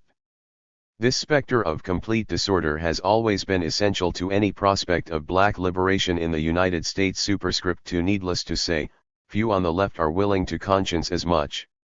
What prevails instead in the current conjuncture is a concrete preference for the national sacrifice of blacks as political entities to pursue under cover of an institutionalized disavowal what amounts to an intensive partisan battle within the framework of an already anemic liberal democracy. In my view, the determined inconsideration of the structural position of blacks in the social formation that which makes the hoax of election 2000 normal and not exceptional, a historical continuity is absolutely vital to the range of progressive causes that have come of age in the wake of September 11, from the legal defense of those targeted by anti-terrorist proling to debates about the standing and welfare of so-called enemy combatants to the orisons of the immigrant rights movement. How else could the general public now, since Clinton, expressly multiracial acquiesce so readily in a bloodless coup d'état in the birthplace of the democratic experiment. Forget the snub of senatorial co-sponsorship for a wrist-slapping federal investigation. The more important question is, where were the broad-based, grassroots multiracial coalitions acting on this front? And, as election 2004 came and went, why were we not vociferously revisiting this political primal scene? In place of this absent solidarity with actually existing black communities, we 207 have instead a consistent analogizing to abstract black swearing that actually displaces black struggles even as it builds on their example, to wit, flying while brown is like driving while black. The immigrant workers' freedom ride builds on the history of the noble U.S. civil rights movement. Superscript 2 The prisoner abuse at Abu Ghraib is reminiscent of the lynching of blacks, and so on. Superscript 3 Seen in this light, can we not detect in this pervasive indifference a historical revision of the election of 1876, in which the Republican Rutherford Hayes was appointed to the presidency by a special bipartisan commission despite having lost the popular vote to his Democratic challenger, Samuel Tilden? In other words, was not the month-long campaign that culminated in Bush v. Gore and the marked silence that soon followed the High Court's decision an equivalent political event to that which formally ended the era of Reconstruction, the infamous Compromise of 1877? In the former instance, a program of unprecedented social spending, enforced by a massive domestic military presence, was terminated, and landmark civil rights legislation, however watered down, was actively abandoned, but only after each had already been rendered largely impotent by the often violent paramilitary and political maneuverings of a retrenched Confederacy against the fateful hopes of a nominally emancipated slave population. Superscript 3 Superscript 1 The present moment, however, signals the true death knell of the modern civil rights movement, insofar as it pursued a second, more comprehensive reconstruction, now in the twilight of the limited gains it momentarily secured under the headings of anti-discrimination and armative action. Election 2000 designates the formal end of the post-civil rights era, the genuine maturation of the new right, and the advent of a new redemption. The difference today is that the racial reaction is no longer a resurrection of newfangled 208 white supremacy, a project that has become untenable and perhaps even undesirable. Superscript 3 Superscript 2 It is, instead, an intensification of a capacious anti-blackness that is entirely compatible with the emerging multiracial America. Superscript 3 Superscript 3 That is to say, quite insistently, that the most important shift produced by the ascension of the Bush junta regards the emergent consensus about the relative insignificance of what I can only inadequately term the rights of blacks in the United States. Even this is putting things too gently. For this stark rightward drift which has eked the whole of the political spectrum is not simply about the rollback of the liberal legislative gains of the 1960s or the deliberate dismantling of the most ameliorative aspects of the welfare state or even the endless narrowing of the scope of legal protections before the police. More profoundly, the conservative restoration names the retreat of the idea throughout the fabric of civil society that blackness and human being are not permanently and mutually exclusive. Superscript 3 The paradoxical notion of black human being has never enjoyed the reigning status of common sense, of course, but for a brief moment in recent history it seemed poised to enlarge its capacity to destructure and read in both terms of this strange compound. It was toward this potential threat, both material and symbolic, that the ill-named white backlash was nally aimed, and it has been so since before the battle of the Civil War commenced. This post-civil rights transformation of the national political culture, then, cannot be reduced to the assemblage of policy changes pursued since Nixon, because it constitutes a much more fundamental alteration of the background against which the political operates altogether. This alteration is, at once, a suturing of the wounded whiteness that survives the post-war mobilization of black political protest and an unparalleled enabling of race-based interest politics for non-black non-whites under the broad banner, people of color. Superscript 3 However, as mentioned earlier, the latter development issues forth not on a basis of solidarity with black struggle, as is supposed without warrant by the sentiment of coalition embedded in the notion, but, rather, in its wake, if not always at its expense. More precisely, it is a phenomenon made possible by the decline of the black movement and a development that nourishes in its stead. Over the past 2 decades, people of color politics has shifted from a path of capitalizing on historical opportunity to one of pursuing a defensive opportunism. Thus, the populism of angry white males and the mass appeal of multiracial coalition politics represent 2 sides of the same coin. They are, in short, 2 aspects of the contemporary repression of post-war black radicalism.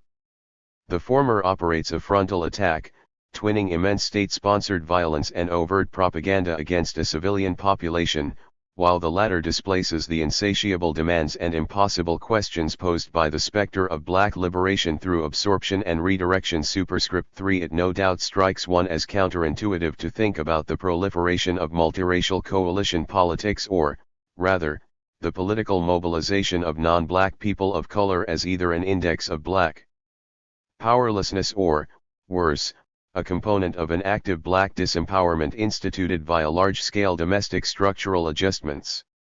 There is, after all, an almost universal acknowledgement among activists and organizers in Latino, Asian American, and, more recently, Arab and Muslim communities that the civil rights movement and Black Power movement were seminal to their current epochs, both as practical training grounds for many a veteran political worker and as a continuing source of inspiration and instruction for younger generations now moving into the ranks of leadership. More important, consistent attempts are made to link, at least rhetorically, analogically, the struggle for immigrant rights with the ongoing black struggle for racial justice. Superscript 3. This is usually done to promote a more active and lasting spirit of collaboration among different communities of color, as an antidote for the destructive dynamics of black, Asian conflict or blacks versus browns and so on, and as a precondition for viable coalition, a search for common ground. Superscript 3. However, on closer examination, one detects in the public commentary about both the histories of oppression and the contemporary forms of racial discrimination faced by non-black people of color not only a certain carelessness, but also a strong undercurrent of open disdain toward the recent career of blacks in the United States, a subtext of anti-210 blackness that appears to be both gratuitous and utterly indispensable. We do not in other words, a coherent rationale for the animus that seems to lace the strategic calls for multiracial coalition or the conceptual deployment of metaphor between the station of blacks in U.S. society and culture and the evolving attacks on the welfare of non-black minorities. In each case, a claim is made that, say, the vicious assault on immigration reform, or the spectacular skepticism of government investigative agencies and the corporate media toward the loyalties of Asian Americans as such, or the implementation of aggressive policing against an Arab, Muslim, Middle Eastern terrorist prole, and so on, are offenses more egregious than those that have been happening to blacks in far greater proportion for nearly indefinite periods of time, in part because all of this is ostensibly unacknowledged as such, not by whites so much as by blacks. Black swearing, in other words, is utilized as a convenient point of reference, the putative bottom line, in such a way that the specificity of anti-blackness, which is to say, its inexorableness and fundamentality to racial formation in the United States, is almost entirely obscured. Meanwhile, blacks are faulted for failing to validate and embrace the political claims of non-black people of color. What the multiracial approach fails to appreciate, aside from the inherent injury and insult to the usual suspects of becoming concerned about a problem only when it happens immediately to you and yours, is the highly contingent nature of the injustices in question. This is, perhaps, the most tendentious point of the present argument, whether one is talking about the attack on immigrants or the special registrations of Homeland Security, or even harking back to the internment of Japanese Americans during World War II. It is not unreasonable to conclude that these undeniably reprehensible and tragic events were 211. Nonetheless inessential, though clearly not unimportant to the operations of the U.S. state and civil society. The mass imprisonment of citizens and non-citizens of Japanese descent, for instance, was dependent on both the hysteria of World War II and the foreign policy objectives of the Roosevelt administration as a souciant condition of possibility.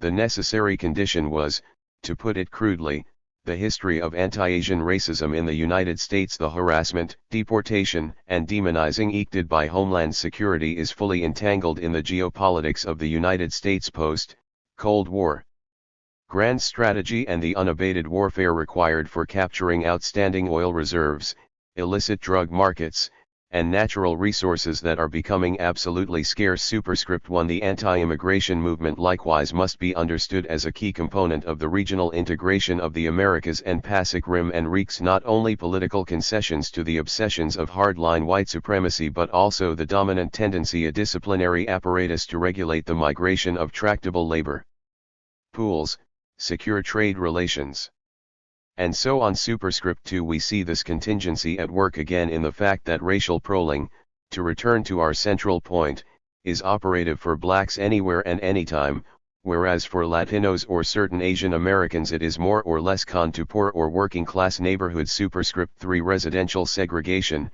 as well, is a class-bound issue for Latinos and Asian Americans. For blacks, it is a cross-class phenomenon, so much so that even the most segregated Asian Americans, including many Southeast Asian refugees, are more integrated than the most integrated middle-class blacks. Poverty is principally transitional for immigrants but transgenerational and deeply entrenched for blacks nationally. Latinos are incarcerated at more than twice the rate of whites, but blacks are incarcerated at nearly 3 times the rate of Latinos. This is all to say that, whereas the swearing of non-black people of color seems conditional to the historic instance and, even empirically, functions at a diurent scope and scale, the oppression of blacks seems to be invariant. This sort of comparative analysis, which would unquestionably eke the formulation of political strategy and the demeanor of our 212 political culture, is roundly discouraged, however, by the silencing mechanism of choice today in progressive political and intellectual circles. Don't play oppression Olympics, to tarry with such details, runs the dogma, is to play into the hands of divide and conquer tactics and, moreover, to engage a shameful, callous immorality. One notes readily in this catchphrase the translation of a demand for or question of comparison into an insidious posture of a priori competition. I suspect a deep relationship between this pervasive rhetorical strategy and the aggressive analogizing mentioned earlier, all of which boil down to assertions about being like blacks or, worse, the new niggers. The good news, if it can be called that, is that this effort to repress a sustained examination of black positionality, the position of the unthought, will only undermine multiracial coalition as politics of opposition. Every analysis that attempts to account for the vicissitudes of racial rule and the machinations of the racial state without centering black existence within its framework, which does not mean simply listing it among a chain of equivalents, is doomed to miss what is essential about the situation, because what happens to blacks indicates the truth of the system, its social symptom, and all other positions can be understood from this angle of vision. Superscript 1. More important for present purposes, every attempt to defend the rights and liberties of the latest victims of racial proling will inevitably fail to make substantial gains insofar as it forfeits or sidelines the fate of blacks, the prototypical targets of this nefarious police practice and the juridical infrastructure built up around it. Without blacks on board, the only viable option, the only effective defense against the crossroad, will entail forging greater alliances with an anti-black civil society and capitulating further to the magnification of state power, a bid that carries its own indelible costs, its own pains and pleasures. Jihadis in the Hood. Race, Urban Islam, and the War on Terror. Hishamati. In his classic novel Mumbo Jumbo, Ishmael Reed satirizes white America's age-old anxiety about the infectiousness of black culture with Jescrew, an undeniable, irresistible carrier of soul and blackness that spreads like a virus, contaminating everyone in its wake from New Orleans to New York. Superscript 1. Reed suggests that the source of the Jescrew scourge is a sacred text, which is nally located and destroyed by Abdul Suhamid, the brother on the street. In a turn of events reminiscent of Reed's storyline, commentators are advancing theories warning of a dangerous epidemic spreading through our inner cities today, infecting misguided, deceived minority youth and turning them into anti-American terrorists. This time, though, the pathogen is Islam, more specifically, an insidious mix of radical Islam and black militancy. Since the capture of John Walker Lind, the Marin County black nationalist turned Taliban superscript 2, and the arrest of the would-be terrorist Jose Padilla, a Brooklyn-born Puerto Rican ex-gang member who encountered Islam while in prison, terrorism experts and columnists have been warning of the Islamic threat in the American underclass and alerting the public that the ghetto and the prison system could very well supply a FTH column to Osama bin Laden and his ilk. Writing in New York City's Daily News, the black social critic Stanley Crouch reminded us that in 1986 the powerful Chicago street gang Al Roon, known in the 1970s as the Blackstone Rangers, was arrested en masse for receiving $2.5 million from Libya's strongman, Muammar Gaddafi, to commit terrorist acts in the United States. We have to realize there is another theater in this unprecedented war, one headquartered in our jails and prisons, Crouch cautioned. Chuck Colson of the Evangelical American Christian Mission, which ministers to inmates around the country, penned a widely circulated article for the Wall Street Journal charging that Al-Qaeda training manuals specifically identify America's prisoners as candidates for conversion because they may be 220 disenchanted with their country's policies. As U.S. citizens, they will combine a desire for payback with an ability to blend easily into American culture. Moreover, he wrote, Saudi money has been funneled into the American Muslim Foundation, which supports prison programs, reiterating that America's alienated, disenfranchised people are prime targets for radical Islamists who preach a religion of violence, of overcoming oppression by jihad. Superscript 3. Since September 11, 2001, more than a few American-born black and Latino jihadis have indeed been discovered behind enemy lines. Before Padilla, there was Akil, the troubled Mexican-American youth from San Diego found in an Afghan training camp fraternizing with one of the men accused of killing the journalist Daniel Pearl. Akil, now in custody, is writing a memoir called My Jihad. In February, the New York Times ran a story about Hiram Torres, a Puerto Rican whose name was found in a bombed-out house in Kabul on a list of recruits to the Pakistani group Harkat al-Mujahideen, which has ties to Al-Qaeda. Torres, also known as Mohammed Salman, graduated RST in his New Jersey high school class and attended Yale before dropping out and heading to Pakistan in 1998. He has not been heard from since. A June edition of U.S. News & World Report mentions a group of African Americans, their whereabouts currently unknown, who studied at a school closely linked to the Kashmiri militia Lashkar-e-Taiba. El Hussein Kerchtu, an Algerian government witness, claims to have seen some black Americans training at Al-Qaeda bases in Sudan and Pakistan. Earlier this year, the movie Kandahar caused an uproar in the American intelligence community because the African American actor who played a doctor was the American fugitive David Beleld. Beleld, who converted to Islam at Howard University in 1970, is wanted for the 1980 murder of the Iranian dissident Ali Akbar Tabatabai in Washington. Beleld has lived in Tehran since 1980 and goes by the name Hassan Tantai. The two most notorious accused terrorists now in U.S. custody are black Europeans, the French-Moroccan Zacharias Moussaoui and the English-Jamaican shoe bomber Richard Reed, who were radicalized in the same mosque in the London ghetto of Brixton. Moussaoui's ubiquitous mugshot in orange prison garb, looking like any American inner-city youth with his shaved head and goatee, has intrigued many and unnerved some. My RST thought when I saw his photograph was that I wished he looked more Arabic and less black, wrote Cheryl McCarthy in Newsday. All African. 221. Americans' need is for the RST guy to be tried on terrorism charges stemming from this tragedy to look like one of our own. But assessments of an Islamic threat in the American ghetto are sensational and ahistorical.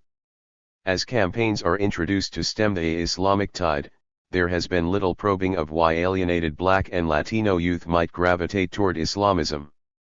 There has been no commentary comparable to what the British race theorist Paul Gilroy wrote about Richard Reed and the group of Britons held at Guantanamo Bay, The story of Black European involvement in these geopolitical currents is disturbingly connected to the deeper history of immigration and race politics. Reed, in particular, manifests the uncomfortable truth that British multiculturalism has failed. For over a century, African American thinkers, Muslim and non-Muslim, have attempted to harness the black struggle to global Islam, while leaders in the Islamic world have tried to yoke their political causes to African American liberation. Islamism, in the U.S. context, has come to refer to daring ideologies adopted by Muslim groups to galvanize social movements for Islamic political ends. The Nation of Islam's Buy Black campaigns and election boycotts, or Harlem's Mosque of Islamic Brotherhood lobbying for bennets and cultural and political rights from the state. Much more rarely, it has included the jihadi strain of Islamism, embraced by foreign-based or foreign-funded Islamist groups attempting to gain American recruits for armed struggles against indel governments at home and abroad. The rise of Islam and Islamism in American inner cities can be explained as a product of immigration and racial politics, deindustrialization and state withdrawal, and the interwoven cultural forces of black nationalism, Islamism, and hip-hop that appeal strongly to disenfranchised Black, Latino, Arab, and South Asian youth. Islam in the transatlantic. The West Indian, born Christian missionary Edward Blitten was the RST African American scholar to advocate an alliance between global Islam and Pan-Africanism, the system of thought that is considered his intellectual legacy. After studying Arabic in Syria and living in West Africa, Blitten became convinced that Islam was better suited for people of African descent than Christianity because of what he saw as the lack of racial prejudice, the doctrine of brotherhood, and the value placed on learning in Islam. His seminal tome, Christianity. 222. Islam and the Negro Race, laid the groundwork for a Pan-Africanism with a strong Islamic cultural and religious undergirding. Blitten's counterpart in the Arab world was the Sudanese-Egyptian intellectual Dusay Muhammad Ali. In 1911, after the first Universal Races Congress held at the University of London, Dusay Muhammad launched the African Times and Orient Review, a journal championing national liberal struggles and abolitionism in the four quarters of the earth and promoting solidarity among non-whites around the world. Published in both English and Arabic, the journal was circulated across the Muslim world and African diaspora, running articles by intellectuals from the Middle East to the West Indies. Dusay would later become mentor to the American black nationalist Marcus Garvey when he worked at the Review in London in 1913 and would leave his indelible stamp on Garvey's Universal Negro Improvement Association, whose mission to reclaim the fallen of the race, to administer and assist the needy would become the social welfare principles animating myriad urban Islamic and African American movements. In 1926, Dusay created the Universal Islamic Society in Detroit, which would enhance, if not inspire, Noble Drew Ali's Moorish Science Temple and Fard Muhammad's Temple of Islam, both seen as precursors of the modern-day Nation of Islam. Blitten's and Dusay's ideas, which underlined universal brotherhood, human rights, and literacy, had a profound impact on subsequent Pan-Africanist and Islamic movements in the United States, enhancing leaders such as Garvey, Elijah Muhammad, and Malcolm X. The latter two inherited an Arabo-centric understanding of Islam, viewing the Arabs as God's chosen people and Arabic as the language of intellectual jihad, ideas still central to the Nation of Islam today. The NOI's mysterious founder, Fard Muhammad, to whom Elijah Muhammad referred as God himself, is widely believed to have been an Arab. Fard was an Arab who loved us so much so as to bring us al-Islam, Minister Louis Farrakhan has said repeatedly. For the past 30 years, Farrakhan's top advisor has been the Palestinian-American Ali Baghdadi, though the two fell out earlier this year when Farrakhan condemned suicide bombings in the NOI typologist theology. Arabs are seen as a sign of a future people, a people chosen by God to receive the Quran but who have strayed, and so God has chosen the American Negro, who like the Arab is dead. 223.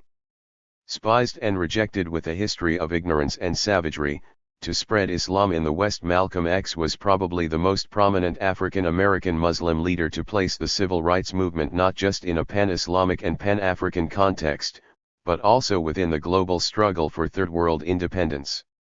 In addition to his historic visit to Mecca, where he would witness Islamic universalism and eventually renounce the NOI's race theology, Malcolm X would confer with Egyptian President Gamal Abdel Nasser and Algerian President Ahmed Ben Bella, leaders of the Arab League and Organization of African Unity, respectively, and consider taking African American problems to the OR of the United Nations General Assembly. When Warithdin Muhammad, who had been educated at Al-Azhar University, took over the Nation of Islam after the death of his father, Elijah, in 1975, he renounced his father's race theology and changed his organization's name to the World Community of Al-Islam in the West to emphasize the internationalist ties of Muslims over the nationalistic bonds of African Americans, leading to a split with Farrakhan, who then proceeded to rebuild the NOI in its old image. Arab and Islamic states would persistently woo Warithdin Muhammad, apparently eager to gain influence over U.S. foreign policy. But, lamented one scholar, he has rejected any lobbying role for himself, along with an unprecedented opportunity to employ the international pressure of Arab states to improve the social conditions of Black Americans. Superscript 1. Targeting the disaffected. Is there any truth to the claim that Muslim states or Islamist groups specifically targeted African Americans to lobby the U.S. government or to recruit them in wars overseas? U.S. News and World Report notes that, just in the 1990s, between 1,000 and 2,000 Americans, of whom a fair number are African Americans, volunteered to GHT with Muslim armies in Bosnia, Chechnya, Lebanon, and Afghanistan. Many were recruited by radical imams in the United States. According to several reports, in the late 1970s the Pakistani Imam Sheikh Syed Jilani, now on the run for his alleged role in Daniel Pearl's murder, founded a movement called Al-Fuqara, with branches in Brooklyn and New Jersey, where he preached to a predominantly African American constituency. Using his Soldiers of Allah video, Jilani recruited leaders for the anti-224 Soviet jihad in Afghanistan. Likewise, according to the FBI, working out of his jihad-os in Brooklyn, the blind cleric Sheikh Omar Abdel Rahman raised millions of dollars for the Afghan resistance and sent 200 volunteers to join the Mujahideen. According to a recent study, Saudi Arabia has historically exerted the strongest influence over the American Muslim community, particularly since the rise of Organization of Petroleum Exporting Countries in 1973. Superscript 1 through the Islamic Society of North America, Muslim Student Associations, the Islamic Circle of North America, and the Saudi-sponsored World Muslim League, the Saudis have announced summer camps for children, institutes for training imams, speakers series, the distribution of Islamic literature, mosque building, and proselytizing. In addition, the Saudi embassy, through its control of visas, decides who in the American Muslim community goes on the pilgrimage to Mecca. But there is absolutely no evidence suggesting a connection between this influence and terrorism against the United States, as has been alleged by several media outlets. Superscript 1 Superscript 2 In the early 1980s, Iran attempted to counter Saudi influence over the American Muslim community and to gain African American converts to Shi'ism. On November 17, 1979, Ayatollah Khomeini had ordered the release of 13 African American hostages, stating that they were oppressed brothers who were also victims of American injustice. In 1982, a study commissioned by the Iranian government to appraise the potential for Shiite proselytizing in Black America attacked the Nation of Islam and Sunni Muslims for their insincerity and argued that Saudi proselytizers were in cahoots with the CIA. The report stated, besides being dispirited, the African American Muslims feel that nobody cares about them, only wants to use them for their own personal reasons as they languish. The majority of African Americans really want pure Islam. However, until and unless someone is willing, qualified, and able to actively oppose active Saudi oil money, the Islamic movement in America will plod on in a state of abject ineptitude and inactiveness. Superscript 1 Superscript 3 But the Iranian Revolution did not have much influence over African American Muslims, with the notable exception of the aforementioned Baleld. The majority of African Americans, and increasingly Latinos, who embrace Islam do not end up wearing military fatigues in the mountains of Central Asia. For most, Islam provides order, meaning, and purpose to nihilistic and chaotic 225 lives, but even if most do not gravitate toward radical Islamism, why the attraction to Islam in the first place? Exiting the West. Many blacks and Latinos in American metropolises live in poverty and feel alienated from the country's liberal political and cultural traditions. Repelled by America's permissive consumerist culture, many search for a faith and culture that provides rules and guidelines for life. Often they are drawn to strands of Christianity that endorse patriarchy, family values, and abstinence. But many young African Americans, and increasingly Latinos, reject Christianity, which they see as the faith of a guilty and inerrant establishment. Christian America has failed them and stripped them of their ethnic honor. Estranged from the United States and, in the case of Latinos, from their parents' homelands, many minority youth search for a sense of community and identity in a quest that has increasingly led them to the other side of the Atlantic, to the Islamic world. Sunni Islam, the heterodox nation of Islam, and quasi-Muslim movements such as the Five Percenters and Nuwaubians allow for a cultural and spiritual escape from the American social order that often entails a wholesale rejection of Western culture and civilization. Family breakdown and family values come up often in conversations and sermons at inner-city mosques as explanations for the younger generation's disenchantment with American society and liberalism. The decline of the two-parent household, which preoccupies discussion of family values, has economic and political roots. In the 1970s and 1980s, the middle classes left for the suburbs, investors relocated, and joblessness in urban areas increased rapidly. As one analyst observed, the labor market conditions which sustain the male breadwinner family have all but vanished.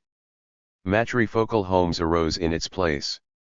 The new urban political economy of the 1980s state withdrawal and capitalite led to the creation of a new set of orientations that places less value on marriage and rejects the dominance of men as a standard for a successful husband-wife family superscript 1. But in the view of many inner-city Muslim leaders, family breakdown and economic dislocation result from racism, Western decadence, and immorality. They are the act of straying from the way of God. Rahim Acacio, Imam of New York's Alianza Islamica, contends, Latinos in the society at large, due to pressures of modern Western culture are fighting a losing battle. 226. To maintain their traditional family structure. Interestingly, the aches of an Islamic lifestyle seem to mitigate the harmful aches of the Western lifestyle and have helped restore and reinforce traditional family values. Latino culture is at its root patriarchal, so Islam's clearly deemed roles for men as responsible leaders and providers and women as equally essential and complementary were assimilated. As a result, divorce among Latino Muslim couples is relatively rare. Superscript 1. By embracing Islam, previously invisible, inaudible, and dissected individuals gain a sense of identity and belonging to what they perceive as an organized, militant, and glorious civilization that the West takes very seriously. One Chicano ex-convict tried to explain the allure of Islam for Latino inmates and why Mexican Americans sympathize with Palestinians. The old Latin American revolutionaries converted to atheism, but the new faux revolutionary Latino American prisoner can just as easily convert to Islam. There reside in the Latino consciousness at least three historical grudges, three connecting selves: the Muslim Moor, the Catholic Spanish and the indigenous Indian. The Palestinians had their homeland stolen and were oppressed in much the same way as Mexicans. Superscript 1. Bringing Allah to urban renewal.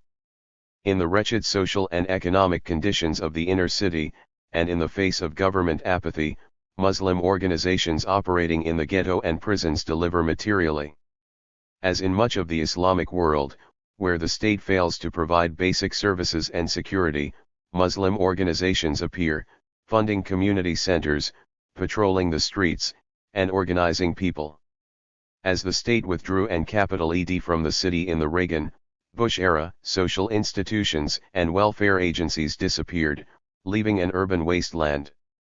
Churches have long been the sole institutions in the ghetto, but Islamic institutions have been growing in African American neighborhoods for the past 2 decades. In central Harlem, Brownsville, and East New York areas deprived of job opportunities, dozens of mosques have arisen, standing cheek by jowl with dozens of churches that try to provide some order and guidance to these neighborhoods.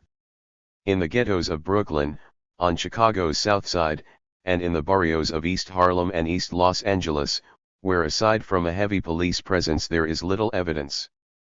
227. Of government, Muslim groups provide basic services.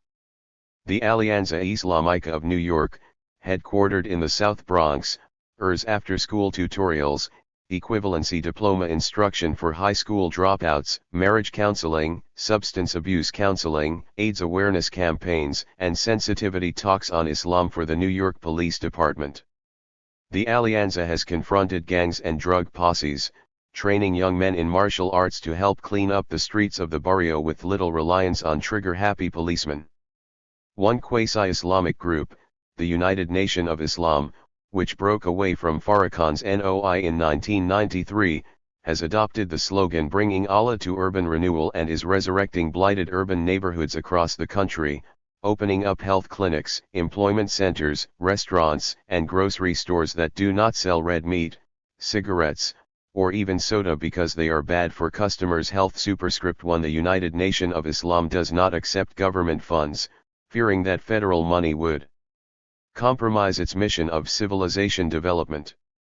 Similarly, the NOI conducts manhood training and mentoring programs in inner cities across the country, earning the praise of numerous scholarly reports, which claim that young men who participate in these programs for an extended time show positive self-conception, improved grades, and less involvement in drugs and petty crimes. Superscript 1. In addition to delivering basic services, the NOI today tries to provide jobs and housing.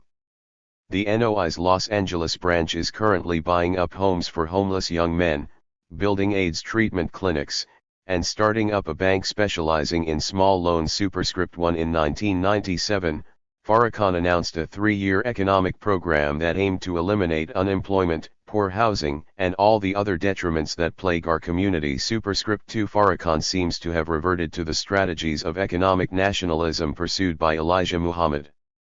One scholar argues that under Elijah, the NOI was essentially a development organization emphasizing thrift and economic independence among poor black people, with such success that it turned many followers into entrepreneurs.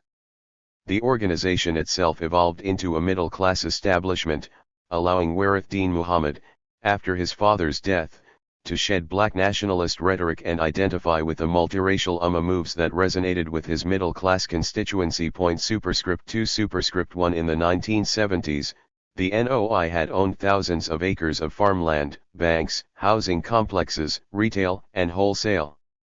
228. Businesses, and a university, and was described by C. Eric Lincoln as one of the most potent economic forces in Black America, but Warithdin Muhammad liquidated many of the NOI's assets. When Farrakhan resuscitated the NOI in the 1980s, he revived Elijah Muhammad's message of black economic empowerment and began rebuilding the NOI's business empire.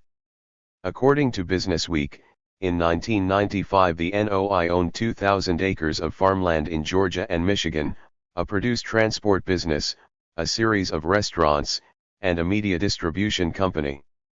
Islam behind bars. Over the past 30 years, Islam has become a powerful force in the American prison system. Ever since the Attica prison riots in upstate New York in 1971, when Muslim inmates protected guards from being taken hostage, prison officials have allowed Muslim inmates to practice and proselytize relatively freely. Prior to the rise of Islam, the ideologies with the most currency among minorities in prison were strands of revolutionary Marxism, Maoism, and Guevarism, and varieties of black nationalism. According to one report, nowadays 1/3 of the million or more black men in prison are claiming affiliation with the Nation of Islam, Sunni Islam, or some quasi-Muslim group, such as the Moorish Science Temple. Superscript 2. Superscript 2. Mike Tyson, during a stint in prison in the mid-1990s, seems to have combined all three currents, leaving prison as a Muslim convert. Malik Shabazz, but with Mao and Che Guevara tattoos. I'm just a dark guy from the den of iniquity, the former heavyweight champion explained to journalists. The presence of Muslim organizations in prisons has increased in the past decade as the state has cut back on prisoner services. In 1988, legislation made drug offenders ineligible for Pell Grants. In 1992, this was broadened to include convicts sentenced to death or lifelong imprisonment without parole, and in 1994, the law was extended to all remaining state and federal prisoners. In 1994, Congress passed legislation barring inmates from higher education, stating that criminals could not benefit from federal funds, despite overwhelming evidence that prison educational programs not only help maintain order in prison but also prevent recidivism. Superscript 2 Superscript 3 legislation also denies welfare payments, veterans benefits, and food stamps to anyone in detention for more than 60 days. In 1996, the Clinton administration passed the Work Opportunity and Poor 229. So Null Responsibility Act, preventing most ex-convicts from receiving Medicaid, public housing, and Section 8 vouchers. Clinton forbade inmates in 1998 from receiving Social Security benefits, saying that prisoners collecting Social Security checks was fraud and abuse perpetrated against working families who play by the rules. Superscript 2 All these cutbacks affected minorities disproportionately, but African Americans in particular, because of the disproportionately high incarceration rates of African American men. Disparate treatment by the criminal justice system, which has a devastating effect on the black family, the inner-city economy, and black political power, since convicts and ex-convicts cannot vote in 39 states, is another powerful factor fueling the resentment of minorities toward the establishment. In this atmosphere, it is no surprise that Muslim organizations in prisons are gaining popularity. The Nation of Islam provides classes, mentorship programs, study groups, and manhood training that teaches inmates respect for women, responsible sexual behavior, drug prevention, and life management skills. Mainstream American Muslim organizations also provide myriad services to prisoners. At ISNA's first conference on Islam in American prisons, Amir Ali of the Institute of Islamic Information and Education described the services and support system that his organization provides to Muslim inmates: regular visits to prisons by evangelists who deliver books and literature, classes in Arabic and Islamic history, correspondence courses in other subjects, 24-hour toll-free phones and collect calling services for inmates to call families, mentorship programs for new converts, and halfway houses to help reintegrate Muslim inmates into society after release. Those who study Islam behind bars cast doubt on the assertions of Colson and Crouch.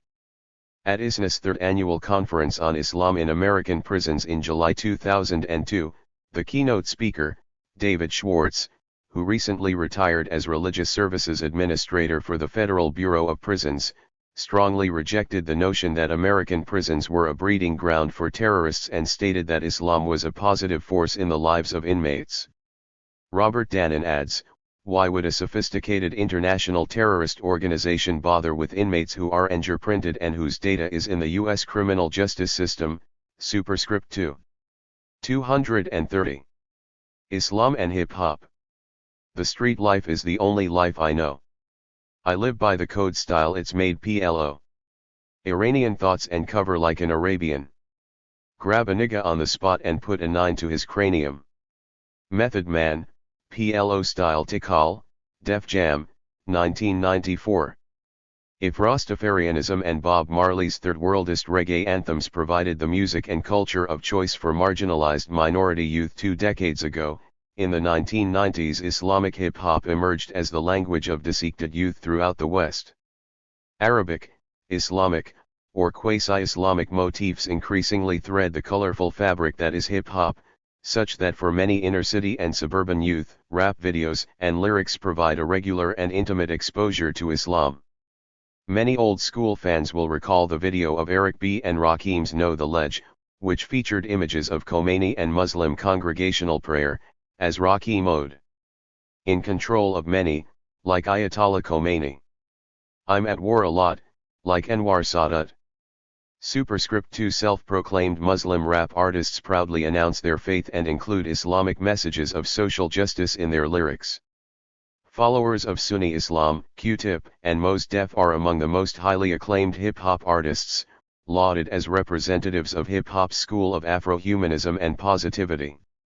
Mos Def, in an interview with the website BeliefNet, described his mission as a Muslim artist: "It's about speaking out against oppression wherever you can. If that's gonna be in Bosnia or Kosovo or Chechnya or places where Muslims are being persecuted, or if it's gonna be in Sierra Leone or Colombia, if people's basic human rights are being abused and violated, then Islam has an interest in speaking out against it, because we're charged to be the leaders of humanity." Superscript 2 the oddity and variegated nature of Islam in urban America is seen in the different Islams represented in hip-hop, and most poignantly in the friction between Sunni Muslims and 5%ers. Today, most Islamic references in hip-hop are to the belief system of the 5% Nation, a splinter group of the NOI founded in 1964 by Clarence 13X. The 5% Nation refashioned the teachings of the NOI, rejecting the notion that Fard was Allah and teaching instead that the black man was God. 231. And that his proper name is Allah. They taught that 85% of the masses are ignorant and will never know the truth. 10% of the people know the truth but use it to exploit and manipulate the 85%, only 5% of humanity know the truth and understand the true divine nature of the black man who is God or Allah. Superscript 2 in 5%er theology, Manhattan is known as Mecca, Brooklyn is Medina, Queens is the desert, the Bronx is Pelin, and New Jersey is the New Jerusalem. 5%er beliefs have exerted a great influence on hip-hop argot and street slang. The expressions "word is bond," "break it down," "peace," "wasupji," and "represent" all come from 5%er ideology. Orthodox Sunni Muslims see 5%ers as blasphemous heretics who call themselves gods. They accuse 5%ers of shirk, the Arabic word meaning polytheism, the diametrical opposite of the Tawhid that deen the Prophet Muhammad's revelation. Since 5%ers often wear skullcaps and women cover their hair, Sunni Muslims will often greet them with Al-Salam Alaikum, to which the 5%ers respond, "Peace, God." 5%ers refer to Sunni Muslims as deluded and soon-to-be Muslim. In the 10%, 5%ers include the White Devil, as well as Orthodox Muslims who teach that Allah is a spook. Busta Rhymes, Wu-Tang Clan, and Mobb Deep are among the most visible 5%er rappers. Their lyrics replete with numerology, cryptic Islamic allusions, and at times pejorative references to women and whites have aroused great interest and controversy. The journalist and former rapper Atissa Banyoko strongly reprimands 5%er rappers for their materialism and ignorance. In hip-hop a lot of us talk about knowledge and the importance of holding on to it, yet under the surface of hip-hop's success runs the thread of ignorance. Superscript 2 like the original Jahiliya age, hip-hop today is plagued by Jahili territorialism and clan alienation, a heavy disrespect of women and a materialism that borders on Jahili idol worship. Superscript 3 the 5%er Ibn Dajjal responded angrily to Atissa's criticism. No amount of fatwas or censorship will ever silence the sounds of the NOI and 5% Mushrik nations. The group will continue to rise in fame with customers coming from all walks of life, black, white and bed. 232. Win. Far from a masterpiece of style, the book is literally riddled with errors and clumsy style which yield little more than a piece of sacred music. Maybe there should be a new hip-hop album entitled Al-Quran Al-Kareem Freestyle by Method Man and Ghostface Killah. Superscript 3 Superscript 1. Though it has nothing to do with the jihadi trend, the language of Islam in the culture of hip-hop does often express anger at government interference and U.S. foreign policy and challenge structures of domination. The outspoken rapper Paris, formerly of the NOI, who galled the establishment with his 1992 single Bush Killer, has raised eyebrows again with the single What Would You Do, which excoriates the war on terror and the USA Patriot Act and implies government involvement in the September 11 attacks. In early 2002, the Brooklyn-based Palestinian-American Hammer Brothers, originally from the Holy Land, living in the belly of the beast, trying to rise on feet of yeast. Superscript 3 Superscript 2 released their pro-Intifada cut, Free Palestine, now irregularly blared at pro-Palestinian gatherings in New York. One particularly popular and articulate artist is the Palestinian-American spoken word poet Suhair Hamid, the author of Born Black, Born Palestinian, on Growing Up Arab in Sunset Park, Brooklyn. Hamid appeared on Homebox's Def Poetry Jam some weeks after September 11 and delivered a stirring rendition to a standing ovation of her poem First Writing Since, on being an Arab New Yorker with a brother in the U.S. Navy. Superscript 3 Superscript 3 No real stake.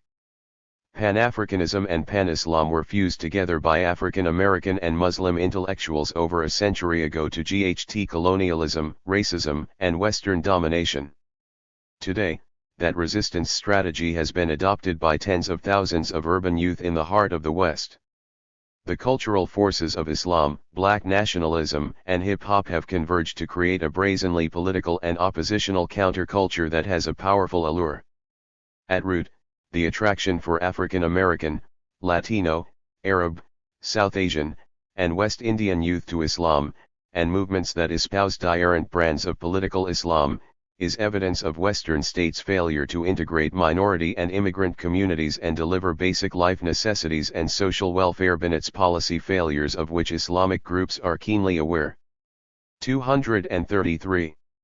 Rather than prompt examination of why minority youth in the ghetto and its appendage institution, the prison, would be attracted to Islam, whether in its apolitical Sunni or Shia, its 5%er, or its overtly political Nation of Islam or jihadi variety, the cases of Moussaoui, Reed, and Padilla have led to arguments about how certain cultures are unassimilable, hysterical warnings of a black FTH column, and aggressive campaigns to counter Islamic Indians in the inner city. Evangelical groups are trying to exclude Islamic institutions from George W. Bush's faith-based development initiative. Jerry Falwell has stated that it is totally inappropriate under any circumstances to give federal aid to Muslim groups, because the Muslim faith teaches hate.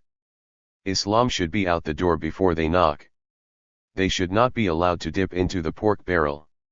Superscript 3 Another Christian eort, Project Joseph, conducts Muslim awareness seminars in inner cities across the country, warning that Muslim leaders are exploiting the weakness of black churches, informing African Americans that conversion to Islam does not imply recovering their ethnic heritage, and publicly admonishing that if the conversion rate continues unchanged, Islam could become the dominant religion in black urban areas by the year 2020. Superscript 3 The aspirations of the very poor and disenfranchised in America will continue to overlap with the struggles and hopes of the impoverished masses of the Muslim Third World, who will in turn continue to look toward African Americans for inspiration and help.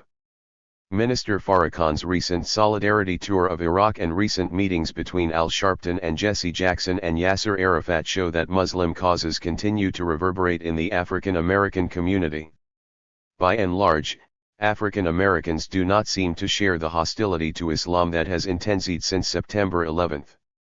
Akbar Muhammad, professor of history at the State University of New York, Binghamton, and son of Elijah Muhammad, wrote in 1985 that because African Americans have no real political stake in America, political opposition to the Muslim world is unworthy of serious consideration. Superscript 3 These words still hold true for many minorities in post-September 11 America.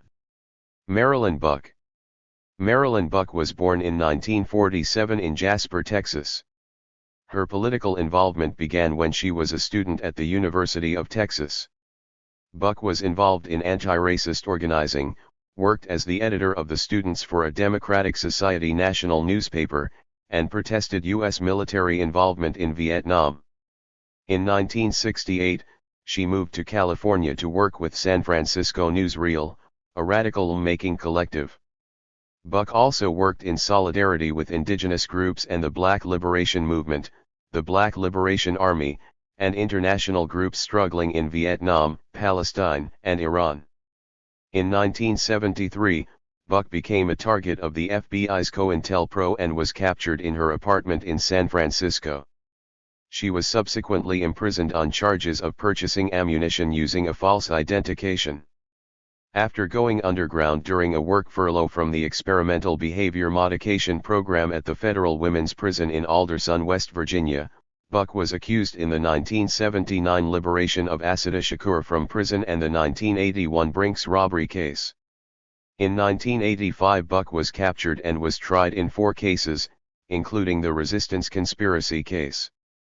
In 1987, she went on trial for conspiracy under the Racketeer Against and Corrupt Organizations Act, used in counterinsurgency because it turned politically subversive movements into criminal organizations. Buck and Mutulu Shakur were convicted in 1987 of conspiracy to commit armed bank robbery in support of the new African independence struggle. She was sentenced to FTY years in addition to 20 years for past convictions.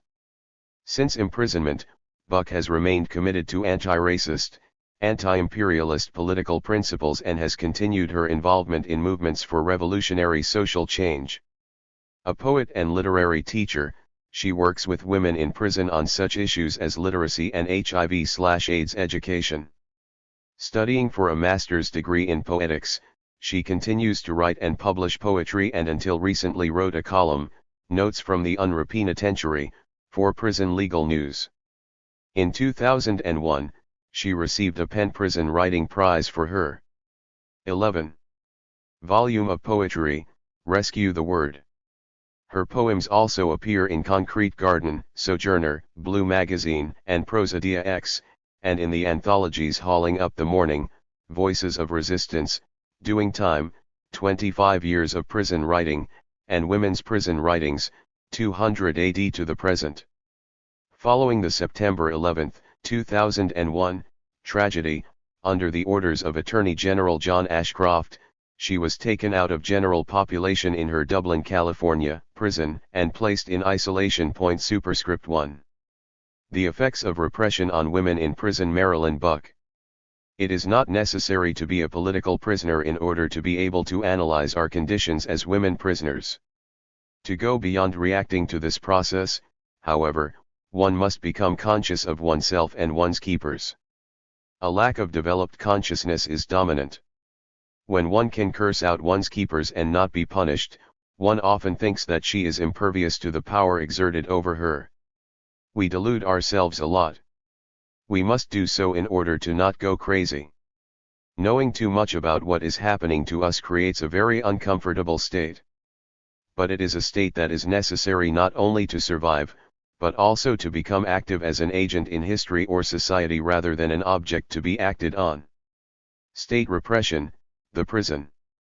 External repression acts to remove any power an individual may have that will aid her in becoming a subject in, rather than an object of, her own world. Psychologically, repression forces the individual to lose control of self and forces her, the group, or the class to submit. Submission and subjugation lead to both social and psychological alienation and division. Paulo Freire has stated, part of the oppressed I is located in the reality to which it adheres, part is located outside the self in the mysterious forces which are regarded as responsible for a reality about which nothing can be done. Superscript 2. What does or does not constitute a crime depends on the historical time. Who is charged with lawbreaking is politically or socially determined. As Joy James posits in Resisting State Violence, greater obedience is demanded from those whose physical diurence marks them as aberrational, offensive, or threatening. Franz Fanon writes, in The Negro and Psychopathology, that the Negro symbolizes the biological danger. Superscript 3. The prison as agent of repression. Prisons function as small city-states or fiefdoms. The denizens' prisoners are subject not only to society's laws, but also to the ever-changing, arbitrary power of the overseers and keepers. Punishment is a province of the prison system, a policy of terror. An argument can be made that since women as a class already endure both social and cultural oppression and repression from childhood on, institutional repression ekes women in a qualitatively diurent way. As Carleen Faith sums up in her book Unruly Women, The Politics of Conment and Resistance, The History of Unruly, Dent women is the history of men's efforts to control them, and this translates into practical terms on the context of criminal justice.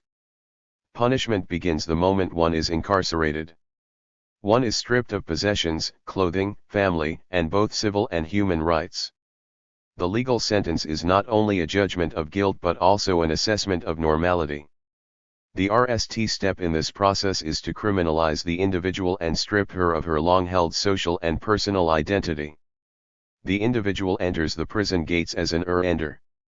The repressive apparatus seeks to forge a delinquent, the object of the apparatus, out of the ender to expand capitalist industry. A few who enter may readily accept the concept that they are criminals, bad girls, or outlaws. Most women, however, know they are not criminals and struggle against the dehumanization implicit in the process of criminalization. Nazım Hikmet, a Turkish poet and political prisoner, captures this struggle. We are clutching the rags of time and trying to come to terms with bits of selves shelved on the day of arrest. What is normal and routine in this world would be a nightmare to one who has not had to experience such indignity, lack of control over one's own self, censorship, punishment, and even torture by the guards.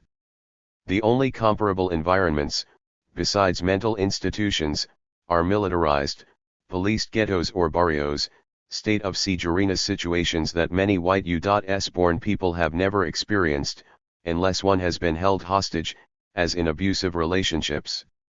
Most new prisoners walk around in a state of shock, fear, and uncertainty.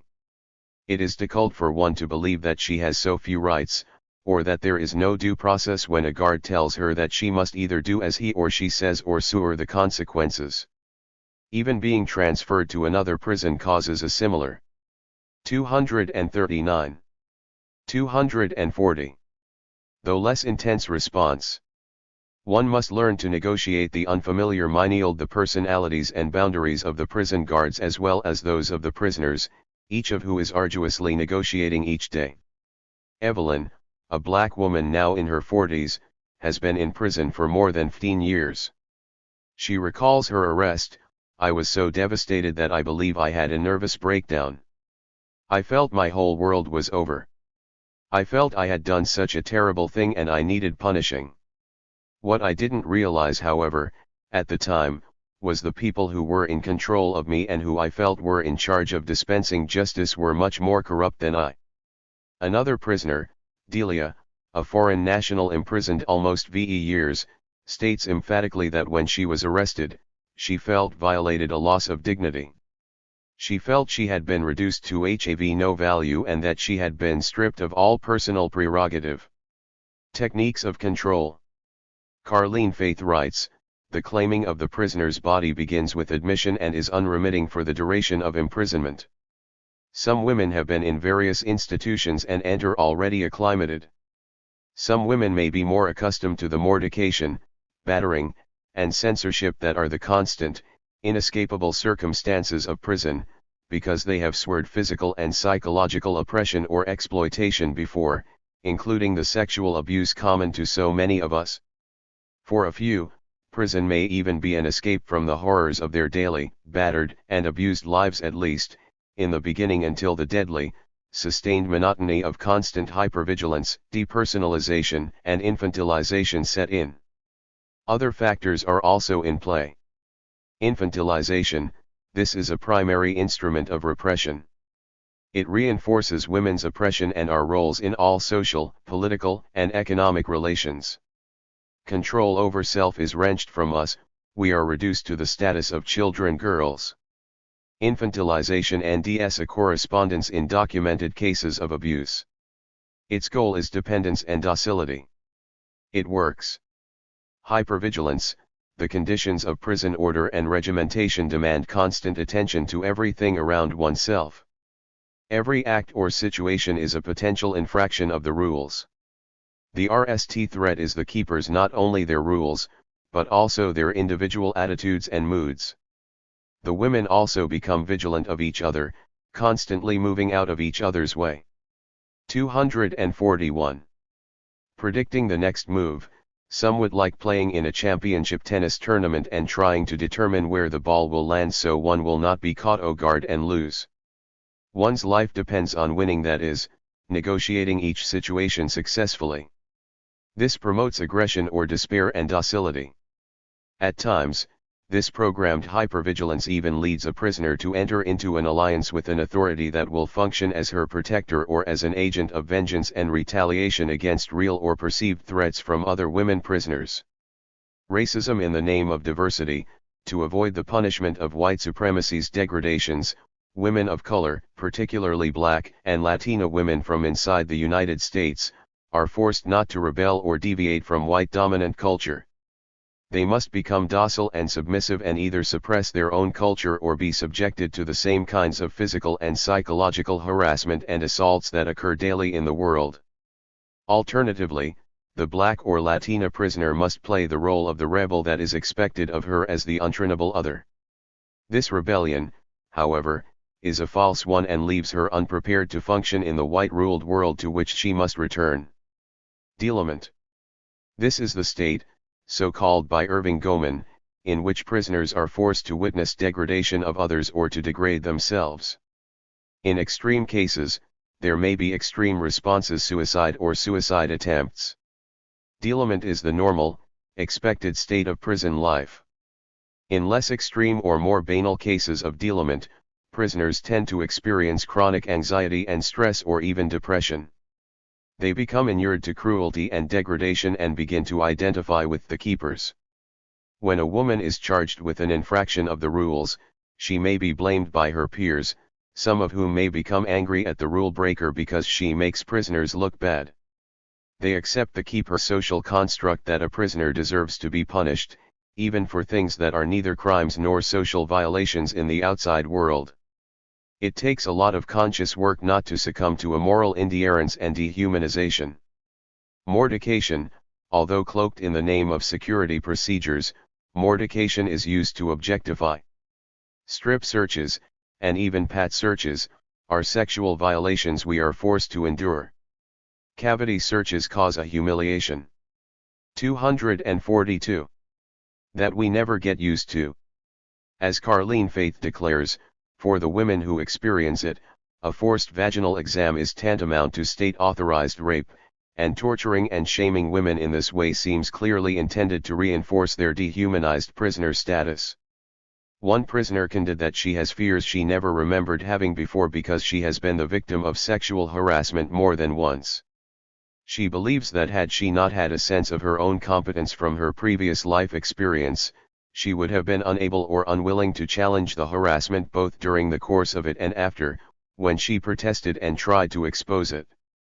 She remembers, "I never had such fear of authority. I never realized how corrupt they could be. They condone sexual harassment by intimidating women who refuse to be silent." Effects. The changes in oneself as a result of incarceration are difficult to articulate. Several women prisoners have remarked that it is difficult to remember how they were before. But I wasn't like this. A few have discovered internal freedom and skills they did not know they had in earlier lives as wives or mothers. In one group discussion, women prisoners agreed that they do not write letters about the world of prison because they do not want to burden families or friends with the pain and horror of the prison experience. Women tend to lock up, or repress, the full extent of their horrific experiences. Audre Lorde, in Uses of the Erotic, states, "The fear of our desires keeps them suspect and indiscriminately powerful. For to suppress any truth is to give it strength beyond endurance. The fear that we cannot grow beyond whatever distortions we may endure within ourselves keeps us docile and loyal and obedient, externally deemed, and leads us to accept many facets of our oppression as women. Repression of self or self-censorship, the physical and social repression of incarceration results in deforming and shutting down a woman's sense of self. Self-repression is a response to the techniques of control as a form of avoidance or as a strategy of withdrawal or denial. A primary consequence is docility. One begins to accept at an even more intense level than women. 243. In society might the abnormal conditions of power and control over her body as something either deserved or that she has no power to refuse. This is not so different from the woman who is abused, controlled, and perhaps even imprisoned by her abuser. Complex chronic post-traumatic stress disorder. Judith Herman, in Trauma and Recovery, discusses captivity as long-term traumatic stress disorder. She compares women who are abused and controlled by men with political prisoners and concentration camp survivors, both particular classes of prisoners. However, she does not investigate or acknowledge that women convicted of breaking the law are also abused, held captive, and controlled in a long-term systematic trauma-producing situation. The condition of social imprisonment is functionally no different from being locked up by a man or incarcerated as a result of one's political or social standing.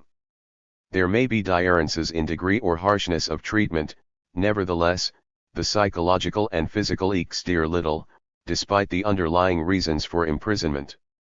Herman seems not to recognize that there may be differences in response to captivity based on one's status or situation. Superscript 1. She scarcely mentions even class background as a possible aggravating factor in effects of the abuse. Women who are abused and demonized because they are not white Euro-Americans are not considered at all. That she excludes these women reinforces a view that women prisoners are not to be considered victims of trauma, or to be free from dehumanization because they have transgressed the law, or, increasingly for women of color, have been targeted and abducted by the law because of their race, nationality, or class. In the United States, such an invasion of women's lives is culturally and politically acceptable. In Unruly Women, Carleen Faith lists some of the agonies of prison. I will not reiterate them all here, but her article is well worth reading. Evelyn and Delia are extremely competent people in their views of self and perceptions of their experiences as prisoners. Yet the racism and discrimination they experience daily wear both of them down. This is not so different from that which exists in normal society. In society, however, one can seek shelter from the constant pressure in the lap of one's family or community. Family and community are safety valves that are not available when most needed in the prison environment. One must wait for a visit or a phone call or a letter. Even then, the constant, pervasive 244 surveillance of mail and phone calls necessitates a high level of self-censorship. The prisoner is mindful and on alert that she is being monitored.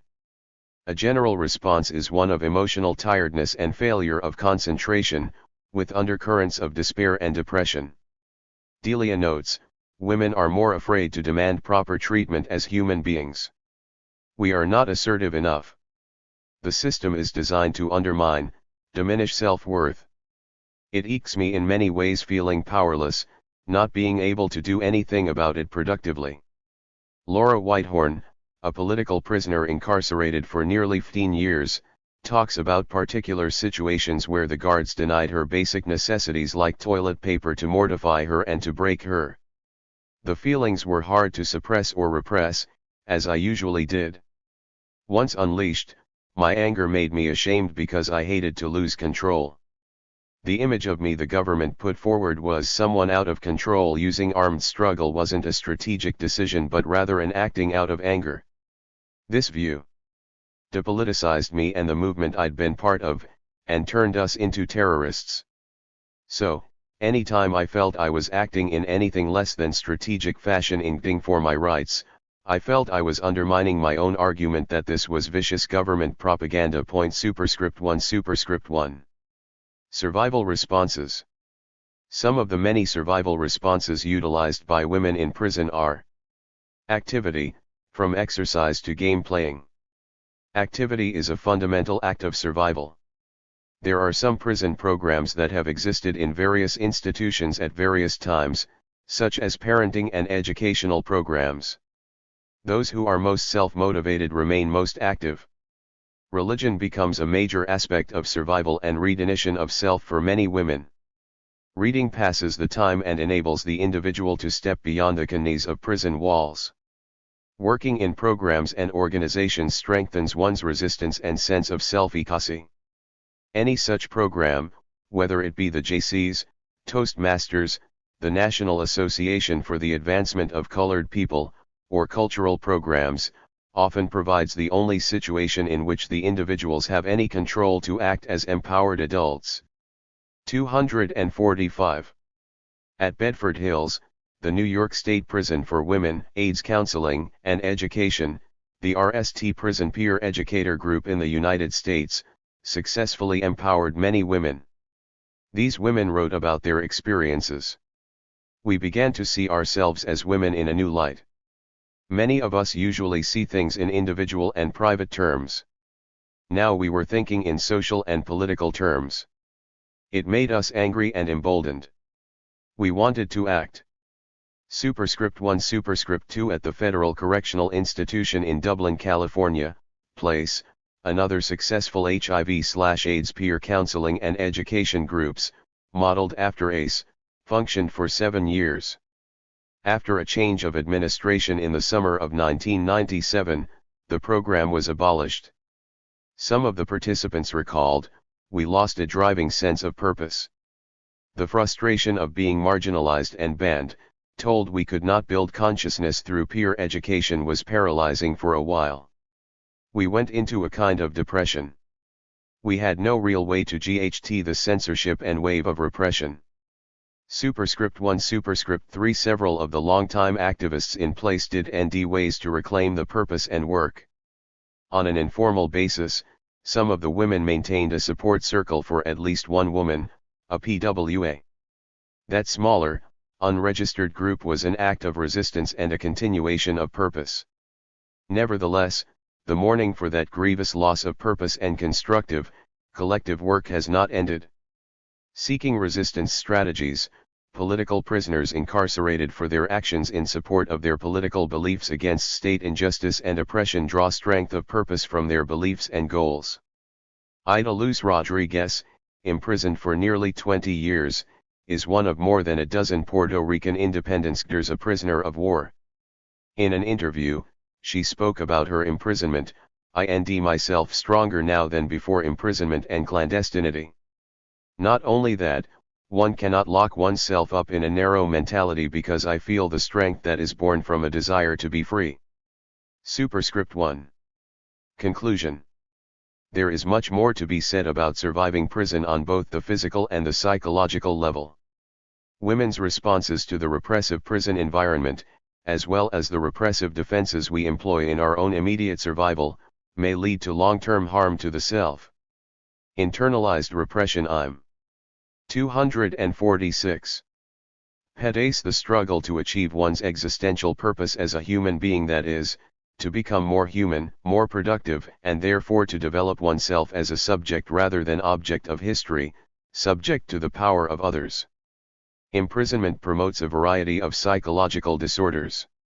It takes a particularly psychologically hardy individual, a woman who is clear on her ikasi as a human being and who NDS the resources to resist the assault on her personality and self-identity through a variety of strategies in order not to succumb. Even among the women who leave prison or continue to endure it seemingly intact, there is damage. Women who are the most conscious of self and their states of mental health, and of why this damage is occurring, are the most successful. Political prisoners and prisoners of conscience are among the most successful. Laura Whitehorn, recently released after nearly 14 years of imprisonment, illustrates this point. She sweared exceedingly the eeks of poor or barely existent medical attention. As a political prisoner, she endured isolation and deliberate psychological targeting and harassment. From all outward aspects, she is strong psychologically. Most observers see that she has handled well the nearly 15 years of imprisonment. The system could not break her. In fact, she gives other women hope. Nevertheless, Laura is very conscious that she has been damaged psychologically, both in ways she can identify and in ways she cannot yet grasp. That she is aware of the damage makes her mentally healthier than she would be absent such consciousness. If a woman does not have much critical consciousness, she cannot address the problems of her own destabilized condition in a healthy manner, whether she remains a prisoner or is released. There is always hope that the human spirit can surmount the mortification of prison to use the experience to continue one's development as a human being. Freedom can be found in adversity. Ida Luz Rodriguez summed up her prison experience. I have always lived with hope. Prison has never made me feel desperate. Adversity does not depress me, nor crush me. It is a challenge that is important to me. Fortunately, this is my way of living. I am ready to get out of here. What I can learn here I have already learned, and I'm ready to learn things in other places. I am tired and irritated. This routine sucks. Superscript 1. 247. Carol Gilbert, O.P. Carol Gilbert was born in 1947 and entered the Grand Rapids, Michigan, Dominican Sisters on September 8, 1965. She has been a junior high school teacher and a peace activist for 20 years. Gilbert is currently involved in peace and justice organizing at Jonah House in Baltimore, Maryland, and is a member of the Atlantic Life Community. Superscript 1. A participant in 4 Plowshares actions, Carol Gilbert has twice been found guilty of depredation of U.S. government property for actions taken to oppose U.S. manufacturing of nuclear warheads. On May 17, 1998, Gilbert and 4 other Plowshares activists disarmed a B-52 Stratofortress nuclear bomber at Andrews Air Force Base in Maryland during an annual air show. They used household hammers to beat holes in the doors of the world's largest nuclear bomber and poured their blood over the B-52, calling it the bloodiest weapon of the bloodiest century in human history. Superscript 2. Gilbert spent 6 months in prison for this action. In July 2003, Gilbert, along with Sister Jackie Hudson and Sister Ardith Platt, was sentenced to time in federal prison for nonviolent protest at the N8 Minuteman III silo in Colorado. On the morning of October 6, 2002, the 3 nuns, dressed as a citizens' weapons inspection team, cut a chain around a farmer's gate to enter the active missile site. Carrying hammers and baby bottles LED with their own blood, they poured blood in the shape of 6 crosses, hammered on the railroad tracks used to transport the missile, and removed a portion of the chain-link fence surrounding the silo to expose one of the thousands of nuclear warheads housed on U.S. soil. Gilbert, Hudson, and Platt, all members of the Sacred Earth and Space Plowshares, planned their nonviolent civil resistance action for the RST anniversary of the illegal bombing and invasion of Afghanistan by the United States, and at a time when the United States was planning to invade Iraq for supposedly harboring weapons of mass destruction. Law enforcement authorities responded to their actions with an extremely strong reprimand, rather than being 12. Charged with a misdemeanor, they faced felony charges with sentences comparable to that of murder. The women were charged with obstruction and sabotage of national defense and depredation of government property, crimes that carry a maximum sentence of 30 years. Judge Robert Blackburn sentenced Carol Gilbert to 33 months in federal prison. Blackburn waived their knees but ordered that the nuns reimburse the government $3,080.0 for the reported cost of the fence they damaged. Carol Gilbert was released from Alderson Federal Prison on May 23, 2005, and is currently on 3 years supervised probation. 12. Ponderings from the Eternal Now. Carol Gilbert, O.P. Sentencing Statement, July 25, 2003. For many months I have pondered what to say, if anything at all. Saint Francis once said, "Preach the gospel at all times, if necessary use words." It seems that today a few words are necessary. For the past 10 months we have tried to cooperate with these courts. We have been asking since day one, what are the charges?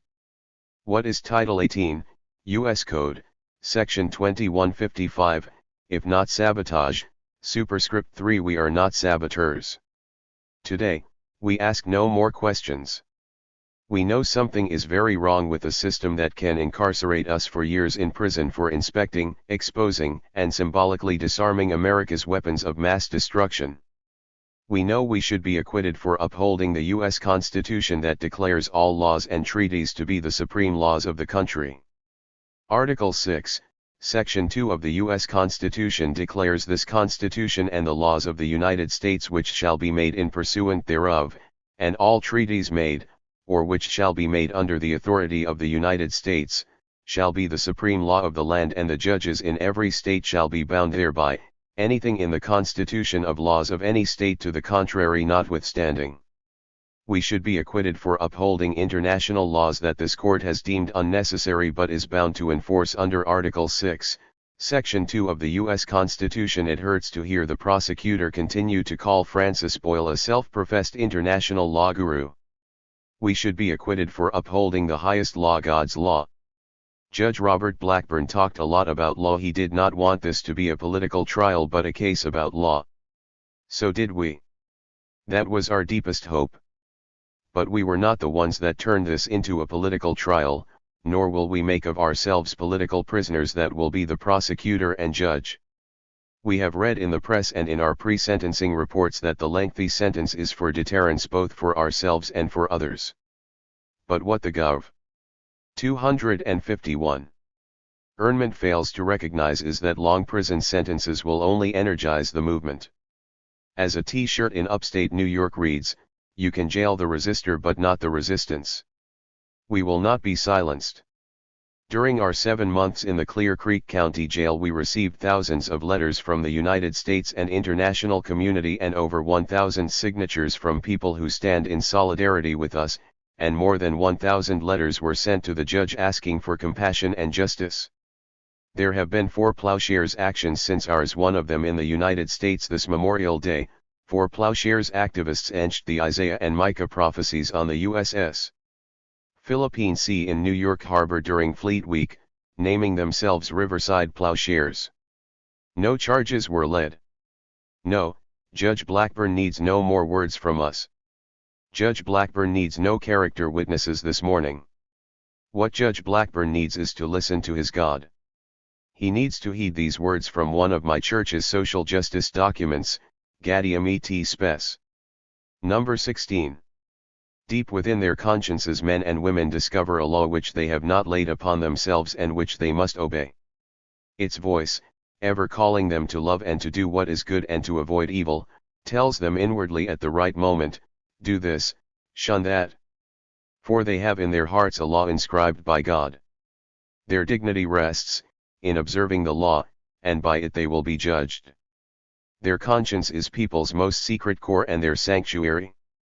There they are alone with God whose voice echoes in their depths. Tomorrow, nonviolent citizens in Colorado will inspect and expose America's weapons of mass destruction, the Minuteman 111, with others joining in solidarity in other states and others exposing other weapons systems at other sites. Resistance will not be deterred. You cannot silence truth. Truth will be spoken. Law will be upheld. Judge Blackburn and the prosecutor need to react on the story in the Acts of the Apostles of Gamaliel chapter 5, verses 17 to 42. Gamaliel was a Pharisee, a member of the council, and a teacher of the law. He was highly respected by all the people. As Peter and the other apostles were taken to the council and high priest, Gamaliel cautioned the council not to take any action against the men. He said, if what they have planned and done is of human origin it will disappear, but if it comes from God, you cannot possibly defeat them. 252. Someday, history will prove what we did on the early morning of October 6, 2002 inspecting, exposing, and symbolically disarming a Minuteman 111, a weapon of mass destruction was legal. Until that day, I will continue being led where I would rather not go. I will continue to resist with every burr of my being so that not one child will ever ask, why were you complicit? A story told of Daniel Berrigan, Jesuit priest, prophet, and friend, is that he was once asked to give the commencement address at a prestigious university. He stood up, walked to the podium, and said, "Know where you stand and stand there," and then he sat down. My friends, know where you stand and stand there. The following collection of letters, edited for this volume, was written between October 2003 and July 2004. The letters are posted on Jonah House Community's website under the title, Ponderings from the Eternal Now. October 2003. As I wait for my medical clearance and before I begin my landscaping job, I thought you might be interested in the costs of life here at Alderson. 1 issued 1 pair of steel-toed shoes, shower thongs $0.90, tennis shoes $50, $70, boots $70 and up.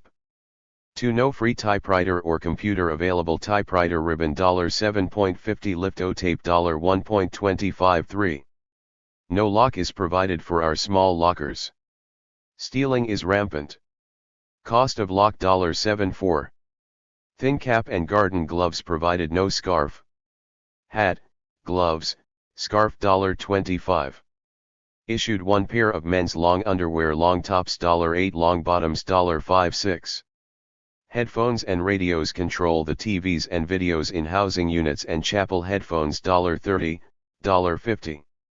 253. 724 Over-the-counter common medications are sold. This is where you are sent to treat yourself. Yeast infection medication $13. 8 gray sweatshirts and sweatpants are allowed after 4 p.m. and on weekends $14.20 each, more for larger sizes. 9 fruit and fruit juices are sold weekly for those who can afford and want fruit more than once a day or so. 10 washes done in the main laundry, but only the clothes they issue are so washed. In the housing units, wash $0.40, dry $0.40. Laundry soap $2, $6.11. Fans, alarm clocks, watches, sunglasses all must be purchased. 12 families need an extra stamp and envelope because money orders are no longer sent to the inmate with a letter. All money orders go to a national lockbox in Marietta, Georgia.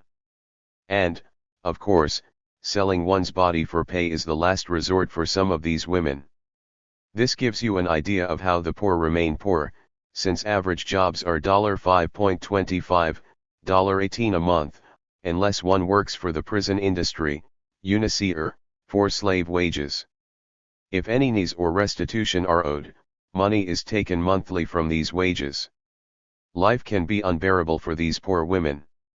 Well, this is prison. Read on. The October 6th issue of The Nation has an article from Christian Parenti. This unit's rise are retooled hand-me-downs from Vietnam. They have inadequate radio gear, so they buy their own unencrypted Motorola walkie-talkies. The same goes for ashlights, knives and some components for night vision sights.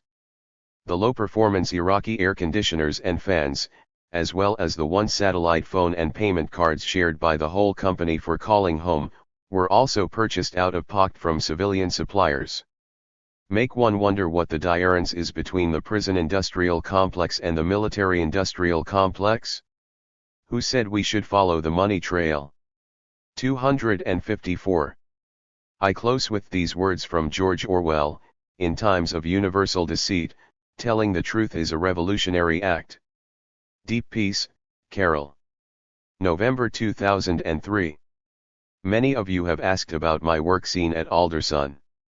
As soon as a person receives medical clearance, a job is assigned. This is a designated work camp, and everyone, from the oldest to the youngest, the strongest to the weakest, works. Work can be as simple as polishing a water fountain. My RST weeks were spent searching for work so I would not be placed in CDR central dining room. I applied to laundry, commissary, outside chapel maintenance, cottage maintenance, and landscaping. Some jobs are more labor-intensive, like landscaping, and some can be completed in a few hours, with lots of idle time. Pay can range from the minimum $5.25 a month to $0.12 an hour, about $18 a month. The exception is UNICEF, the prison industry. The weeks passed, and I waited for my name to appear on the daily call-out sheet. The end of October my name appeared CDR. I groaned, and my friends groaned. My attitude was upbeat. This would be a learning experience. My RST and third day consisted of tables in sections 7 and 8. Between VE and 8 of us are responsible for wiping O tables after all have eaten, sweeping the OR, and wet mopping. This is not a large section. My second day was working in the dish room, with 3 to VE of us separating silverware as it came from the machine and stocking it in appropriate containers. Because we are overrun with cockroaches, one was on the lookout as they fell from the ceiling and their babies ran around our work table. During our downtime, we are allowed no books, magazines, cards, pens, yarn, nothing. We sit. This policy is for every job site but is ignored. The women who leave for GED from 12 to 2 p.m. may bring homework or their books to work. If caught with any of the above items, a shot can be given. It was not possible for me to live this schedule and remain healthy. The boredom was too much. My work ethic was not appreciated by many of the women, as they feared extra work. My friends here were praying for a miracle, and one came. Ms. Flack, my new counselor, asked to see me and then couldn't remember why. I shared my pain. She moved me after 3 days of CDR to cottage maintenance bathrooms. So VE days a week, 4 of us clean 2 large bathrooms for 100 to 125 women. The good news is that when the work is in 255-ish, we are free to LL in the hours. My time is spent in prayer, reading, writing letters, walking, listening, and knitting hats, mittens, and scarves for poor children. In pondering these past 2 months on work, I keep wondering under what illusion this system operates. I keep telling myself that these people can't actually believe we are working these many hours with so many people. 7:45 a.m. 3:45 p.m. for most jobs. Addicts are told not to live in denial. Isn't this one of the greatest denials of all? P.S. Mr. Bowling, the head of CDR, tells us an outside RM is coming in next week to fog for cockroaches and then once a month. We shall see. February 2004. Dear friends, I don't know about you, but many of us here are waiting for signs of spring and warmer temperatures. While the snow is magnificent to see, we are getting tired of standing in cold lines to eat, and folks are getting a bit stir-crazy being conned to our warehouse/barracks based on wind chills. A few prison happenings. I had extra cleaning duty a few days into the new year because I thought the 4:15 p.m. stand-up count had cleared and sat on my bed. 2 of us were screamed at RST, as this is the method used here.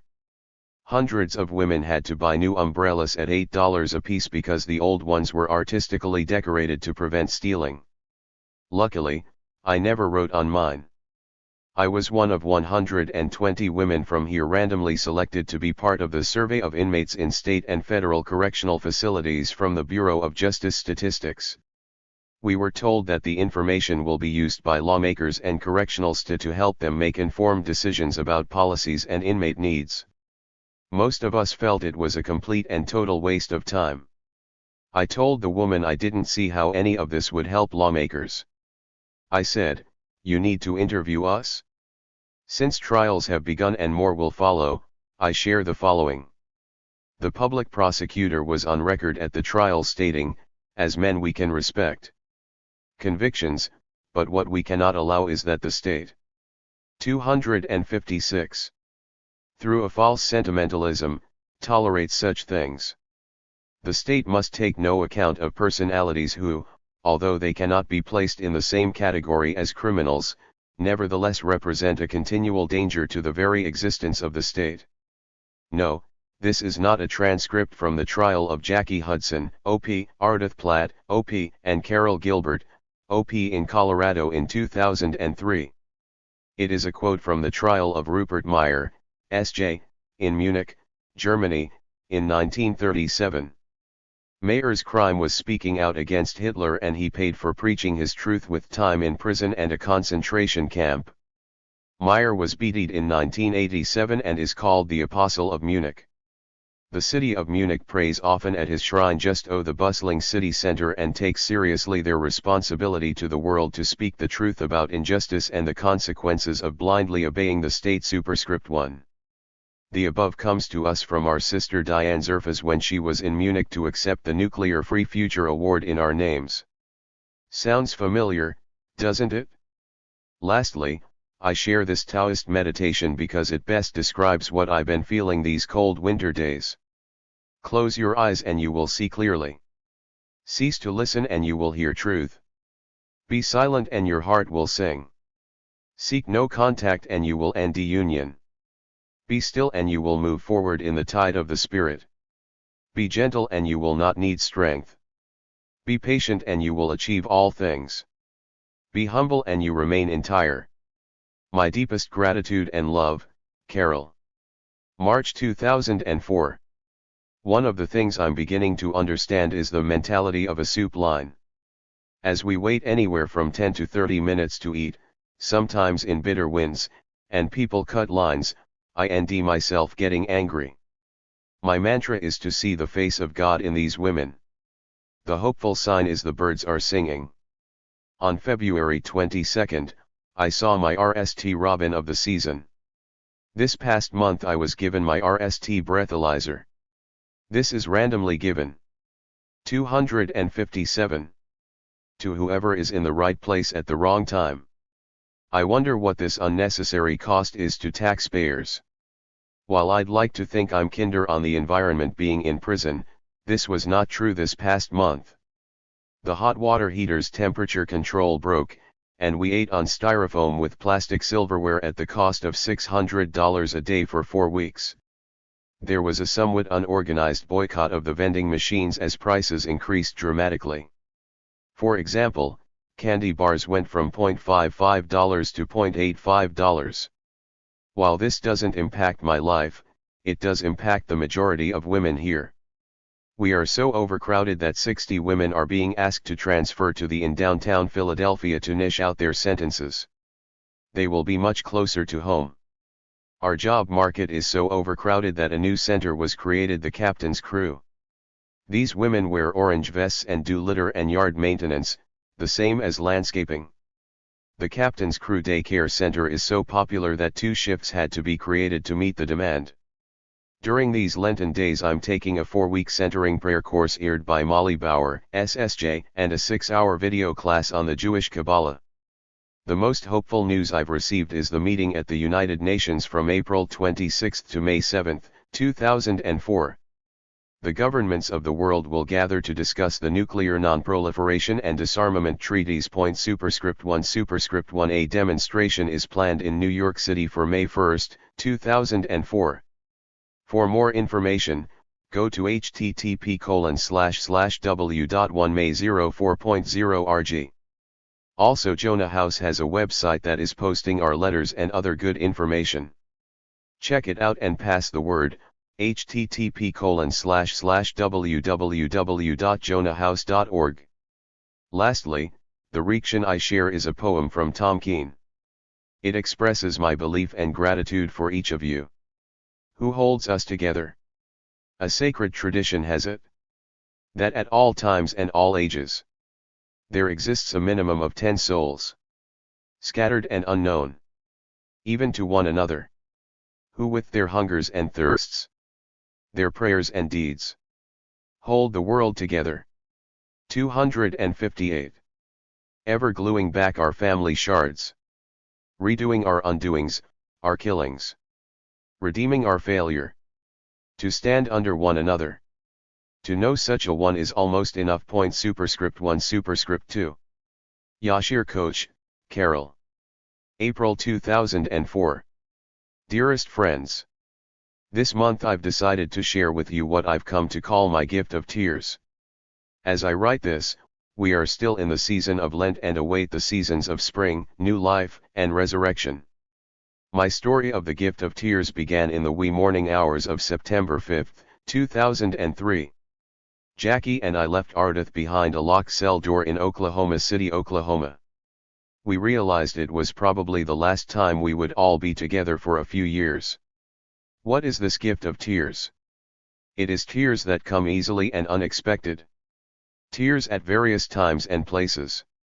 Tears of joy, tears of sorrow, and tears of joy mingled with tears of sorrow.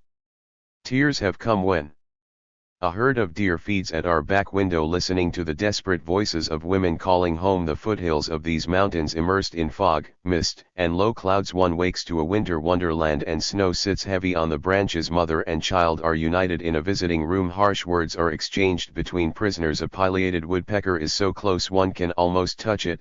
watching it peck a hole in a rotten tree and ending the grubs listening in the early morning dark to stories on BBC and NPR. A crocus blooms hearing stories of unjust sentences because of mandatory minimums. Letters from around the world. LLED with grace and wisdom. Guards intimidate and demean a tufted titmouse. Pecks for food. Letters arrive with news of friends with cancer or notices of death. Full moons. 259. Listening to stories of incest, abuse, and addiction. A song at church. Walking these prison grounds and reacting on the wisdom of the trees and the peacemakers who walked these same paths and left part of their spirits. I sometimes feel when I leave prison it is the only gift I'll have to bring you, this gift of tears. And, maybe that's okay. Maybe, that's the gift the world most needs. Speaking of tears, I want to share with you National Wash the Flag Day, June 14th. Wash the pain and the shame from our ag.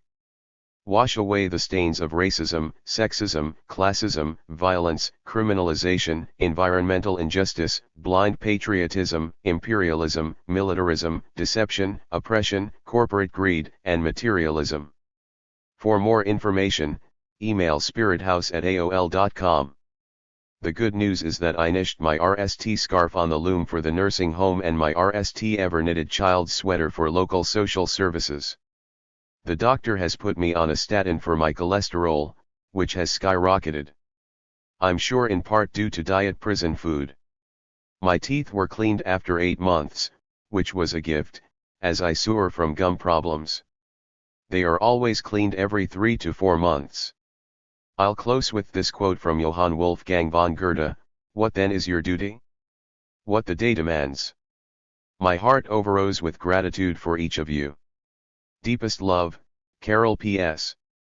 We welcome as gift to the world Amos Philip Mechtenberg Berrigan, the RST born of Molly and Jerry and RST grandchild of Liz McAllister and the late Philip Berrigan. Point superscript 1 superscript 3. May 2004. Dearest friends. This isn't the letter I was expecting to send you this month, but sometimes something so horrendous comes along it must take precedence. Such is the following story. In reading my May issue of Harper's Magazine, I came upon a small piece of interviews conducted by Human Rights Watch researchers in Pakistan and Vivian White, a reporter for the BBC, with recently released prisoners of Camp X-Ray, the U.S. detention center at Guantanamo Bay, Cuba. Superscript 1. I was not shocked at the use of tape, gas, chains, cages, bright lights. 260. Noise, beatings, sleep deprivation, and painful positions. What did horrify me were the injections and the pills. They injected me. I was unconscious. They gave us pills that made us feel numb or made us drunk. km. The other method that the guards used to make us quiet was injections. Guards would enter the cell with sticks and masks, and 2 or 3 of them would hold a prisoner while one of them injected him in any part of his body. Immediately after the injection, the person would faint. Then he was put into isolation. Twice they injected me and took me to the isolation room, a dark room with cold air blowing. Other countries torture prisoners with electric shocks, but they tortured me with injections. After I received an injection, my eyes would remain XED upwards, and my muscles would get stiff. I would stay like that for a day and sometimes longer, until I was given another injection, which would relax me, and then I could move my eyes and muscles again. Sometimes they would give me pills after the RST injection. I saw other prisoners receive injections as well. SMA. According to the article, the United States is currently holding about 650 suspects at Guantanamo Bay. These interviews don't sound that different to me from the Nazi experiments. I reeked on the Chinese proverb, to know what is going on takes sense, to know what to do about it takes wisdom. What do we do with this burden of knowing? Spring has arrived in all its glory at Alderson. We are in awe as we watch the birds build their nests and smell the lilacs and honeysuckles. The mountains are alive with various shades of green as the trees burst forth. As I write this, I've just seen 2 Baltimore Orioles in one of the huge pines outside the recreation building. Our population of 1,028 women saw 200 of us sign up for garden plots 2 to a plot. We have ordered the seeds and await our planting date. Deep gratitude must go to our team of lawyers, who have worked tirelessly with no pay on an appeal these past months. It was submitted on April 30th. Again, my deepest gratitude to each of you. No one from thee is coming here, and so I sit with the silence and the stillness of within. 261. I'll close with these words from the historian Howard Zinn, which express our eternal now. To be hopeful in bad times is not just foolishly romantic. It is based on the fact that human history is a history not only of cruelty, but also of compassion, sacrifice, courage, kindness. And if we do act, in however small a way, we don't have to wait for some grand, utopian future. The future is an innate succession of presents, and to live now as we think human beings should live, in defiance of all that is bad around us, is itself a marvelous victory. Superscript 1. With deep love, Carol. P.S. For those who ask about my work, I've been dubbed the bathroom queen cleaning lady. June 2004. Dearest friends. This is one of those letters I put a-writing. It is an attempt to explain my participation in the Inmate Financial Responsibility Program, the payment of criminal debt. Superscript 1. It is one of the most difficult programs for women to participate in while in prison. I'm no exception. Our sentence included 2 debts. 1. Special assessments. Anyone convicted of a crime is given a special assessment. The money is deposited in the Criminal Victims Fund. Our assessment was $200 for each of us. 2. Restitution. We were ordered to pay for the fence, but this was deferred by order of the judge until our release. We have agreed we will not pay the restitution. The prison staff has honored this order from the judge, but that is not the case for all the women here. I am blessed.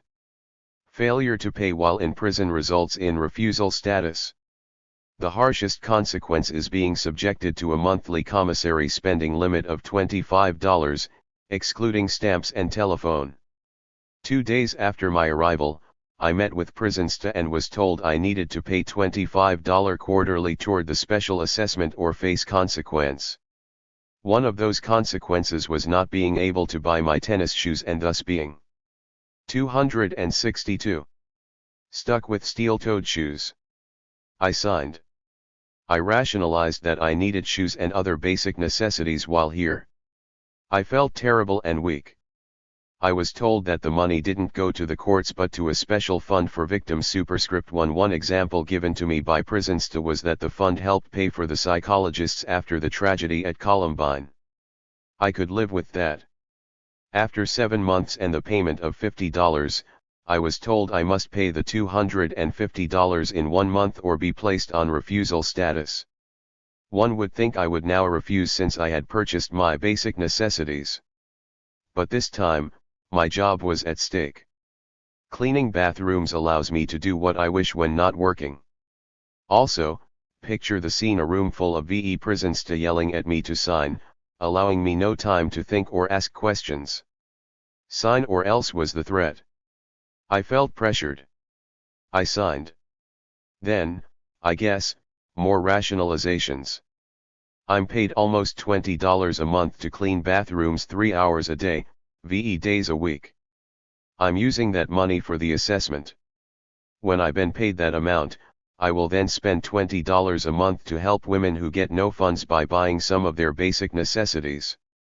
Of course, this is all a game, because the $250 has already been paid. It has taken me some time to feel good about my decision. I feel I can live with it and talk about it. I've come to realize that we are in the end very alone and we need to only answer to ourselves and our God. On the lighter side, I want to share a story from prison this past month. I share it because so many of the women here asked me to write about it in my next letter. I was responsible for closing the entire prison compound on a Friday night about 7:30 p.m. I was to report to the warden's assistant, and the staff could not ND me, even though I had signed out for my weaving class. No one bothered to check the sign-out book. So the whistle blew 3 times, signifying a possible escape. Everyone was to report to their housing unit for a census count. Not happy campers. I'm found, and because I had signed out, there were no repercussions. You can imagine the teasing I endured for a few days and the rumors that circulated among the 1,000 plus women. My favorite was None on the Run. I close with a poem by Stephen Levine that expresses what I can do these days. 263. Just a cup of tea. Noticing hot. Noticing fragrance, texture. The touch of warm tea. On the willing tongue. The warmth that extends down. Into the stomach. What a wonderful cup of tea. The tea of peace. Of satisfaction. Drinking a cup of tea. I stopped the war. If only it were that easy. My deepest love, gratitude, and prayer, Carol. July 2004. Dear friends.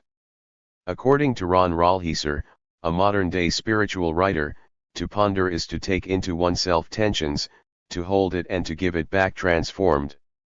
These past months I've been pondering deeply what it means to love your neighbor. I'm ending this more difficult than to love your enemy. Every Saturday evening at our Episcopal Mass, Chaplain Elizabeth Walker closes with this blessing. May the Lord Jesus Christ who walks on wounded feet walk with you to the end of the road. May the Lord Jesus Christ who loves with a wounded heart help you to love your neighbor and one another. May the Lord Jesus Christ who serves with wounded hands help you to serve each other and your neighbors. May you see the face of God on everyone you meet, and may the blessing of God Almighty, the Father, Son, and Holy Spirit be with you this day and remain with you always. Amen. 264. The obscene language, loud talking, yelling, constant messy sinks and toilets, cutting in lines, unhealthy relationships, inconsiderate and immature women, etc., etc., begin to take their toll. My belief is that class determines how difficult or easy it is for me to love my neighbor these days rather than race or culture, unless the culture believes in quiet, order, and responsibility. If it's true that every thought, word, and deed ripples through our universe, then I must confess we are far from a nonviolent world if my life is typical. And so I pray many times a day to live more nonviolently, to see the face of God in everyone I meet, and to be transformed. Lest you think your tax dollars are not wisely at work, I was awakened at 2 a.m. on a weekday to get dressed and go with the guard to the administration building for a drug/urine test and breathalyzer. As we rode the mile, I told her we had a problem, as I had just emptied my bladder at 1:30 a.m. and was back in a deep sleep. She informed me I had 2 hours to produce or be sent to Beckley County Jail. I sat on a wooden bench for 40 minutes, when she took me to the bathroom and ran the faucets. Nothing. I returned to the bench, where she told me she had to leave and do 3 a.m. count. She gave me 2 6-ounce glasses of water and told me she would be back in an hour. The lieutenant was very kind and brought me a soft chair to sit in. At 4 a.m. the guard returned, and we tried again. A dribble. She said it must come up to the line. It comes. I sign the paperwork. The container is placed in a plastic bag and sent off for testing. I am back in my bed at 4:30 a.m. When I ask her why they wake us up in the middle of the night, she tells me that every shift has to do so many tests, and it is all random. The computer spews out the names. When I ask about wasted costs and if they ever ND anything, she tells me that this is policy. If you get a chance, try to watch the LM The Big House Alderson. It was LMED in 1998 and produced for PBS, the History Channel. Superscript 1. It is well done and features our new Quatch peacemaker Bonnie Urfer. We survived a 28-hour water shutoff as the city of Alderson did some water repair work, something to do with bacteria. We also survived a 24-hour period with no guards. All the correctional officers went on a retreat, and we were left with the secretaries and medical staff counting us. Why don't they just send us all home? Some nature observations have included 265 Spider webs high in the branches of very old maple and oak tress with dew glistening in the sun, cows from a nearby farm escaping to our property, watching a rabbit eat our overtops, a red-tailed deer eating apples almost out of our hands, a glimpse of a yellow warbler and an indigo bunting, robins, starlings, sparrows, and nches teaching their babies to eat, squirrels eating bananas, which are healthier than Jolly Ranchers. The irony is that while many people are afraid of us convicts, the animals are not afraid. The birds and squirrels don't move as we pass. We don't disturb them in any way. It is really quite amazing. The gardens are planted and growing. It is truly a miracle to see these plants coming through the clay, cracked ground. We are allowed to eat our veggies, but many get stolen by both humans and non-humans, so we shall see. How many ways can I say thank you for your prayers, letters, articles, books, support, and love? My heart overflows with gratitude. I'll close with a quote from the priest, writer, and friend John Deere, S.J. The life of peace is both an inner journey toward a disarmed heart and a public journey toward a disarmed world. These days, that inner journey is most difficult as I strive for a disarmed heart. Blessings on your inner and public journey. Deep love, Carol. Laura Whitehorn. Laura Whitehorn was born in 1945, in Brooklyn, New York. She began organizing in the 1960s as a college student, participating in the civil rights movement and the anti-war movement. She graduated from Radcliffe College in 1966 and later received her master's degree from Brandeis University. Before her imprisonment in 1985, she worked to expose the FBI's COINTELPRO, organized in support of political prisoners and Puerto Rican prisoners of war and in support of prisoners' rights, and worked actively in support of the Black Panther Party and the Black Power movement. In the Boston area, she collaborated with others to establish a women's school, helped lead a takeover of a Harvard building to protest the university's involvement in the war in Vietnam, and organized white leftists to defend the homes of black families who were the targets of racist attacks. In the late 1970s, she moved to New York City and joined the John Brown Anti-Klan Committee to GHT White Supremacy and Zionism and joined the Madam Bin Graphics Collective, an anti-imperialist women's art group. In 1985, after having gone underground to work at building a clandestine revolutionary movement, she was arrested by the FBI in Baltimore and was eventually charged in the resistance conspiracy case for bombings of government buildings. Placed under preventive detention, Whitehorn was denied bail on the grounds that she was deemed an escape risk and was held in preventative detention for VE years, without sentence or bail, until her conviction in the resistance conspiracy case, for which she was sentenced to 23 years. While imprisoned, Whitehorn worked on HIV/AIDS peer education.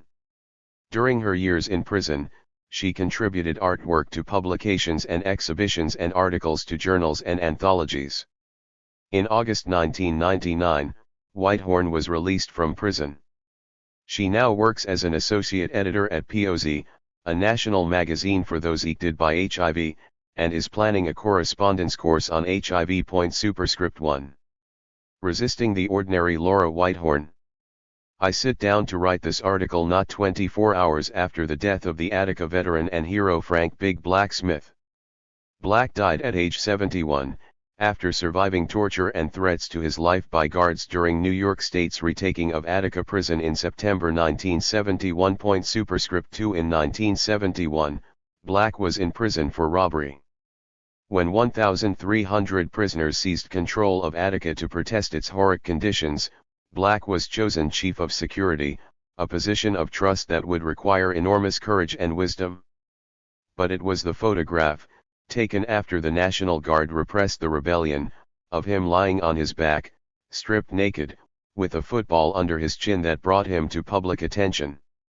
The guards dropped burning cigarettes on his naked body and told Black that if he allowed the football to slip, he would be killed, as were the vast majority of the 33 prisoners and 9 of the 10 guards killed the day before, in a massacre by state troopers and National Guardsmen.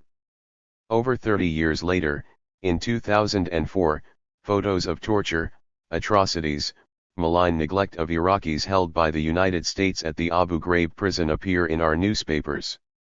What should be most surprising about the revelations out of Abu Ghraib is not that torture occurred, or its particularly abhorrent nature, or even the grinning faces of the fairly low-level US military personnel who performed the acts.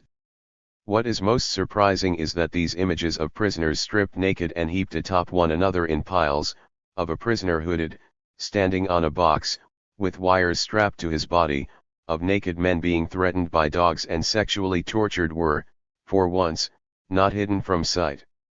This might shock those who realize that such torture is not an unusual event but, rather, a constant, though usually concealed, act of the policies that brought the US military guards and their Iraqi prisoners to Abu Ghraib in the RST place.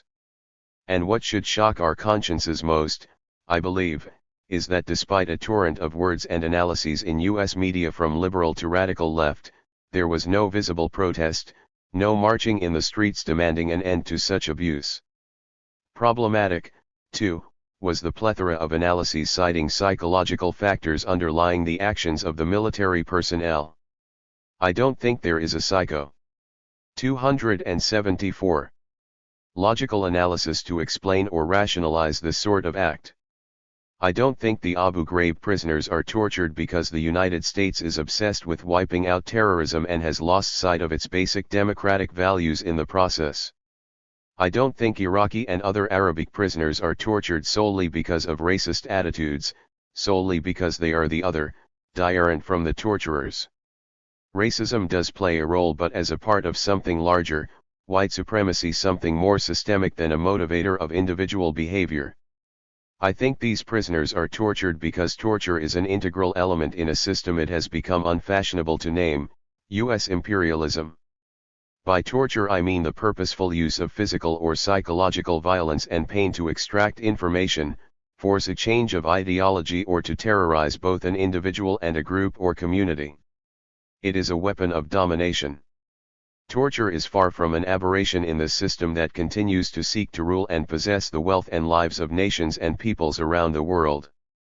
It goes on daily against oppressed communities inside the borders of the United States, as well. In periods of social upheaval it becomes endemic. For example, the dismemberment and burning of black men and women who were lynched has been designed to terrorize other black people and prevent them from asserting their humanity, their rights, and their desire for basic equality. Along the way, barbarism inflicts deep and lasting scars on the psyche of the target population, injuring entire communities. Thus is the social order in this case, white supremacy maintained. Such is the fabric of US democracy. In fact, in prison black women refer to guards as police, making little distinction between their functions in monitoring and controlling black bodies behind bars or in the general society. Even when the domination occurs through forms more subtle than outright torture, state exercise of physical and psychological abuse is fundamental to the system. Such abuse is a reality in US prisons, as well, and it will not stop completely until imperialism itself is stopped. If all of us could face these realities, perhaps the images of Abu Ghraib hitting the mass media would have provoked as many visible acts of protest as articles of analysis. Perhaps there would be a broader outcry over the very similar conditions and methods used in prisons inside this country, as well. 275. Another day on the plantation. When Big Black was at Attica, there were, according to the U.S. Justice Department, 198,061 prisoners in the United States. Today there are about 2 million, and most of them live unseen in prison conditions comparable to those now decried by the media covering Iraq. While others may ignore these conditions in the midst of U.S. society, leftist political prisoners are articulate in describing them. In an essay written in August 2004 titled, "Some Thoughts on the Abu Ghraib Prison Revelations in Iraq," Herman Bell, a former Black Panther and a political prisoner since 1973, wrote, "Abu Ghraib is just another day on the plantation." Sylvia Beraldini, a political prisoner in the United States for 16 years before being repatriated to her native Italy, where she now lives under house arrest, agrees. Superscript 3 The reality that is inexorably emerging from Iraqi prisons should not surprise us, Beraldini wrote in her May 11, 2004, Essay Torture, the United States Underground, published by Il Manifesto. According to Beraldini, for years, Amnesty International, Human Rights Watch, and the American Civil Liberties Union have all denounced the analogous conditions that exist in special prisons in the United States. Those who were taken by surprise by the ghastly revelations of Abu Ghraib have not been paying attention. Or worse, they have availed themselves of the right to know, and of the privilege to do nothing. Prison is a very cruel reality, writes Leonard Peltier, a Native American political prisoner who has been in prison since 1977 for allegedly killing 2 FBI agents at the Lakota Reservation in Pine Ridge, North Dakota, in 1975. Peltier continues. But unusual?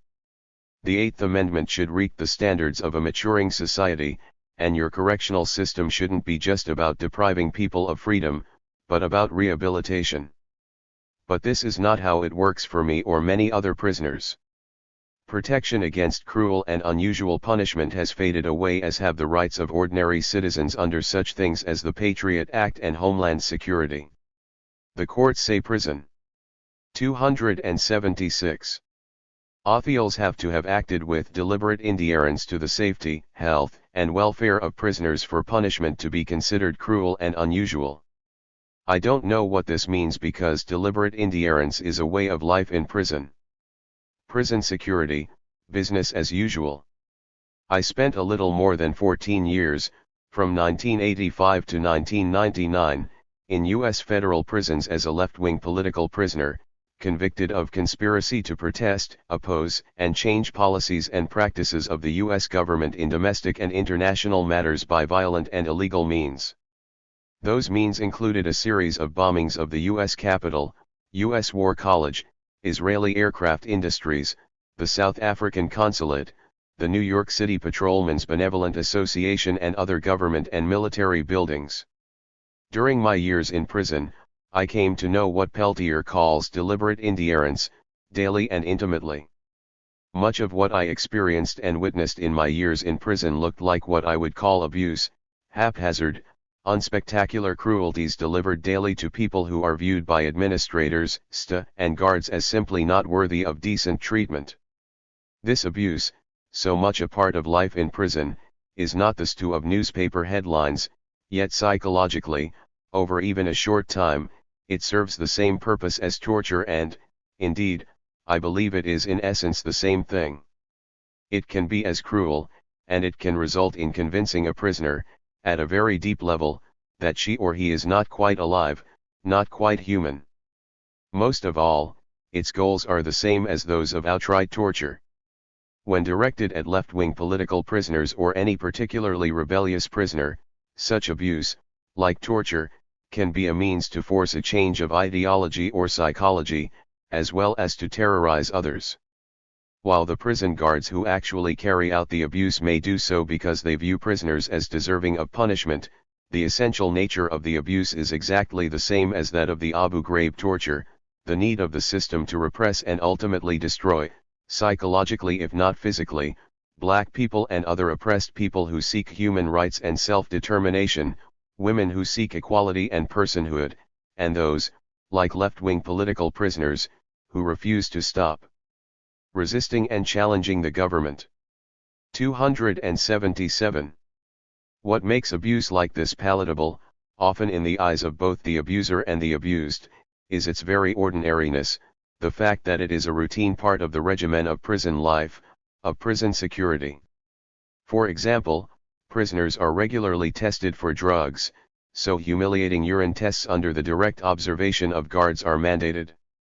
While I was held in the federal women's prison in Dublin, California, in 1987, I learned that women were being forced to strip naked in front of corrections officers and urinate into a cup while standing on one foot with the one leg raised, like a dog.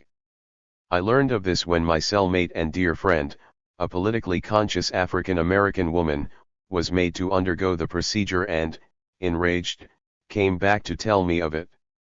This practice had gone on for quite some time, partly because officials explained it was necessary to make sure the women weren't substituting someone else's urine, but largely because the women themselves were too humiliated to object. As Myceli and I asked a few other women if they had experienced this, we found that it had been common. When procedures are this egregious, you can sometimes succeed in stopping them, as we did in that instance. We immediately confronted the unit manager of our cell block and asked for a grievance form, and one right away. Forcing women to stand naked with one leg raised, like dogs, shocked even some prison administrators. Before the grievance form was even led, the procedure was stopped, though not, of course, the urine tests. More often, though, less dramatically objectionable and degrading procedures are maintained as necessary to security, standard operating procedures, and you don't win. A most common example, in federal prisons, strip searches are a regular practice. In some prisons, we were required to be strip searched in groups, standing naked in front of one another. Then the guards would ask us to lift our breasts, bend over, cough, expose our genitals. "Let me see the pink," the guards would yell. "Let me see the pink." That was standard operating procedure. Federal regulations permit male guards to strip search female prisoners only in vaguely deemed emergency situations. Ordinarily, strip searches in federal women's prisons are carried out by female guards. But it was standard for us to be pat searched by male officers. 278. The practice of having male guards pat search female prisoners is particularly reprehensible, given that, as any woman who has spent time in prison or who has talked to women prisoners knows, many women prisoners have been abused, often sexually, by men in their lives. In that context, being pat searched by men can cause severe emotional distress. But I think there is an even more basic reason why pat searches of both women and men prisoners qualify as a human rights abuse. Over time, they have the effect of erasing your humanity. When you are reminded, in a starkly physical way, that you do not retain the right to protect your own body from unwanted touching, you begin to feel you do not, should not exist, that you are an object or an animal, less than human. What begins as humiliation, repeated daily, ends up eroding your sense of self and ultimately your energy to resist. It is a form of sexual violence similar to the use of rape as a tool of warfare. Even years later, this paper is almost impossible for me to write. As I describe these procedures, I find that the terror inflicted daily on my body and my heart by living under these conditions still reverberates. Nightmares sometimes return me to feelings of powerlessness I could barely afford to acknowledge while I was locked up and subjected daily to these procedures.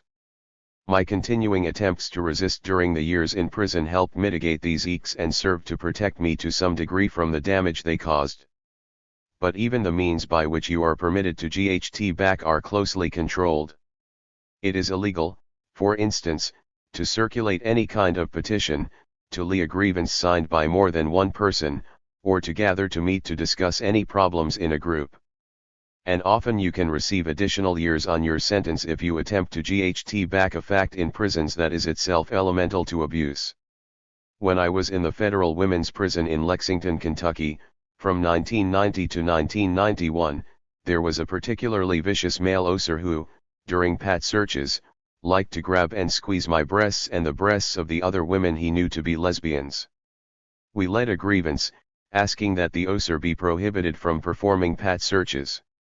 While he was admonished to stop grabbing our breasts, he was allowed to continue doing pat searches. And on paper, our grievance was rejected. We were informed that the officer was performing his job in a professional and routine manner. Our grievance was interpreted as a challenge to the basic policy of men pat searching women and as an attempt by prisoners to assert control over the conditions of our incarceration. 279. Years before, when I had been an activist on the street, I had studied karate so that when a man on the street grabbed me like that, I could get him. If I had done that in prison, I would have been charged with assault on an officer and given extra time in prison, as well as time in the hole. That was my reality. Now, multiply it by 2 million. A nation apart. There is a crucial political meaning to all this. Prison abuse is a means for imperialism to undermine and weaken anti-government movements. Whether or not people sit around in boardrooms and think these policies up, I believe that a major purpose of incarcerating huge numbers of poor and working class women and men, predominantly people of color, the majority black, is to disable communities from participating in rebellions such as those that shook this country in the 1960s and 1970s. It also helps to explain the enormous surge in the number of incarcerated people since the 1970s, disproportionate to any rise in crime.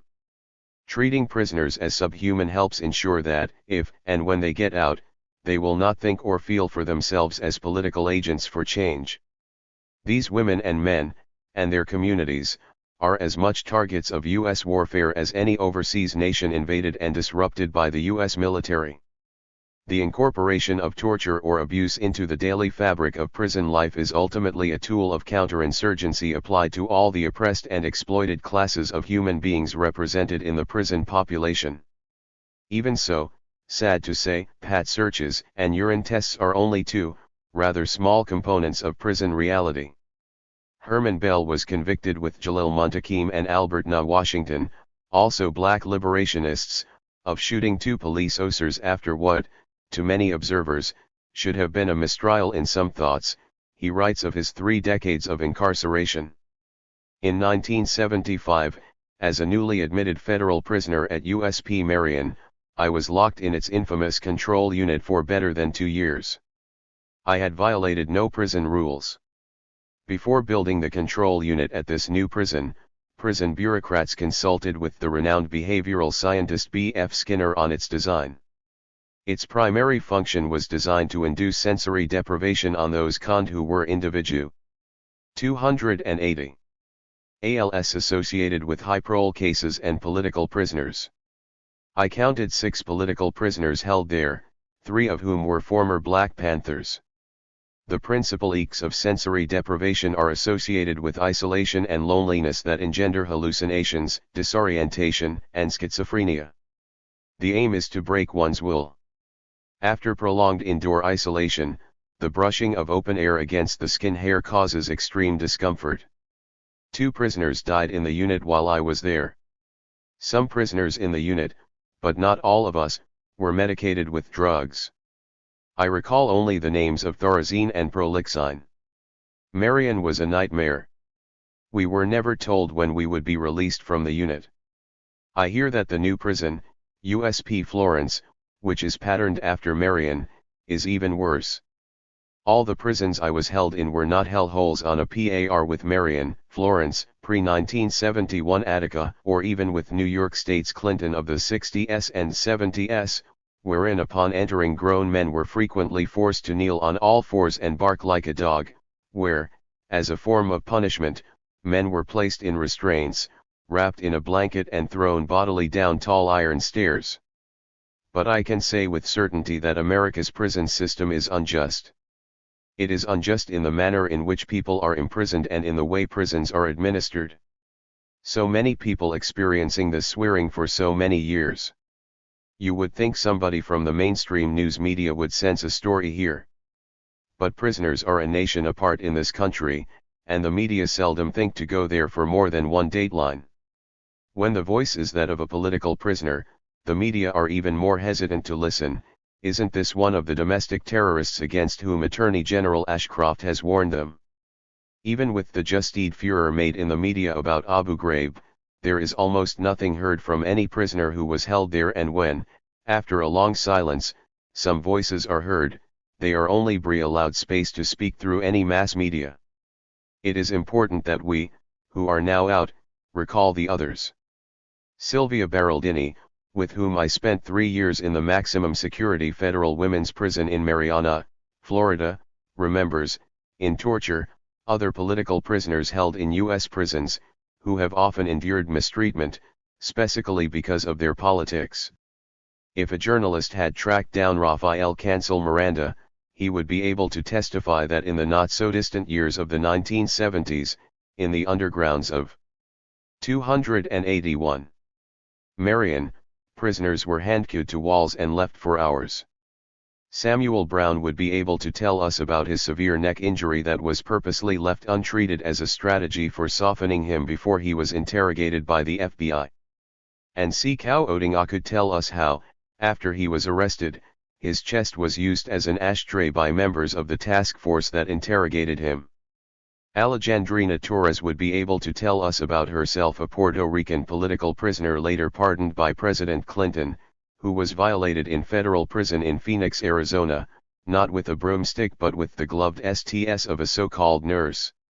Or Susan Rosenberg, who spent 2 months in the winter of 1988 without sleep in a cell of the special unit of Lexington Prison, where the lights were turned on every 20 minutes, where the curtainless shower was observed by one of the 21 surveillance cameras of that unit, who experienced the humiliation of having to ask a male prison guard for a tampon every time she needed one. The women prisoners in Georgia State Prison and in Dublin Federal Prison would be able to testify how in prison one can be sexually abused by the same individuals who are supposed to protect you. In Pelican Bay and Florence, journalists would envy the prisons upon which Guantanamo was modeled. Mumia Abu-Jamal, the African-American radical and journalist on Pennsylvania's death row since 1985, has already told us of his own brutal treatment at the hands of Charles Grainer, a corrections officer at Cy Green, Pennsylvania. Grainer is now one of the GIs accused of carrying out the torture of prisoners at Abu Ghraib. Medical abuse. I don't live under a prison regime anymore. I work as an editor at a magazine for people who are HIV positive. But many of the magazine's readers are prisoners who have HIV. Virtually none of these people with HIV or hepatitis C or any other disease receives competent health care, much less the sympathy we on the outside require of our doctors. Hepatitis C is approximately 10 times more common among the prison population than it is in the population at large, yet few prisoners are able to receive care and treatment for the virus. New Jersey, Pennsylvania, and Oregon are only 3 of the states in which prisoners have 282 had to leak class action lawsuits to try to get such treatment. Often, prisoners were tested for hepatitis C and not even informed that they had the disease until they were released from prison years later. HIV care in this country has advanced significantly over the past 10 years, yet prisoners regularly receive inadequate care for the condition and are then blamed in animatory media stories for the spread of HIV in the communities to which they return on release. Like Army intelligence, prison health care is another governmental oxymoron, because prisoners, no matter how ill, are still dangerous, and any decision about a prisoner's health begins and ends with security. In this environment, survival is left to the prisoner alone. Imagine swearing a stroke, as I did, writes Leonard Peltier in Cruel and Unusual Punishment, and slowly losing part of your sight in an environment where all of your senses are required for survival, or swearing extreme jaw pain for years, until the United Nations forced your government to stop the torture and provide the necessary health care. The political prisoner Robert Seth Hayes, an ex-Panther incarcerated in New York prisons since 1973, has, over the years, developed both hepatitis C and diabetes. Like hundreds of thousands of people with diabetes, Hayes requires daily blood sugar level testing and insulin dose calibration, which are suspended at New York State's Clinton Correctional Facility, his current prison, simply because the health regulations there don't require them. Hayes and scores of other prisoners at Clinton risks insulin shock every day. So far, the prison remains indifferent to repeated outside campaigns to secure adequate medical treatment for Hayes and other diabetic prisoners. Sometimes prisoners don't survive. In 2000, Albert Na Washington, one of Herman Bell's co-defendants, was allowed to die slowly of liver cancer in an upstate New York prison because the administration refused for security reasons to release him to an outside hospice so he could die among his family and friends. It's hard to know whether to call healthcare practices like this abuse or neglect, but they happen, at some point, to almost all prisoners and, as in U.S. prisons in Iraq, Afghanistan, and Guantanamo, the doctors themselves are often complicit. Superscript 1. As we return from the media stories of Abu Ghraib to business as usual, we should know that it is that very business as usual that causes Abu Ghraibs in the RST place. 283. Back in Connecticut in the early 1990s, a woman in FCI Danbury became so ill that she was transferred to a women's prison hospital unit in Texas, where she died. Women at the prison later told me that her family told them the following story: the Texas prison shipped her body home to her family for burial. When the people at the funeral home opened the woman's casket to prepare her for burial, they discovered that her dead body had been, according to prison regulations, shackled and handcuffed for shipping. I do not envy this essentially different from the mutilation of enemy soldiers' corpses during a war, another method of displaying the spectacle of torture to terrorize, to deliver the message, "You are at our mercy." My longtime comrade, the anti-imperialist political prisoner Tom Manning, in federal prison since 1985, sent me the following letter on prison and Abu Ghraib, which I share in its entirety here. Superscript 1 Tom has no release date. In my time political prisoner, USA, May 10, 2004, I became aware through newspaper photographs that the prison cells built by KBR/Halliburton at Guantanamo Bay do not have plumbing. That surprised me, considering the price that KBR/Halliburton charged the U.S. taxpayers for those cells. In the early I was a CB in the U.S. Navy, stationed at Quonset Point/Davisville, Rhode Island, with Mobile Construction Battalion 1. We were deployed for sea duty, to Gitmo, to build emergency housing for 10,000 Cuban refugees that America anticipated would Cuba for the Canese of Gitmo in 1958, when Fidel liberated this island nation. It took 9 months to complete and was named Tin City. We dredged hundreds of tons of living coral from the ocean in proximity to the base and deposited it in a lagoon that was enlarged to accommodate the project. The coral was crushed and leveled to form a surrounded by clay-like excavated walls on 3 sides, with one side remaining open toward the sea. Then the housing was built, of Quonset huts, which are corrugated tin barrel-like dwellings in groups, or pods, of 9 huts, 8 sleeping huts with no plumbing surrounding a 9th hut that was supplied with fresh water and sewage.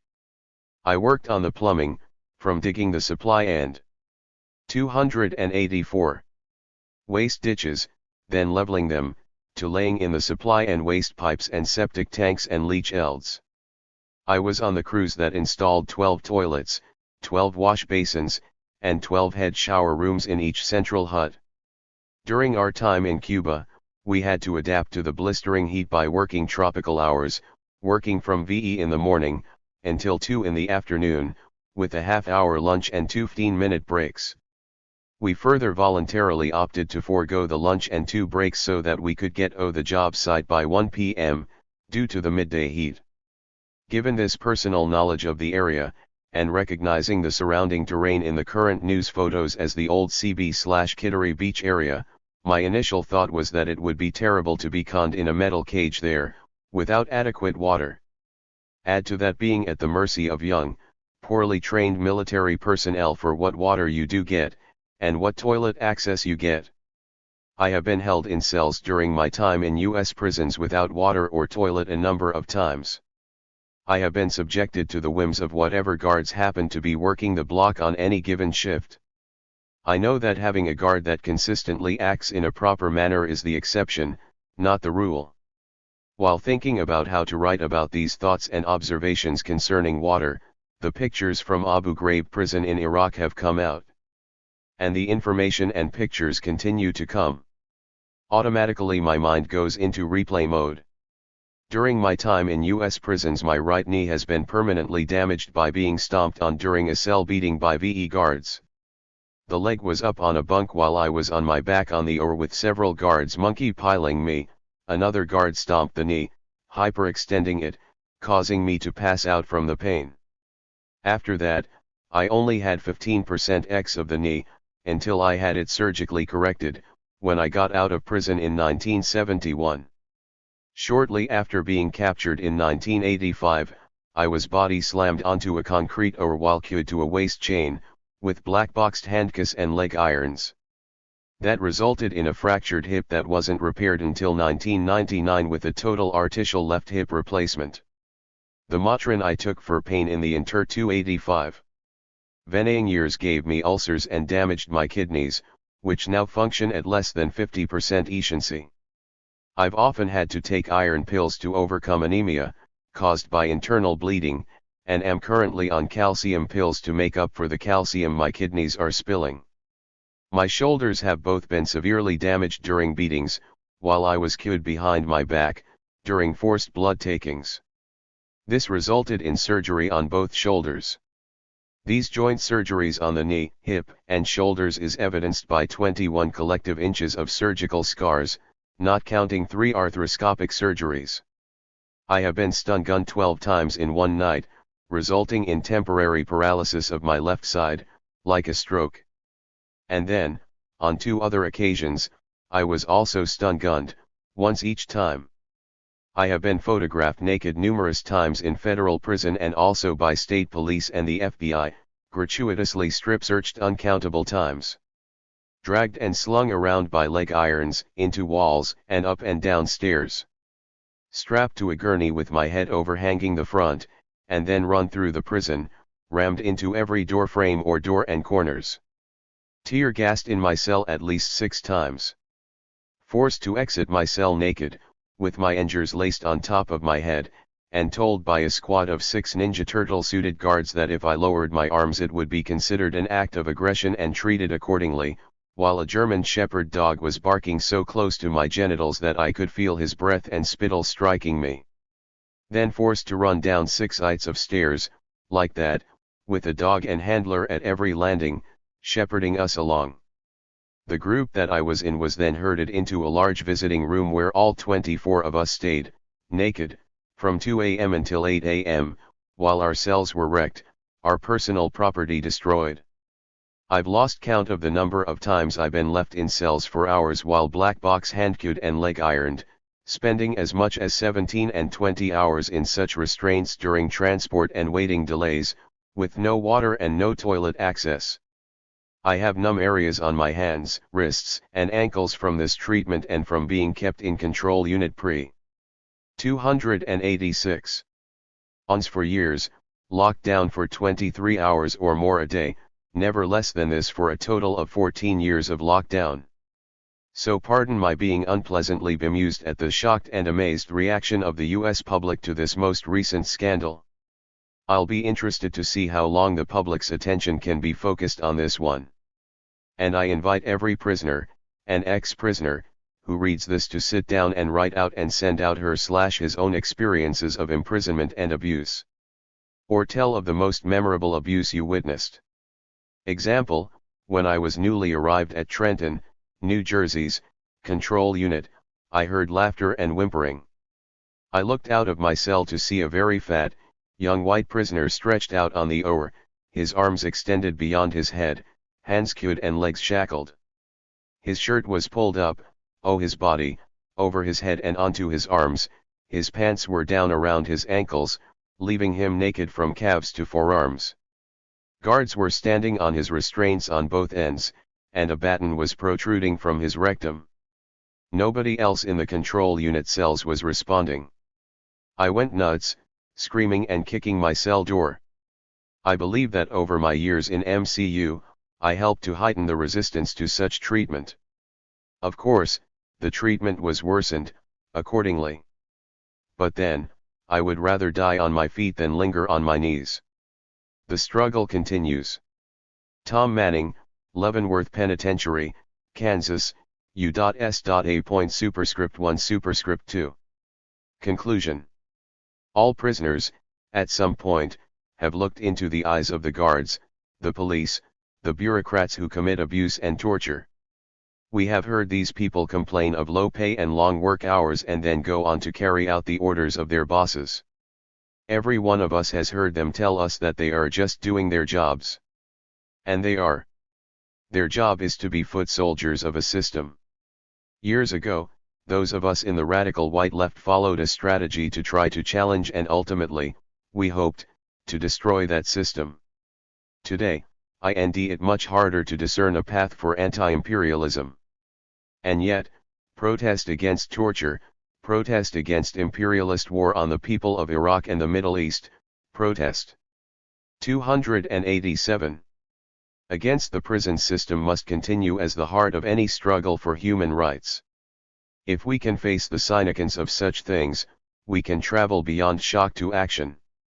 To listen, to be moved, is the RST step. It is my fervent wish that we refuse to go back to business as usual. I said earlier, that this paper has been painful to write. Another reason why that is so is that I am all too aware that, on the day I walked through the gates at FCI Dublin, the women I left behind the walls remained to suffer daily humiliation, daily torture. It is as deeply infuriating to be unable to defend their humanity as it was to be unable to defend my own.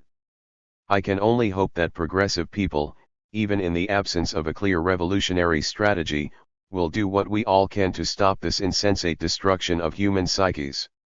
The longer it takes to do that, the deeper and more irreparable the damage is to the moral fabric of society as a whole, a prospect at least as frightening as the images from Abu Ghraib. Cultures of Torture. William F. Pina. What happened at Abu Ghraib did not depend on the sadistic ingenuity of a few bad apples. Mark Danner, The Logic of Torture, New York Review of Books. June 24, 2004, 72. While most immediately attributable to the culture of the Bush administration, the abuse of Iraqi prisoners in Abu Ghraib becomes more fully intelligible when situated in cultural traditions of racialized torture in the United States, among them lynching, the convict lease system, and abuse by prison guards.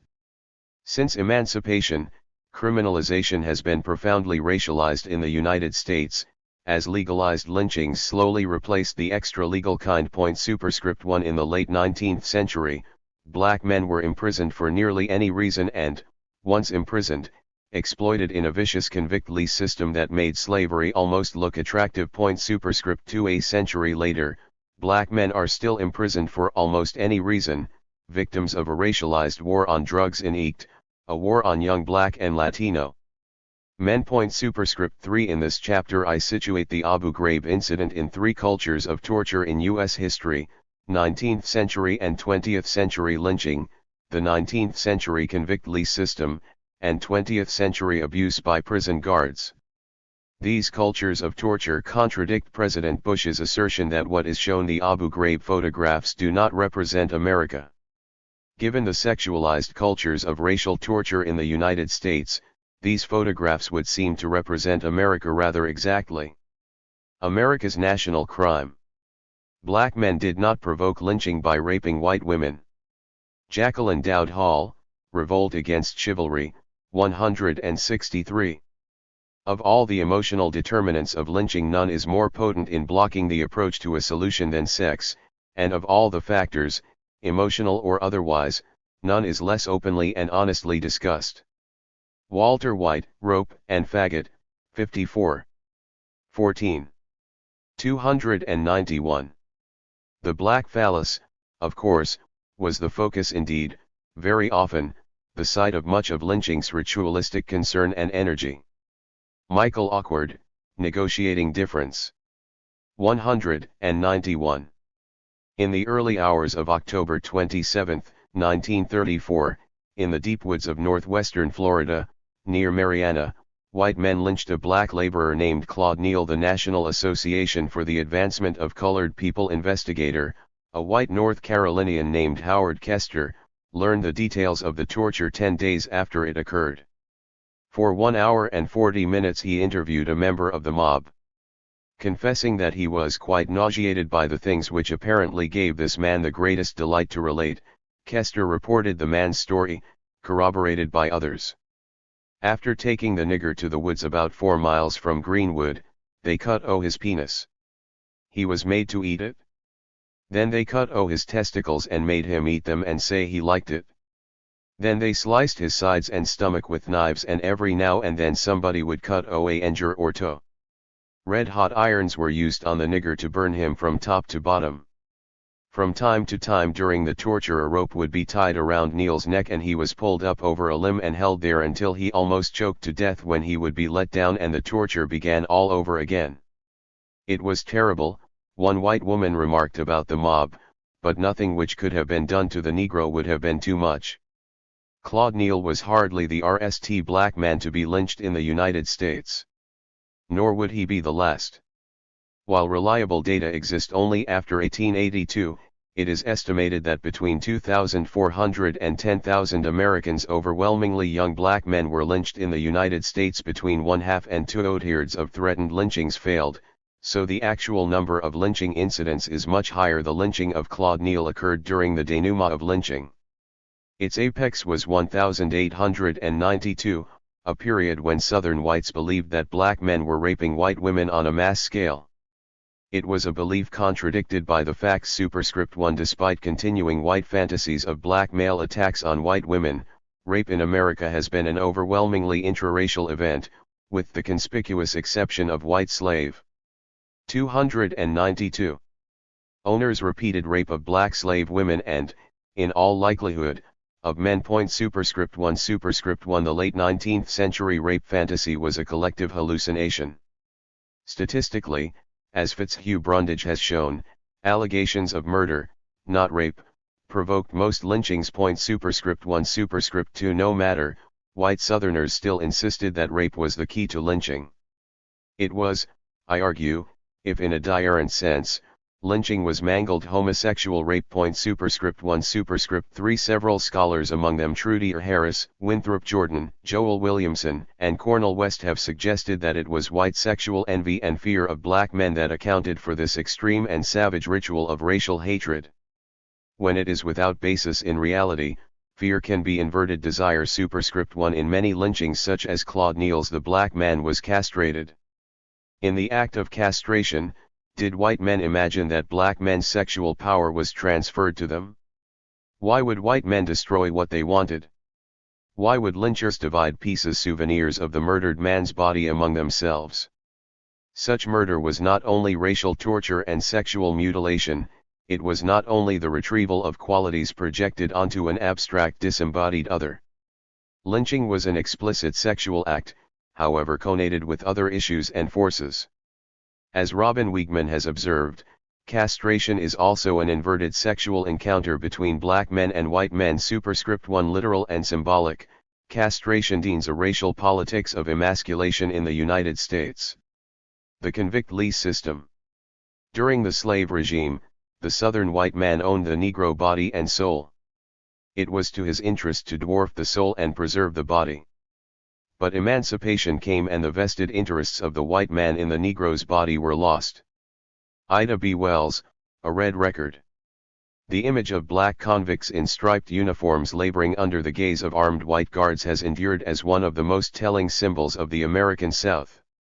Edward L. Ayers, Vengeance and Justice, 222. Racisms are never pure and unencumbered. And Laura Stoller, Race and the Education of Desire, 204. Prisons do not exist in a vacuum, of course, they are integral elements of the American political, social, economic, and racial order. In the late 19th century South, thousands of mostly young black men spent their short lives 293. Prisoned in the convict lease system, working underground in mines or nearly underwater in swamps during the day, collapsed in LTHY shacks or cages during the night. Women made up 7% of the South's post-war imprisoned population, nearly all were black. About half of those in the lease system had been sentenced for theft or burglary, often involving petty amounts. White men with capital, from the North as well as the South, bought the labor of these imprisoned, re-enslaved black people. The largest mining and railroad companies in the region, as well as small businesses, fought each other to win leases. Deteriorating antebellum penitentiaries were few and relatively unpopulated. Only a few white men convicted of murder, a few black men too sick to work, and a few women remained in the dilapidated penitentiaries. Wardens had little to do, for the state had become almost irrelevant in the punishment of criminals. Superscript 1. On the surface, the convict lease system was a source of political patronage for local and state politicians, providing jobs for their unemployed party workers. The system was thoroughly corrupt. Kickbacks and bribes to public officials usually accompanied the awarding of convict leases to private industry. Superscript 1. But those details of convict campus life that survive suggest that more than political patronage was at work. They compel us to accept that emancipation was, fundamentally, an illusory event. As Dylan Rodriguez points out, slavery was never materially abolished in the United States, it was simply transposed superscript 1, and as in lynching, the black male body remained the site of white desire, disavowal, and fetishization.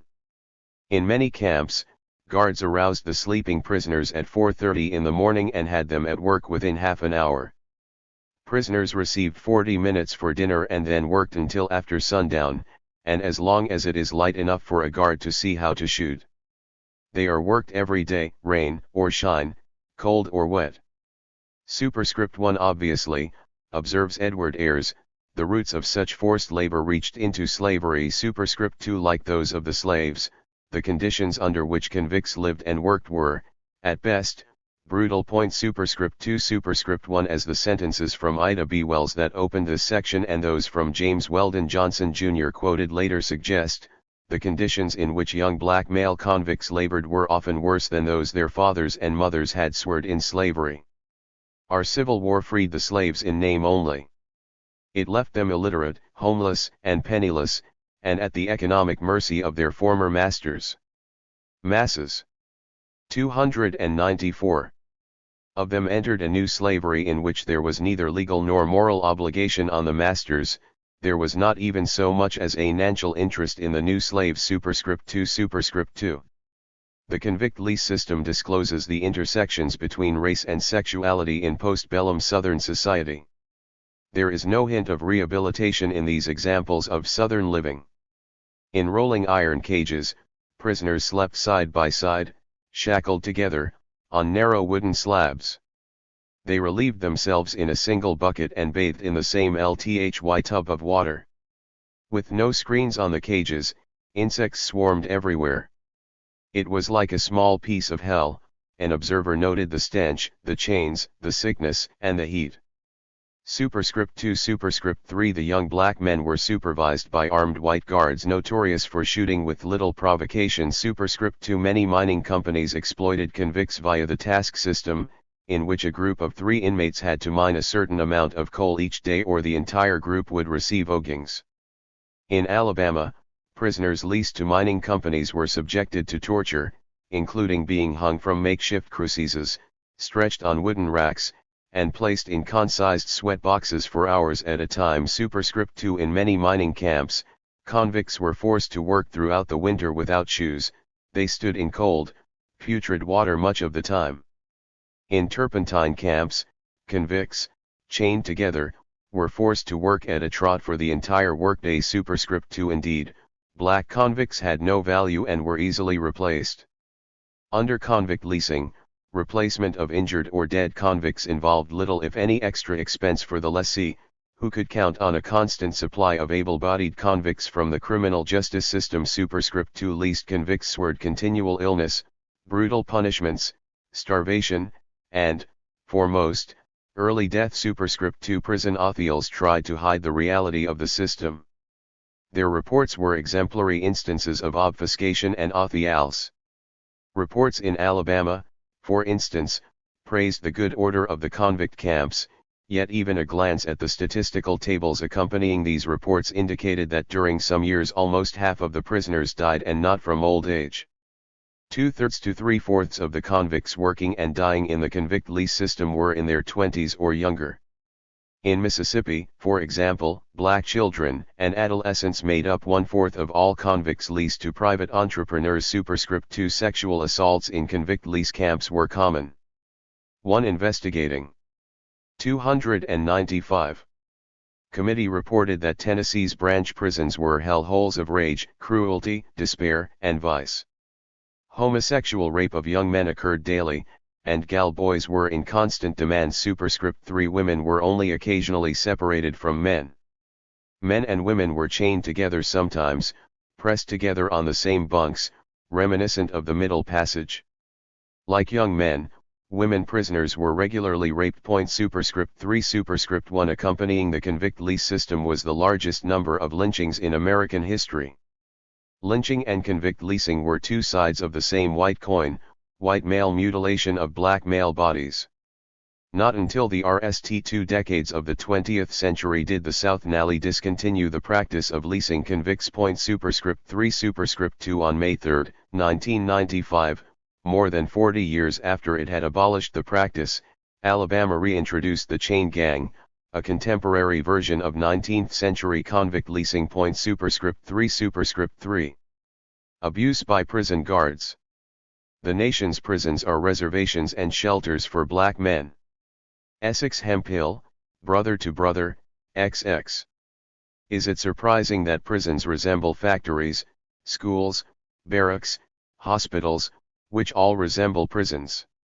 Michel Foucault, Discipline and Punish, 228. The law is clearly a system of desire. Guy Hockenham, Homosexual Desire. 52. For accuracy's sake, the war on drugs ought to be renamed the War on Young Black and Latino Men. While failing to curb drug use in the United States, the war on drugs has intensified urban violence.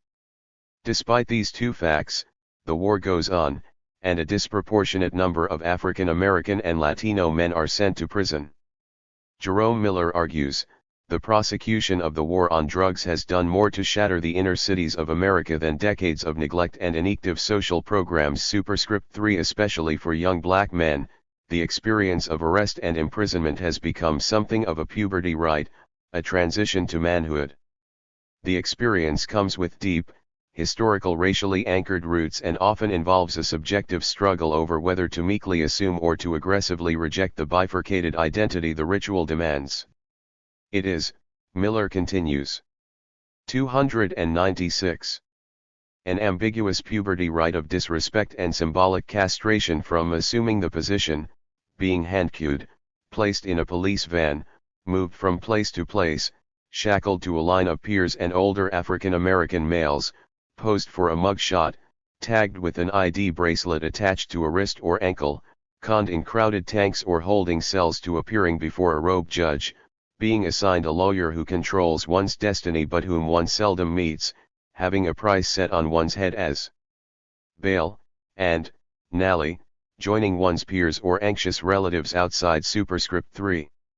Imprisonment today is too often a form of legal lynching, except now the torture occurs very slowly, over the duration of a long prison sentence, punctuated by the sadism of prison guards. Superscript 3 While, as Miller describes, the contemporary arrest ritual echoes historically, its sadism is experienced in the racialized present, and it is specifically sexualized. In Abu Ghraib, the sadism of U.S. prison guards as they fetishized male bodies of color recalls the sexualized torture of lynching and convict leasing. While the historical and geographical circumstances differ significantly, the American culture of sexualized and racialized torture remains recognizable. In the United States, the contemporary black male experience of arrest and imprisonment, Miller asserts, is a mark of continuing subjugation. It becomes an occasion of solidarity, as well, but I will focus here on the latter. Superscript 3 Because many U.S. prisons are located in remote rural areas, guards tend to be drawn from the ranks of the unemployed in small towns and farm areas. They tend to white and undereducated.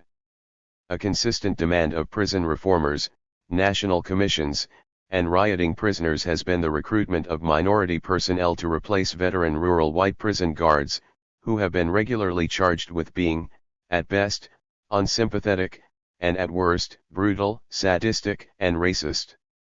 But the recruitment of minority prison guards has not proved simple or always helpful in reducing abuse by prison guards. Superscript 3 The racialized sadism of Southern prisons was legendary.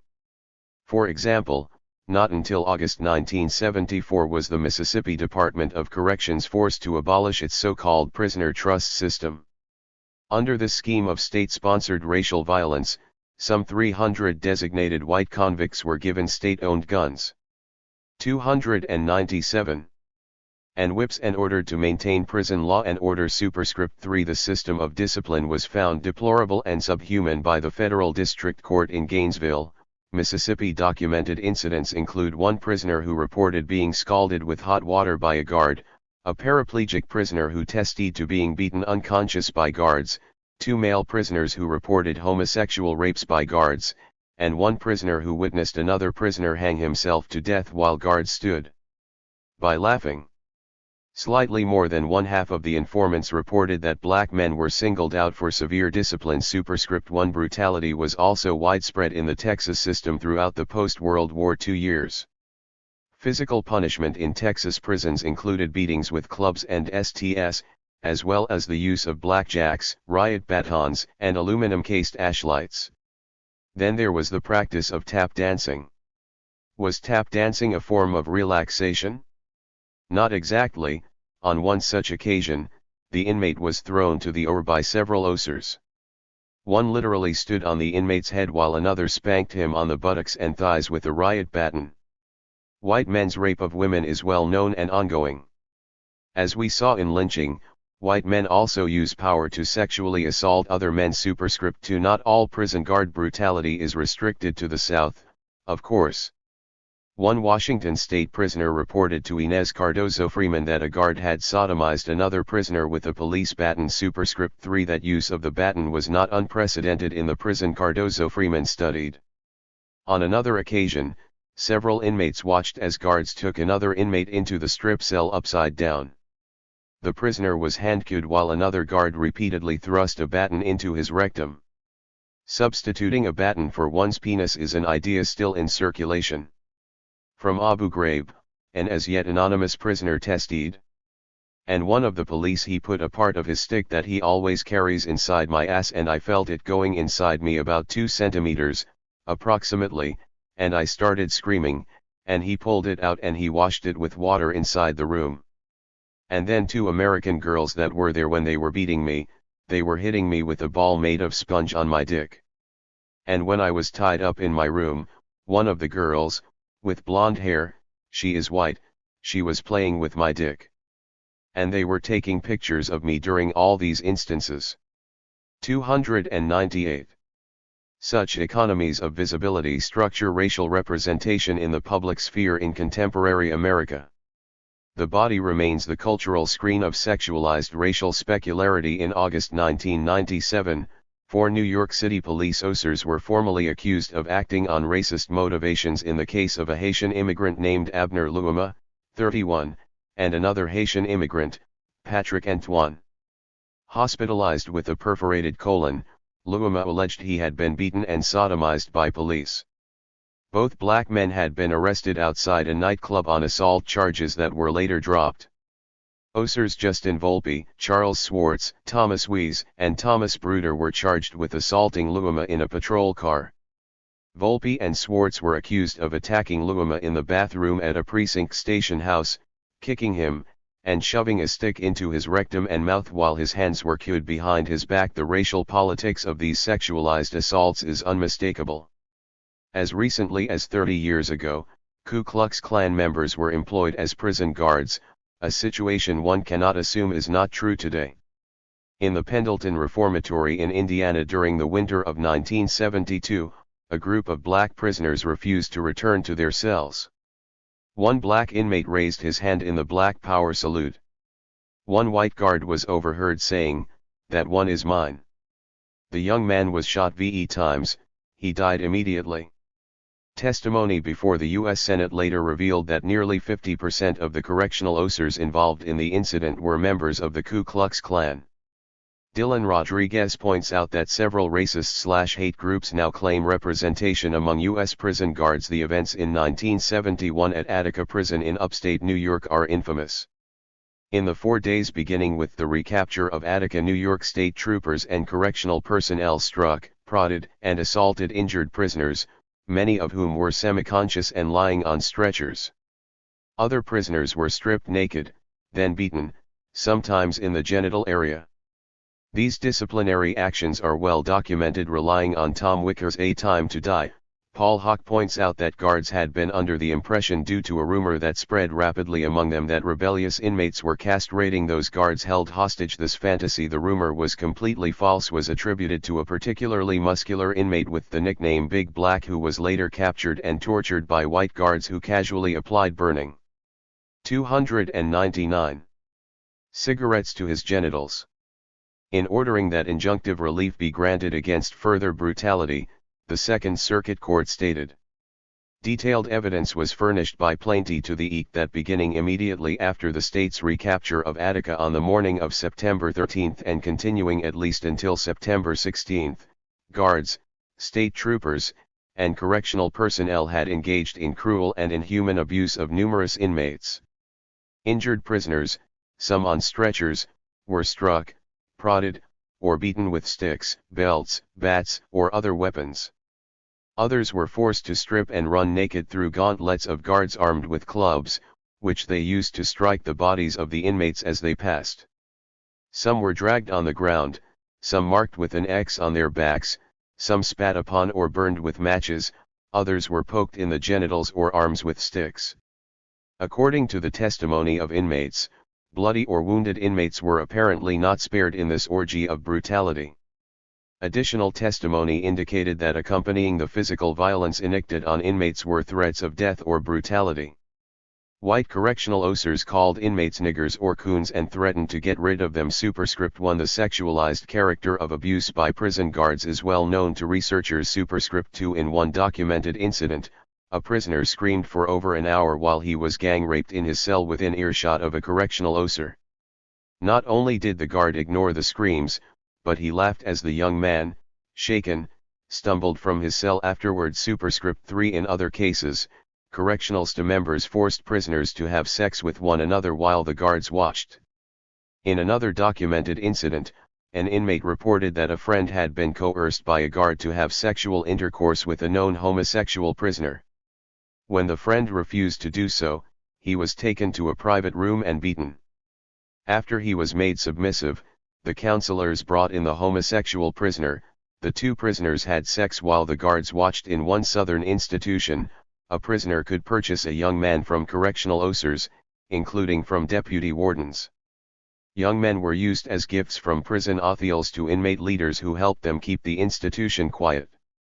One ex-prisoner claims to have been presented to an entire wing of the prison, as a bonus to the convicts for their good behavior. In this wing, any prisoner who wanted his services, at any time and 300 for any purpose, was given it. The guards opened doors, passed him from one cell to another, provided lubricants, permitted an orgy of simultaneous oral and anal entry, and even arranged privacy. On occasions, staff members become sexually involved with inmates. In one incident, several young men accused several officials of forcing them to participate in homosexual relations. The purely exploitative aspects of these incidents are difficult to verify, for after these young men alleged that they had been forced into performing sexual acts, they changed their stories. In the new versions, they admitted they were willing partners. One young man described his affair with a youth leader. He had some intercourse with me about every 2 weeks.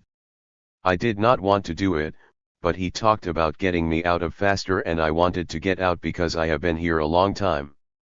Abuse by prison guards continues today, and not only in Abu Ghraib. In November 1999, for instance, 4 guards at Corcoran in California, allegedly the nation's most dangerous prison, were acquitted of setting up the rape of a prisoner named Eddie Dillard in March 1993 by leaving him in the cell of a well-known sexual predator, Wayne Robertson. Robertson testified that he had in fact raped Dillard, repeatedly. He said that the guards knew his reputation and employed him regularly to punish disobedient inmates. After several failed efforts at bringing charges in the case, a special grand jury had indicted the 4 prison guards when a former guard, Roscoe Poindexter, broke ranks and testified in support of Dillard. Robertson was a muscular 6'3" and weighed 230 pounds, a convicted murderer and serial inmate rapist who was known in the house as the Booty Bandit. The guards knew Robertson would teach punks like Dillard how to do time. Depending on his mood, Robertson would either beat Dillard or rape him. Dillard fought back, but Robertson overpowered him. While being beaten or raped, Dillard screamed, but for hours no guard responded. When Officer Joe Sanchez did appear and Dillard told him he was being raped, Sanchez laughed at him. During the next 2 days, Robertson raped Dillard regularly. The pattern is a familiar one: if you surrender, you're a bitch, a punk. Bitches are cut loose, cast out of the group to become prey for other gangs. In Abu Ghraib, those other gangs were the prison guards themselves. Lynching, convict leasing, and contemporary abuse by prison guards capture the connotations of race and sex in American cultures of torture. As 301. Catherine M. Blee perceptively observes, the gender of racial violence in America is masculine superscript 1 despite the radical discontinuities between these historical periods and geographical locations from the post-Reconstruction American South to 20th century and present-day U.S. prisons and U.S. administered Iraqi prisons certain cultural continuities and historical through lines are discernible. The photographs from Abu Ghraib portray a white supremacist sadistic culture structured by sexualized compulsions to torture. In its institutionalizations of power, such as prison, the sexualized and racialized character of these cultures of torture is clearly visible. Conclusion. The specific apparatuses and instruments of punishment, the technologies of penal power correspond with larger relations of political power. Mark Colvin, Penitentiaries, Reformatories, and Chain Gangs, 19. In the United States, the distinction between culture and prison blurs. What has been learned about the organizational life of prisons is not peculiar to that institution. Rather, it reproduces various aspects of the racialized and gendered culture outside the institution. What has happened and happens still in prisons is not segregated from the sadistic structure of culture outside, as students of the institution have acknowledged. Living and working conditions, the legitimacy or illegitimacy of various disciplinary mechanisms, and the structure of punishments and rewards all depend upon how the prison articulates with the political, economic, and legal system of the whole society. Superscript 2 America has been and is now a culture of discipline and punishment structured by racialized criminalization, imprisonment, and sexualized torture. The sexualized and racialized culture of torture that Americans created in Abu Ghraib prison becomes intelligible as an extension of U.S. history and culture. So situated, the Army's few bad apples defense becomes ludicrous. Superscript 3 From the sexualized torture of lynching and the convict lease system to late 20th century abuse by prison guards, the refrain is constant: sexualized racial assault. One prisoner at Abu Ghraib, Salem Urabi, an Iraqi who had worked for Reuters for 12 years as a cameraman, testified that guards whispered that they wanted to have sex with him, come on, just for 2 minutes. Another Reuters employee, Ahmed, reported that he was forced to insert a anger into his anus and lick it in Abu Ghraib. Danner reports, there was a 302 constant parade of naked bodies punctuated by forced masturbation. The photographs do not represent America, George W. Bush insisted it would seem they do. Katrina's unnatural disaster. A tragedy of black suffering and white denial. Manning Marable. Unquestionably, the September 2005 Hurricane Katrina was the largest natural disaster in U.S. history. Yet contrary to the assertions of President George W. Bush that no one could have anticipated the breach of levees and the massive looting and destruction of one of America's historic cities in the wake of a major hurricane, the catastrophe we have witnessed was widely predicted for decades. Superscript 1 A 2002 special report of the New Orleans Times-Picayune, for example, warned, it's only a matter of time before South Louisiana takes a direct hit from a major hurricane. Levees, our best protection from looting, may turn against us. The Times-Picayune predicted that such a disaster might decimate the region from looting, and that in New Orleans, 100,000 will be left to face the fury. Superscript 2 That same year, in a New York Times editorial opinion, Adam Cohen predicted coldly, if the big one hits, New Orleans could disappear. A direct major hurricane strike, Cohen estimated, would certainly force Lake Pontchartrain's waters over levees and into the city.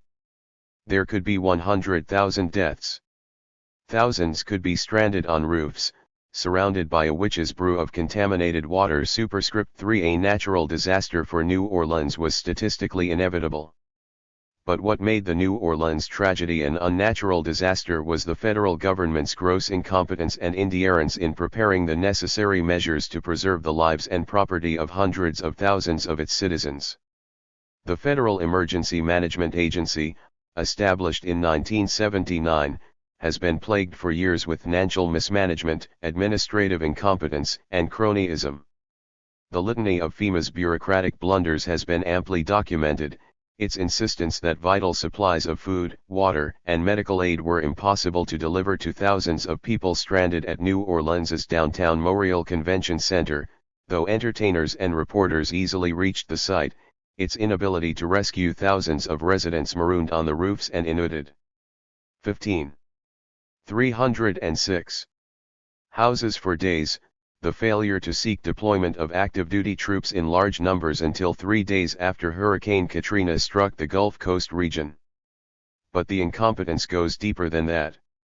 FEMA's director Michael Brown actually instructed departments in Louisiana, Mississippi, and Alabama not to send emergency vehicles or personnel into devastated areas unless local or state officials communicated specific requests for them at a time when most towns and cities lacked working telephones, fax machines, and internet access. Florida's proposal to send 500 airboats to assist rescue efforts was blocked by FEMA. Thousands of urgently needed generators, communications equipment, and trailers and freight cars of food went undelivered for weeks. Meanwhile, hundreds of dead bodies oded in New Orleans' streets and rotted in desolate houses. Millions of desperate Americans who attempted to phone FEMA's toll-free telephone number for assistance heard recorded messages that all lines were busy or were disconnected even before Katrina struck. It was obvious that the overwhelming majority of New Orleans residents who would be trapped inside the city to face the deluge would be poor and working-class African Americans, who made up nearly 70% of the city's population. As the levees collapsed and the city's Ninth Ward flooded, tens of thousands of evacuees were herded into the Superdome and Convention Center, where they were forced to endure days without toilets and running water, food, electricity, and medical help. Hundreds of black evacuees seeking escape on a bridge across the Mississippi River were confronted and forcibly pushed back into the city. One paramedic who witnessed the incident stated, "I believe it was racism. It was callousness, it was cruelty." As the media began to document this unprecedented tragedy, the vast majority of New Orleans' victims were the faces at the bottom of America's well, the poor, black, and disabled, as Monica Haynes and Eve Dyer, reporters for the Pittsburgh Post-Gazette, observed. The indelible television images of mostly black people living in subhuman conditions for nearly a week have prompted some to ask whether race played a role in how quickly or how not so quickly federal and state agencies responded in aftermath. However, much of the media coverage cruelly manipulated racist stereotypes in its coverage. In one well-publicized example, the Associated Press released 2 photographs of New Orleans residents wading through chest-deep water, carrying food obtained from a grocery store. The whites were described as carrying bread and soda from a local grocery store that they found, the black. 307. Man pictured was characterized as having looted a grocery store. A London Financial Times reporter, on September 5, 2005, declared New Orleans had become a city of rape and a war zone, with thousands subjected to looting and arson. Administrators in Homeland Security and FEMA justified their lack of emergency aid by claiming that they had not anticipated that people would loot gun stores and shoot at police, rescue officials, and helicopters. The flood of racialized images of a terrorized, crime-engulfed city prompted hundreds of white ambulance drivers and emergency personnel to refuse to enter the New Orleans disaster zone. Television reports locally and nationally quickly proliferated false exposés about babies in the convention center who got their throats cut and armed hordes hijacking ambulances and trucks. Baton Rouge's Mayor Kip Holden imposed a strict curfew on its facility that held evacuees, warning of possible violence by New Orleans thugs. That none of these sensationalized stories was true hardly mattered, as Matt Welch of the online edition of Reason magazine noted. The deadly bigotry of the media probably helped to kill Katrina victims. Superscript 1. The terrible destruction of thousands of homes and businesses, and the relocation of over 1 million New Orleans and Gulf area residents, was perceived as a golden opportunity by corporate and conservative political elites who had long desired to remake the historic city. Even before the corpses of black victims had been cleared from New Orleans' azuded streets, corporations closely associated with George W. Bush's administration secured non-competitive, multi-billion-dollar reconstruction contracts.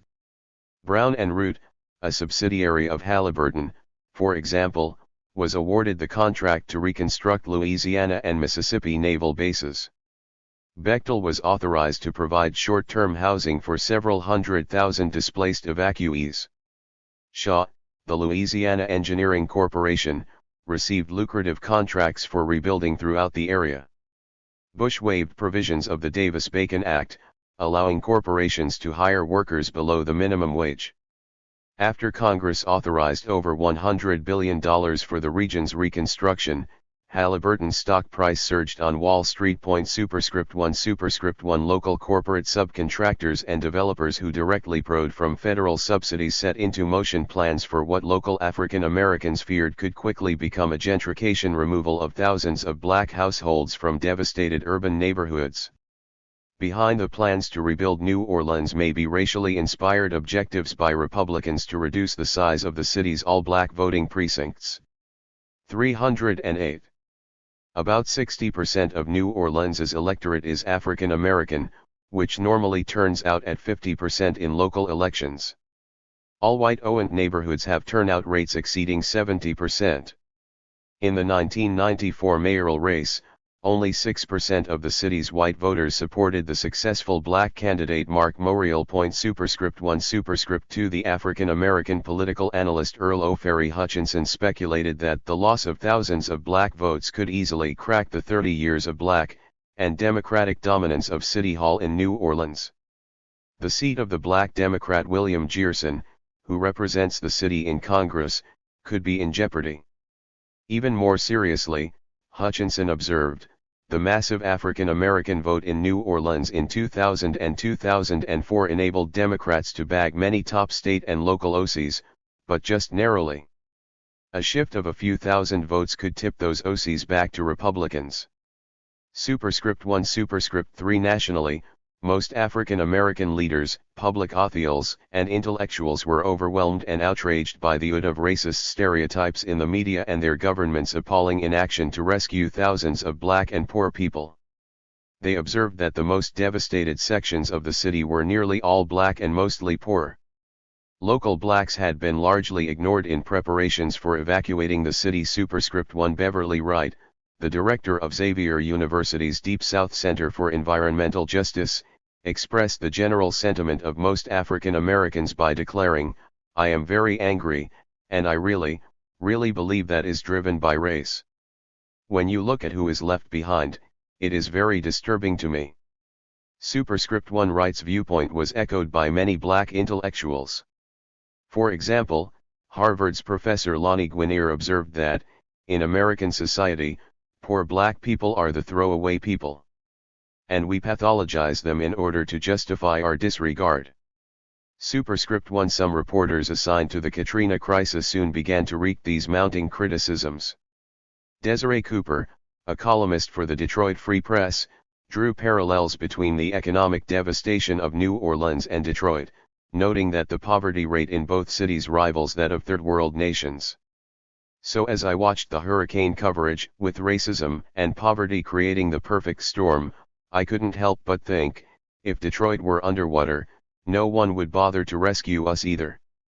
Superscript 1 By mid-September, 2005, 60% of African Americans surveyed in a national poll believed that the federal government's delay in helping the Vic. 309. Tims in New Orleans was because the victims were black. By contrast, only 12% of white Americans agreed. Superscript 1 In response, the Bush administration unleashed its black apologists to deny any racial intent of its policies and actions. Secretary of State Condoleezza Rice insisted, nobody, especially the president, would have left people unattended. Superscript 1 The black conservative ideologue John McWhorter, a senior fellow at the Manhattan Institute, ridiculed the accusations of racism as nasty, circular, unprovable. It's not a matter of somebody in Washington deciding we don't need to rush because they're all poor jungle bunnies anyway. Superscript 2 African Americans were stunned and perplexed by white America's general apathy and denial about the racial implications of the Katrina catastrophe. On a nationally televised fundraiser for the hurricane's victims, the rap artist Kanye West sparked controversy by denouncing the way America is set up to help the poor, the black people, the less well-off as slow as possible. Superscript 2 Superscript 1 Blacks were especially infuriated with the descriptions of poor black evacuees as refugees by officials and the media. Black Congresswoman Diane Watson protested vigorously, "Refugee calls up to mind people that come here from different lands and have to be taken care of. These are American citizens."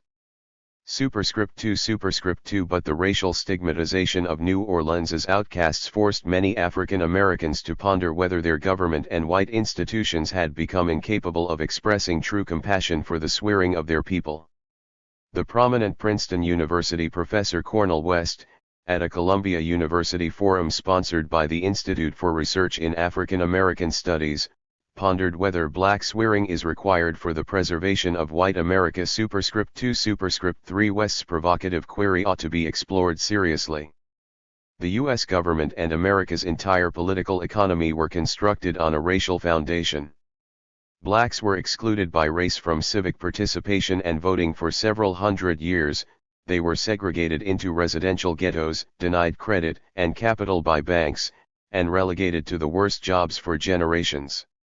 Over time, popular cultural and social attitudes about black subordination and white superiority were aggressively reinforced by the weight of discriminatory law and public policy.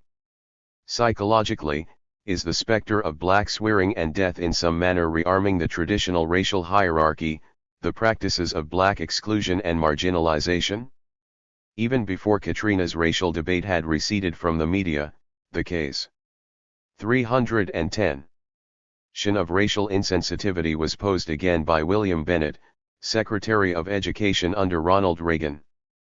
In early October 2005, Bennett announced to his national radio audience, "I do know that it's true that if you wanted to reduce crime, you could. If that were your sole purpose, you could abort every black baby in this country, and your crime rate would go down."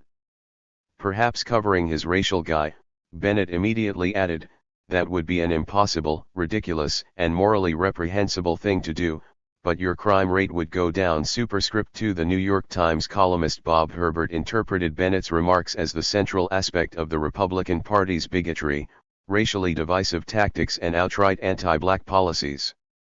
That someone who's been a stalwart of that out might muse publicly about the potential benefits of exterminating blacks is not surprising to me at all. Bill Bennett's twisted fantasies are a malignant outgrowth of our polarized past. Superscript 2 Bennett's repugnant statements, combined with most white Americans' blind refusal to recognize a racial tragedy in New Orleans, illustrate how deeply rooted racial injustice remains in America. Has the public spectacle of black swearing and anguish evolved into what might be deemed as a civic ritual, reconfirming the racial hierarchy, with blackness permanently relegated to a subordinate status?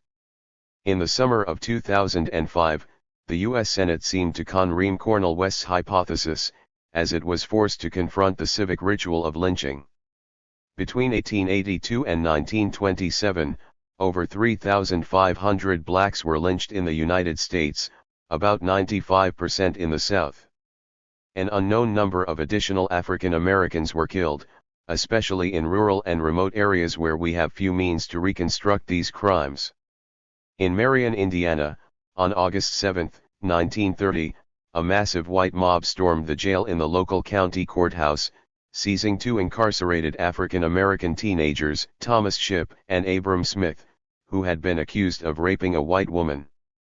Within less than an hour, a festive gathering of several thousand white women and men armed with baseball bats, crowbars, and guns beat and then lynched the two black boys. A photograph of the Marion lynching that was reproduced in my book Freedom, co-written with Leith Mullings, depicts smiling young adults, a pregnant woman, teenage girls, and a middle-aged man pointing proudly to one of the dangling corpses. Superscript 2 A third young African American, a 16-year-old shoeshine boy named James Cameron, was also seized and beaten by the mob that night. Several men lifted Cameron up, and a noose was slipped around his neck. Just at that mo. 311. Meant, a local white man in the crowd pushed forward and declared that young Cameron was innocent.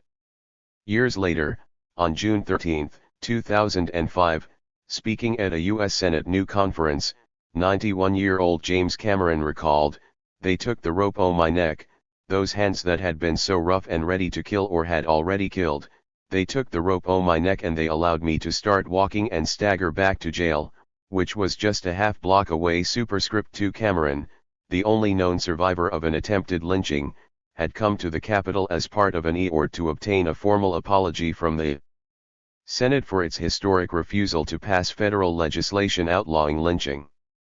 For decades, Southern senators had filibustered legislative attempts to ratify anti-lynching legislation, denouncing such bills as an unnecessary interference with states' rights.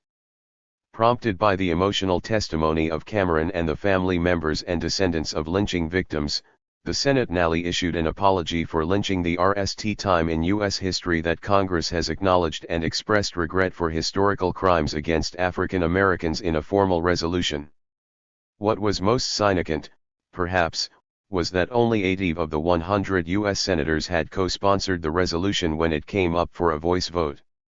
The 15 senators who did not initially co-sponsor the bill were Republicans. Belatedly, 7 senators subsequently signed an oversized copy of the Senate's anti-lynching resolution, which was to be publicly displayed. The 8 senators who still refused to concede an apology are Lamar Alexander, Thad Cochran, John Cornyn, Michael Enzi, Judd Gregg, Trent Lott, John Sununu, and Craig Thomas. Superscript 2. Why the steadfast refusal to acknowledge the forensic evidence and the obvious human pain and swearing inflicted on not only the victims of racist violence but on their descendants? Because in a racist society, by this I mean a society deeply straighted, with whiteness deemed at the top and blackness occupying the bottom rungs, the obliteration of the black past is absolutely essential to the preservation of white hegemony, or domination.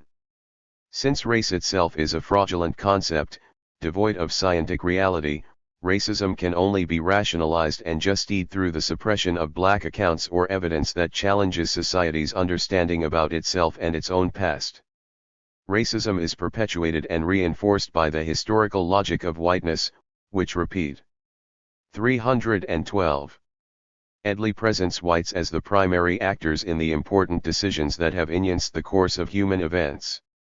This kind of history deliberately excludes blacks and other racialized groups from having the capacity to become actors in shaping major social outcomes. In this process of falsification, 2 elements are crucial: the suppression of evidence of black resistance, and the obscuring of any records of white crimes and exploitation committed against blacks as an oppressed group. In this manner, white Americans can more easily absolve themselves of the historical responsibility for the actions of their great-grandparents, grandparents, parents, and of themselves. Thus, the destructive consequences of modern structural racism that can be easily measured by social scientists within contemporary U.S. society today, as well as the human swearing we have witnessed in New Orleans, can be said to have absolutely nothing to do with racism. Denial of responsibility for racism permits the racial chasm in America to grow wider with each passing year.